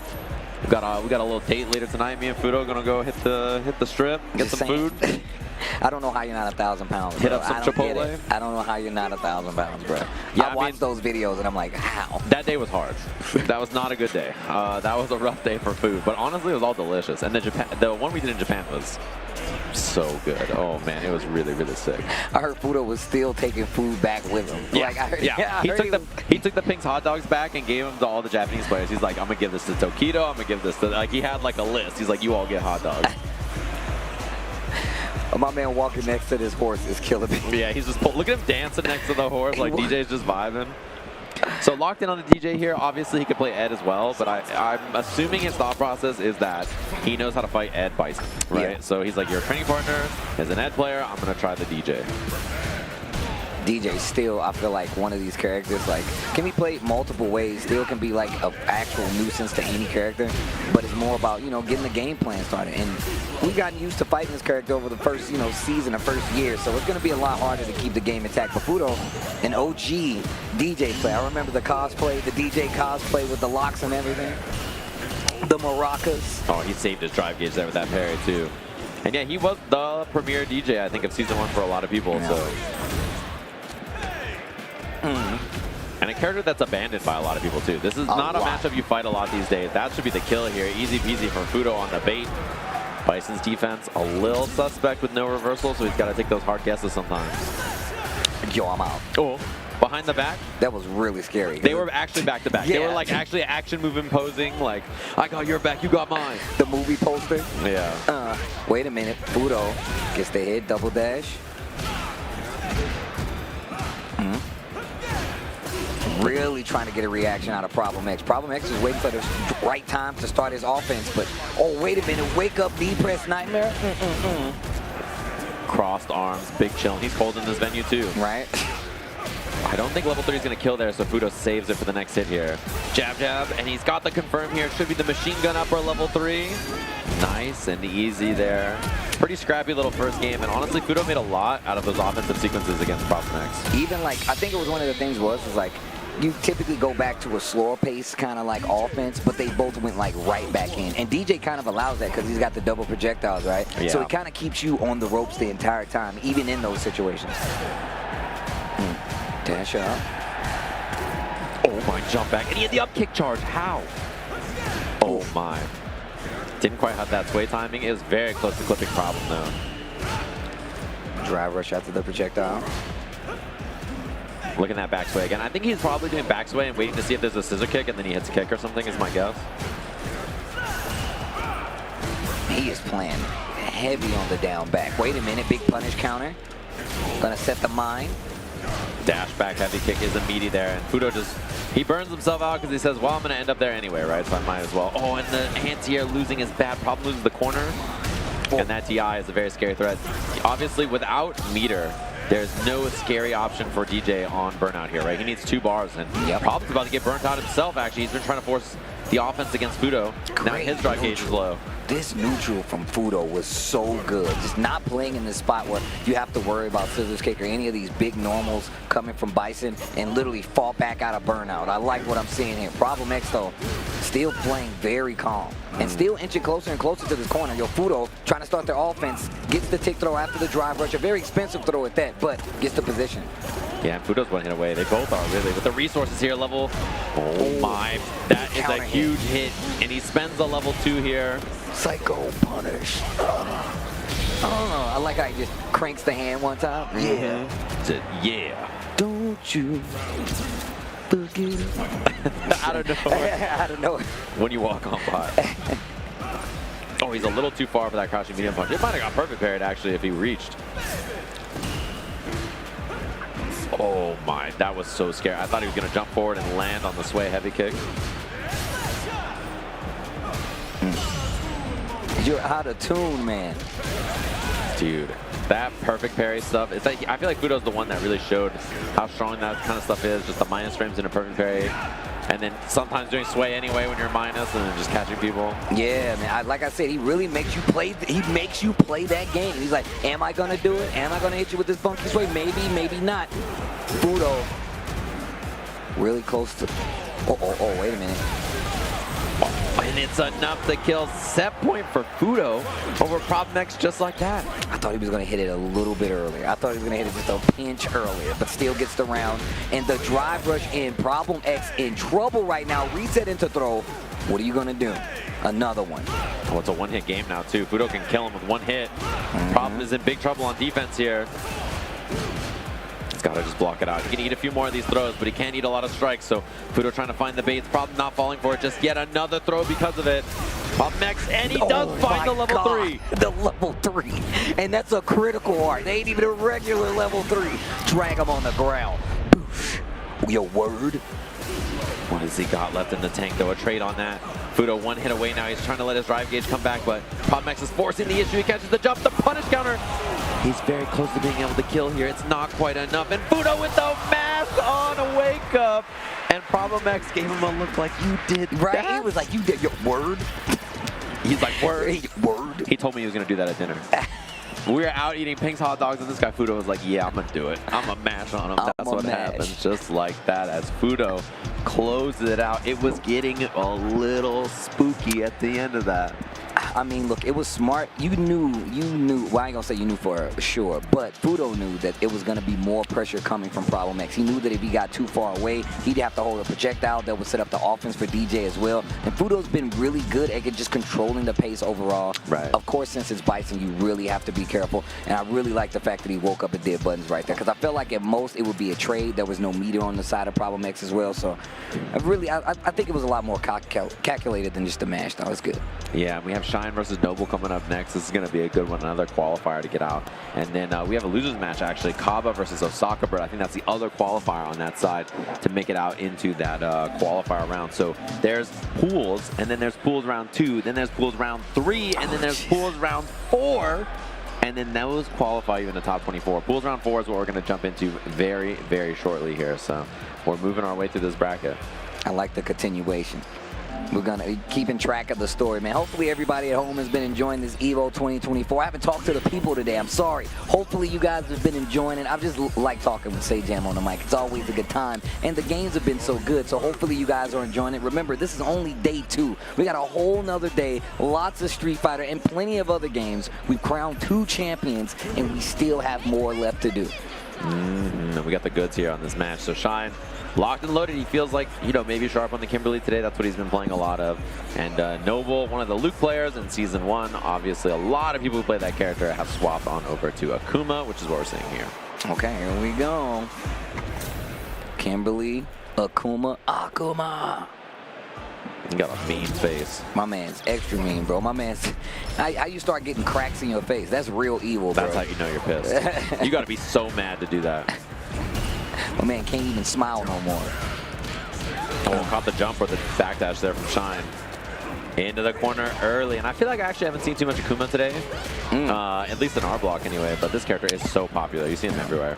I mean, look, man, he's a heavy hitter, bro. Like, just don't get hit. The walk speed is crazy. Like, he does a lot of damage, but even more so, I feel like the demon flip pressure, demon flip in the, punch, really, really strong. The empty demon flip, his pressure overall, especially after a knockdown, is really strong. Coupled with his walk speed and his fireballs, dude's a problem.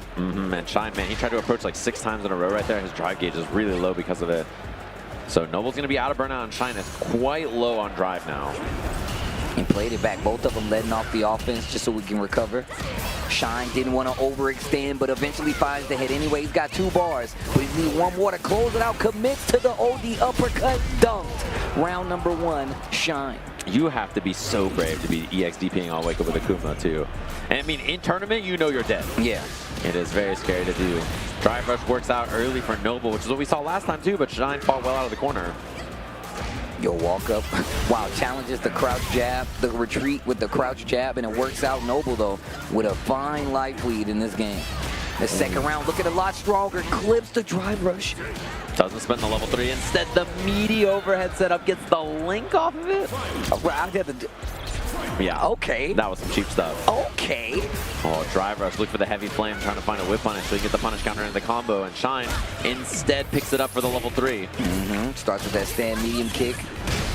Spins all the meter noses. This is the last round of the first game, and that's half life versus Akuma.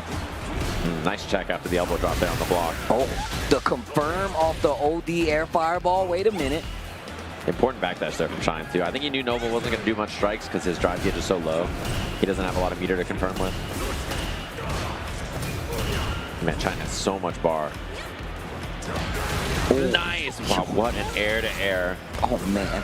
He got so much damage on it. His drive gauge is so low now. He's parrying a lot. The buffer! Are you serious? He died off that. You're dead, yo. My God. He was so far away swinging at nothing with that medium kick. Yo, man, classic Akuma outfit and some of these wind screens are ridiculous. I like how he picks her up. Yeah, you're dead. Here we go. Game 2. Noble. What a nice retaliation on the round. Cashing out the rest of the meter and going back to this slow and simple fireball game. Man, he has been really, that's really been the start of his game. Target combo into roundhouse Tatsu knockdown in the corner has been like the focal point. Yeah, and I'm so scared of this position now for Noble, but he gets his way out of there. Oh, that was high, yeah. So I like the challenge there from Shine. Okay. He doesn't have a lot of meter to chase here, yeah, so he's got to go back to the fireball game for a bit. Oh, the slide. What a retaliation. Parry on the wake up. Oh my, he's not dead either. He's got to hold the line. He went for it. What do you mean? What do you mean? He knew that Shine was going to jump the first time? And he didn't even do straight jump back to it. He still caught it. That was so good. Nah, this guy's sick. That is a nasty individual.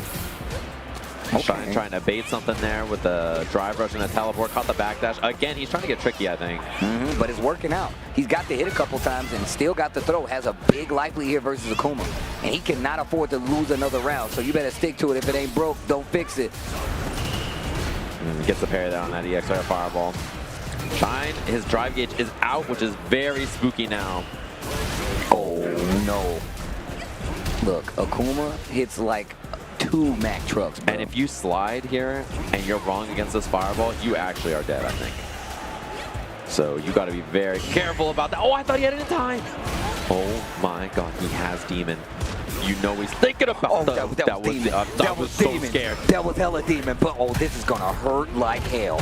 Oh my God, you can't block this. Ooh, please no.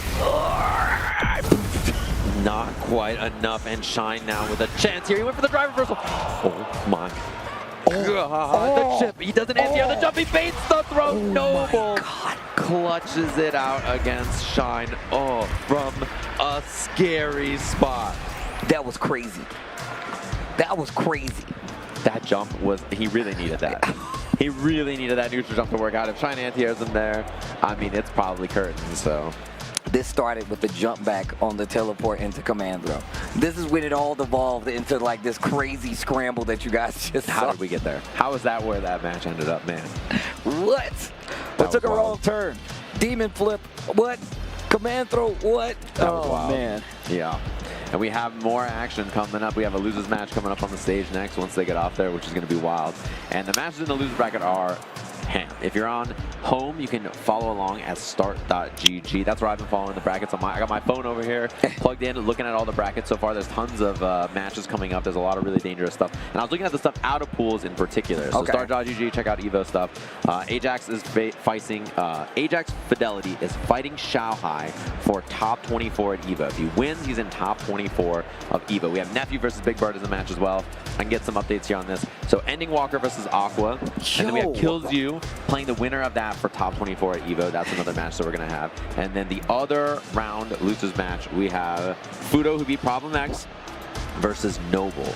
Winner of that, the last two matches we just saw there, the winner of that match is in top 24. And you still have to win another match in top 24, by the way, to make it to top 6. So you got to win just one match. And I can check the other side. I think the other side of the matches are being played on the other Evo stream, if I'm correct about that. So let me check that other like semis block over there while they get set up. Get you guys all updated. That's exactly what I was talking about. Like now that we've hit day 2, there's a lot of clashes in these matches where a lot of people were spread out. Now we're getting to the point where you're going to see these guys go head to head, and a lot of them are going to go home because, like we said before, some of these guys are in losers bracket, especially the people who move forward. You're like, oh, they made it, but it was somebody else that was alongside them that's probably in losers bracket that's fighting for their life somewhere as we speak.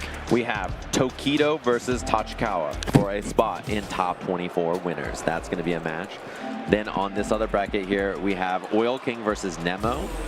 Winner of Punk and Just a Kid, and those two fight for top 24. We have Angry Bird fighting, let me see here, the winner of Mochi and Simple Tricks. Simple Tricks beat Chrissy CH, Mochi beat Flaquito. That's my cat sitter. And then Zen versus Gotchkin on winner side. Man, if you needed any reason to stay tuned, even the next match, bro. Oh, man. It's some matches, bro. Next match, El Chipotle going up against Itabashi Zangief. Oh, man. Loser side at that. So like I just said, somebody's going home. Cabo getting set up. Cabo been in the gym, too. Damn, he's been hitting the weights. My man's been hitting the weights, bro. Try to get the gal. Come on. Come on. All right. Osaka Bird. Yeah, we saw lose the Shine earlier, by the way, so yeah. Impressive play from Shine, and then he ends up in this bracket, this path, which looks pretty tough.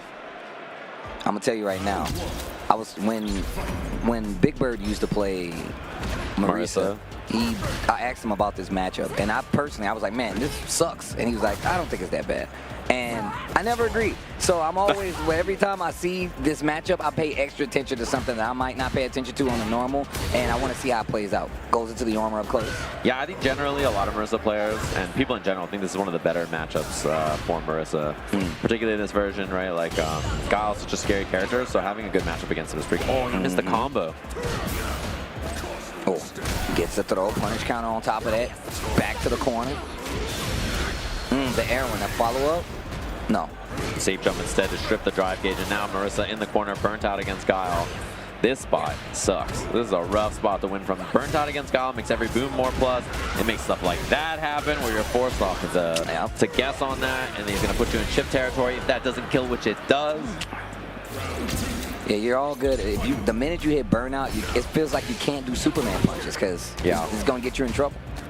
Take throw with the stand line. Oof. Oh, get the counter hit.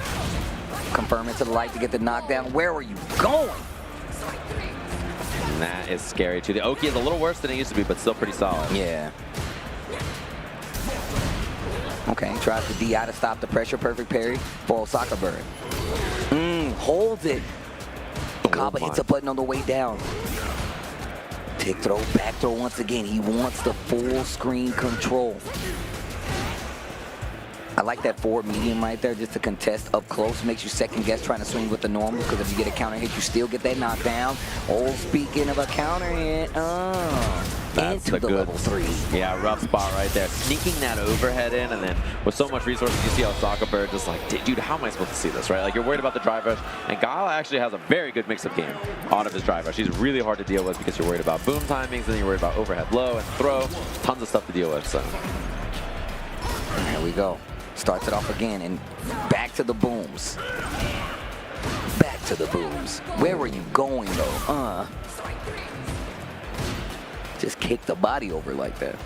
I know, it's so fine. Oh, that's a good find from Kaba, recognizing that that perfect parry was going to come out. I like that meaty forward heavy punch, too. It doesn't hit on crouch, but it looks like it's maybe forced as a meaty there.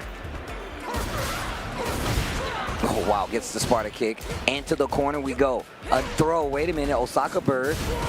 Bait. Oh, you might be dead, bro. You are so dead. There is no planet where you are not pieced the hell out just like that. This character is so messed up when it comes to stuff like that. Oh, you got burnt out? I'll take care of the rest. Need some water, you say? I got you. Oh, she was big swinging there, and Kaba just got out of the way. Oh. Wow, goes straight into armor. Kaba takes the bait. Gets another command throw for his troubles. Oh my, how many command grabs have we seen in this set? One more. Oh, the bait, but a little out of range for the medium punch there. That could have been the game. Wait a minute. Perfect parry, gonna go for a button. Yeah, that's true, you're dead. Osaka Bird quickly retaliates with the second game against Kaba. We're going to game number 3 right now. Oh! Kept it nice and simple too, just medium, medium, Gladius, level 3, nothing fancy. Love the combo choice. And if you think back to the last time we saw Osaka Bird, he didn't get to do one Gladius in that last. No, I mean, it was just like he was getting whip punished. The mobility of Shine was just so tough for him to deal with in the neutral too. Here we go, Kaba. Bringing it back. Osaka Bird with the Marisa. Oh, Superman punch right out of the gate. Forward heavy, answers back with a flash kick. Okay. Let him know you're willing to do it. Oh my, man. Osaka Bird was trying to find something there. Kaba very smartly just escapes. Wow, backing up. Oh, lets it go just a little too early, maybe a little too late. Oh, ow. That's a big find right there. You get the knockdown on this. Yeah, and you're forcing Kaba to guess. He goes for the flash kick. Superman punch to get over it this time. Where are you going? Real close to burnout, too. Oh, parries to stop it all. Throw, punish, counter. Wait a minute. Kaba. Nice. The reaction on that was perfect.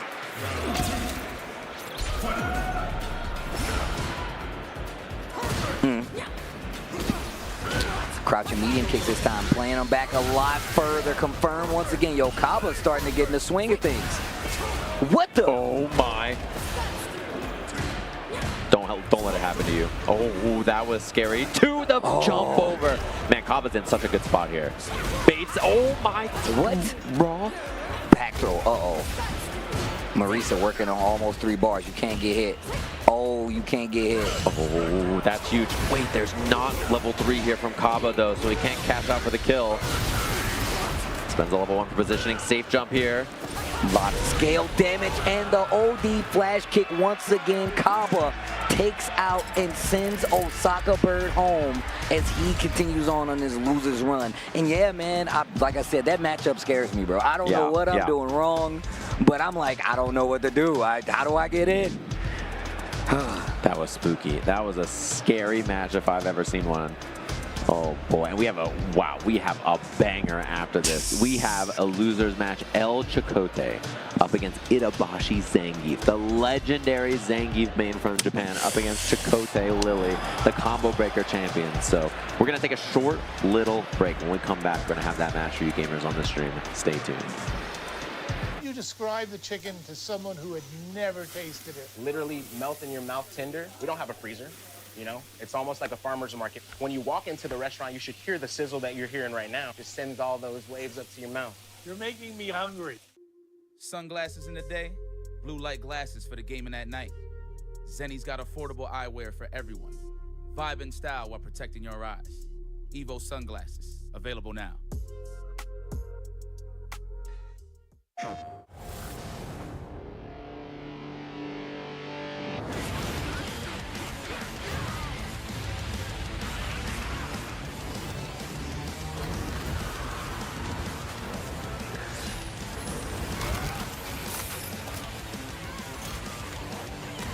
Beyond the battle.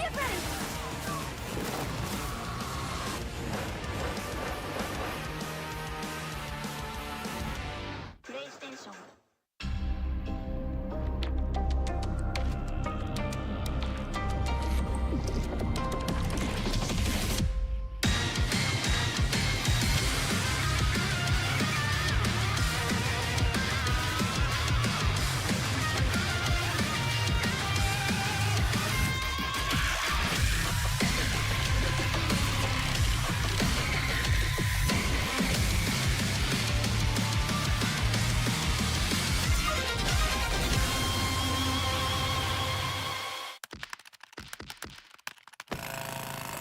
Red Bull gives you wings. Fight.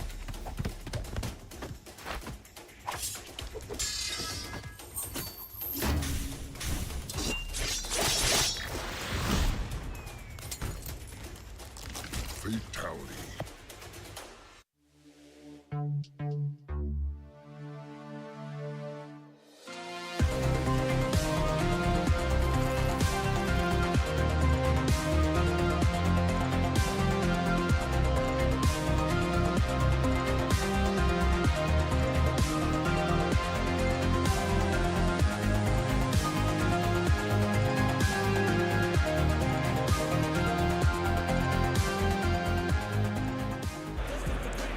Street Fighter 6 Evo 2024 continues.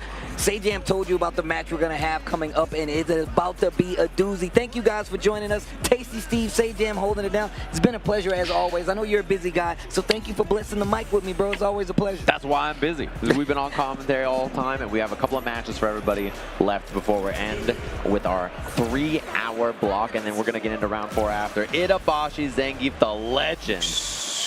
The combo breaker champion, Chipotle, his opponent. And he's doing the big grin on the other side. You know what's about to get done. This is going to be a sweaty match. Of course, this matchup, I think, historically, pretty tough for Zangief. And it's primarily because Lily gets the win stock up from full screen very easily. And then when she gets in and gets pressure going on him, he is stuck. He is not very good at dealing with it. So you see the double stock early for free. Chipotle does not have to worry about much. Just gets those free stores, and then now 3, and yeah, you get to send it. That's a lot of this matchup. So it makes it a little tough for Zangief to keep the pace in neutral. I love how Chipotle is using these buttons too. Like, knows that they're like, I can play in this range, and you really have to respect it, even if you are Zangief. Zangief, uh-oh, wait a minute. Oh, God. Uh-oh, we're in the corner. Oh, God, this is how everybody dies. Drive reversal. Get in there. Stand heavy, and now I got to drive reversal on my own, but now you burnt out. Nobody wants to defend. I don't blame you. Both these characters are terrifying to defend against. Itabashi's drive gauge is so good here. Is it going to be the Lariat combo? Back to, yeah, Lariat, hold forward. Oh, he missed the health stab, but he gets the hit anyway. This should be the kill with not as a whack combo. Instead now. Oh, wait a minute. Chipotle trying to stay alive. Goes foot over it, not going to work out. Goes for a throw. Oh, wait a minute, what a call out. Gets the overhead this time. Wait a minute. Chipotle goes for the super closeout. Wow, that was the first round? That was round 1. Itabashi Zangief with the heartbreaker of a drop there. Oh my gosh. I blame you though. You called out the combo too far ahead in advance. That's his fault, not mine. I didn't make him his medium kick. And or did I? Oh, did I? Or maybe. Oh my, what a spacing, a little whip punish action. Chipotle with a tick throw. And he's trying to find some kind of solution here to that move right there, which is exactly what he did into the level 1. A little faster now, so stuff like that. Possible for Lily, really nice to have. Oh, the drive impact right back at you. Should be an easy peasy pickup for Chipotle, game 1. Okay. Ooh, is it Marissa time? Or something's wrong? Oh, what if his button was wrong?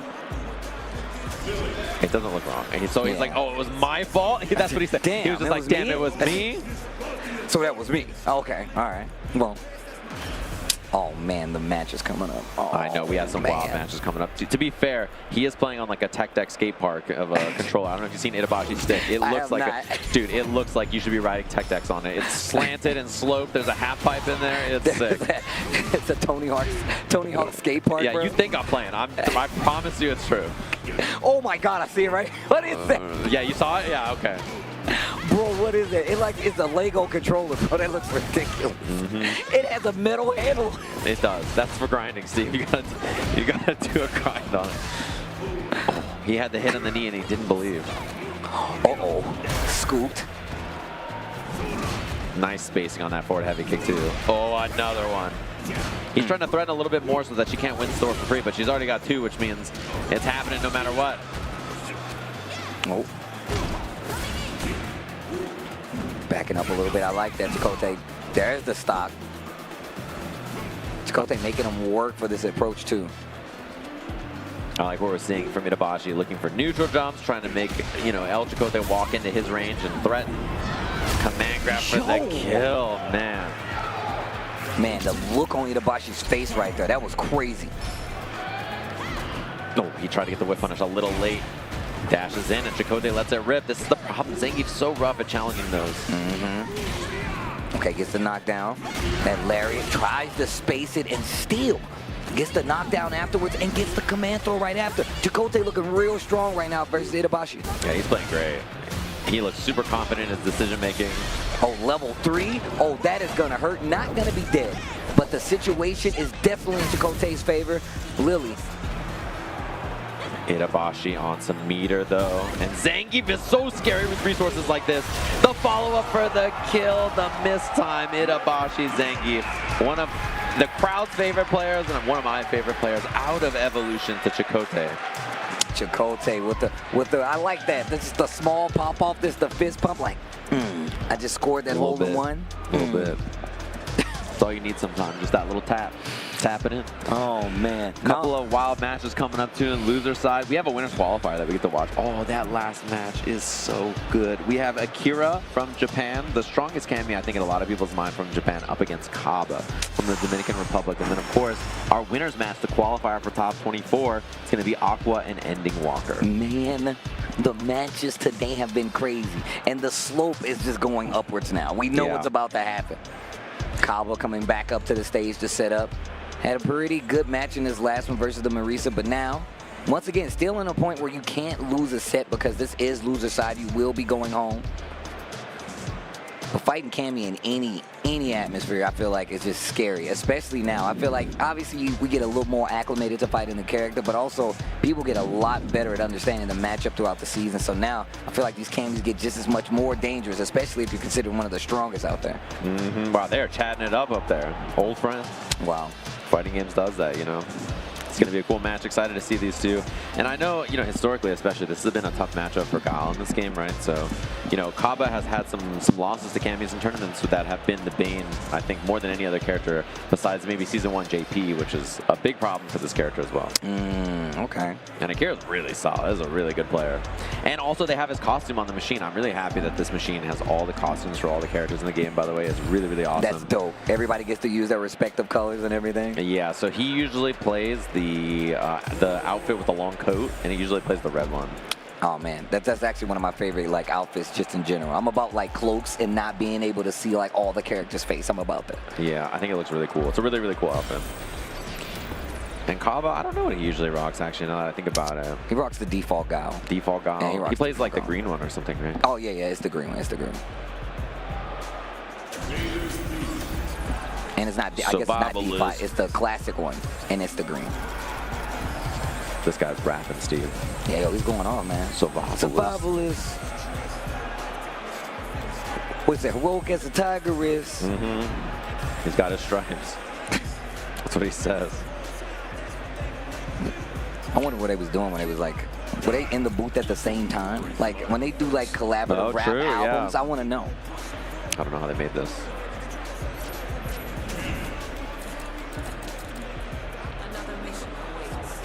What the? Is he gonna lock in the default? He's listening. He listened to the song. He's listening to the rap to see if it sounds good. He's like, yo, this guy's spitting right here. All right, he's locked in. Sidelines. Trying to make my own highlights. Yeah.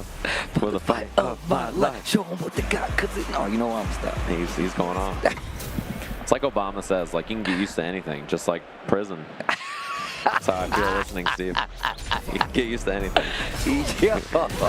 That's how I feel, you know? Yo. Survivalist. Counter hit confirmed from Akira nice and early.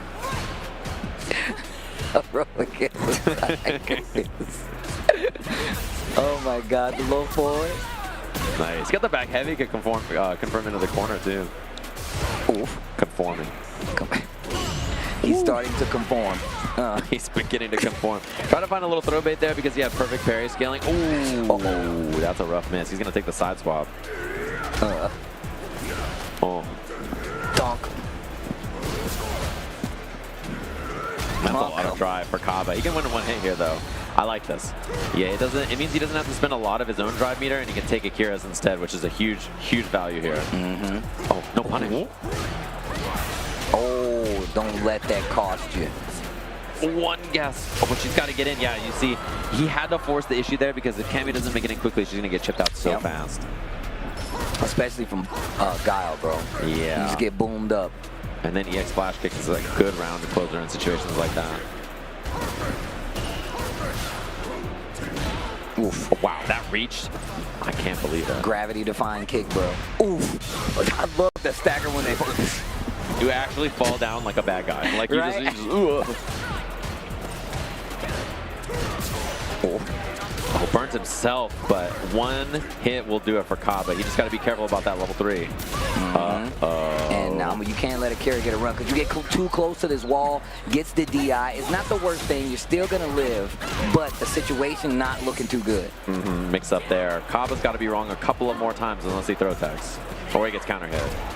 He can eat a lot of throws here. Oh, what? That was a new one. I haven't seen that one before. And this guy, Akira, ran it all the way back.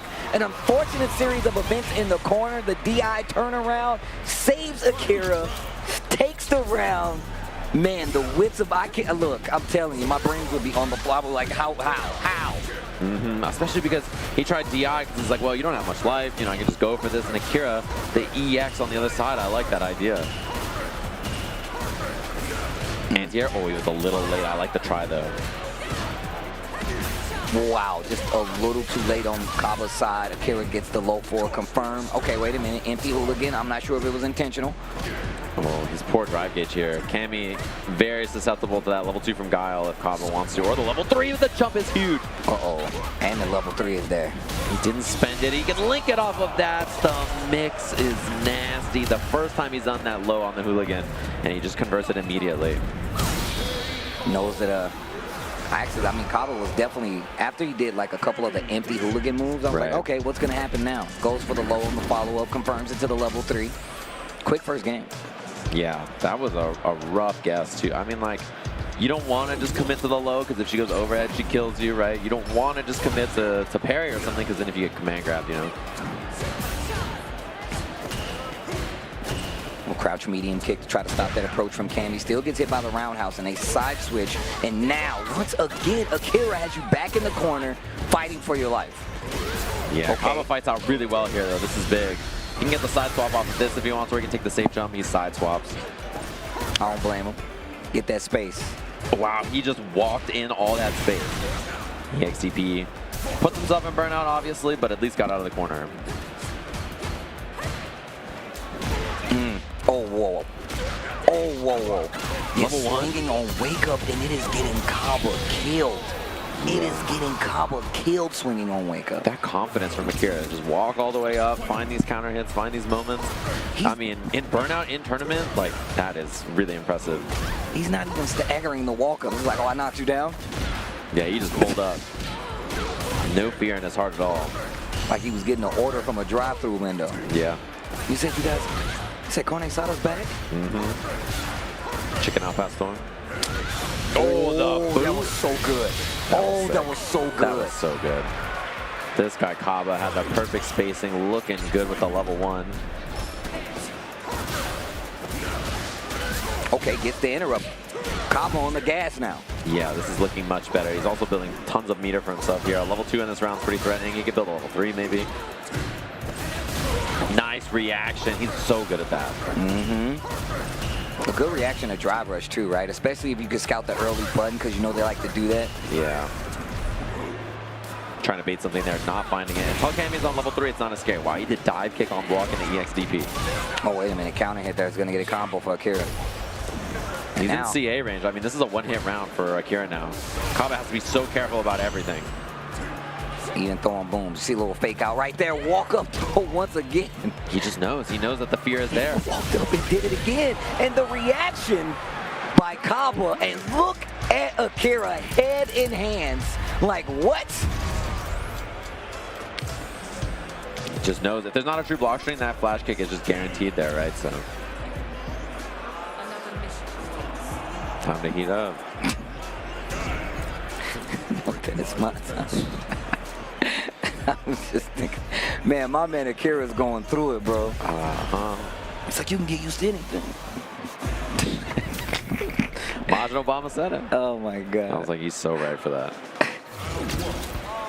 You and this little notch, like he's so right. He's so right for that.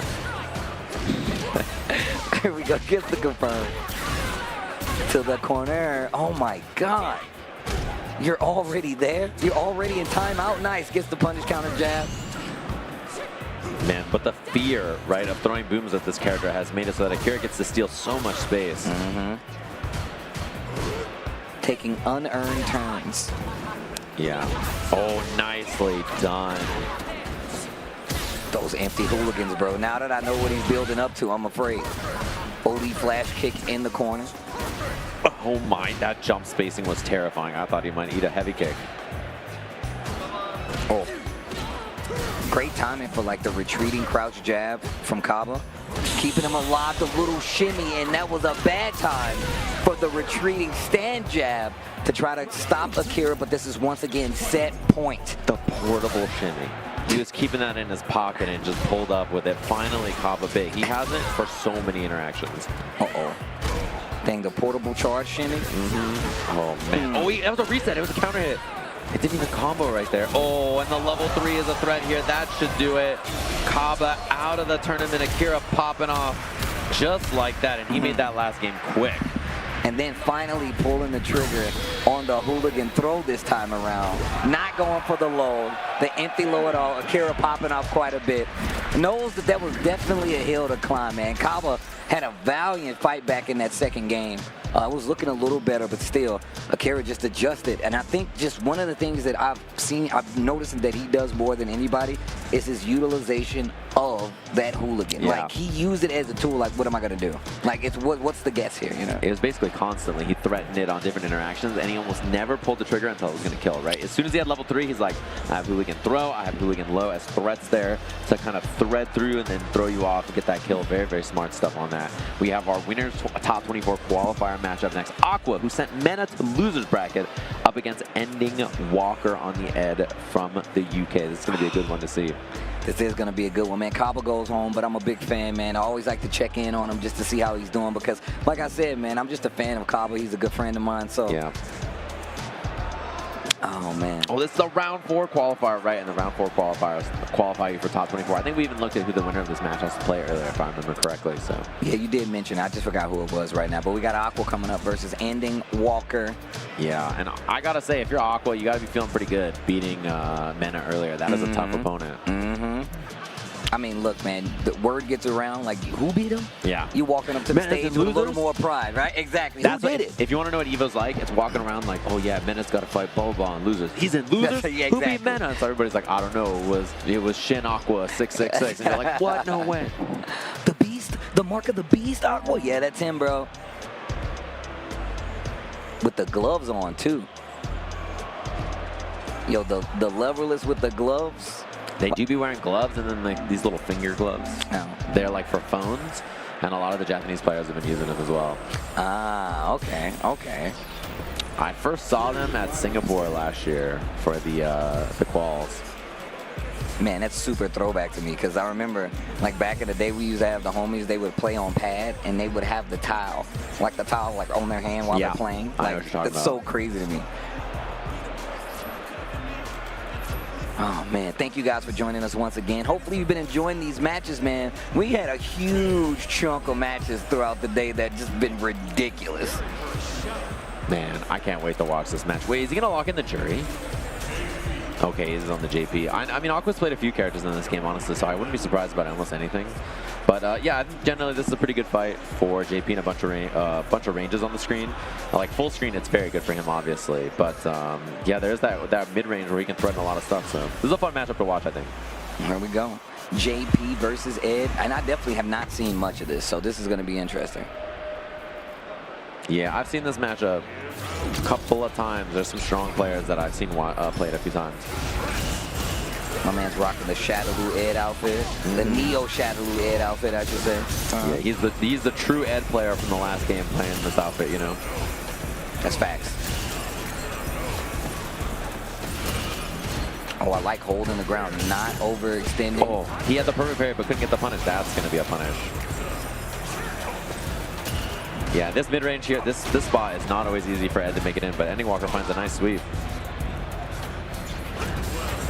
Uh-oh, sets up. I like that drive rush past it, gets it off the screen, makes it inactive, and now here comes this offense from Ending Walker. Hold on. Super smart to get past those portals. Now suddenly this round was looking so great for Aqua, and he's in a bad spot here. 2 throws in a row. Goes low that time. Strings them up. Again. Wow. Again, he was going for another one there, and Aqua fights out, and now this is a bad spot for Ending Walker here. The portals are there. He makes the hit count. Back throw. Oh my God, the air throw. Changed positions and then instantly jumps. It does the job. Man, I love how Ending Walker was like, you know what, I'm going to end this now. And really tried to make Aqua make a lot of mistakes in a short amount of time to close it out. But Aqua just stayed smart, stayed calm. And that's one of those spots too where you can tell this is the kind of matchup where Ending Walker feels like he has to do that, right? He's like, I need to commit. If I don't go kill him right now, it's gonna go back to neutral. I'm gonna be in big trouble. Yeah, that's the JP fear, right? You're like, bro, I don't want to be full screen away from this guy. Oof. Gets the uppercut. Nope, not even using meter. Gets the throw. We've seen a series of them before. Aqua says, I found out. I'm not doing it again. And gets the counter hit this time around. He was probably looking for a counter, a throw. Once again, tries to go for the throw. It's not going to work. Ending Walker with the offense. Trade on that. That crushing medium punch is 8 frames, and he's +4 there, so 4 frames moves straight with that. Oh my, he was fishing for the big one. No cancel into the blitz. Oh, but this is a tough round to lose. He's got a long way to go. No, wait a minute. Screen, though. You're full screen again, though. Wait and a you're minute. getting chipped. Ow. Ow. Okay, he's got his drive gauge back now. The teleport in. Wait, Aqua's only 1 hit away now. Oh my, he's late on the DP. And just like that, it's a clean sweep from Aqua to take the first game. 1 drop from Ending Walker cost him there. Put my man in a psycho power Christmas tree, bro. Oh man, they gotta say, they have to say stuff to each other. You know what? I'm slacking. I don't even know the lore between them. You know they got something that special they say to each other. Yeah, you know Ed called them something silly. Right? He said like, you Shadaloo guys suck. Or Right. something like, you know what I mean? Wow, that hit. He probably called him a poser. He's like, man, you Shadaloo guys are posers. Wow, he was holding that, trying to make Aqua do something. He didn't flinch. Perfect parry on the DI to get one of his own. Right into the corner, holds that flicker in his face. Oh, wow. Oh, I love the escape. Yeah, he was down to scrap. Gets past it, slightly avoids that. Oh my God. Okay, so now in burnout, which is really good for Ending Walker here. Oh, thought it was going to be a drive rush in maybe. Oh, chip is guaranteed. Yeah, not much you can do. That flicker, when you're in burnout, is +8 on block, crushing medium punch, true block string into EX punch. Oh, jeez. That's pretty tough, yeah. He's really good at chip out scenarios. Man, he was holding that. He was trying to make him flinch, but he doesn't do it again. Oh, wow. Oh, didn't get the heavy blitz at the end there.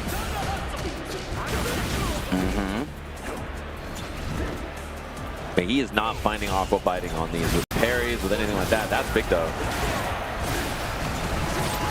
Oh man, look at this offense from Ending Walker. He's one hit away now. Trying to find Aqua flinching. He's just blocking it out so far. Wow, that blitz pushed back just a bit, and I was like, yo, are you gonna try to swing into him? And the repeated throws back to back, Ending Walker making a statement there. And the worst part is he knows that he should have got that first game, that first round, right? So we should have been looking at, you know, potentially 2-0 Ending Walker here, but it's 1-0 now, or 1-1 now in the set. You just can't let those drops affect you, you know?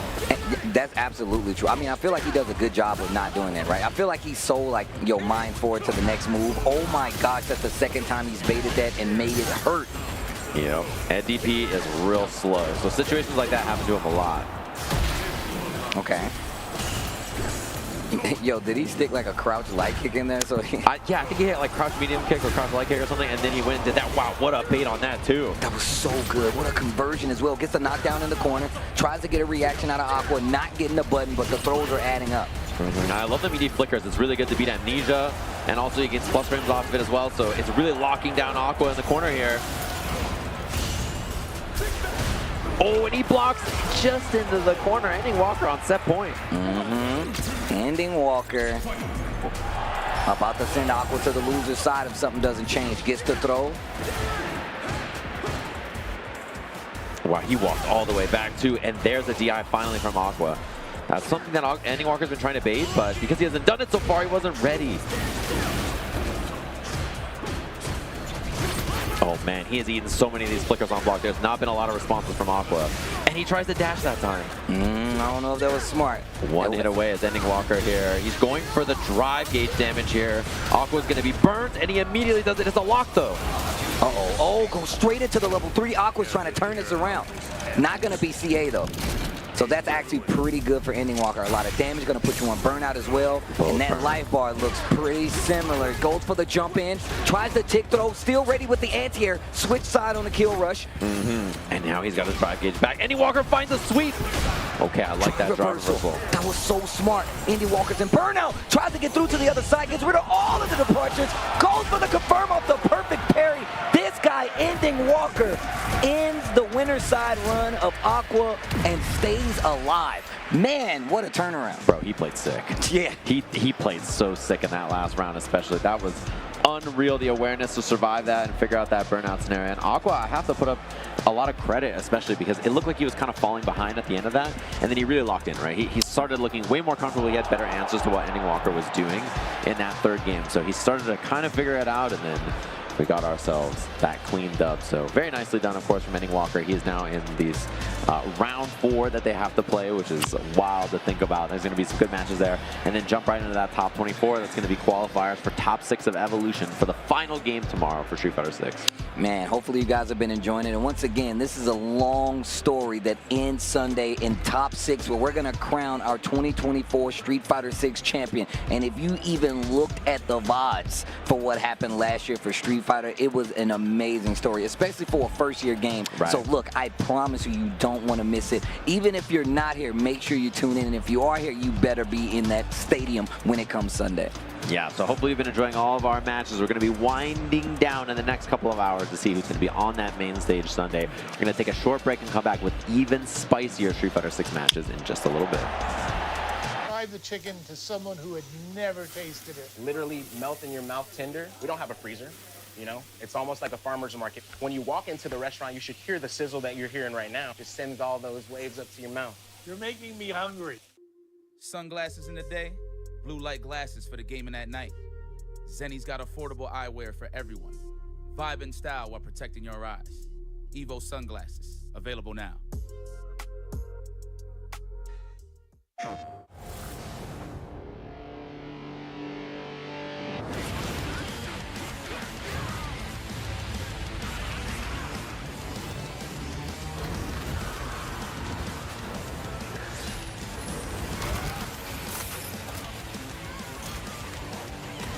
Beyond the battle.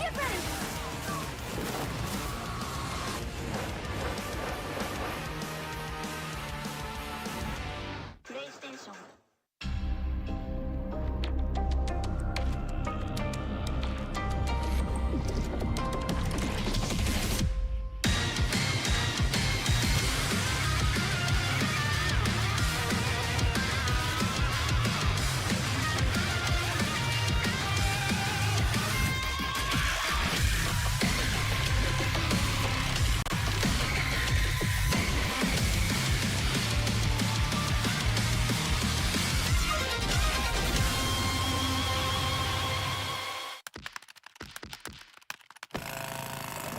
apple gives you wings. Fight!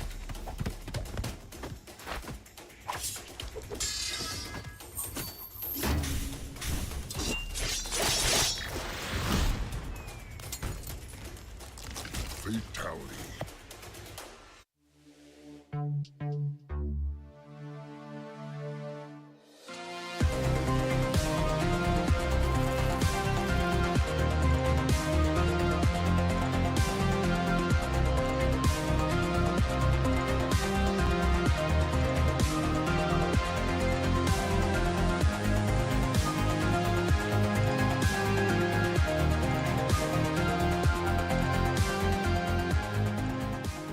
We're very bad at fighting games back in the day. That's what it comes down to.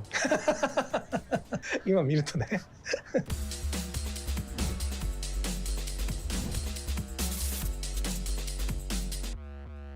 ついてってのはどういうことだろうな。竜を使いました。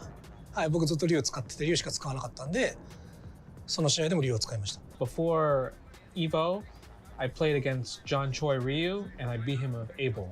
That's why I wanted to do Abel vs Ryu. そう、まああんまり当時のことよく覚えてないですけど、でもまあ日本にもアベル使いは何人かいたので、一応はいまあ対戦は経験はありましたね結構ね。The crowd, I mean, at first it was pretty boring because I was losing, and they were screaming out switch, switch, switch. やっぱりまあジャスティンにとってはホームで、こっちにとってはアウェー。でまあ知名度はすごいありましたけど、やっぱりこういざ決勝となるとジャスティンの応援がすごくて。Daigo's so humble. People always cheer for him. Balrog was my first choice in terms of I wanted to pick Balrog against Daigo, but then all the Ryu players they told me not to pick Balrog against Daigo. All the Ryu players sabotaged me not to pick Balrog first. Look at this hook. Standing jab. So this round, I got up, and I thought in my head that I won the game. I reset the bracket, but I didn't know there was a round 3. I just want to say thank you to Daigo for not hitting me right away when I got up. 下手だなって思うんだけど、すごい勝とうと必死だなっていうのは伝わってきて、逆に今ここまでの必死さは持ててないなっていうのは感じますね。すごい見てて下手なんだけどどうにかしようっていう気持ちは伝わってくるっていうか。I think Daigo only came with like one friend. Did he feel lonely at this tournament? そうですね。なんか本当に日本人2人だけでアメリカ人がわーってなってるんで、それは結構今から考えると、まあプレッシャーだったなっていうか思いますね。でもなんかこういう国同士の対決みたいな構図がはっきりこの頃はあったんで、それは今から考えると楽しかったなって。When Daigo was at match point, like, does he remember what he was thinking? いや全然覚えてないですね。でも全く気が抜けない。これだってもうあれですよね。2-2本当最後までいってますもんね。いやもう最後までなんかもう思いっきりやろうっていうことしかもうなかった気がしますね。It felt like a regular tournament for him to win, like, because he's like, yeah, I won a tournament, put my bag on, give me my money, call it a day. そうまあそうですね。なんかでもすごく印象に残ってます。はい。この頃はやっぱりあんまり勝っても負けても表に出さなかったんで。As long as we're both playing fighting games, I think people always want to see the interaction between us two. 最近はあんまり大会で当たるっていう機会もなくなっちゃったんですけど、でまあそういう時はまあちょっとまあ周りも盛り上がるだろうし、こっちもちょっと懐かしいというかそういう気持ちになると思いますね。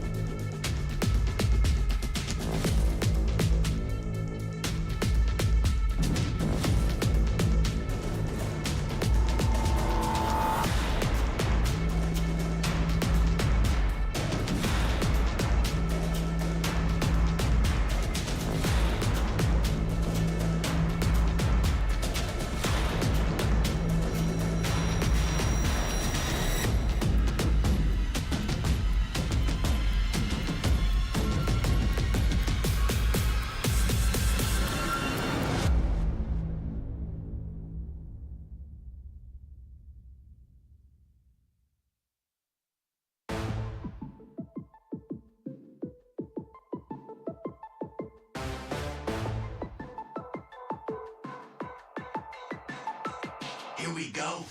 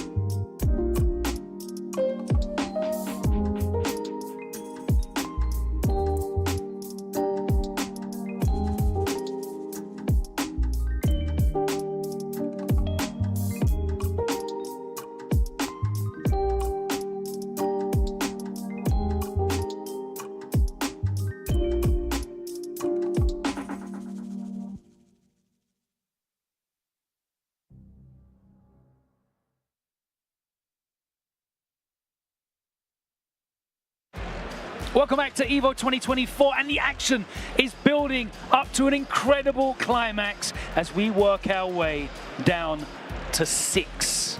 That's right, it's round 4. We're going to be getting into top 24 and then finding out who our finalists will be for Street Fighter 6 at this incredible celebration of fighting games. Myself, Logan Sama, and Jammers are so delighted to be able to guide you through this action. Yeah, man. So honestly, it's a real honor because usually I'm actually at home watching you and F-Word do this.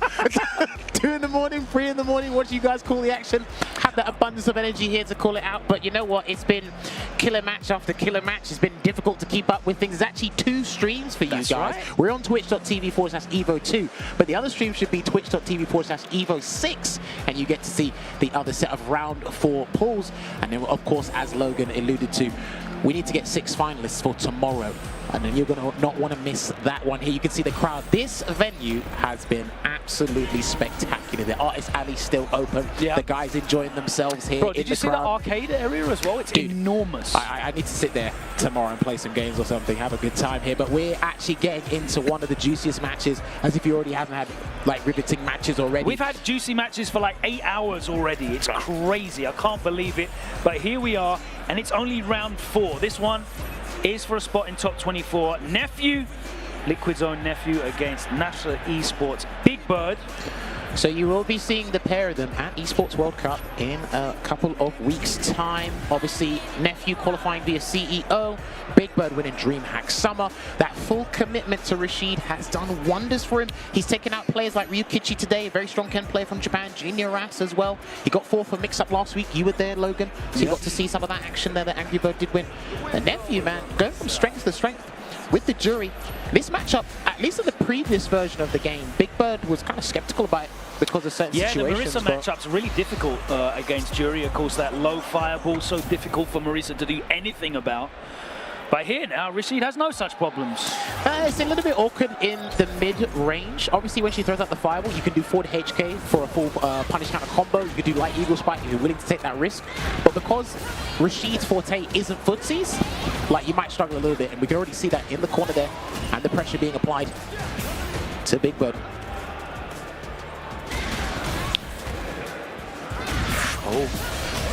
There you go already. Damn. See, it's not... Well, if he loses the first interaction in neutral via whiff punish or even a counter poke, it's just going to go from bad to worse. I know he's got a reversal, but 2 bars. Good check on the drive rush there with the EX spinning mixer.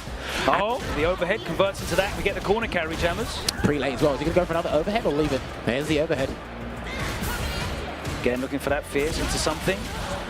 Big Bird not biting, he does get the anti-air now. Ooh, the parry gets punish countered. Well, this is good because Rashid has a multitude. There you go, he's going to combo, so he should be able to comfortably close this one out via chip or something. He's going to get a perfect, great rebuttal there for Big Bird. But yeah, if you condition your opponent with all the meaty overhead setups and they try to perfect parry, you should be able to sneak in a throw later. There's one. And here comes the great Desert Storm. Mixtape, Desert Storming it up. He's going to try and attack the drive gauge first. Oh my god! That was dirty as hell. Goes to the frame kill, yet no throw there, walks backwards. And again, that fierce comes out, he does buffer the drive rush, he gets the connection into the level 3. Didn't work first time, worked second time round. He's going to level this up almost on life. He's got no stocks though. Oh, actually, no, he's got 1 stock, so he's not going to do a drive rush cancel. Try to get Big Bird to do a throw tech, but he jumped away instead. And there's a level 2 charge whirlwind shot. Yes, exactly, and he gets all the way out of that corner. The pickup on the landing. Dude, utilizing the air current to escape certain situations. Good close out there from that drive rush conversion. But yeah, using the air current to escape certain situations, full jump, a dash, anything to get out. The mobility from that mechanic is absolutely phenomenal for Rashid. Yeah, mobility is definitely like one of his biggest strengths, I feel. Both of these characters have got tremendous mobility, but Rashid on the ground, in the air, all directions, up and down. But you know what's funny, right? Even if you compare it to SF5 Rashid, I think it's kind of slightly weaker with some of the options he had, because obviously the wall jump was a lot stronger. He had airborne eagle and he spike. had that V-Skull 2 as well that they sometimes King occasionally used. So it's very interesting how they've changed this stuff around. But going into this next game here, Big Bird 1-0 up. There you go. This is what I mean. If you lose the first interaction with the win punish, it's just not looking good. Yep, and that's the other thing he could have tried to do as well, but he done that a little bit late, so he couldn't get that punish counter conversion. Again. Big Bird being a little bit preemptive. He's out of there and safe. Heavy mixer anti-air pops him back towards the corner. Again, looking for a throw. There you go, locking him down. Gachikun's the other Rashid player that is so good at doing that there. The forward medium punch to catch jumps out of the corner. And convert to that eagle spike, and that's going to be a big punish there for Nephew Logan. Oh, with punish of his own. Okay, forward HK hasn't got gets level heavy. 2 yet, so he's going to need another interaction. It doesn't matter. He's going to be able to get the kill. Oh, he can burn him out. No, he can burn him out. Oh, I thought he was going to do level 2 to try and burn him out, but this looks like an even nastier situation instead. Yeah, this is nasty. He's going to burn out anyway. Big locked. Yeah, there we go. He got the lock animation there, but it doesn't really matter. He was burnt out. Hella chip, like crazy chip. Oh, the crouch medium punch comes out, gets the conversion there. Corner carry again. Still a this time using only the jab, so he's not susceptible to these big whip punishes from Nephew. There you go. But the drive impact works on the whirlwind shot, jammers. Yes. There you go. And that's what I was talking about consistently, at the start of the set. You have to be relatively close for it to work at a spacing where the jury player can think they can throw the viable. And here comes the throw loop. Delay. Oh, lovely stagger. Oh, okay. Oh, my days. Okay. Just going to close it out there. Unfortunately for Nephew, couldn't make a comeback there, but Big Bird gets another victory on the board and edges closer and closer to finals day. So that means he is on top 24 winners side there, representing. Now, obviously, some people have been talking about who's their favorite, and he said, please do not pick me because the favorite doesn't win. So he said, please stop picking him. But he keeps defying people's predictions. Yeah. He's getting closer. He was definitely one of the favorites last year, obviously coming off back of the Red Bull Kumite result as well. A lot of people were really looking forward to seeing Big Bird, and then obviously it was Angry Bird that came out and surprised us all. But that really is, you know, open bracket Street Fighter, or any fighting game really. You know, there's just a roster of people, and it just becomes an any given Sunday situation where, you know, very rarely does the #1 seed. I don't think we've ever seen the #1 seed win a Capcom Cup either. Never. They've been relatively close, but even then, pull a rabbit out of the hat, and that's what we like about these games. And again, with how volatile Street Fighter 6 is, we've already seen a couple of names that have taken out a couple of guys and actually gone the distance as well, because even then, off topic, Jackie, he beat Phenom, he knocked out Knuckledu as well. Very strong player from Japan, Kimberly JP. Well, you talk about players that came very, very close, were #1 seeds, but were not able to get the victory yet. Punk's still looking for, wow, is that like a silk boxing robe? The FlyQuest logo there emblazoned on that. That looks beautiful silk garment. Dude, some of the merch I've check out the FlyQuest. Yeah, I was just going to say, check out the FlyQuest vendor booth. But just in general, some of the merch I've seen around this EVO 2024 has been absolutely amazing. That shirt you're wearing right now is a beautiful shirt. I don't know where you got it from. Oh! I mean, you wore it yesterday. Personalized as well. Beautiful stuff. Brilliant stuff there. All right. So Nemo and Aqua both wearing those gloves. Now, are they special gamer gloves? I don't know. Do they help the circulation? Give it a year, they might sell them at EVO 2025. But you want to know what's funny? So if you watch Nemo streams, he's been playing Bison, tried Blanca, he's been doing tech videos, so on and so forth. Aqua's been dabbling with Rashid and Blanca. You know who they picked today? They were picking JP the entire time, or the most of the time. But it looks like Nemo has whipped out the Bison again. He's been loving this matchup. Character. I feel is very awkward still. 4 editions deep now. Oh, I've got words for this matchup because I've been playing Bison myself, and it's not pretty. I promise you. I know he can anti-air dive kick with Psycho Crusher, but you're not always going to be charging. Because if you try and charge, he gets to do a drive rush cancel in your face. And gets pressure in different ways. Get clipped your ankles. Yeah, exactly. So. It's just not good. It's really not good. You can try and rely on perfect power instead, but Punk. Oh, there's the punish counter. Fierce sets the mine. Okay, just going for the fierce afterwards, not drive rushing in behind that. Good forward throw there from Punk. The aggressive philosophy from Street Fighter 5 for Bison is actually still there. It's just mixed in with mobility from Street Fighter 4. And the damage output, well, it's ginormous under certain conditions. There's a forward throw again. Let's see if he sneaks in another one. Yeah, somehow you managed to land a meaty punish counter on Twitter, as I saw. Oh, you'll know about it. I don't know how you'll be able to do that in a real match. All right, he's going to close it out there for that round. From the EX cannon spike there for Punk. And this is the thing as well, you're very skeptical. I'm not saying how to play neutral, but drive rush stand jab seems to work out. Puts out the back fist combo. Drive rush overhead, he just jumps out of there. Gotta be Wake careful. up OD dive is very, very good as an answer. Still very good for Kami, actually. Yeah.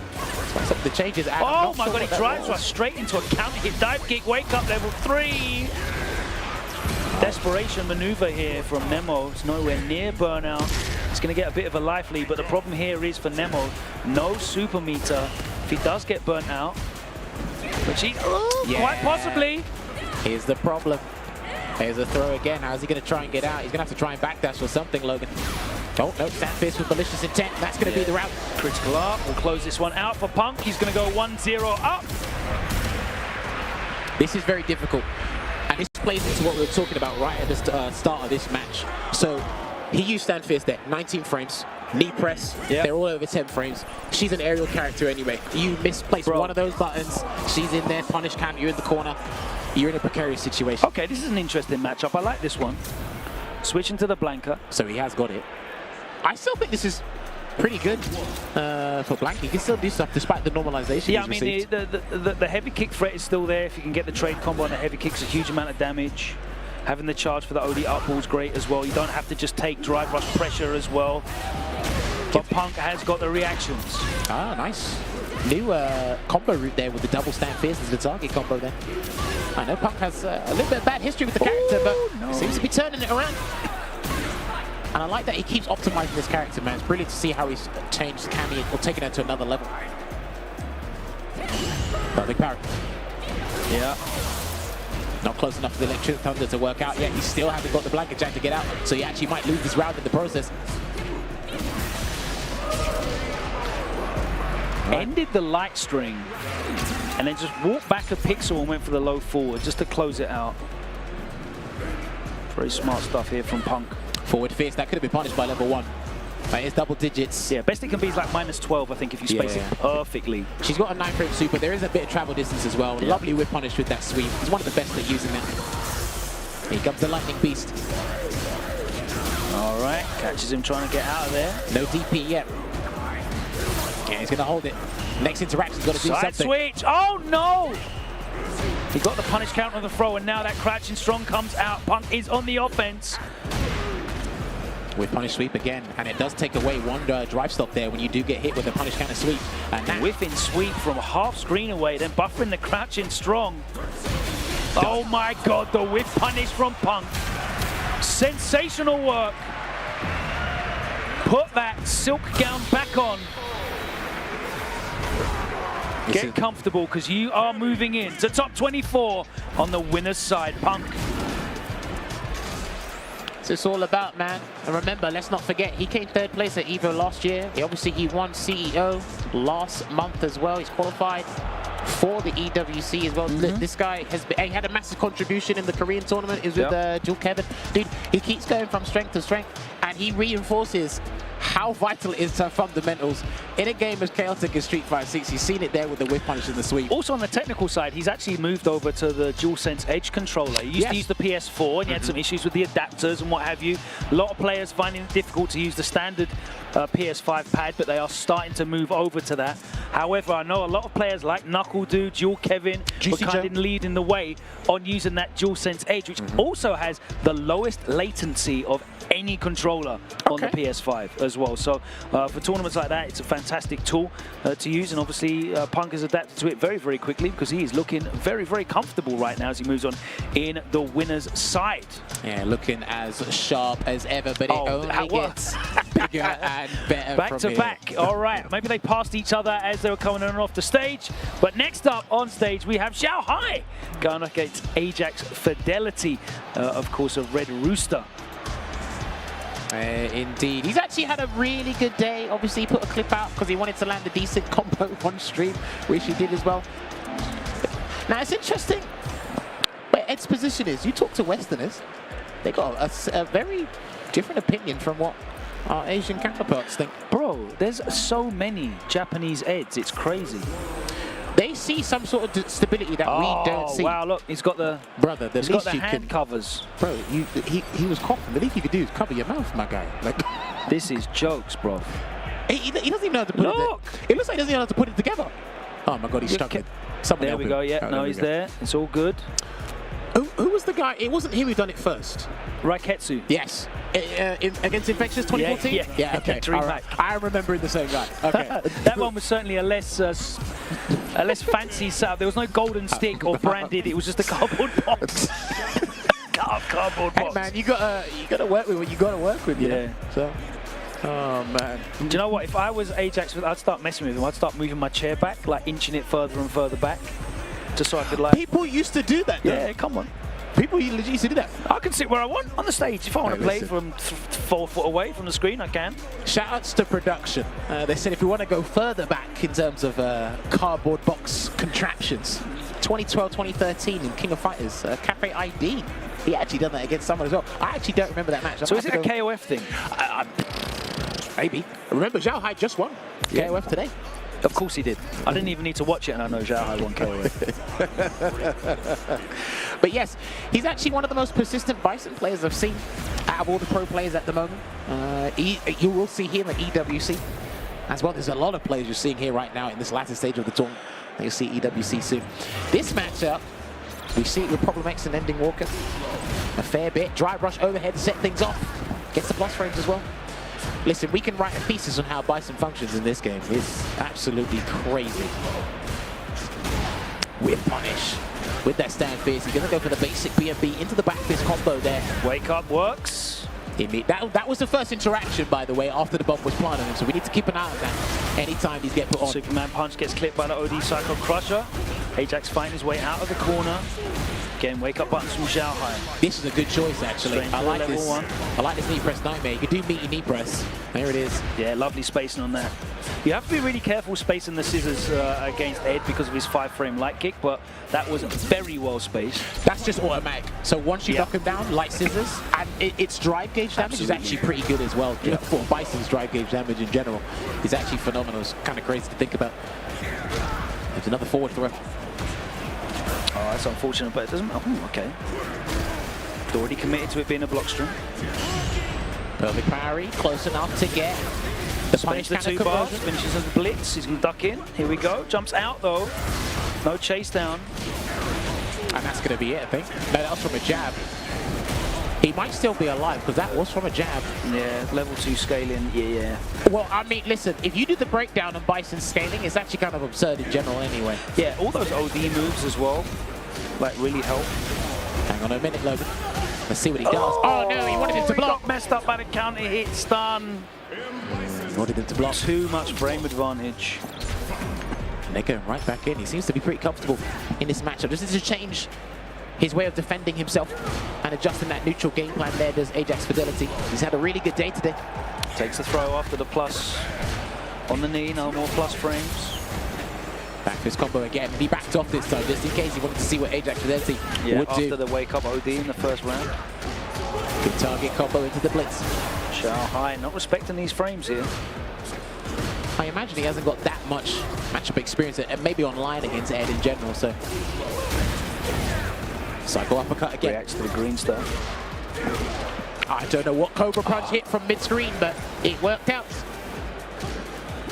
That's an interesting anti-air choice. Yep, sets the mines.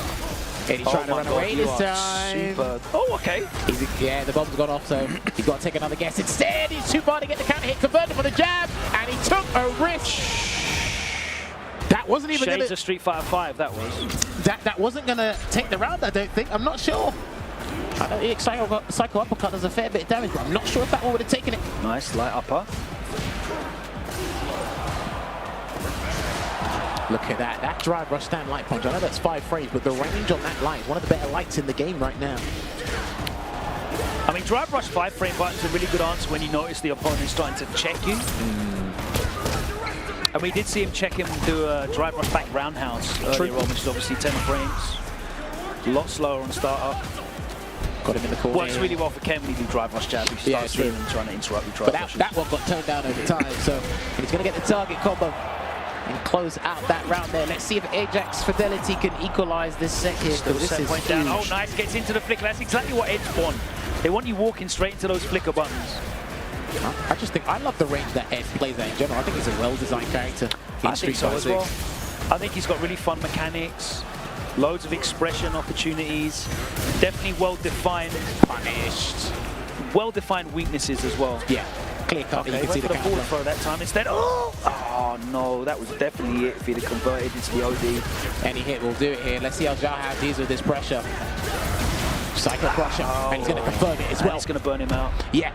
So this unlimited Psycho Crusher will do its work, but he still has to deal with the Psycho Storm if he gets too close. No anti-air. Oh, he went the wrong way! Word. He looked the wrong way! Oh dear! Oh no! Xiaohai looked the wrong way. He looked completely away from the screen after that happened. Dude, that happens in the game a fair bit. It doesn't only happen with uppercuts. It actually happens with normals as well. Sometimes the game doesn't register. We saw it in Bison earlier on as I was commentating with James Chen, and the Devil's Reverse came out backwards, which was super weird. I think it was Mochi playing Ed as well. He walked a little tiny bit and carried on walking. The wrong arm came out. It was so weird to see. There's the bomb plus frames. Hold that throw. He hasn't gone low. Every time he's planted the bomb, he hasn't gone low to catch Ajax Fidelity standing up, but he's been getting low conversions again. Let's see what he does this time. Oh, and he didn't go for the counter. He didn't want to burn him out. Back top. So point again here for Xiaohai. And Ajax is just taking a little bit too much. It's difficult, man, especially at this stage of the tournament. I like Xiaohai playing that reactive style as well. He's not walking back and going for like a fierce. He's walking back, waiting for the throw animation and punishing it with a low forward, which is way less risk, which as Bison you need because you can't risk that momentum turnaround. He hasn't got the defensive options. And there you go. Oh, wake up. Works again. Lovely. Oh, too far. That's unfortunate. You're right. He done the right combo as well, by the way. And that might be it. No, he missed it. So this is huge. Is he gonna? Yes, this is a very good choice. He's gonna lock him up in the Psycho Chamber here. Now, Zhao does have some options, but... Yeah, he's got to respect his level 3 on Wake Up as well, because that will be the set. Yeah, but he does, but Ajax Fenrir has to close the gap. He has to get him to block the Snatcher. And he can't get close. Yeah, he has to get him to block the Snatcher, but he's got to be the charge version. Cobra Punch. Yeah, see, and he knows it. They both know it as well. That's 0. That's gonna be it there, unfortunately, for Ajax Fidelity, but great stuff there for Xiaohai. Continues his run in the winner's side, and he will be in the top 24, which I wonder if it's been determined yet. He'll be fighting, not just yet.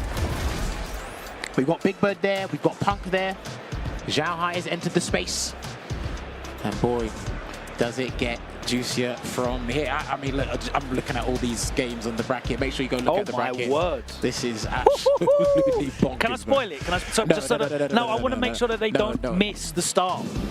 I want them to run really quickly to the refrigerator and come back with any snacks and beverages. All right. Angry Bird versus Mochi is the next match on stream.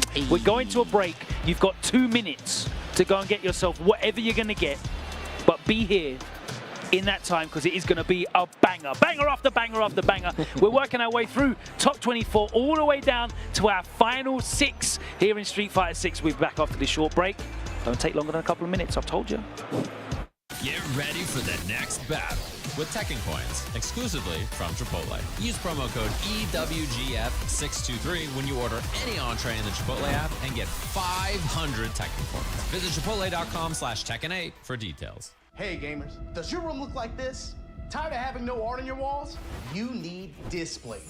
Made with high quality metal and customized finishes, with Displate you can transform your room or office from lifeless walls into a stylish space, featuring officially licensed posters from your favorite IPs like Street Fighter, Tekken, Mortal Kombat, and more. Say goodbye to hammers and nails with Displate's magnet lock technology. It never fails. It's as simple as snap and hang. Bang, bang, bang. Visit displate.com/Evo and order now.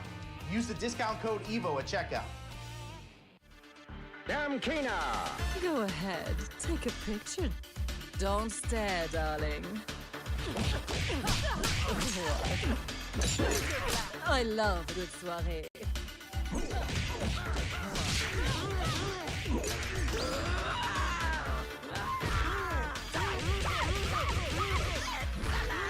Looks can kill.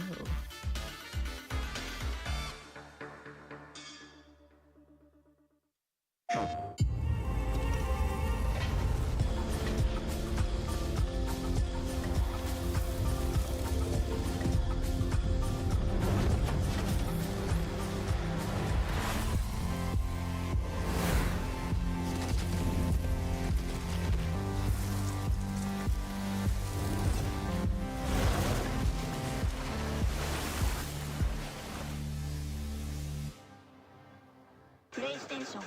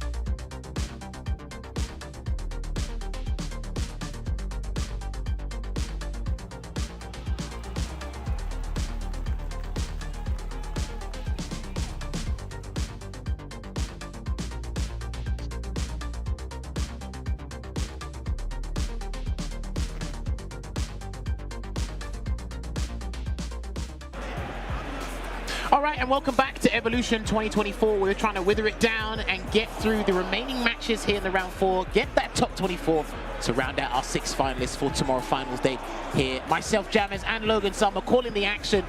We've already had bone-breaking matches, but I guess it's going to be, we're going to shout out a couple more. What a description.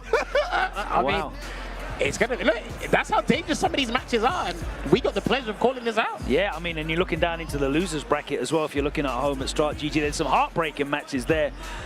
Some of the tournament favorites down there already in the losers bracket. Guys like Mena RD, Problem X, Kakaru, Daigo just been eliminated.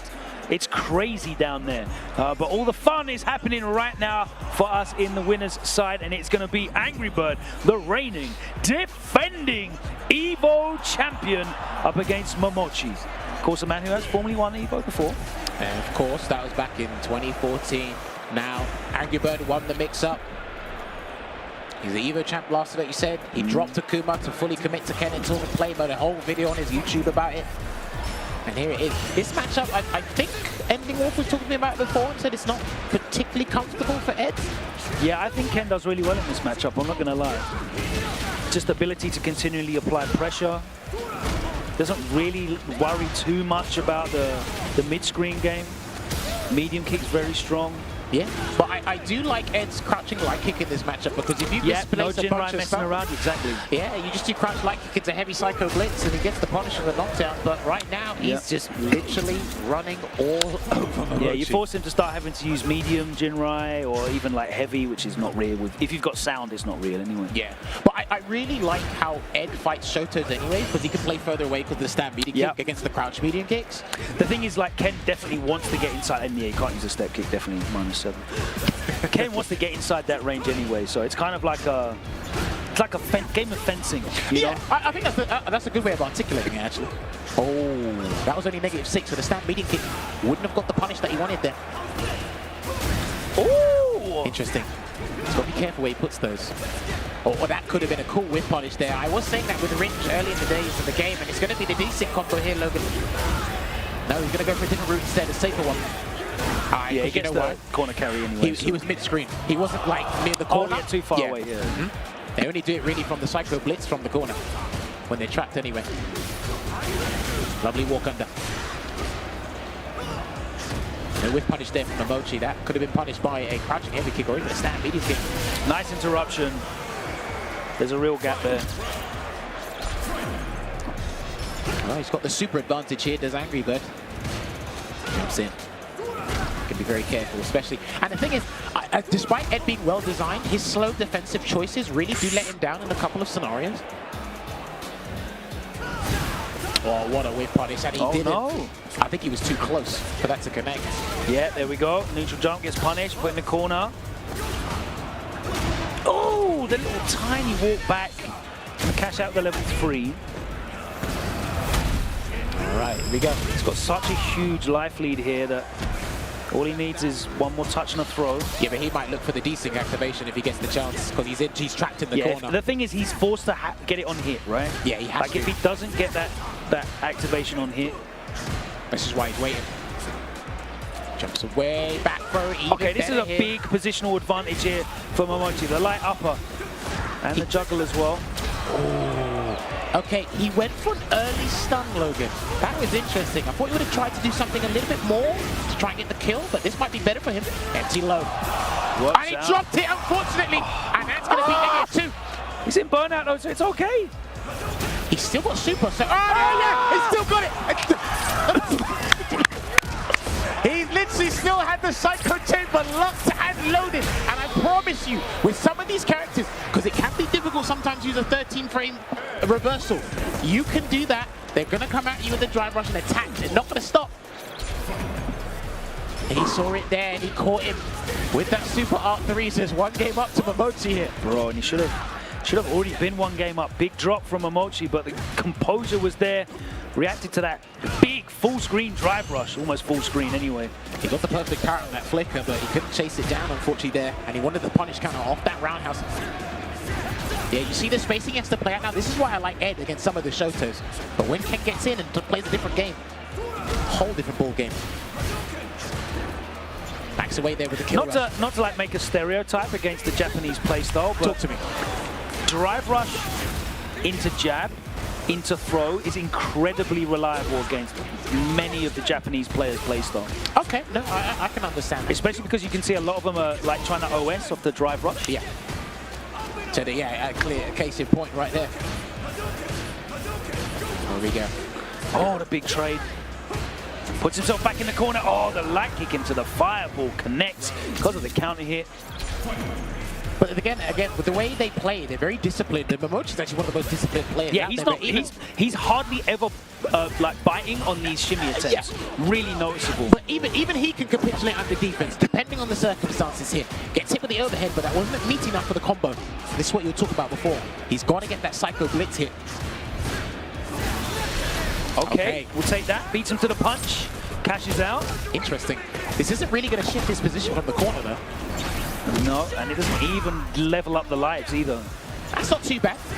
Gets a little bit of breathing room, play a little bit neutral, and yet create a lot of space. Angry Bird about to burn himself out. Backing off. Good throw take there from a Mochi. Cobra puncher there. Trying to sneak a turn in. Bro, that fireball from that range was wild. This is good. This is actually pretty good for both players, but he's got to be careful here. Yeah. And that is going to be 1-1. If in doubt, throw the little forward out.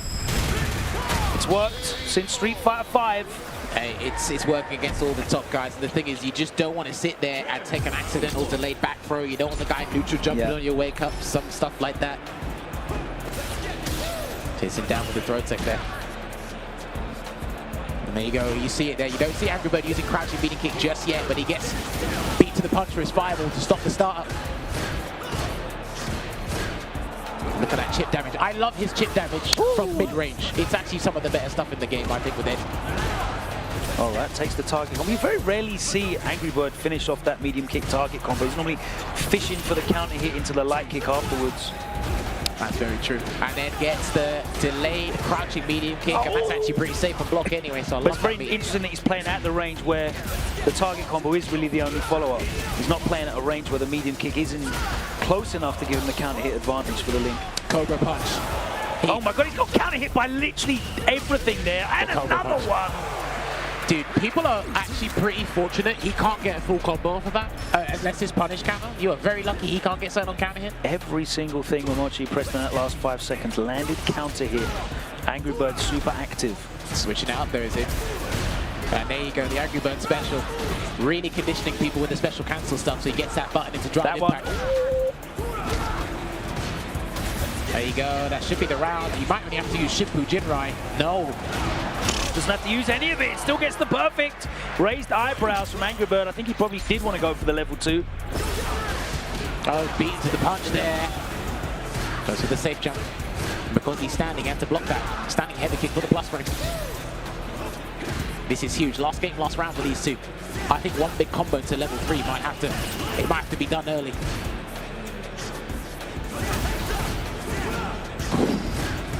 Just out of the range of the step kick there. Good walk under again.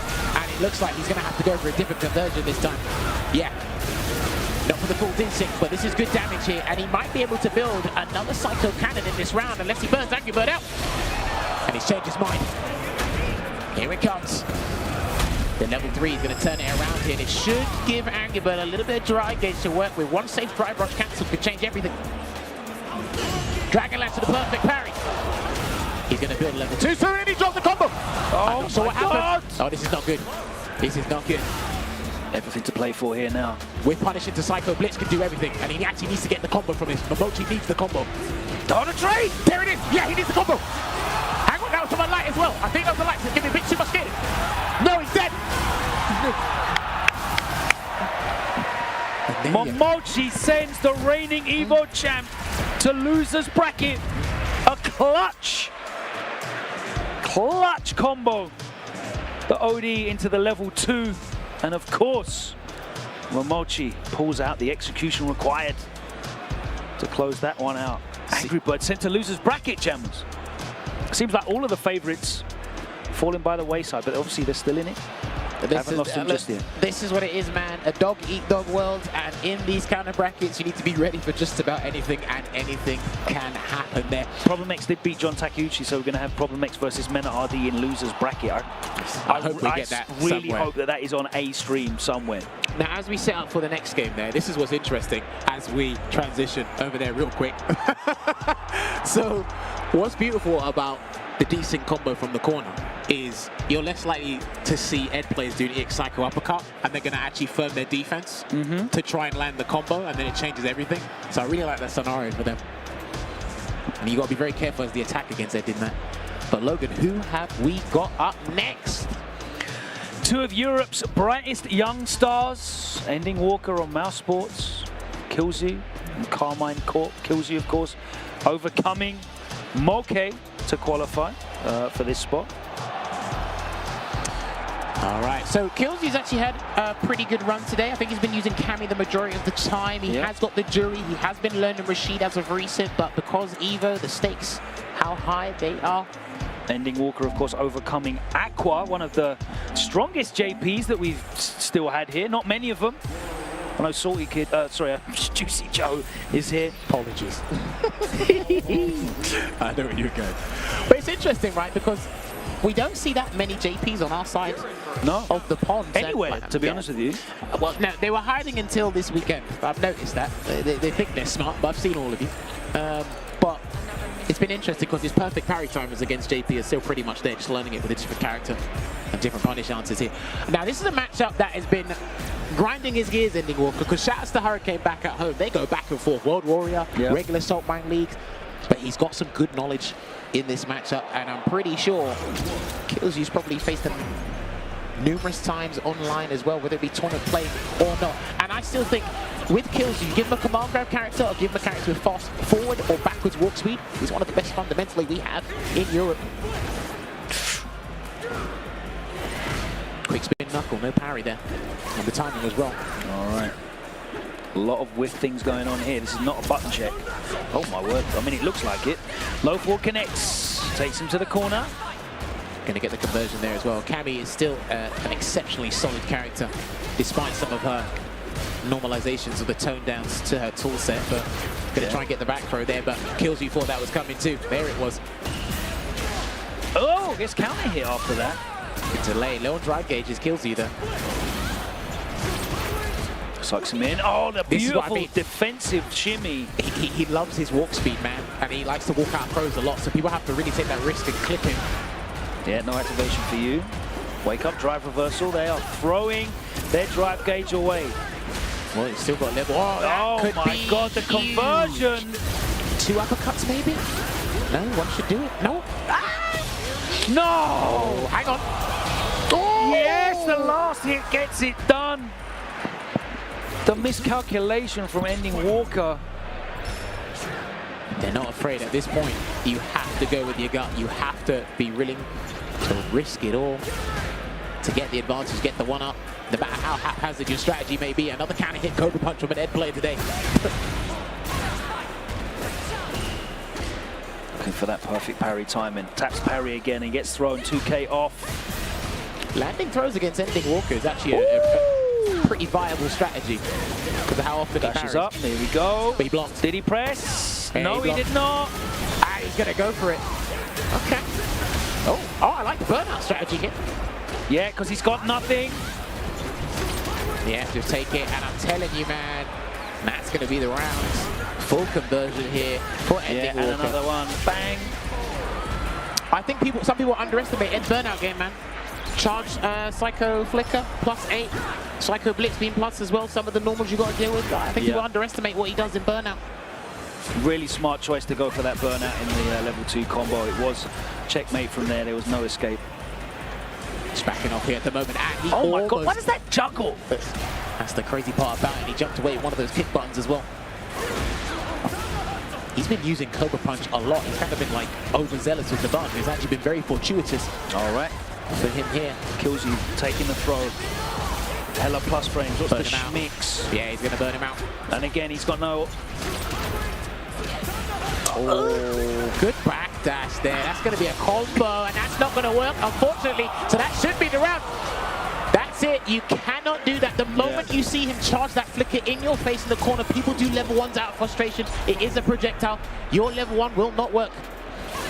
Yeah, we saw him doing that against Aqua. He just put him in an infinite loop after the corner throw. And even if it's not the most obvious corner game, how he sets up what he needs to do in the corner is still just as deadly. Perfect parry. There we go. Puts him back in the corner. Yeah, you're gonna have to start Trying putting the the perfect parry in it, yep. Oh, I love this movement. Elusive kill rushes. Moving away, and he's trying to get into uppercut as well, so he can get the punish counter on the way down. So I go blitz. Oh, nice! The delay! Look at this, I'm loving the way Ending Walker's utilizing his drive meter right now, Logan. Damn, he's letting this rock. Oh, tap parry gets thrown. Expecting a button to be pressed on that jump in from Killsy. Almost burnt out. Uh-oh. Yeah, see? And now I love this, right? They're both attacking the drive gauge, aren't they, Jammers? Yeah. Now the thing is about this game is it's all about the interactions, and when it's not your turn, stealing a turn means you can still drive gauge. It's actually a very huge thing, and that should be the round for this next game. There you go. So it's actually not far-fetched to steal a turn in this game, because you'll essentially just take more drive gauge that will benefit you. Good conversion into the blitz again. And he's still doing delayed tech. He did get blown up by a delayed crouch leading kick from Ending Walker before. And you get huge mileage from that button. Flicker away. Nice patience from the both of them. Nice. Ending looking to get control here. He's got to be careful with that because Killsy's got a level 3, but it might be too early to try What's to catch the a Superman fireball. punch called? Cobra punch. Cobra punch, yeah. Cobra punch, I'll remember that one then.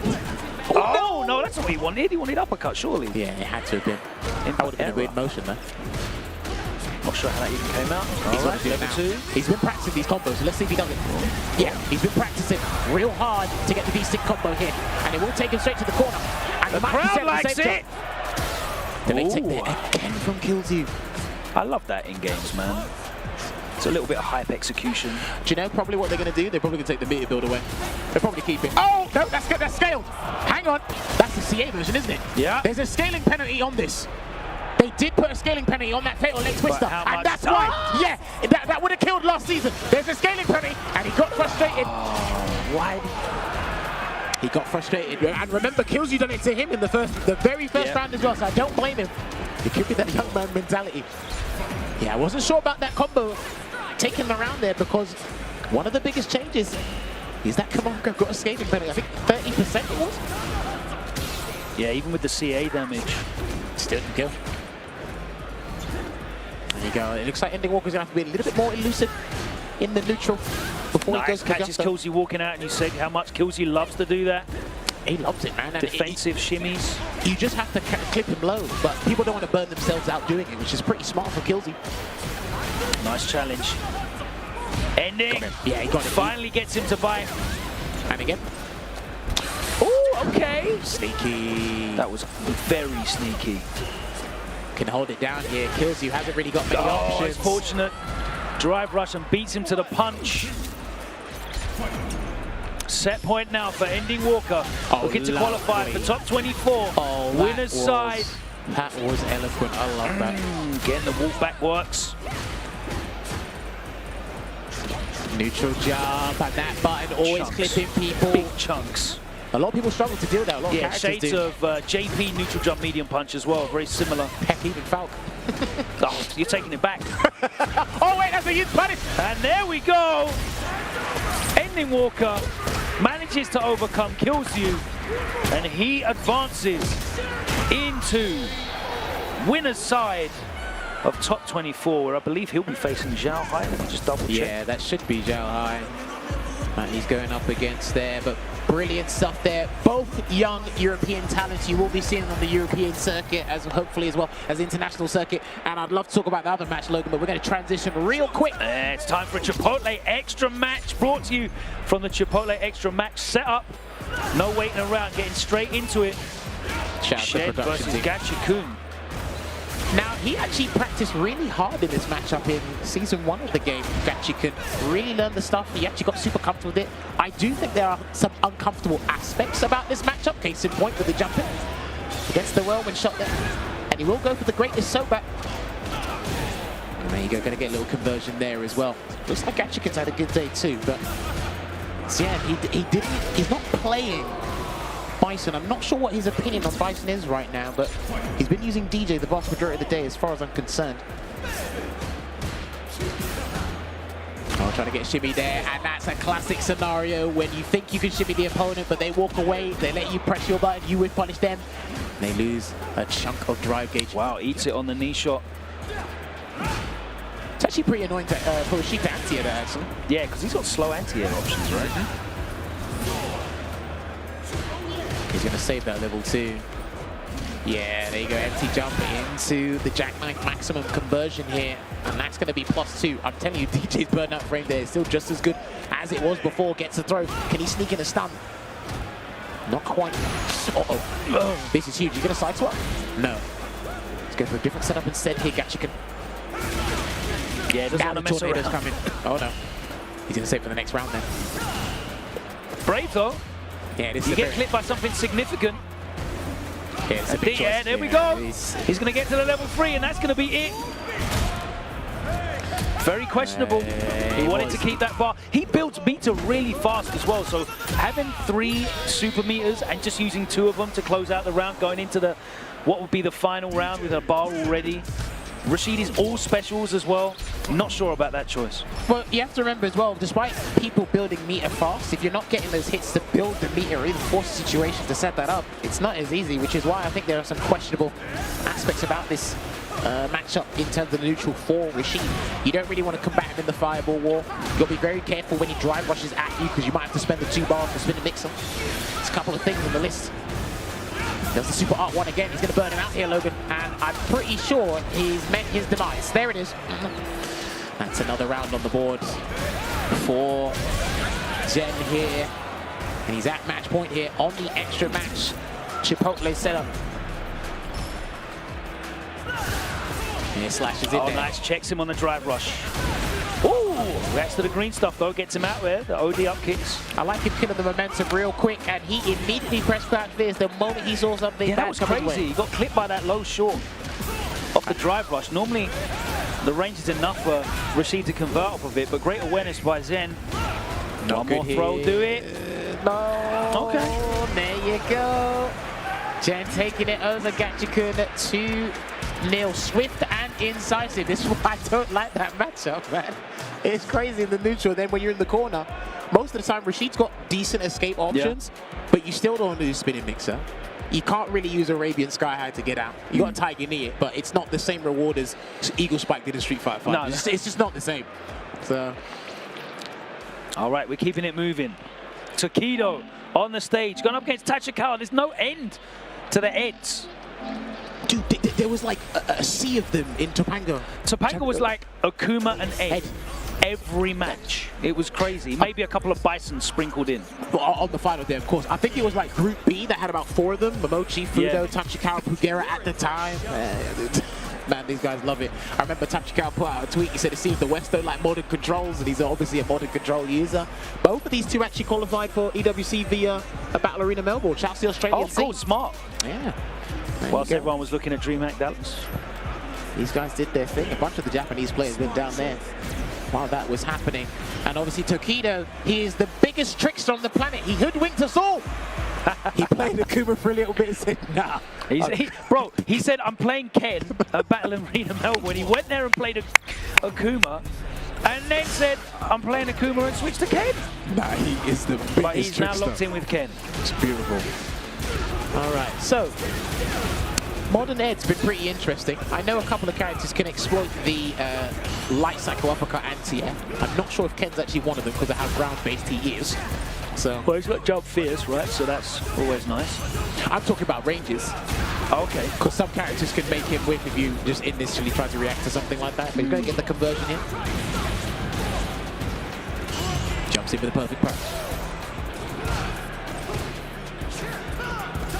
Oh dear, these guys are swinging with their mediums and heavies right now. Throwing out a lot of drive gauge as well.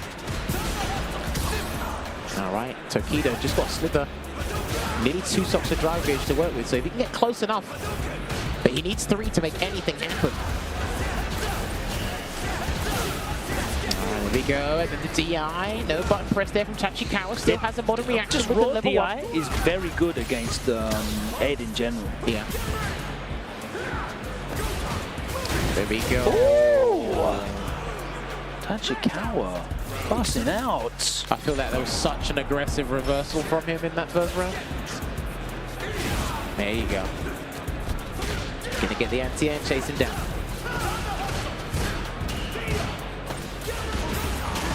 interesting. Held the parry there, went for the drive rush, and Tokido is going to convert into the Super R3. It's just going to give him a bit of a life lead and a slight drive gauge advantage, but Tachikawa sitting on all 3 bars as well, so that's a huge deal.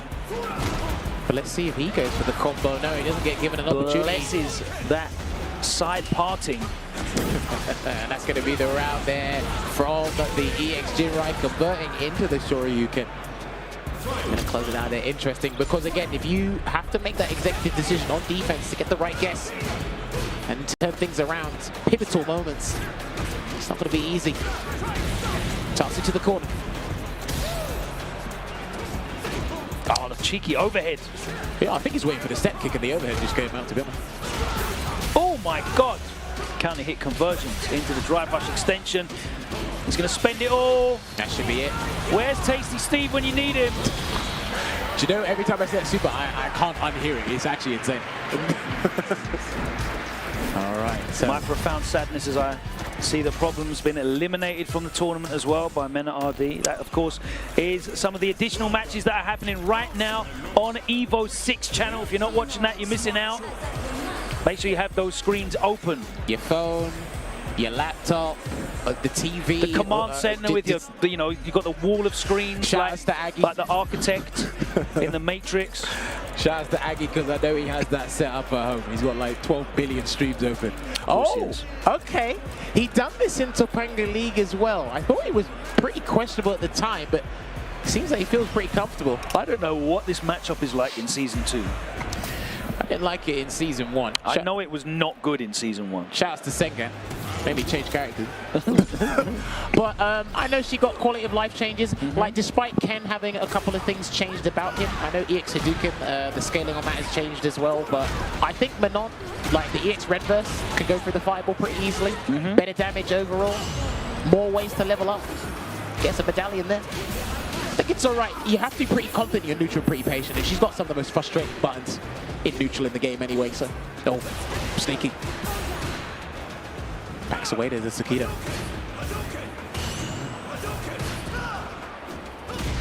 Oh, big trade. Yeah, he's backing away. Okay. He might have to take a risk, because when you do stand medium punch into crouch medium punch with the drive rush cancel, it is a true block string. You do get the frame advantage as well. But Tokido's been trying to backdash and jump away, so you might have to commit to a back fist. That is +1 a block now. That was a pretty decent change for Manon. But trapped in the corner right now. All right. Looks for the safe jump after that knockdown. Oh, a backdash. I thought he was going to command grab, but he yeah, I thought it was going to be Medal City. We are coming in hot with the level 1. The anti-air Dragon Lash Flame, and there's another command grab. Is that what that's called? I didn't even know the name of Ryan Super. You know, Justin said he got up out of his seat and was excited when he heard me call it the Capcom Cup. So he calls me Dragon Lash Flame now. He's backing it off. He doesn't want to get close enough for the stand medium punch. Tokido knows it as well, unless he just actually goes forward. And he tried to do. Oh, he's fishing for it. Oh no, big punish on that crouch fierce.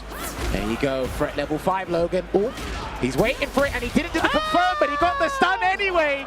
And that should be the round. He's got to commit. Yeah, this is going to be huge. And that should be the round. There you go. Level 5 Red Burst taking it there. No good for your spine. Oh, of course not. No man should be bent in that way. No character or no person should be bent in that way.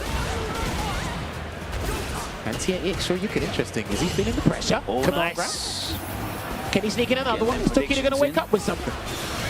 Yes. Oh, there you go. Not interested in that. Thank you very much. I'm not having it. Not with that number 5 on the screen. Well, it just makes it even deadlier because her combos are just as threatening as a command grab. Let's see what Tachikawa does. Oh, great patience from Tachikawa, not biting. He's not going to do another one. He can't do another one. Not now. Yeah, he can't do another one. Not now. If he get a drive rush cancel, he's good. If he can just get the drive rush cancel on block, he's good. Oh, too early. Perfect parry. There's the throw. Tokido hasn't spent a lot of gauge, but he'll happily do it. Any hit will get him the kill. Oh, and there we go. He's going to get it into the enhanced version of the Dragon Lash. The level 2 closes it out. He was literally feeling the heat, no pun intended. He had to back away numerous times to avoid those command grabs. A little bit too ravenous there from Tachikawa, because again, it is very enticing when you've got the 5 levels and you're like, you know what, it takes off 37%. You kind of get like intoxicated on the damage, especially when even when they get to like 3 medals, you're kind of like chasing. But if I get the 4th medal, but you know how much damage I do when I get the 5th medal, and we call that the random. Of course. I've never seen anyone get to 5 medals in round 1 as many times as random. Dude, he's been around. In that time, somehow it works for him, but in that time it didn't work for Tachikawa. And Tokido advances into the winner's side of top 24. We're going to take a short break. Check out Start GG. You can see how some of your favorites are getting on in the losers bracket. As I said, one of my favorites, Problem X, just eliminated by Mena RD, who powers on into that top 24 himself. There's so much action going on here and on Evo. 6 additional matches across 2 stages. We're getting all the way down to 6 today. Don't go anywhere. This broadcast continues after this short break. You're really making all of this by hand. Oh yeah. The avocados are hand mashed, the chips are hand tossed, and everything is made fresh. You make it fresh every day. Yes, every day. The Chipotle way is we make it fresh every day. Sounds delicious.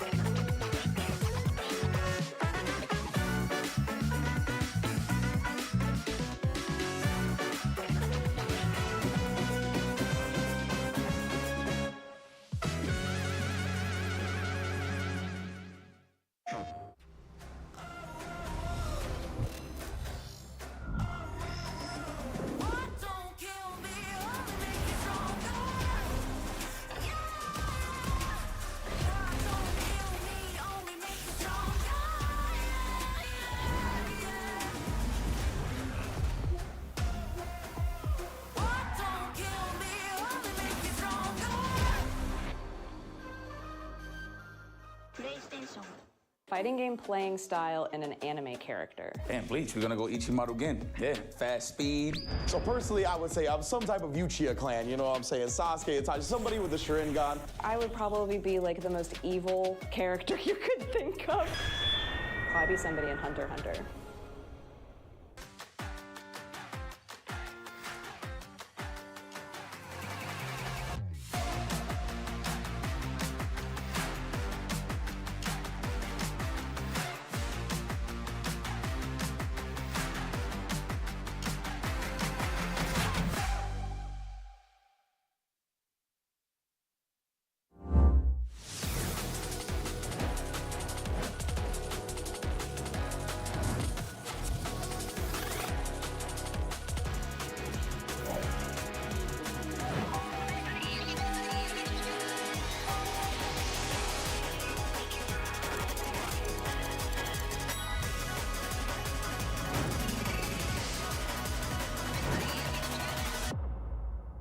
Dude, why'd you put your new rig in the basement? Didn't you hear? Bill's a gagillionaire now. Basically, my new connection is so strong I can game anywhere. Check it out. We've got gamer rocker, gamer floaty, gamer couch. Whoa. It's got wheels. Gamer bench, gamer throne, and gamer mower. What's that? It's hard to game while walking downstairs. I get it. That's smart. Live like a gagillionaire with low latency everywhere. AT&T Fiber with All-Fi. We're very bad at fighting games back in the day. That's what it comes down to. 今見るとね。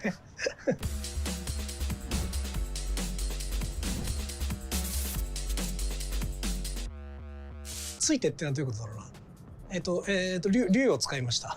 はい、僕ずっと竜を使ってて、竜しか使わなかったんで、その試合でも竜を使いました。Before Evo, I played against John Choi Ryu and I beat him with Abel.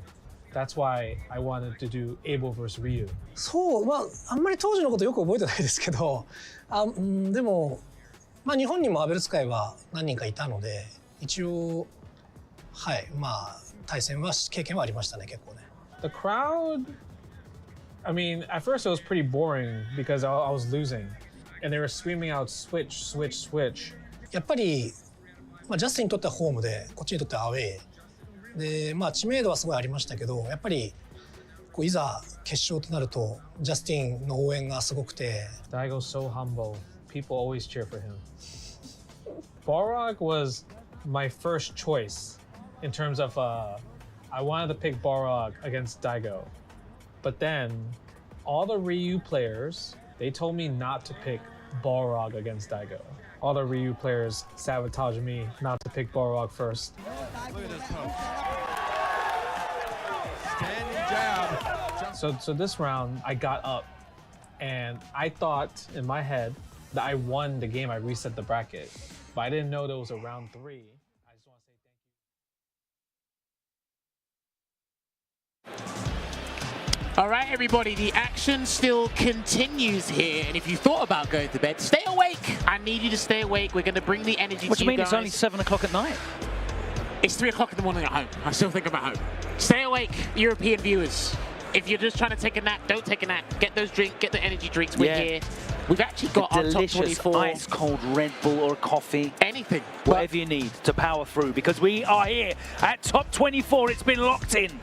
We've gone from 5,600 players in this bracket down to only 24. We must condense that even more, Gemmers. We must discard even more. Get it down to only 6. Only 6 may go into that arena over there tomorrow to compete for that prestigious EVO title. And we will be crowning a new champion because... Oh, no, we might not be because Angry Bird is still in the tournament. But he is in loser's bracket. We haven't lost him yet. Tall order, though. Tough bracket. Well, I mean, look, it's a tough bracket. Tough fixtures for anybody. That is especially down there in the shark pool. But, I mean, this just looks like a giant shark tank. I made this joke with James Chen earlier. You can't call it a shark pool because there's not that many sharks in the ocean. It's like a bucket of piranhas. Yeah, well, it's just packed full of people ready to eat. On the winner's side, we have got Zhao Hai against Ending Walker. Zhao Hai, that top legend rank with M. Bison. Yeah, he actually got #1 at some point as well. Like I said, one of the most persistent Bisons I've seen here. We can actually talk about all of the other winner matches when we get to that point, because there's Fudo versus Big Bird, another classic, Tokido versus Punk. We'll talk about that one. There's some results there to talk about. Mochi going up against Zen, but we are actually transitioning to a loser's match right now. Somebody's going home.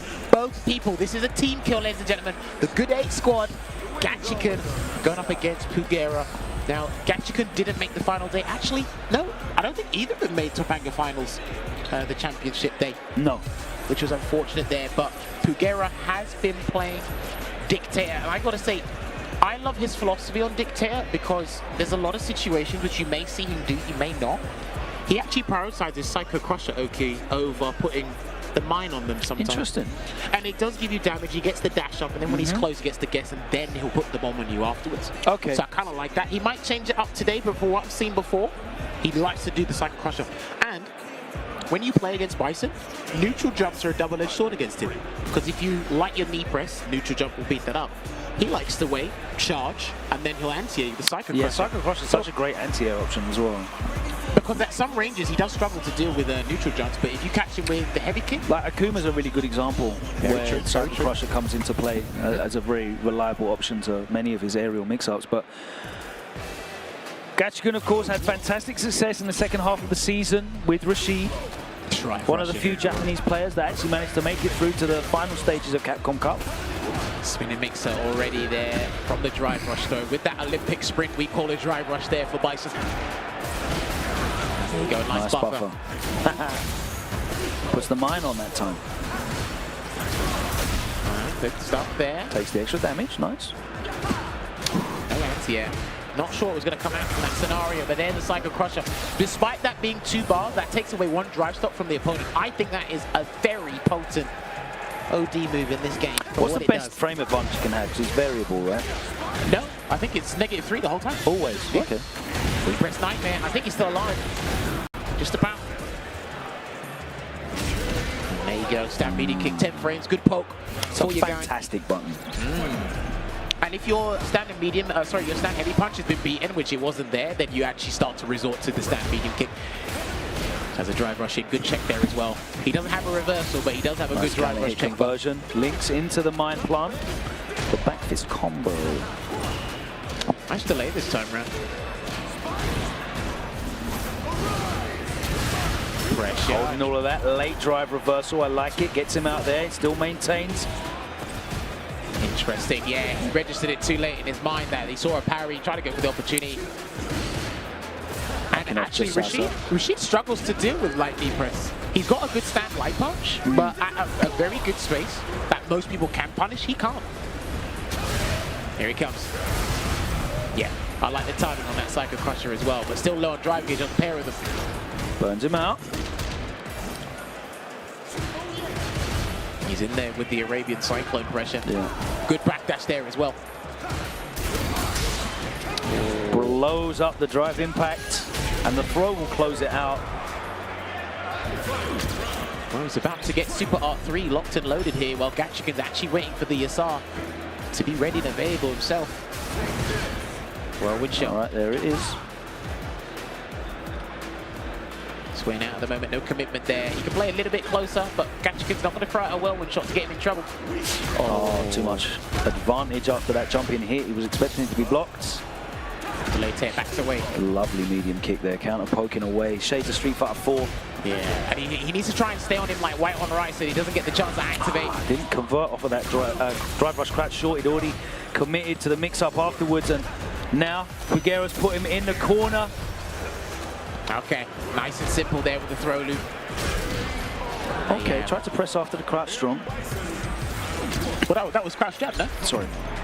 Crouch jab being made to 8 frames, so it might have been a delayed button, may have been a medium, but good firing on all cylinders in this next round here. Nice plus. He thought Pugera was going to overextend from those plus frames, those heavy attacks, plus on block, take off 0.5 drive stop. Those are dangerous buttons to deal with. You do have to make that executive defensive decision. And there's the Psycho Crusher. So he's changed it up a little bit with his combo routes. Puts him right in the corner. There's the shimmy. Nice interruption. Close it out with the damage. Set point now to Bugera. Yeah, Gachikin might be making an early exit. This isn't looking too good for him right now. And he's had a very consistent competitive year, or at least since Street Fighter 6. Ready to convert off that drive rush short as he beat him to the punch. Nice anti-air, picks him up with a juggle. Blocks the overhead, and the micro walk back was a beautiful spacing trap.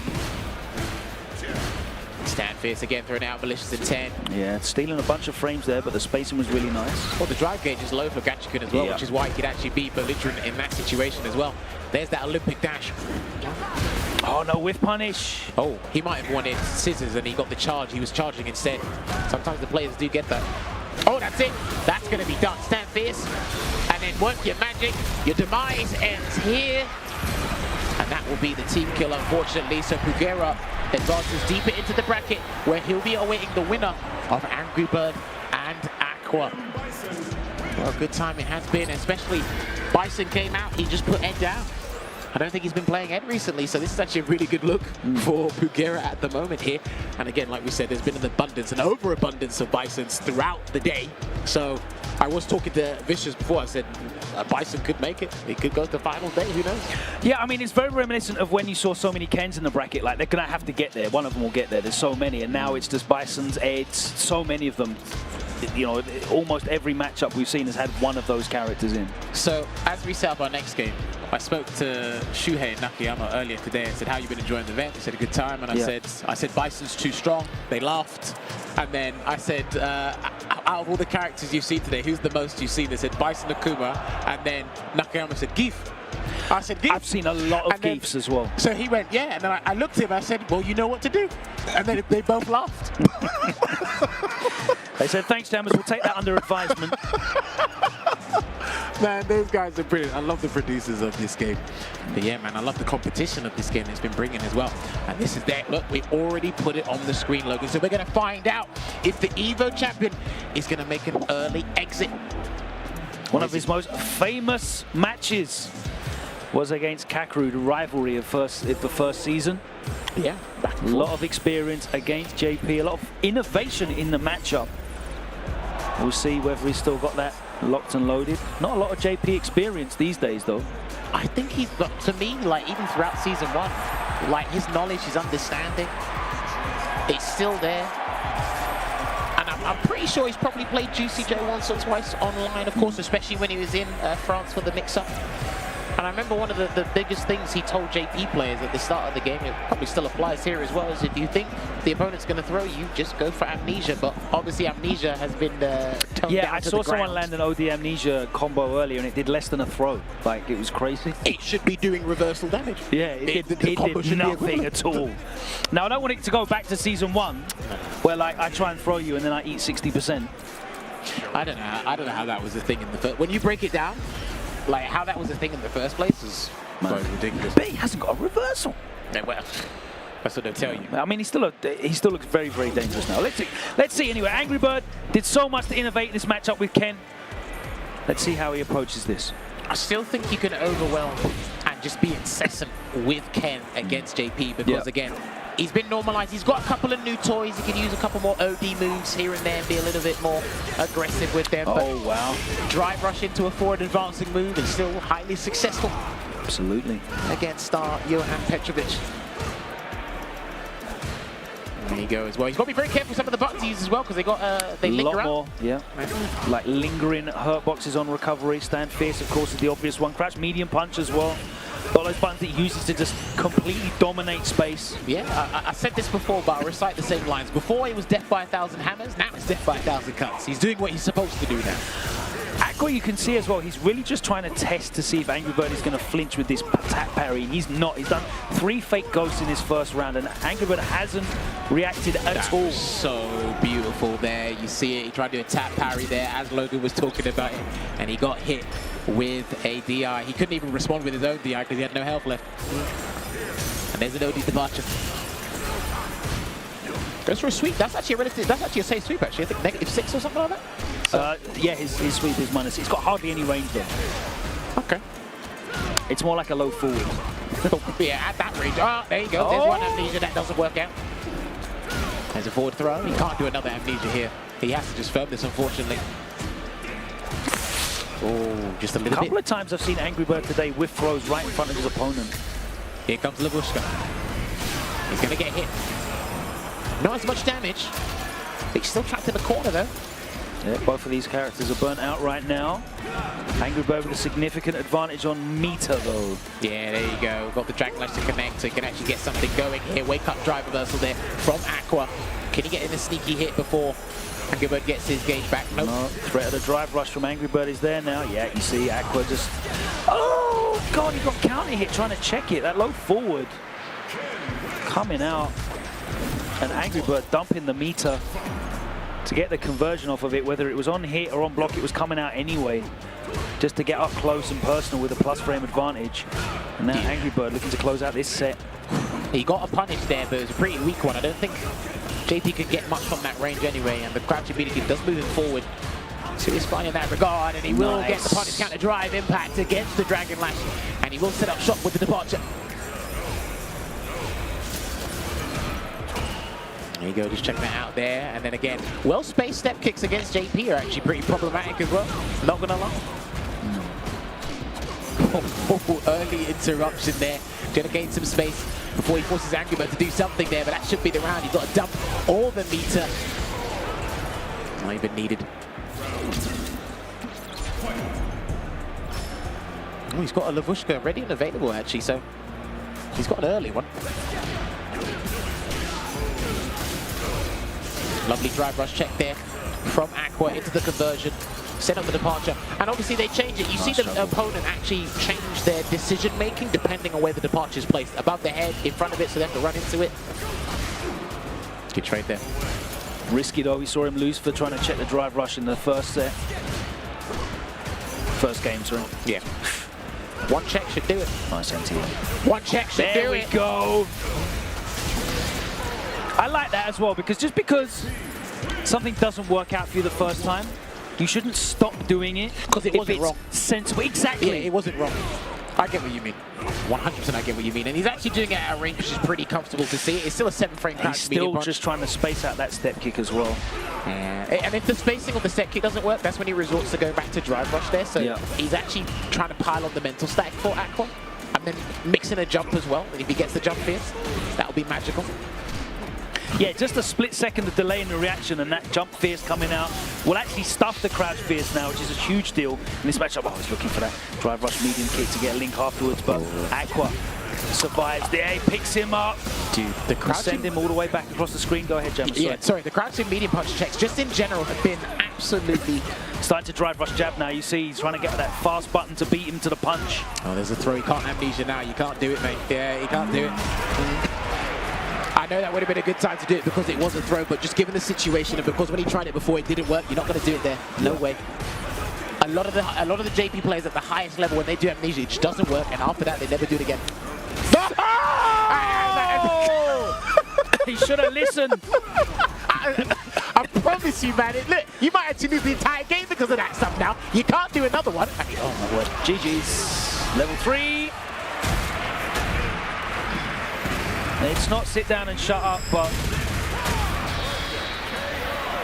It's not good, man, honestly. Please definitely get off the stage and get down into loser's bracket. Angry Bird. No, that's it. That is out. Yeah, Aqua's done. That's it. So now... I'm so used to seeing it is sit down and shut up, then get back in the crowd. Well, you know what? He had an incredible run today because Aqua did beat Mena RD. Yeah. Getting closer there. Didn't have a good time against Ending Walker. It was pretty close, but he's actually had an incredible run. So well played to Aqua. Hopefully, we're going to see him in SFL Japan because obviously they've got 12 teams now. Bro, so everyone's in SFL Japan. Everyone's in SFL Japan. It's going to be hype. Yeah, it was crazy. But really looking forward to that. I've seen it time and time again, right? If I'm not mistaken, he only did amnesia twice and none of them worked. And usually after the first one. The players at the top level, the players are so good at snuffing it out. It's ridiculous. The way that Angry Bird literally just stopped here and just looked at him flashing yellow. No, sorry. Sorry. And when you get even more confident, you just wait, let them do the amnesia, you just get ready with the drive impact, and then, like, you know, the world's your oyster at that point. I promise you, amnesia, it still works. Don't get me wrong, it still works. But against these guys, they're too good at snuffing out when you want to do it as a player. And that is integral to have. I really like seeing Angry Bird, you know, reacting to how Aqua was looking to stop the drive rushes as well. Immediately switching up to the drive rush jab for the faster button to come out. He's not going to get beaten by that crouch strong. Oh, okay. Really impressive stuff. Okay, so staying in loser's bracket right now, and it's Nemo versus Mena RD. I'm not sure what character he play here because, no, actually, tell a lie. He just beat Problem X with Luke. But when Mena faced Aqua before, both Luke and Blanca lost to the JP. So I don't know if Nemo was watching that at all. It might not be a good idea because it's a completely different playstyle. Also, congratulations on the new announcement, by the way, for Mena RD. Part of the Red Bull family. Totally didn't mention that before. Yeah, he's had a good year, joining Falcons, of course. Yeah, it's been absolutely phenomenal for him. Magnificent stuff. But results-wise, he's still in and around in the fierce competition. I think he's just not getting the results that he wants to get and what the fans are expecting him to get as well. Because he's actually got a very good storyline behind him regardless in Street Fighter 6.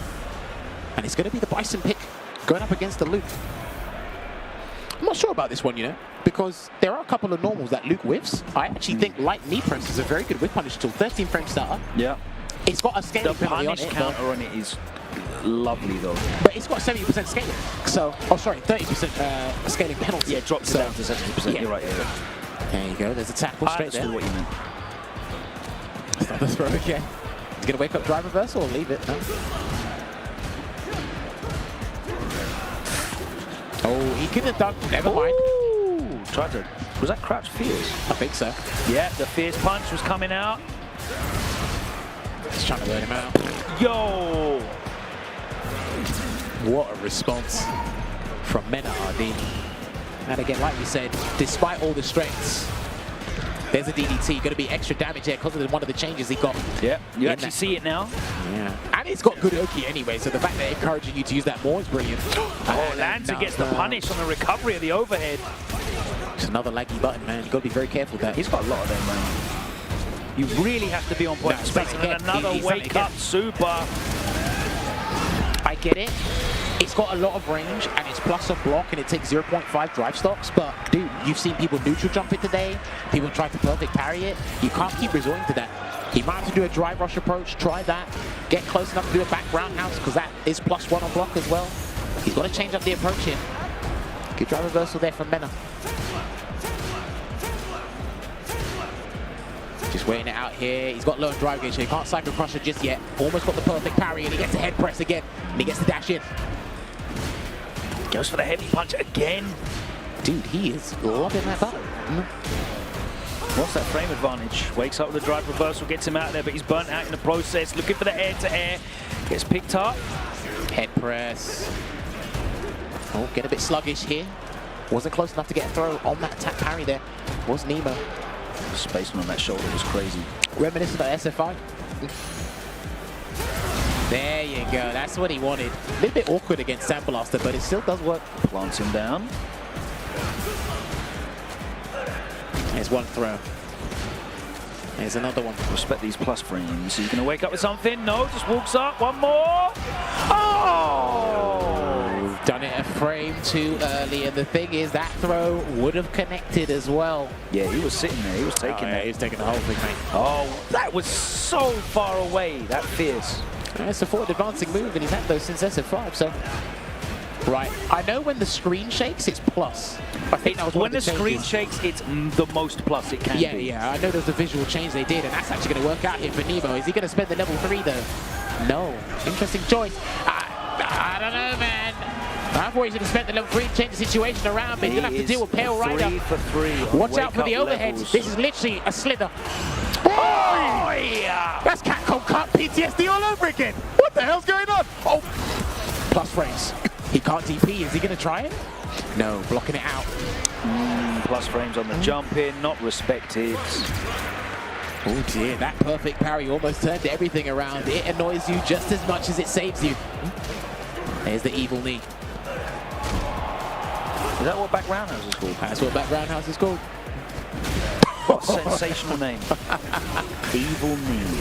There's the back fist combo. Oh, he's done. That's all right. Oh no, he did the wrong. Okay, no, different conversion. I like this one. This one, he's dead. Oh my word, what the hell was that? Clip it. Clip it. Upload it. Do you know what? I'm so used to seeing the other version when he just does the cinematic for the Psycho Crusher and then it's just from there, but that must be the more optimal version. You can squeeze out so much damage from this character.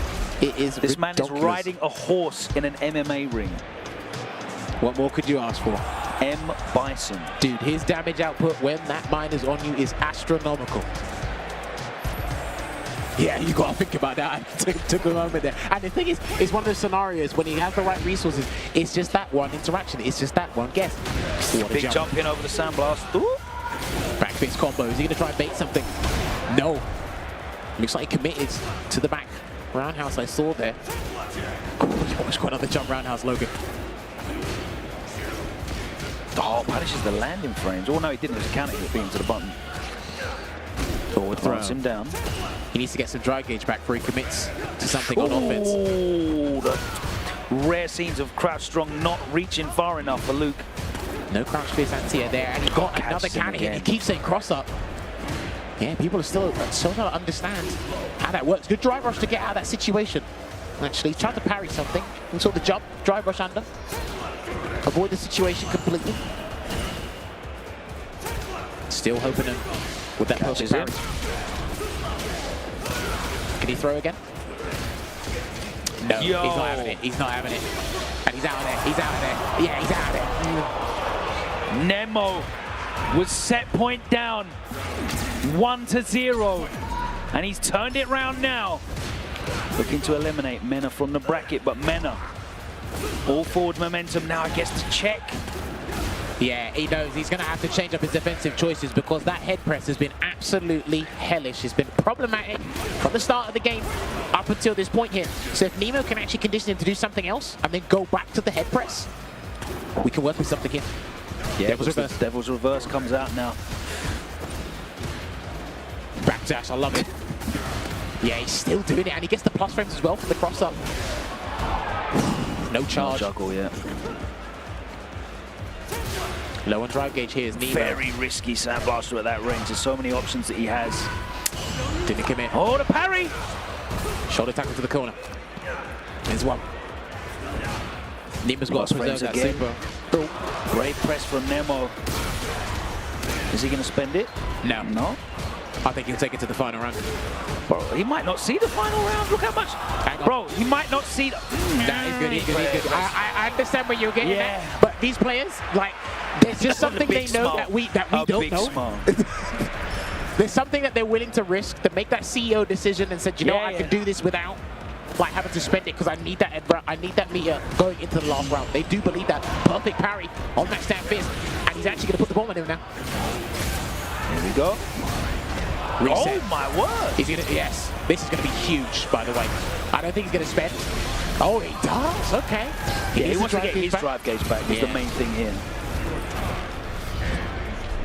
Look at that. And if he gets one fat combo, one beefy punish counter, and he's done. Bro, that was such a ludicrous press. He's been doing ludicrous presses all game.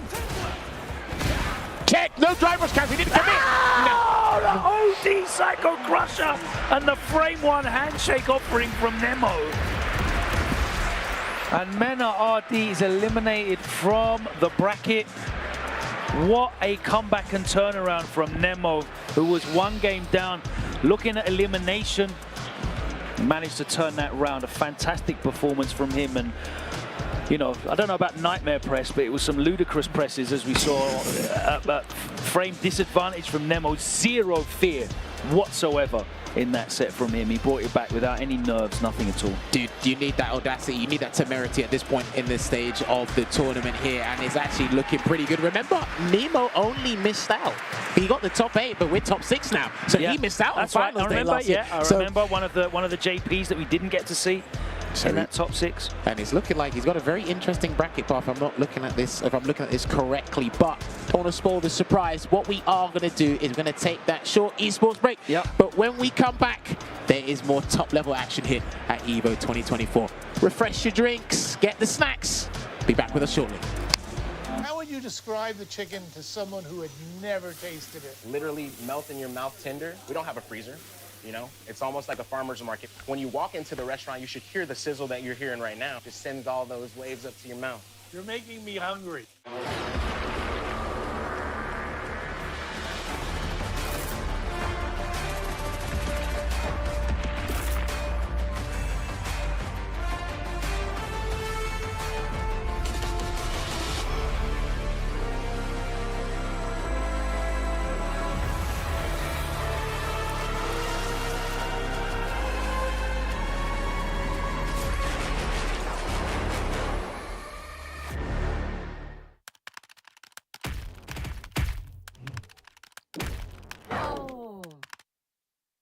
Red Bull gives you wings.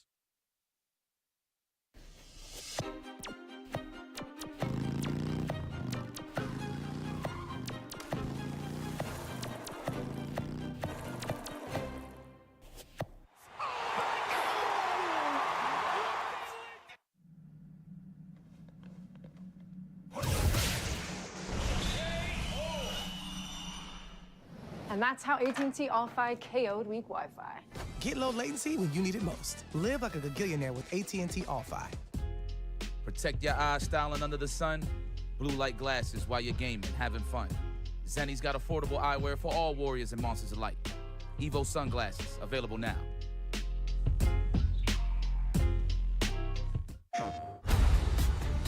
This crew will go anywhere. Take any job. Face any enemy. We're the free gunner crew of the North Star. And together, we're going to make our mark on this galaxy.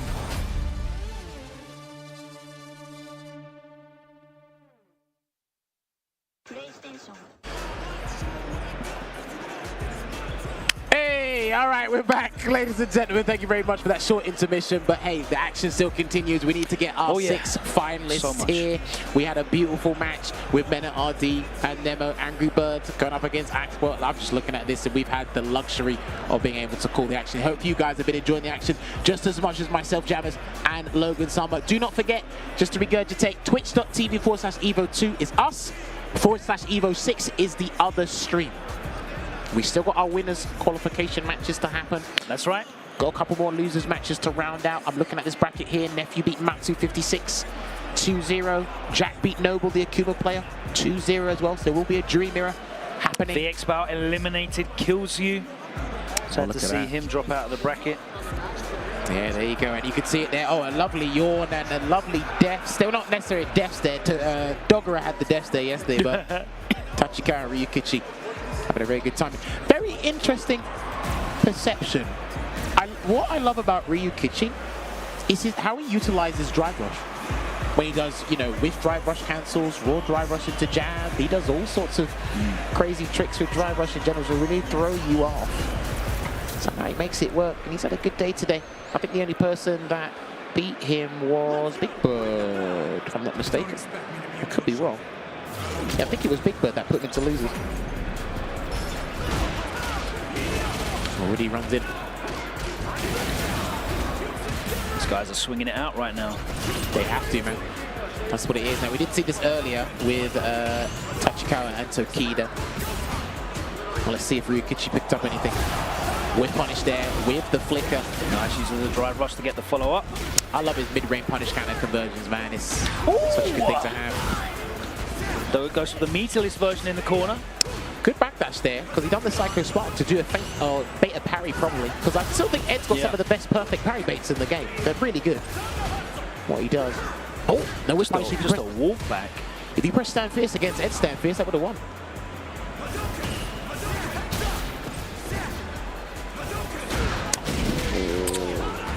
Big jumping over that slow-ass fireball. Yeah, and he needs to kind of build something from that situation as well, which didn't quite work out there for Ryuichi. Okay, nice hit confirmed. Also confirms that he was crouching. So we get that little bit of free damage. Oh dear, no. This is huge for Tachikawa. What's he going to set up here? And another backdash after the Psycho Spark. With punish. Nice with punish on the flicker. Oh my god, blesses that side parting. Alright, here we go. He's going to have to firm it here just for a little bit before he takes a gamble here. Oh, withstand fierce is a frame trap now. Okay. Alright, we'll take that. Ryuichi cashes it out with the level 1. This is it. One round apiece. You got to make that choice as an Ed player. EX Psycho upper, and then you got to activate the level 2 a different way, or you go and look for the Psycho Blitz conversion and try something else. It's a very big decision these guys have to make on defense. It's very, very bad if your opponent realizes that you're looking for that level 2 activation as well, because they can start taking liberties with offense if they know that you're just not going to spend the OD meter. Yeah, it's pretty rough. No backdash this time here. He's only been backdashing after the feint in the corner, but all good dash forward. Underneath. They want to take that jump in. He's going to take this into the corner though. Didn't build level 3 though. And there it is. Going to get that super arc 3. Going to be in a exquisite position here is Ryuichi. He can actually do stand fierce drive rush cancel. Try something. There it is. Yeah, he's going to do it to burn him out. The Japanese players are very good at burning you out when you got one drive stopper around that. Too far. And he knows it as well. Tokido plays that Ken style a lot as well, just making you block, you know, stand fierce into Jin Rise. Have you seen how fast he replenished that drive gauge? Or the burn? That was pretty damn quick, and he got him! Yeah, he got him! Option select! He's not dead though. Because it's the modern one, isn't it? Tell a lie. Brother. And that's the thing as well, you have to remember. I don't know, he might have done the full input, so you still get the full damage then, right? Yeah, no, that's true. You have to remember as well, so his invincible reversal is pretty slow, 13 frames, so his level 3 is actually slightly faster. A lot of the guys will commit to the level 3s if your health's below the drive gauge, but this could be big damage here. For Tachikawa into the Psycho Uppercut, and he went for another reversal. Did Ryuichi, didn't quite work out. And a double EX Psycho Flicker. Tachikawa looking to run away with this one, though, going to kick him out of the tournament. Uppercut. It's really great to see that, you know, there's still modern players doing the business. We had Eda on earlier as well. The Japanese modern player. Oh my god, the perfect parry's going to get the side switch off the throw. Dash up. All right, how's he going to react to this? Look, he's always backdashing after he sees the Psycho Spark. Interesting. Going to get a little bit more damage because they did buff that final hit on the Tatsu. And here comes the D6. I think he's done. He should be able to stage. Nah, he gets to the level 1. Oh, I don't even need it, I was going to say, didn't even need the fancy damage. Look at that, Tachikawa doing the business, working the magic. Can you do a decent combo in modern? Yes. It's still able to get everything out. I've seen him do it before. Okay. Yeah. I'm not sure how much, I don't know what the damage parameters are in general, but I'm pretty sure he could still pretty much do it. But again, one of the strongest Ed players around in general, representing the modern. He's actually going to be going up against Nemo now. Bison versus Ed. We haven't seen that matchup at all today, have we? Maybe Getting not. some Bisons and some Eds on the stream. I saw spicing it up for you. Look, I saw a plethora of Akumas yesterday. I have not seen one Akuma. Well, I don't think there's any Akumas left. We had tons of Akumas and Geefs earlier today. They're nowhere to be seen. That was brilliant. But good news for you guys, it's time for some qualification matches as we go back up to the winner's side. And this one is going to be an absolute peach. Xiao Hai against Ending Walker. Xiao Hai going to bring out that cardboard box. How can you have a golden stick and a cardboard box? Surely he's got to have like a golden box next time. Maybe. Give it 3 years. We'll have glass cabinets Maybe coming into... you know, well, glass cabinet kind of defeats the object of the purpose of what you're going for. Listen. But at least like maybe like a fine, you know, oak or some veneer wood with a velvet lining on the inside, something a bit classier. He'll a foldable get bit something. of paper over your golden stick. And we got a golden stick. We've got to maintain those standards, surely. Well, maybe not. There it is. Look, there it is. Wait, hold on. Let's see what he does. He's got to plug in the pad first. Then This was the clumsiest looking thing I've ever seen. Oh, wait, hang on. I don't think he's gonna. Yeah, I don't think he's gonna do it. He thinks Ending Walker doesn't care. You're a noble man. Hold as an Englishman, you would not look at my stick. Hold the phone. Is he said Ending Walker's too young to see my box? Is that it? Wow! Wait, what did he pull out? Oh, okay, he got the... I forgot he actually uses that. No way. It does. I tell you what, man, I love these players. It doesn't get any funnier than this. Oh, wait. There we go. And he's spots. Why does it look like a book? Do you know? No. Do you know what it looks like? It looks like there's cake boxes. He's going to box up. He's been to Costco. He's got a beautiful celebration cake that we can all enjoy. Look, he doesn't even want to set up. Look at his face. He's tired of doing it. Oh. My words. Oh, man.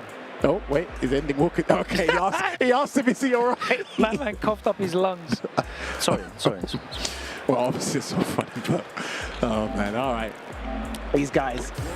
We laugh, but Xiao Hai is one of the greatest fighting game players of all time. So... nothing but respect to his abilities and achievements in the arena. Already an EVO 2024 champion, as you pointed out. Yeah, he's made one finals day. It wasn't in the arena, but he's looking to make it into the arena for tomorrow. Hopefully you guys can tune into that. If you are actually here in the venue, you're watching from your hotel room, hope you can join us tomorrow as well. We've got Angry Bird and Pugera playing on the other stream. It actually looks like it will be Ken versus Dictator. So they will be there playing it out. Now we should be looking at, because I know like Xiao Hai's invested a fair bit of time into a number of characters in this game, but Bison is the latest one that has been doing the business, working that magic here. Yeah, make sure you got this multi-stream up. EVO 2 and EVO 6, both broadcasting simultaneously. As Jammer said, Angry Bird and Pugera are fighting it out in the losers bracket right now on the second stage. But here, it's time for qualification for top 6 winners. Xiao Hai of China against Ending Walker of the UK. And Ending Walker's going to have a fair bit of experience in this matchup. But I do think at times the aggression from Xiao Hai's Bison. Well, I'll cut off my point. That's certainly a way to start the set. Yes, he picks him up with a flicker as well. We're going to the corner. Fight fire with fire, baby. Yeah, absolutely fair and balanced. It's completely unbiased commentary that you're going to be hearing now. Nice hell attack conversion. Oh, that's a sick pickup. Yeah, hell attack is brilliant in this game. In a couple of scenarios there, the bombs there. Yeah, I love it. He goes for the double throw just to get the free damage, 24%. Then we'll play from there afterwards. Oh, there's the glow forward to beat the Psycho Knuckle there, Logan. Yeah, just edging inside the range. And that is dangerous, though, because you're edging inside that flicker range. Nice OS on the OD.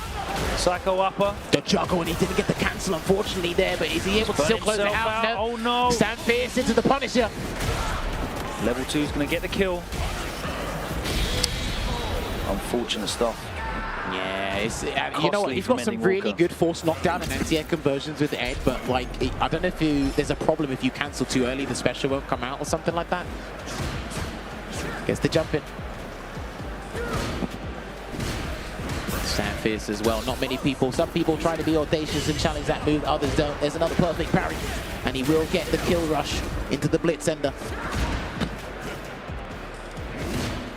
Big damage. Okay. He's seen it. Oh, and again, he doesn't finish off his plate. That's huge, man, because the more chances you give Zhao Hai to play his game. Better finish that, because you can't microwave it tomorrow if you're not in the top 6. Charges up. Wanted to see how he'd respond if he drive rush forward or not. It didn't quite work out. Catches Zhao Hai walking backwards. And another drop. That is 3 really big drops. Thankfully, that round, it doesn't stop ending, but damn. I know there's an input issue when you're trying to do drive rush. You'll get a parry, you hold it when you look for the cancel. But he is going to get a psycho cannon conversion here, and he will keep it nice and simple and take him straight to the corner there with the uppercut. Around. Oh, lovely. Love this ender. Charges up. Here's the throw. Are you going to charge it again? One more. No, okay. Yeah, that's still good. This corner situation is phenomenal. It's fantastic. Good end to it. Nice back dash out of that, and he burns him out as well. Oh, if he gets him close enough to the corner, and there's a little bit of chip, then he can put the cannon on him. Yeah, he put the cannon on him. Late. Yeah. Ooh! Wow. Doesn't even need it. Guaranteed he was dead either way. Oh. What have we done? What are we doing? Oh. Hang on. He's he was double checking something. Ending Walker was doing something just to double check. Oh. Hey, there's Mentor. Problem X getting into water. No coaching, just brought his drink on. So that's been a hot topic in several fighting games as of recent with the coaching. But what are we going to do? Get the timer on? Well, 60 seconds maximum of coaching. I think that's fine. What I don't like is when you know, some people might have to whip out the phone. Get in a Discord, yeah? No, I'll just say my mum's calling me and mum coaches me. That would be the next level. What matchup experience does your mum have? She don't need to. She's just like, look, man, I don't like the way this guy's been pressing buttons. That'll be the next. Someone's going to do that in the future, I promise you. All right, 1-0 up here. I've definitely seen someone take a phone call on stage at a tournament before. Oh, it we've was seen like that. 5-6 years ago. I remember that. Lost in the annals of time, certainly before Prime Esports. Counter hit fierce, gets converted. Good delay there as well. And you can actually see the movement and the elusiveness from Ending Walker to kind of change up what Zhao Hai wants to do in neutral, whether it be the slide, stand beating kick. No stand fierces though. Just too far away. That jump back connects. Dude, the range on Cobra Punch is nuts. Nice. Brilliant screen positioning here. Yeah, he wanted that throw to start the mix up. If he'd done that any earlier, he would have punched that crouching light kick from Ending Walker. Nice throw again. Same counter hit several times now. There to it. Oh, steps out. Oh, doesn't matter. But again, could have been costly for Ending. Yeah, it's been a little bit shaky in certain aspects, especially like you said, imperative moments, vital moments for Ending Walker. But somehow, drive, rush, jab, gets perfect parry. Wow. Okay, that must be something he's practiced. Got a delayed throw. It didn't quite work out there for Zhao Hai. Just backing away here at the moment here. But you've got to be conscious of that slide, but it didn't work before. So he gets the charge flicker, chases him down. Nice, but there's a light upper. Next hit will do it. Brings him in. Anything will do. Strings him up. Is he going to spend? No, pop the bomb on. He can't. Yeah, he can't do drive rush. He's got to explode the bomb in a different way. Good tech. Good. He's got to spend it. He has to. Oh, too far. Just too far away for the fierce. He's definitely going to do that. That's huge. And Ending Walker, if he doesn't drop it, and he doesn't, gets the win. He is going into the arena tomorrow. Top 6 winners semi-final. It hasn't quite sunk in. His first ever Evo, by the way, ladies and gentlemen. This is the first time that Ending Walker has ever competed at an Evolution Championship, and he has been the first name to make it into top 6, and he'll be fighting in the arena tomorrow. What a fantastic achievement. This young man, he's had a patchy season. He hasn't had the results that he's wanted.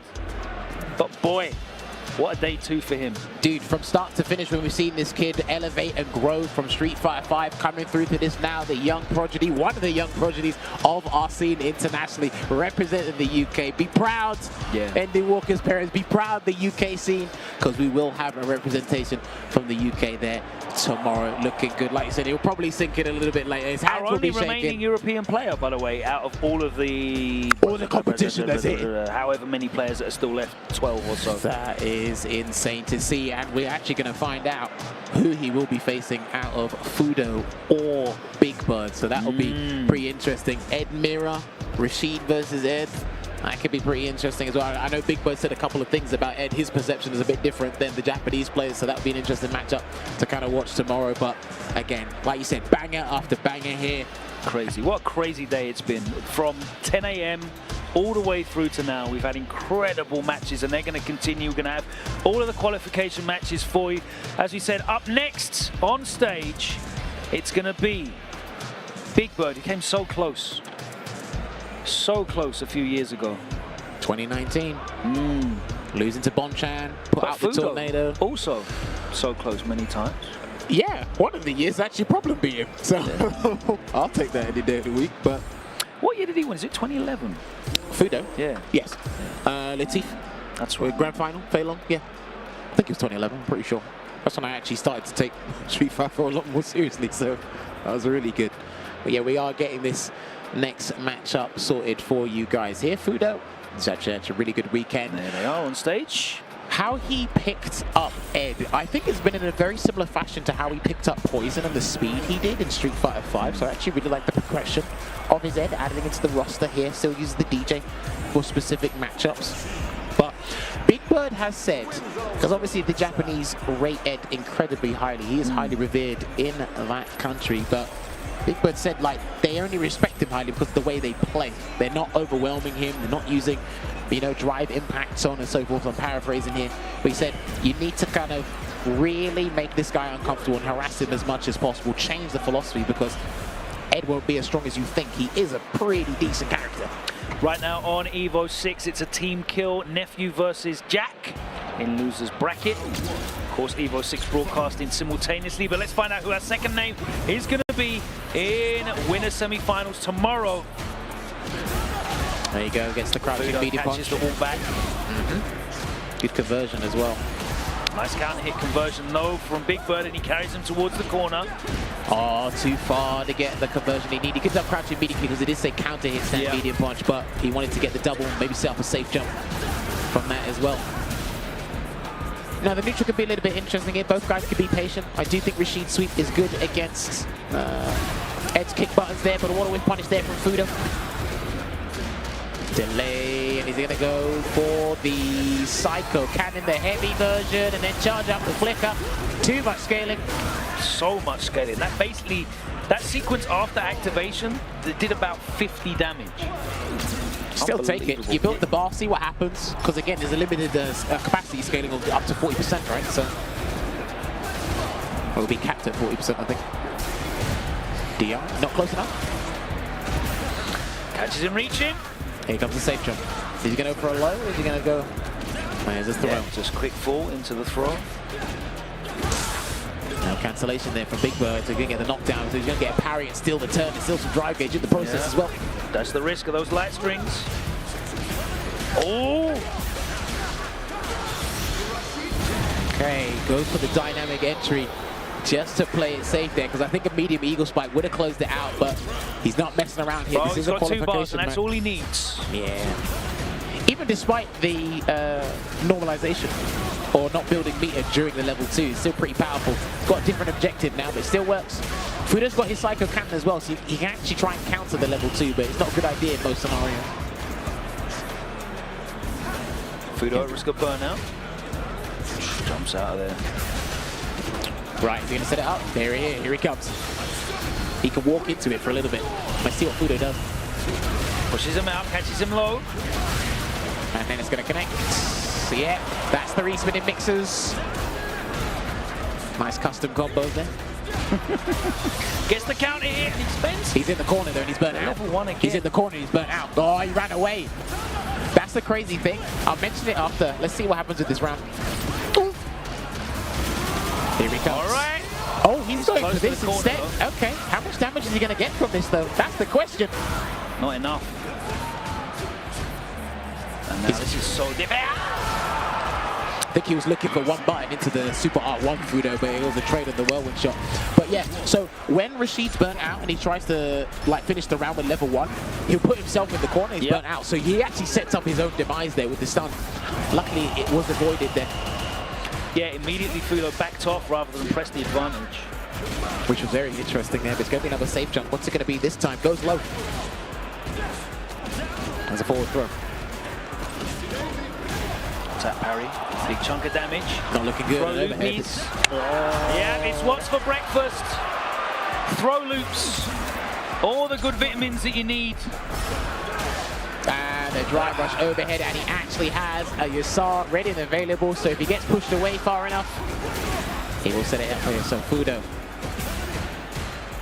Once he gets that hit, you know what's coming. Here comes the cannon. That could have gone for either player. That's very true. I left it ambiguous. It was ambiguous and it worked. Try brushing. And he's out of there. That's huge for Big Bird. If he's going to get the punish, he's going to back.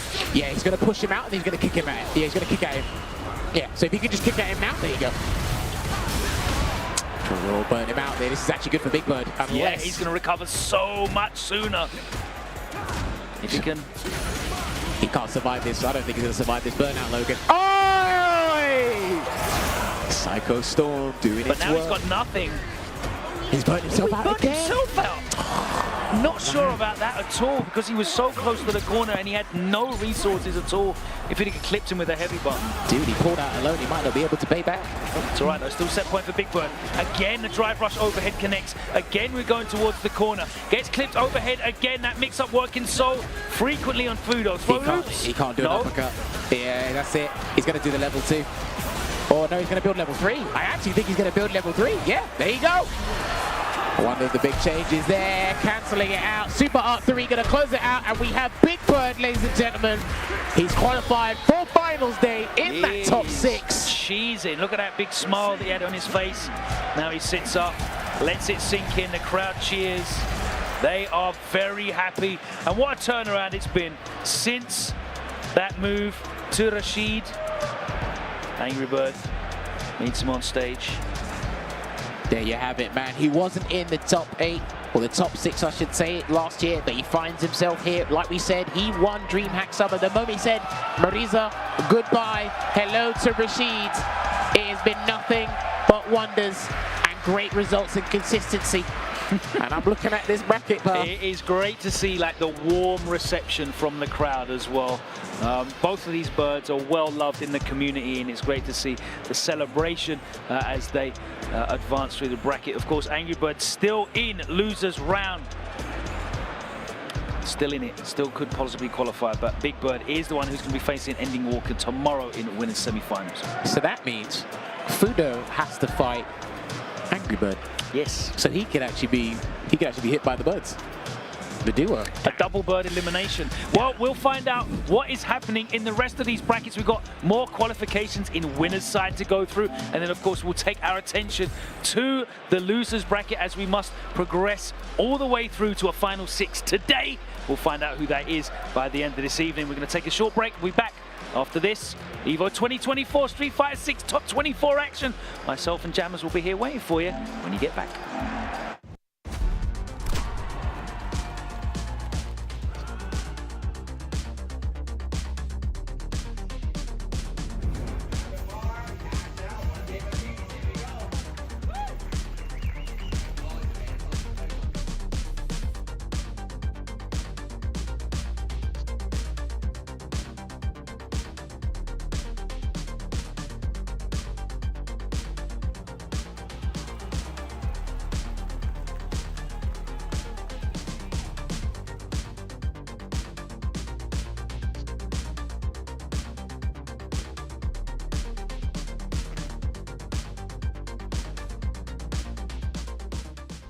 Get ready for the next battle.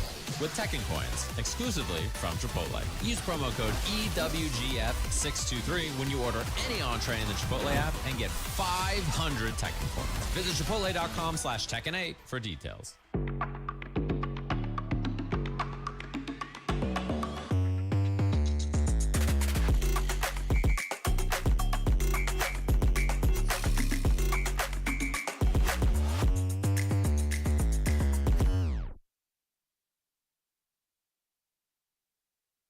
Hey gamers, does your room look like this? Tired of having no art on your walls? You need Displate. Made with high quality metal and customized finishes, with Displate, you can transform your room or office from lifeless walls into a stylish space. Check out the new texture finish. Flat is out. Come feel the difference of that sweet, subtle embossing. Say goodbye to hammers and nails with Displate's magnet lock technology. It never fails. It's as simple as snap and hang. Bang, bang, bang. Visit displate.com/Evo and order now.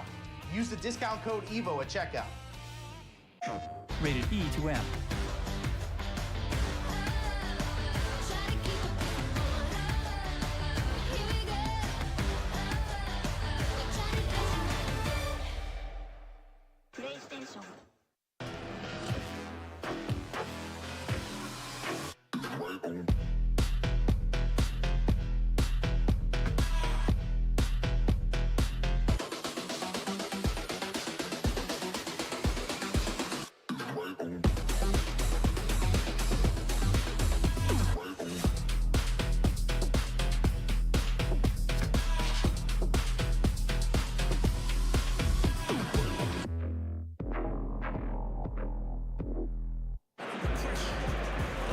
We've got 2 players qualified for finals day.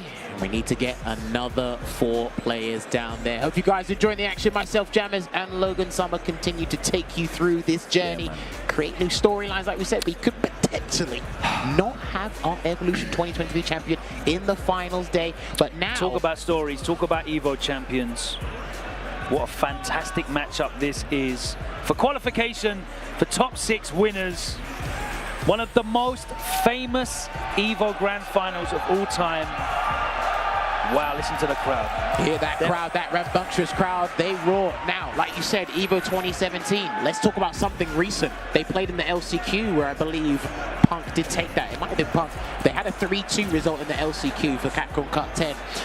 At World Cyber Games Cup for the Korean tournament, Punk beat him 3-2, and then he beat him in the ace match as well to help win the entire thing there. We could see a 2-1 last game, last round. We're not playing 3 out of 5. No, it could be a 2-1. It could be last game, last round. Who knows? They like the footsies. They got the damage. That high-level intellect. All right, here we go. Ladies and gentlemen, it is Tokido versus Punk. We're running it back. Punk initiating the offense already. Look at that. Look at where his drive gauge has got. He's almost got just 2 bars in the amber here, and Tokido's trying to take advantage. Yeah, you're going to see Tokido making block a lot of Jinrais to try and deplete that drive gauge.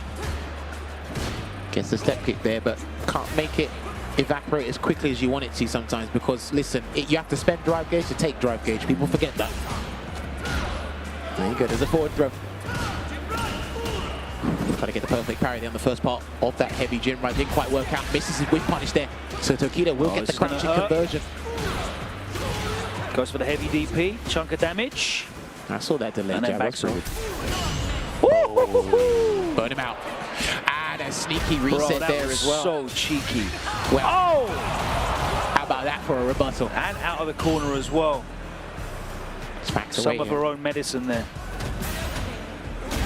Oh, Punk catches him reaching. He's going to drill him over to the corner. He can't do another level 1, but yeah, going to try and use that to his advantage here. No level 1 there for Punk. Oh my God! That's Michael Pixel, but it doesn't work the first time. Bro, I cannot believe that didn't hit the wall.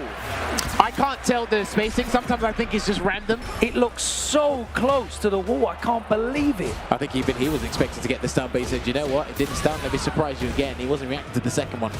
I can assure you with that. This man plays Street Fighter 2. He can't react to drive impact.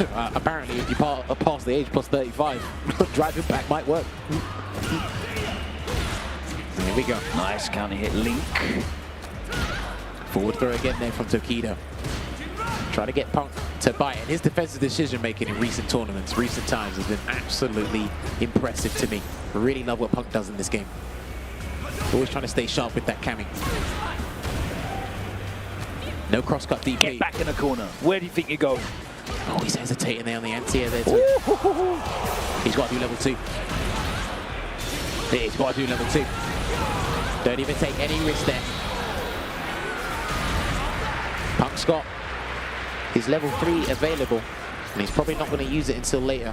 Early drive rush cancel combo can take him straight to the corner, but looking to get over the top one of those checks from Punk. Puts him down in the corner now. Here's the overhead he's trying to hold up. I think he tried to hold up after that overhead hit.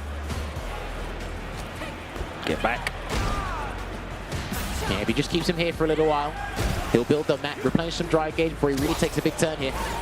And these guys are fighting tooth and nail to jump out of the corner. Tokido is absolutely terrified of challenging these jump-ins, though, from Punk. Yeah, see, you can see it there. No DPs, no crouch fierces, no air-to-airs. He's just happy to completely focus on the ground fight. Not challenging in the air at all. Grounded match indeed. They smell blood in the water there. No respect on those plus frames from the drive rush jab. Gonna be sneaky with it. No, tech there from Punk. Huge gap though after that low forward into the run. He wasn't ready for it. And oh my god, that hit super game. GG's. First game to Punk the God. The judge, the jury, and the executioner. Game 1, and that's only the first one. And that's interesting because I'm not sure if Tokido actually done a micro walk forward thinking he was actually going to go over his head, and obviously the active frames on that dive kick clipped him literally on his shoe. Bro, he got hit. That scraped all down the shin, and you know how painful that is. Well, if you've ever had one of those injuries. Good block. Take it straight to the corner here. Punk can't do that again. 3-piece into the Shoryuken, keeps him there, but he doesn't wake up jams. The audacity on this man, what a jump. Oh, he was ready. Dude, these guys have been jumping like platformers, literally in that corner. No one wants to stay there. You got no business standing there. Walks forward as a drive rush cancel early again there from Tokido to get that grab. Yeah, that was a range where the DP was always going to work. Oh, no, Punk finally reaches. He's done a tech, he's done a DP, he hasn't done an anti-throw tool with a dive kick yet. Oh, wow. That's what he hasn't done on defense. He didn't DP, he didn't get the overhead. He got him. Doesn't matter though. Level. Yeah, he got it. He had the meter in time, but it was going to be the non-cinematic version anyway. Regardless, it doesn't matter. One apiece, this is huge. This is actually a very significant game for the both of them. They can fire on all cylinders, they can be incredibly passive. Someone is not going to win. This has been such an evenly matched game. It goes to the wire with these two each and every time. Is an absolute treat. Tokido, though, definitely getting the better of it at the moment. He smells blood. He smells blood in the water. Yeah. Can he do a fourth one? Is he going to leave it? He's going to leave it and Punk jump down. Gets away with just a jump light kick, and again, Tokido not wanting to challenge. Oh! Sure, you can. Now he's starting to do it. Because as you observed before, Logan, there's certain ranges where you just can't make it with at all. It's not possible. Don't bother with it. So the OD is always guaranteed. Nice new conversion there into the cannon spike. To get that round there, is Tokido going to try and jump again or do something more? We haven't spent a lot of time in this corner, have we, though, Jammers? Not this side of the screen, anyway. And that really tells. Where he's waiting patiently before he gets the drive rush cancel. Here he comes. He's got to spend. I think so. No! Oh, you sneaky! Oh my god, he's still in it, though! Oh, Tokido wants the round, Logan! Oh, and he's got to wait. He has to have the perfect carrier. DI! And he doesn't even do it. He traded with the spiral and the fireball. A huge sigh of relief, but it's not done yet. It's a final round, and this crowd is getting excited. Someone's going to get caught by a shimmy or something. It's going to be something they're not going to like. And it's police sirens. Level 3s on each side. Those flashing lights. No punish counter there. There's going to be a punish counter drive impact instead. He's going to get sent straight to the corner there with that spiral arrow. Another jump away from Tokido. Still not looking to challenge at that range. He knows the risk associated. And he can't that time he could have DP'd if he wanted to, but he'd already committed to the forward movement. Apricot. One hit from Pump will do it. He's got to do the full thing. Goes straight into the level 3. Pumps his chest. Tokido is frozen in his chair. I promise you, man. And that's what's crazy. That's what separates these two. It's just a fine line, that fine margin of something that you need. And you can hear the chants throughout the entire convention center. That USA chant, he finds himself back into the finals day, top 6. He was there last year and made 3rd place. Can he improve on that? It's very possible. He's in some of the best form he's ever been in his life, in his career.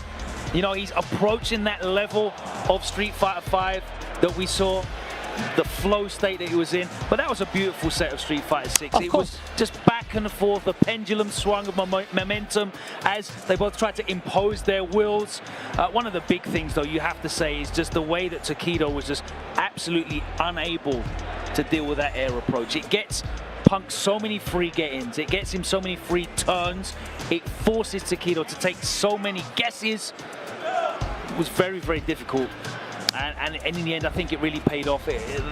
You know, Kami is so good at putting you in these situations where you have to make a guess.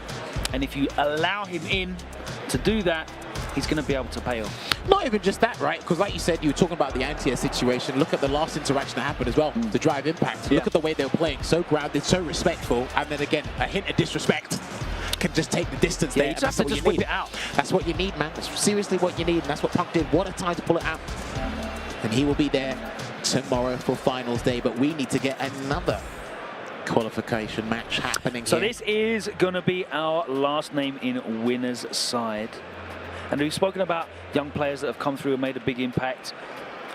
Almost no one has come through and made as big an impact as Jen at Capcom Cup, the last year of Street Fighter V. Fake Problem X on CFN. We'd all seen the name. He showed out. He won the LCQ and he almost went the whole way. We actually were blessed that year. We were actually blessed with 2 fantastic storylines. Yeah. Double Capcom Cup champion. No one's ever done that before. And then a guy went from no seed round 1 of the LCQ to almost take the entire cup. I mean, Ending Walker finishing top 5 on his first ever trip to America was sensational as well. Unbelievable year that was. A great send-off. But here we are. Jen is back. He's had mixed results with that DJ. He's always dangerous. Mochi made the conversion over to Ed. I just like Momochi's philosophy and discipline to this game, honestly. How rigorous he is with his training, how, like, you know, interactive he is with his stream and the content he does. Shout out to everyone that views his stream and watches in practice. Again, he's actually been a true innovator for a lot of the DLC characters in this game. Obviously, sticking with Ed, because I actually thought he would have jumped off Ed and maybe just stuck with Akuma or something like that, but no. He's stuck with Ed. He's having a ton of fun with the character. I'm not saying he's got, you know, ocean floor level of depth, but there is a lot of stuff to work with. And of course, we say it time and time again, the D-Sick combo, which I think actually one of his viewers told him. I don't think it was Momochi. I think a viewer told him about it, and then he was practicing it, and then obviously popularized it. So I think if I'm getting my knowledge right. He's got super fun mechanics, the character, you know. Yes.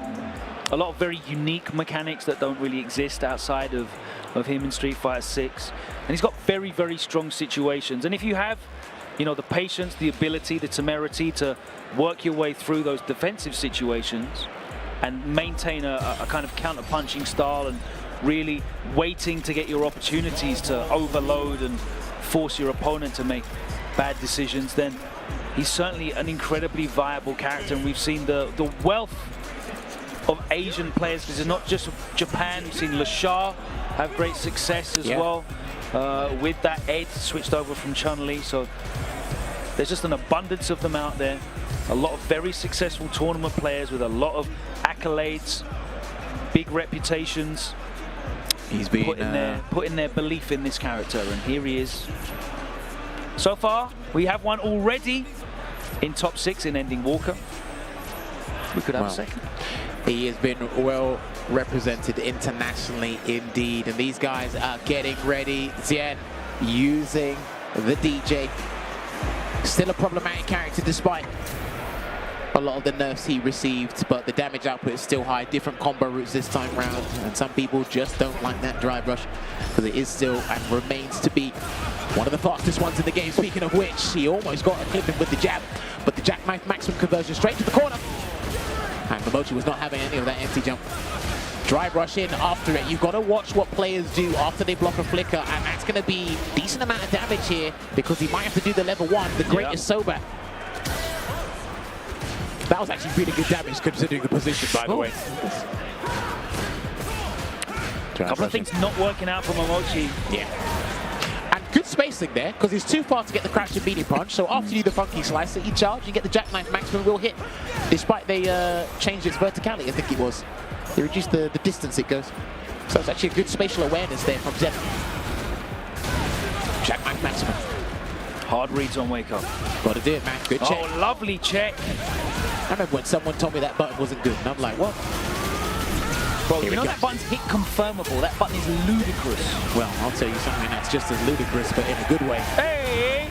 Hey! Straight there. And another jackknife maximum. He didn't care, and he burnt himself out as well. He's actually got a good toolkit when he's in burnout. He's got level 2 as well. Jumps forward. There's a start. Oh, that was sick. He just slipped that in there. Shen finally getting caught out unawares. He's going to be able to get the kill without having to spend. No, he did that. He did it too early. He cancelled it too early, the kill rush. So he got the wrong version, Yeah, so he didn't get the juggle. launcher, yeah. Rare executional errors. It happens, man. Especially at this late stage. You can't afford that second air slash. It's been a long old day. They've been fighting for literally 10 hours.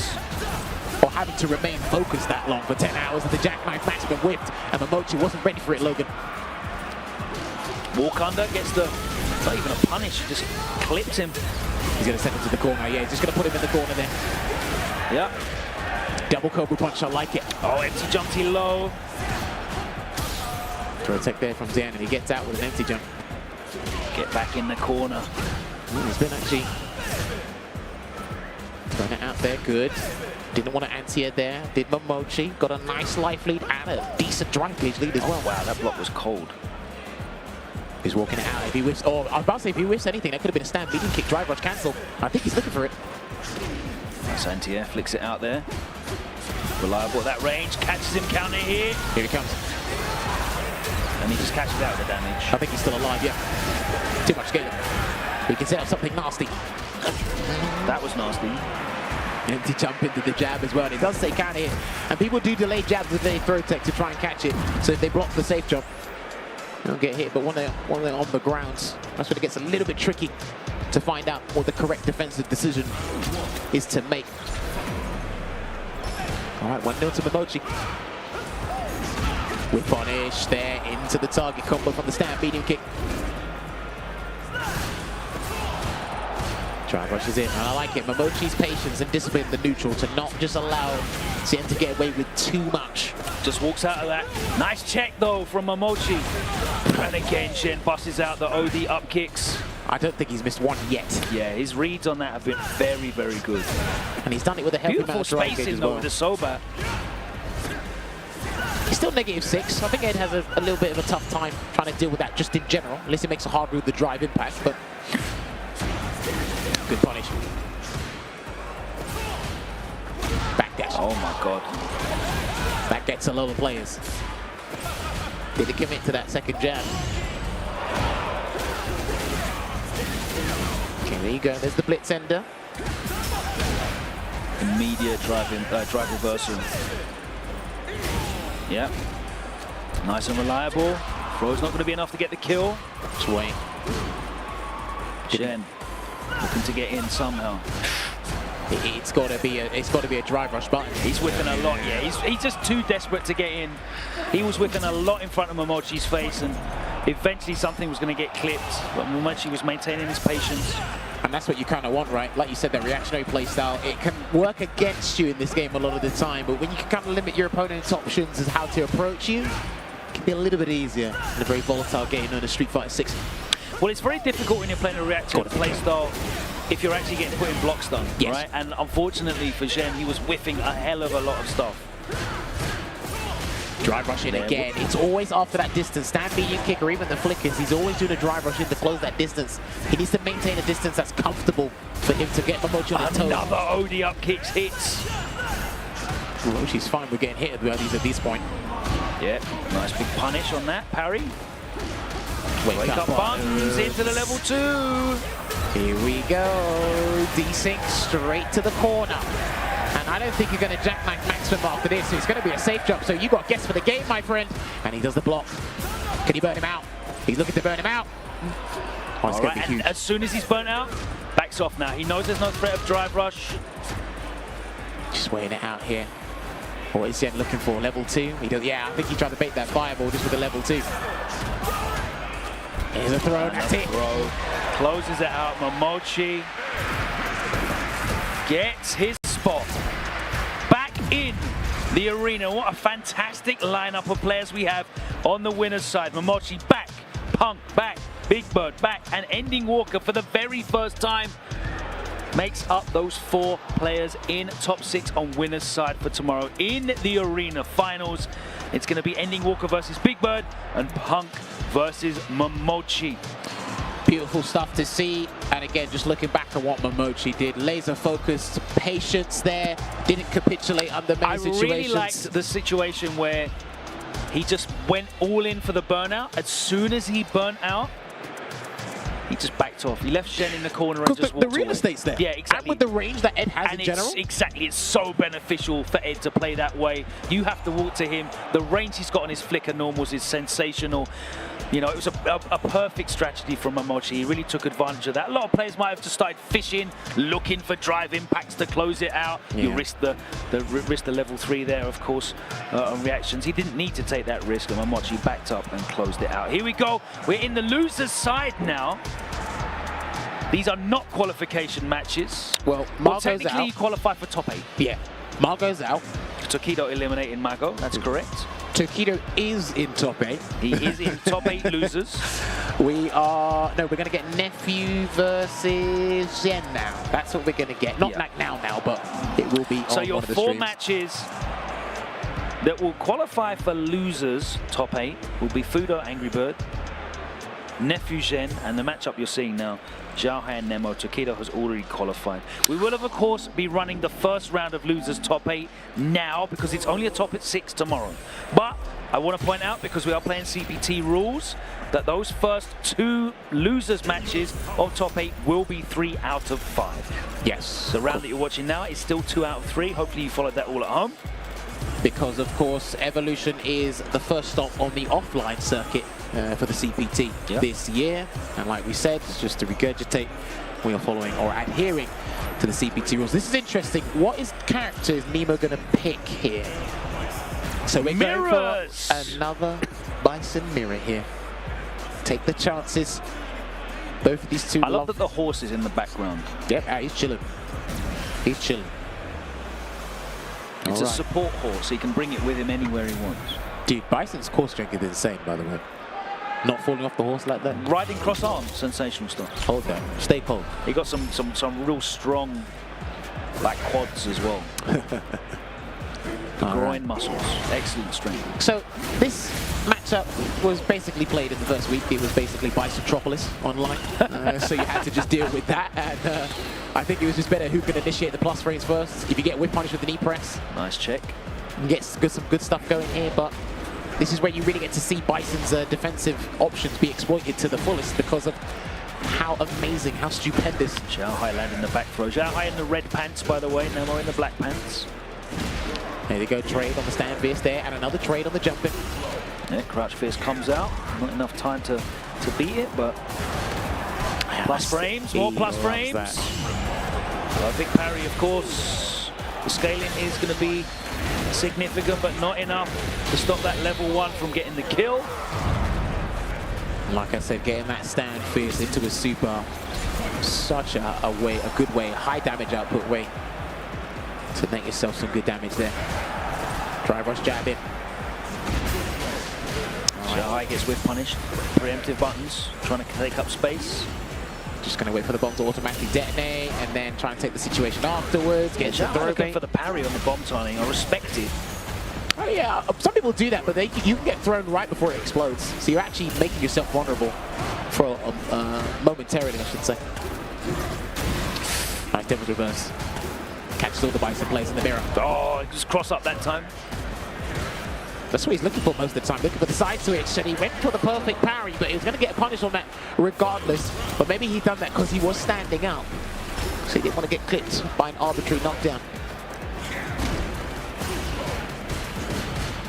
Knee press there. Yeah, backdashes after that, no risk of getting clipped by that low forward. There you go, no context slide. Oh, it's a beautiful little defensive shimmy. Here comes the mine. Oh, this is gets huge. clipped. Is he done? I think he's done. He's got to the head press into the...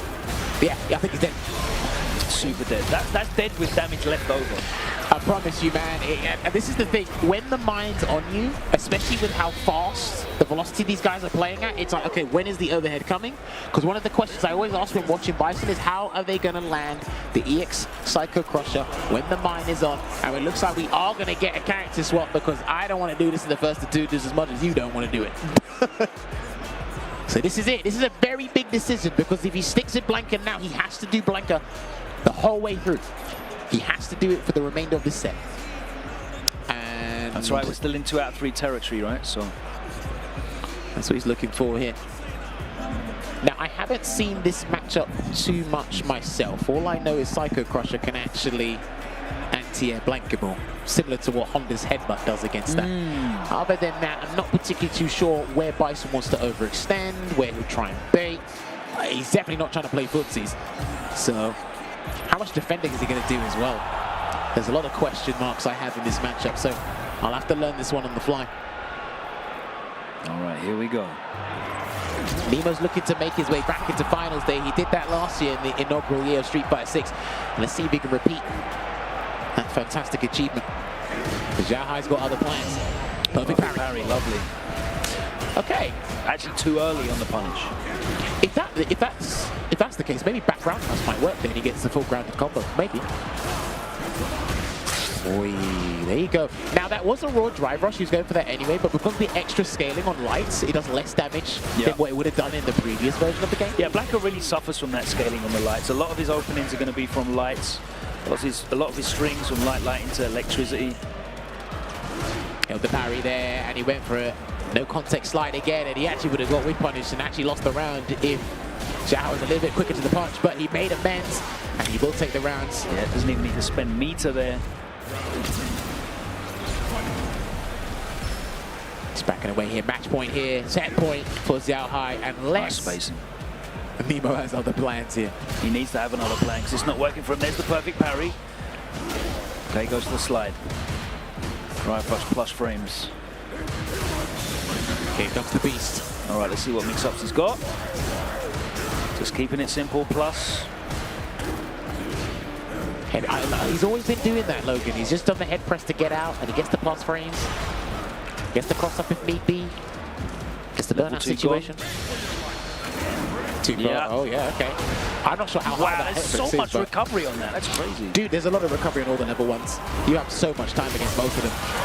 Perfect KO. That's exactly what he was after. Big statement there. But it's still set point for Zhao Hai, who looks hyper-focused. That's exactly what you need in this late stage. Tremendous amount of focus there, and he's going to get a conversion into the back fist combo again. And what's the choice this time? Meaty back roundhouse. Yeah, when you land the heavy one in the corner, you could do a dash up back heavy kick, and you'll get extra plus frames because it will connect meaty. It's got like 3 or 4 active frames, something like that. That's huge. That's negative double digits. Zhao Hai just jumping out, taking that mix. He didn't have level 2, so that stand fist could not be cancelled into the lightning speed. Got it now, though. Here he comes. He's just going to eat away, chomp away at that drive gauge, and actually get some screen positioning in the process. Oh, too predictable. Before he's done half the work for Zhao Hai for him. Oh, dear. Light ball. Beats out. Missed. Parry attempt. I'm not sure if a drive though. rush would have caught that, to be honest with you. Just weighing it out. Walk under. No button press from Zhao Hai. He's able to block. But Nemo opens him up. New combo. He's going to take one more. Looking for the parry. And Nemo, the switch to Blanca has worked out. Now is Zhao Hai going to switch back to the Ken, perhaps? Or is he going to stick it for the Bison?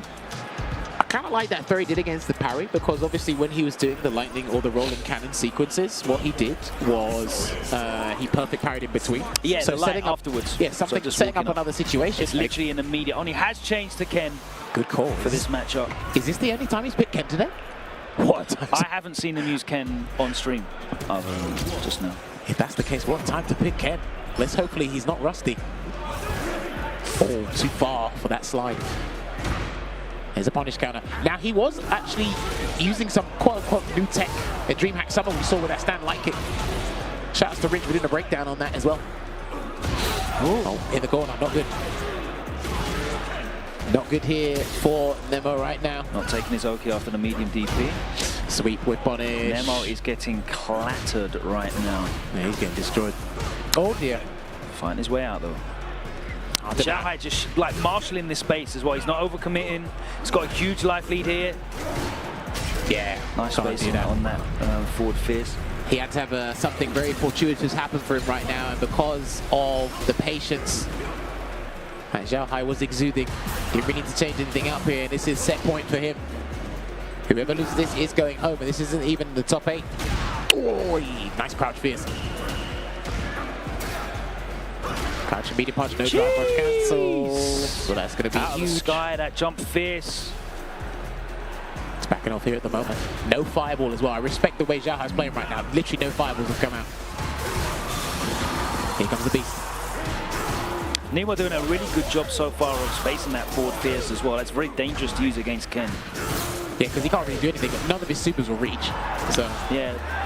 But unless it's perfectly meaty, his roundhouse will punish it at almost every range, apart from like perfect spacing. Okay, this is a and new you don't want to setup get punished here. countered by Ken's roundhouse, of course. Oh, empty wow.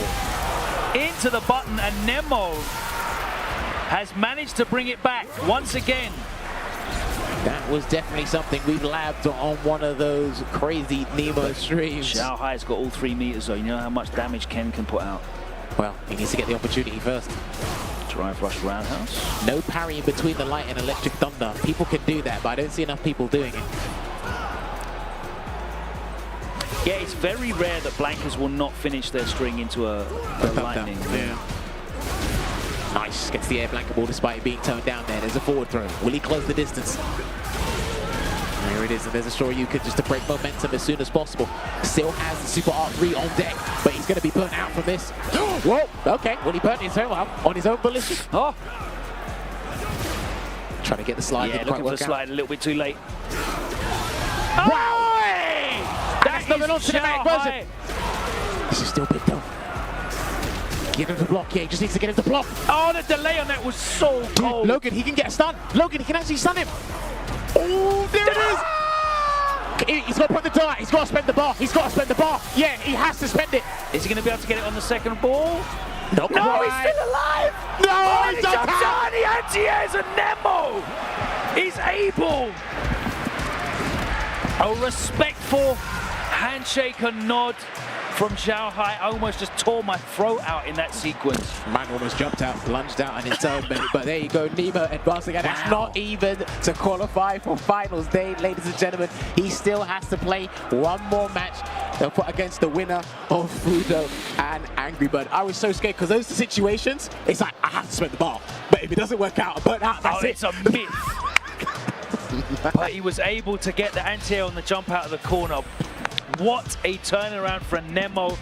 The switch to Blanca paid off for him, but there's still more work to be done. He's got to play the winner of Fudo and Angry Bird. We're going to find out who wins that matchup in a minute, because we're going to take a break. I need to calm down after that one. We need to compose ourselves, but we still got 3 more matches to go. 1 more match here in losers round 3, and then we're going to get into top 8 losers. It's going to be 3 out of 5 to determine who gets into that top 6 tomorrow in the arena. But boy, what a fantastic day it has been. We are approaching the end of day 2. Please do not leave. Do not take too long. Only a quick break. Just top up the drink. Don't get a whole new one. Grab a snack, something that's already made.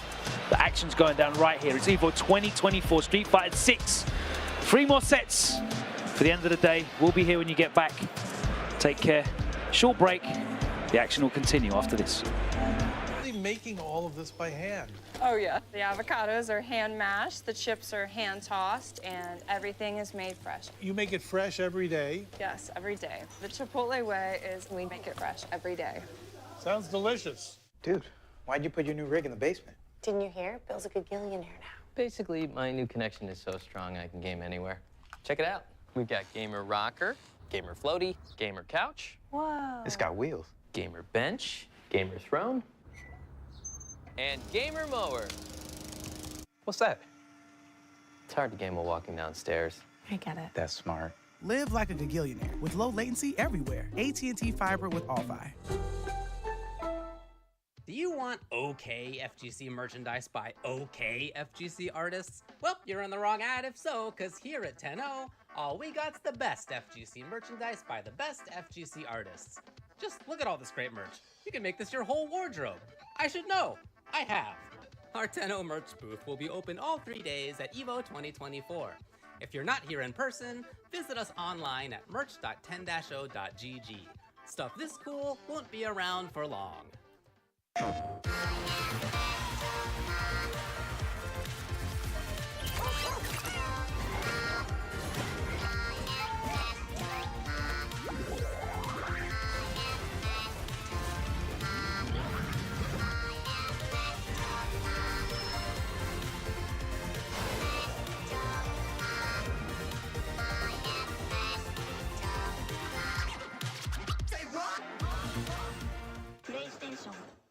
The greatest anime fight of all time. Why would you ask me such a hard question? I'll do Aizen and Ichigo. Ken versus Rao to the North Star. Drumroll. Gaara versus Rock Lee, Naruto. Don't turn your head. I saw what you just did there. Here's the deal.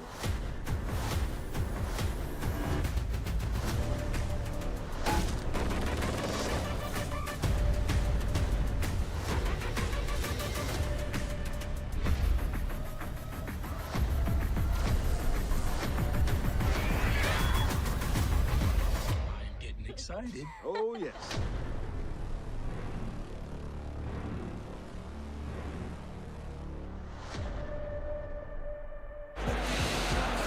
All right, short intermission over. Buckle up. We got a couple more matches remaining here to round out the day. Thank you so much for joining us. If you have stuck with us from the start of the day up until now, you are a real trooper. I'd like to give you some Twitch channel points, but I can't do that. So I'm going to give you some beautiful matches instead. And like we said, we got to do it, man. That's how we reward the viewers at home. Shouts to the international scene and everyone looking at it. The defending champ. Oh, is he going to? Oh, I thought he was going to air it. I was like, bro. All right, cool. So let us get sorted here. So we have Fudo going up against Angry Bird. Loser goes home. Deep breath. And he is going to be rocking the Ed here against the Evolution 2023 champion, Logan. These guys fighting for a spot in top 8. Beautifully spaced step kick, ready with that counter hit conversion. Now, I wonder if Angry Bird's going to execute the same game plan, have the same philosophy he did against when we were watching him against Aqua earlier, because he was getting some good drive rush checks, was Aqua, but this is a different character, and he checks drive rushes a little bit differently, and off to a bad start. Yeah, that's definitely a good look when you make Fudo tech that early. And he knows it as well. This isn't his Japanese compadres. This is Angry Bird, Evolution 2023 champion. And once he knows, corner carry. Yeah, once he knows when to play past the speed limit and really pile on the pressure, he'll let you know. Low forward into the Jinra, goes for the snap kick. I've definitely noticed that Angry Bird has whiffed a lot of throws today, in the last couple of sets. Okay. Like in Oki's situations where he has advantage. Oh yeah. Ooh, okay. So it's definitely like an error on his part. And it's been a big error, corner to corner. He's fighting it out with fireballs. There's the drive rush plus frames, and Fudo very patient. Yeah, not trying to do a perfect parry to try and anticipate the snap kick follow-up there. Ooh, okay. Too far to get anything significant. Probably a sweep could have caught that, but at this point, I wouldn't even bother. Oh, wow. Just didn't do anything after the parry. There you go, now he's going to switch it up a little bit because he noticed that Fudo's just been walking away and being very passive on defense. Walking away again. Here comes the cannon. I love the development of this Super R2. You can just see it there. The guy's getting way more confident and landing this in tournament play. Yeah, the crowd love it every time it comes out as well. Safe jump gets blown up by the mind game. Yeah, it wasn't a guaranteed. Wasn't a guaranteed throw. But... See, I noticed any scramble we see as well from Angry Birds matches, it's almost immediately a drive rush that comes afterwards. So he's ready. This is a great situation as well because obviously Fudo has to decide with, do I want to go for a reversal here? Or take the Or do I stand want to wait and try and activate this level 2? Yeah, take the stand fist. He just take the stand fist. Do you know what? I find it very interesting. A lot of the Japanese players are like this. They don't want to burn themselves out. They literally don't want to do that on their own accord. There's the back in the corner. Woo! Okay. He's right in the corner as well. Takes that first game there, gets the 2-piece into the Shoryuken there. And Angry Bird is awarded game 1. But yeah, like I said, just go back to my point.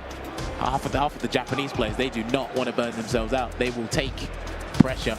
If it leads to a stun and they won't like die by the stun, I don't know if they're happy with that per se, but because you got to think long term sometimes. Psycho Blitz. I think they're just trying to close the gap to change up the mind game here in the neutral. Punish. Ooh, wakes up with it, okay. He does a lot more reversals than Mochi does. Fudo, just in general, gets the perfect parry. And he will going to get the extender into the Psycho Blitz again, and another perfect parry. That's like the I said, second time the jab's been parried. if he still turns, you can still some drive gauge or something. Ooh, I felt that one in my head. And Not that good time. Uppercut. He was ready. There's a throw. He's still got some drive gauge to Told work you, with man, here. drive rush jab into throw, very reliable. Trying to run away. He's done. He's done. Happy to spend the 2 bars to get the round. It's set point now. Still 2 out of 3 at this stage. If Angry Bird gets Fudo in the corner, I generally think he's screwed because this is last game, last round. Angry Bird can make a lot more mistakes because he's actually got huge leeway. We will get another conversion into the cannon. So let's see. Yeah, he's going to have to go for the impromptu follow-up instead. There's a throw. Burn him out. Start. He's not dead though. That was a checkmate situation. Is he going to spend the level 1 just to get that? No, okay. Nah. That's fine. He could have done it to put him in a guess the game scenario. I liked it to spend it just in that I need to touch you once with flickered situation. But it doesn't matter because he closes it out and gets a perfect KO. That's 1 set point saved. But also he didn't spend the bar because when you do that from level 3 to 1, you just need the 1 bar to get another level 2 again. Absolutely. They're properly preserving this bar and they're thinking about the Psycho Cannon damage. Yeah, it's a very similar situation to like the Rashid approach to using the supers, yeah. Basically identical. Step kick, no counter hit there. Gets a counter hit off that Jinrai follow-up. I think he tried to walk away there. Didn't quite work out for him. Right, boy. Oh no! I think that's done. Yeah, double drive rush cancel. And Fudo eliminated from the tournament. Angry Bird makes it into top 8, but we still have 2 matches left. Qualification matches for that final 6 tomorrow. Angry Bird still in it to defend his title here at EVO 2024. Man, it's getting deadly, and it's getting even more heartbreaking for a lot of these guys when you just know you're just 1 or even 2 games away from that sweet spot finals day. Just looking at the bracket now, Zen did beat Nephew 2-1. We had that on one of our other screens here, but just looking at the bracket on start.gg, it was a 2-1 there. Tokido did beat Mago. We said that like about 30 minutes or so ago. So it's actually, man, this is crazy. Just looking at Nemo's this in now. the position that he doesn't want to be in as well, by the way, where he could finish 7th again. We could have history repeats itself, or you could break the cycle. It's entirely up to you. So we're going to get Ken versus Bison. Yeah, so first DJ versus Ken. up, it is going to be Tokido against Jen, so we're going to have Ken and DJ. And then it will be Nemo against Angry Bird. That might be Bison, might be Blanca. The Blanca worked out well for him. Fair dues. It did after back back and forth changing, so he could do that from the jump. But again, that's when you got to make that executive decision. Am I going to do this from the jump? I don't like that matchup for Blanka, but Nemo seems to be playing very well with that character at the moment. We'll see. That one's coming up a little bit later because first up it is going to be Tokido and Jen. I can see them both on the stage getting set up, ready to go. Okay, having a little chat there, a little bit of discussion again. Love it when the competitors have a little talk before they get that bloodlust going and ready, because this is what it is. And again, like I said, thank you so much for staying with us through and through, ladies and gentlemen. This is the penultimate match of the night, another qualification match here. We're going to be rounding these out very, very shortly. There it is on your screens there. Tokido. He is a huge role model, great figurehead, domestically and internationally. What is there not to love about this guy? We can write a whole dissertation of achievements he's had and what he's done for this scene. And Zen in the spotlight in recent years. Well, he's actually been playing fighting games for a pretty long time, but obviously came to stardom in only recent years, the last 2 years or so. And it's what a way it's worked out for him. Tokido, of course, no stranger to that arena. Jen has been on the biggest stage of them all, of course, the Capcom Cup Finals. This is the first time we've seen him in a top 8 of EVO, I believe. All right, so these guys are getting their buttons sorted. It looks like we will be doing the DJ versus Ken. This is where it's going to be all locked in. I promise you, Akuma won't come out if he loses. He's not going to hoodwink us again, I promise you. I just think he's waiting. The ironic thing about that whole situation was when he said, I'm not playing him, the rest of them started playing him. So I'm like, what is going on? That was so crazy to see, especially in Topanga League. All right, they're getting ready. So, if I'm not mistaken, as you mentioned before, we are in first of 3 territory now. Yeah, so these are going to be 3 out of 5 because it is top 8 and it is CPT. Let's see what happens. I hope they know. So enjoy these extra matches. All right, let's do it. We've got a big crowd behind these two as well. There's actually a vast majority. There's a sea of people outside. I can see them on one of my monitors. Yeah, the second stage is now closed, so these are the only Street Fighter matches that are going, which means there's probably about 4,000 people behind that stage in the crowd looking directly up at these two going up. Oh, good punish as well, and into the new conversion there. That was actually a situational punish because that target combo is -8. He used an 8-frame move, I believe it was, and he got a punish kind of conversion. Yeah. Oh, okay. That looked like he was going to do something, but he got parry instead. There's the... Ooh, that was clean. All right, level 1, going to close it out. I always forget he actually has enough frame advantage to combo off his stand-beating kick, despite it looking like a very ordinary poke.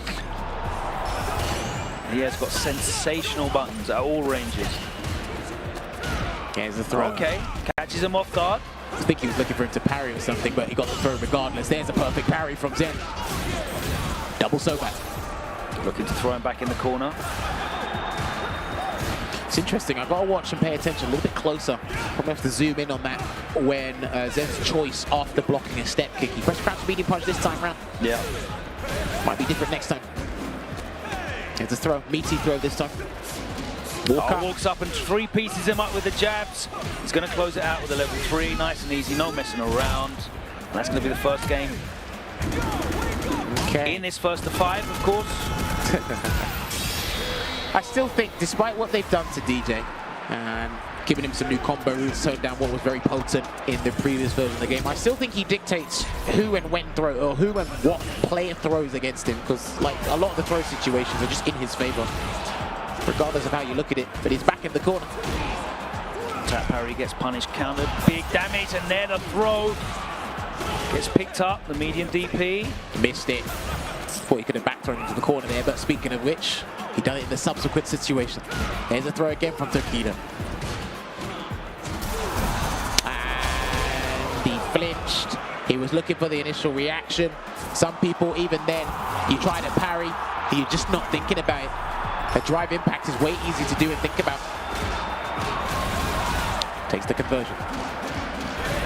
Try to hold up there to Tokido. Didn't quite work out, so he will take a double jackknife to the chin.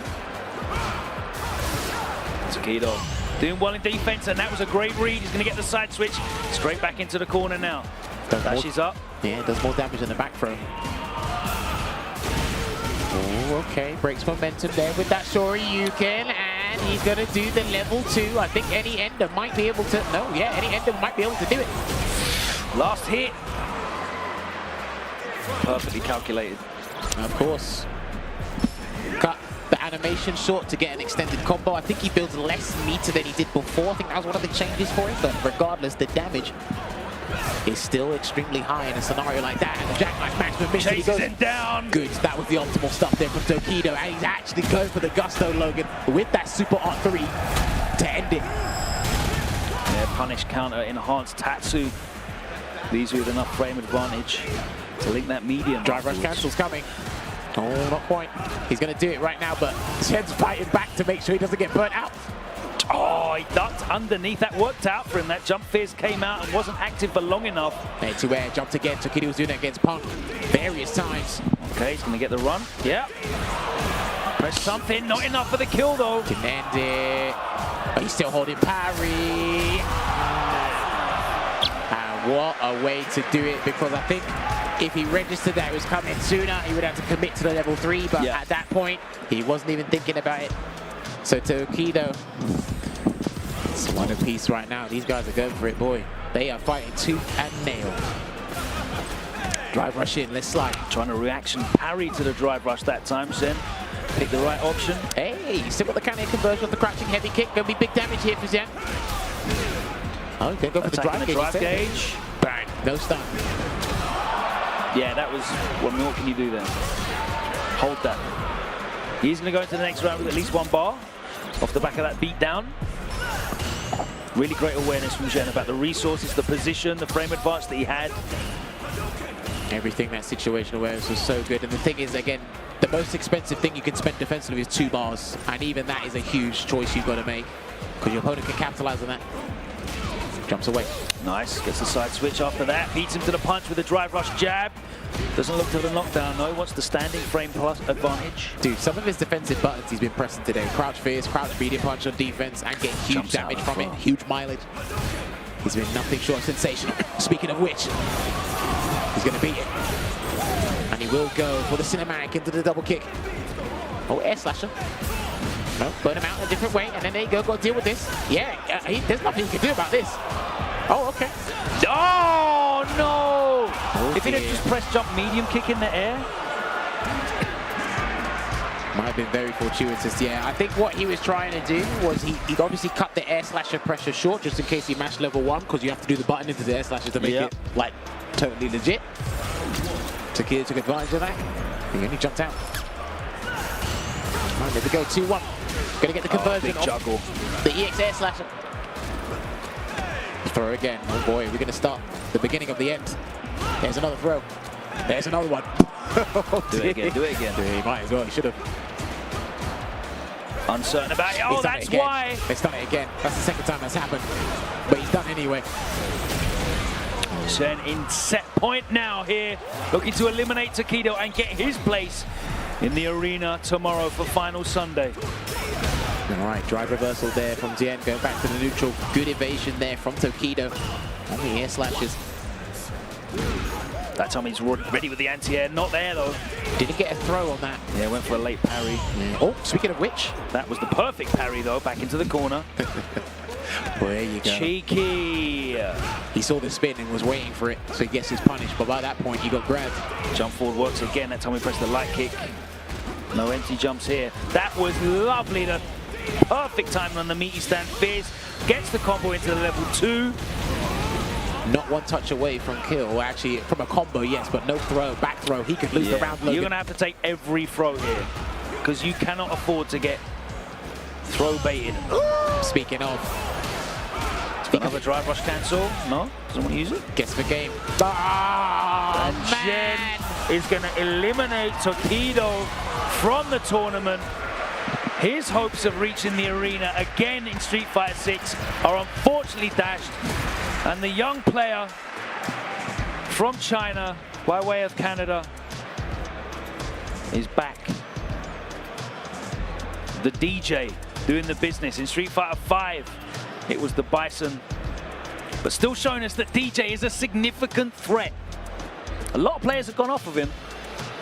Can't think of many people that are still consistently maining him. We've seen Sien have a lot of, you know, mixed results with that character.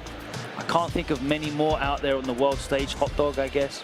Well, I think he's gone all in on Bison. That's what he's been using this weekend as well. And look, you've spoken about this before on Twitter, on like just streams in general. It's like, look, what you love about the game is they've reduced the damage, but the functionality is still there. We can literally still got the tools. The functionality is literally still there. And let's be honest, they've reduced the damage. Different routes. They just shifted it elsewhere, basically. But for the most part, he's still pretty much tournament viable character. And Zen did try Bison for a little bit, but he said, I think I've just got to commit to the DJ right now, especially similar to Tokido. There's just an onslaught of major tournaments back to back to back, and these guys got to be as sharp as can be. Don't want to take that risk. And look what it's done. Paid off, made him there, booked his place into the finals day. Absolutely, the results speak for themselves. Two players, though. It's great to see two players that stuck to their guns. Yes. And maintained their Season 1 mains. But it's Zhen that wins that spot in top 6. Tokido eliminated. We're going to get into our last match of the day. One more spot in the arena tomorrow. And is it going to be the reigning champion? Is he going to be able to do it? Or is Nemo going to be able to go one better than he did last year and finish in that top 6? This is so interesting because you just can't write this stuff, man. And they've saved the best for last, or the most intense match for last here. So let's find out, because we will tell you if Angry Bird is out, a new champion will emerge tomorrow. If not, the storyline of retaining his title and being potentially a player that can retain their Street Fighter title in an EVO since Daigo 2009, 2010. I think that's the last time it happened. That's a potential storyline, but one step at a time. So we got the Ken. Now, Logan alluded to it before.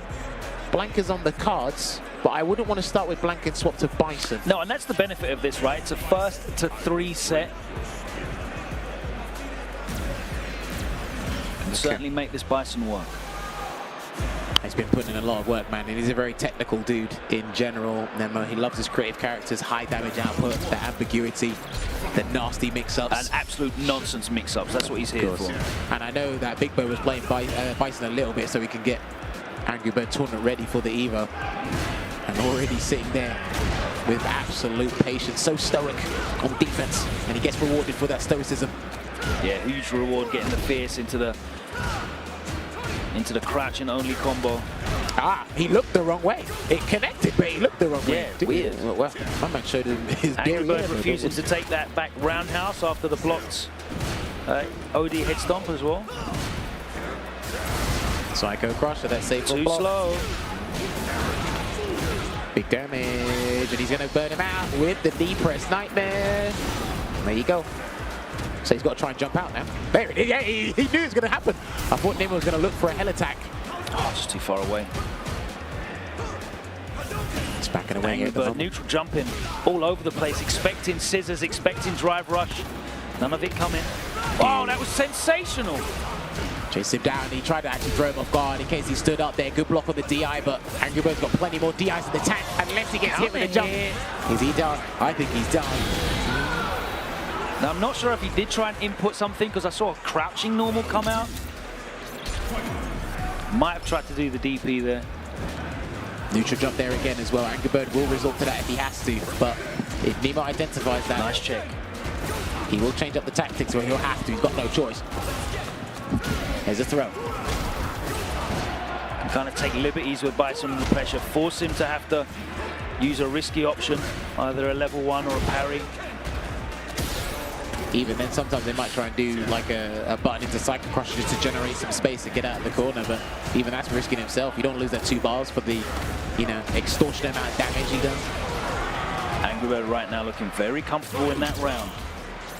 Adjusted things a little bit more proactive. He was super passive at the start of this set, but now he's a lot more proactive. You keep up with the pace as the game goes on. Usually there's a couple of situations unfold, get an idea, download that data, as we like to say. And then an interruption there for the Dragon Lash to not connect for Angry Bird. We go back to a very patient game for a split second with punish. Drive rush very fortuitous, manages to punish the recovery, but the back throw. Got him. Is he going to spend? That's the question. No. Going to put the bomb on, and that's the thing. You really got to be careful about that. Gets the frame advantage. Goes low with the target combo. You rarely see people bother with that, right? Yeah, not too often. Count here. Gonna get the crouching conversion. No level 3. Safe jump instead. Next hit will win it for Angry Bird, and I think he knows that too. There we go, straight into the level 3. Nemo must have probably thought that he knew his next hit would have win, so okay, let me try and take a risk with that backdash in case he throws me again. One more guess. We'll work from there. But Angry Bird stuck with plan A. Got that jab conversion despite the scaling. 1-0 up in this first of 3. Again, another neutral jump. He's very lucky that didn't say punish counter, but somehow, some way, that back fist combo connected, and the mine is on him. Wow, not enough frame advantage. Oh. But Angry Bird doesn't make it count. He's back in the same situation he was in before. It's going to set up the bomb. It's going to cannibalize itself and loosens itself, and that's going to be the round. He's going to do the damage. And Nemo pulls a big round out there. All from that back fist combo working off. It's almost like looping offense is good. Yeah, no. Gonna get the counter hit conversion off of that stand fist, put him in the corner. He's still trying to run away or hold up there, Logan. He's gonna get punished for his troubles. Just blocking it out here in the moment. Trying to get another perfect parry there. Let's see if he takes him across the screen, and he will. There you go. This is huge. You can build the level 3 in time as well. Now he's going to go for a back fist combo instead, and a perfect parry. Can he burn him out? There's going to be huge scaling on this, so he's going to go for level 3. Perfect calculation. He threw all of the drive gauge in, believed that it would be enough to get to that level 3. If it didn't work out for him, boy, he was in trouble. And that's super important as well, because when you perfect parry, basically everything is scaled now outside of your positioning. The damage is scaled, the drive gauge damage that you do, that's scaled as well. So that's very good meter awareness and situational awareness from Angry Bird. And that's going to be a counter drive impact there. Is he going to go for the side swap? No. He's going to keep it simple. Put the back fist combo on. What's the mix-up going to be? Oh, just backs off. Yeah, he baited something last time. Thought he'd be anxious this time. Counter hit. Yeah, he got him. Big risk there, because that would have lost him the round. We haven't really seen him land those. Like, he's gone for a couple of ODDPs today, but he hasn't had a huge amount of success rate. Forward throw again. Time it paid off for him. He's not going to run away now. He can't run away. He can't run away. Oh, one time! That's huge. He has to go to the level 3, surely. No. One guess. But there's the delayed back throw. There's the bottom. He crossed up, and he's done. Is that a legit mix-up off the back throw then, if you got the bomb on you? I think so. I'm not sure. I have to really do testing. Because it was like looping throw timings, right? Yeah. And there you go. We've got a game on our hands, Logan. Definitely going to check that one out later. Yeah, we have to. That's one for Rins. Shout out to Rins, my guy. There's a throw tick there. Backs off. Lower dry gauge here. And again, you see he gets counter hit. I'm not sure if he's trying to go for an anti-air option when he sees him take to the air, but... All right, he's just going to let the pressure build, but he interrupts the crouching beating kick, so the bomb dissipates. Stab hits, he's done. Oh my god, that's huge. Drive rush cancel, he's got to spend the nightmare booster. Oh boy, and the thing is, I know that he's speedy. He's got a very aggressive playstyle, but you don't want to be running to that character that's got a ginormous damage output like this. You don't want to be whipping buttons in front of him when he's got that fierce as well. There you go. Speaking of, that's why he's neutral jumping now. There's the touch into the corner. He takes him to the corner. Double dash, catches him. Delayed tech in. Looking good here. Just wants the damage. I respect it. Throw tech. No biting. Not at even the Devil's interested. Yeah. Good punish. Ooh, what did he try there? Was that forward dash? It was like a dash, yeah. Okay. Well, perfect KO. Good rebuttal there for Angry Bird. Now, this game is huge. Whoever wins this game, it's going to be massive. Drive rush. Catch the neutral jump. And he got the bomb. Yeah. He's going to keep Big it simple. chunk of damage. Yeah. Back fist Puts again. it back on, DP. of course. No DP there from Angry Bird. Wow, brave check after the drive rush jab. And that's what I was talking about before. People trying to get the parry timing on the explosion. There's the burnout. That's fine. Early jump fierce. Wow, a scrambling, but in the skies. Chip him. Oh! Angry Bird with the right actions. Literally, he snuffed out the chip. He's not burnt out yet. But he's going to can't hold Dragon this. Lash. Do not Dragon Lash, please. Oh no! And the thing is as well, where's the recovery on that Cycle Crusher? It's almost instant in the blink of an eye. He actually had a phenomenal 5D chess move with that level 3 before, but he didn't have anything to stop that. So that was basically guaranteed there for Nemo, and that's 2-1, Logan. Plus frames and yeah, he's not letting him get away with that back roundhouse after the blocked head stomp. Oh! Oh dear, that could have gone south. Yeah, he got off with it there. Good nice punish counter. The Shoto's got really good light punches against those knee presses, man. 5-frame lights. Oh my god. Huge round here. He's going to just cash out. A lot of perfects in this set. A lot of momentum, a lot of big damage, a lot of looping offense. Things can go wrong very quickly against both of these characters. Good back dash, but he got chased down from that drive rush jab again, and he's going to block. Yeah, he's going to block the knee press nightmare. Nemo started to panic. No meter on deck in terms of the super gauge. Oh my god, and Nemo is teching all over the place. Good delay. That's going to be the game. Going to get the level 3, and this is going to... Oh no! Uh-oh. What? Miss input. He can still take this one, but this is going to be an unbelievable comeback if it happens. I can't see this happening. No, neither do I. Yeah, in the air. Throw. All right. There you go. Yeah, All no, right. I get comebacks can happen, but like me and Logan being realistic is like the way the situations are panning out and unfolding. 7 things would have had to have gone right for that to be a comeback.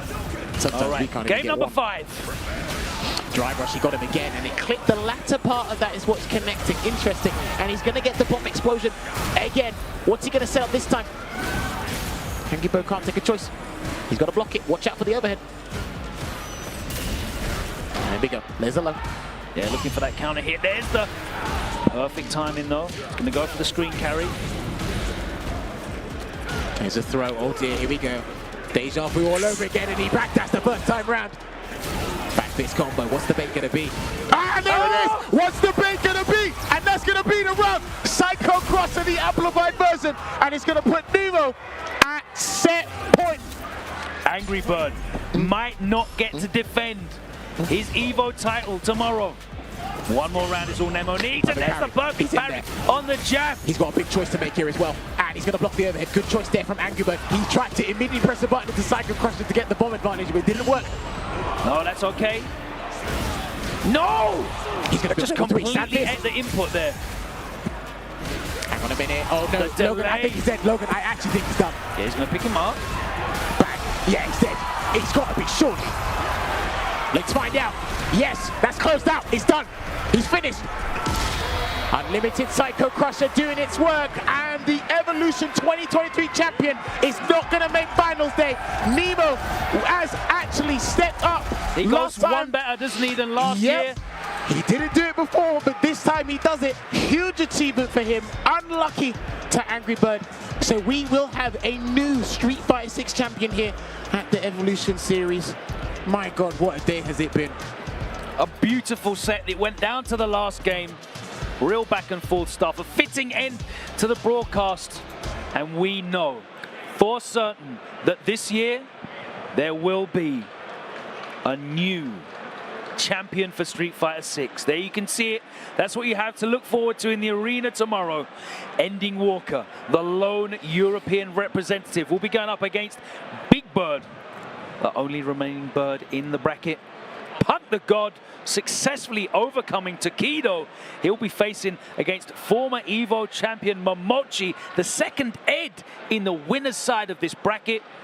And then Nemo and Jen there in the loser's side. Nemo going one better than he did last year with JP. This year it was the Bison and the Blanca stepping up. and Jen, staying faithful to the DJ, was able to get it done, and he eliminated Tokido to make it here as well. A sensational second day, Jammers, and I can't wait for tomorrow. Can't wait for tomorrow indeed. Listen, it's been an arduous journey. These guys have been grinding it day in and day out to make it to this thing. Look, so a lot of people asked us, who do you think's going to win? Who do you think is final six? Like, I don't know. Do you know who's going to win? No. Us, the viewers. We get good games. We get great games. I was going to say good is not the It's an understatement. Adequate adjective to describe the 10 hours of Street Fighter 6 that we have enjoyed today. And trust me, you're going to get another few hours of sensational games tomorrow when Street Fighter 6 concludes. But that concludes the end of our second broadcast day here at Street Fighter 6. Thank you so much for everybody that's joined us. Thank you to all of the staff on the broadcast team for making sure that this has gone smooth, both behind the stage and on the stage. Thank you to everybody who's helped run these brackets, because oh my word, getting from 5,600 down to just 6 in the space of 2 days is an absolutely colossal effort, and it takes a huge team of paid staff and volunteers who stepped up as well, because as James Chen pointed out earlier today, a lot of those people that were supposed to be judging and running the brackets was held up because of the terrible travel issues that have happened due to cyber issues and weather issues. Some people couldn't make it here, but if you guys couldn't make it here and you're watching at home, thank you for joining us as well. The tens of thousands that have been enjoying the Street Fighter 6 action. It's been a pleasure to close it out with myself and Jammers doing it for the UK. Shout out to everybody else that has been repping here for the UK, and of course Andy Walker repping for us for the UK We in got top one in 6. It's going to be a great day of action tomorrow. A new champion will be crowned for Street Fighter 6. That's it from us tonight. Take care, have a great evening, and we'll see you real soon. Describe the chicken to someone who had never tasted it. Literally melt in your mouth tender. We don't have a freezer, you know? It's almost like a farmer's market. When you walk into the restaurant, you should hear the sizzle that you're hearing right now. Just sends all those waves up to your mouth. You're making me hungry. Sunglasses in the day, blue light glasses for the gaming at night. Zenny's got affordable eyewear for everyone. Vibe in style while protecting your eyes. Evo sunglasses, available now.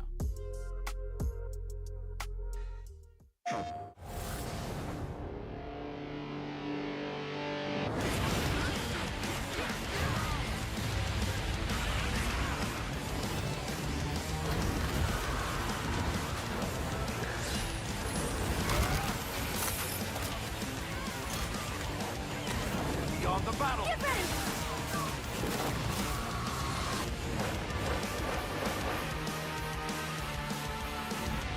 PlayStation.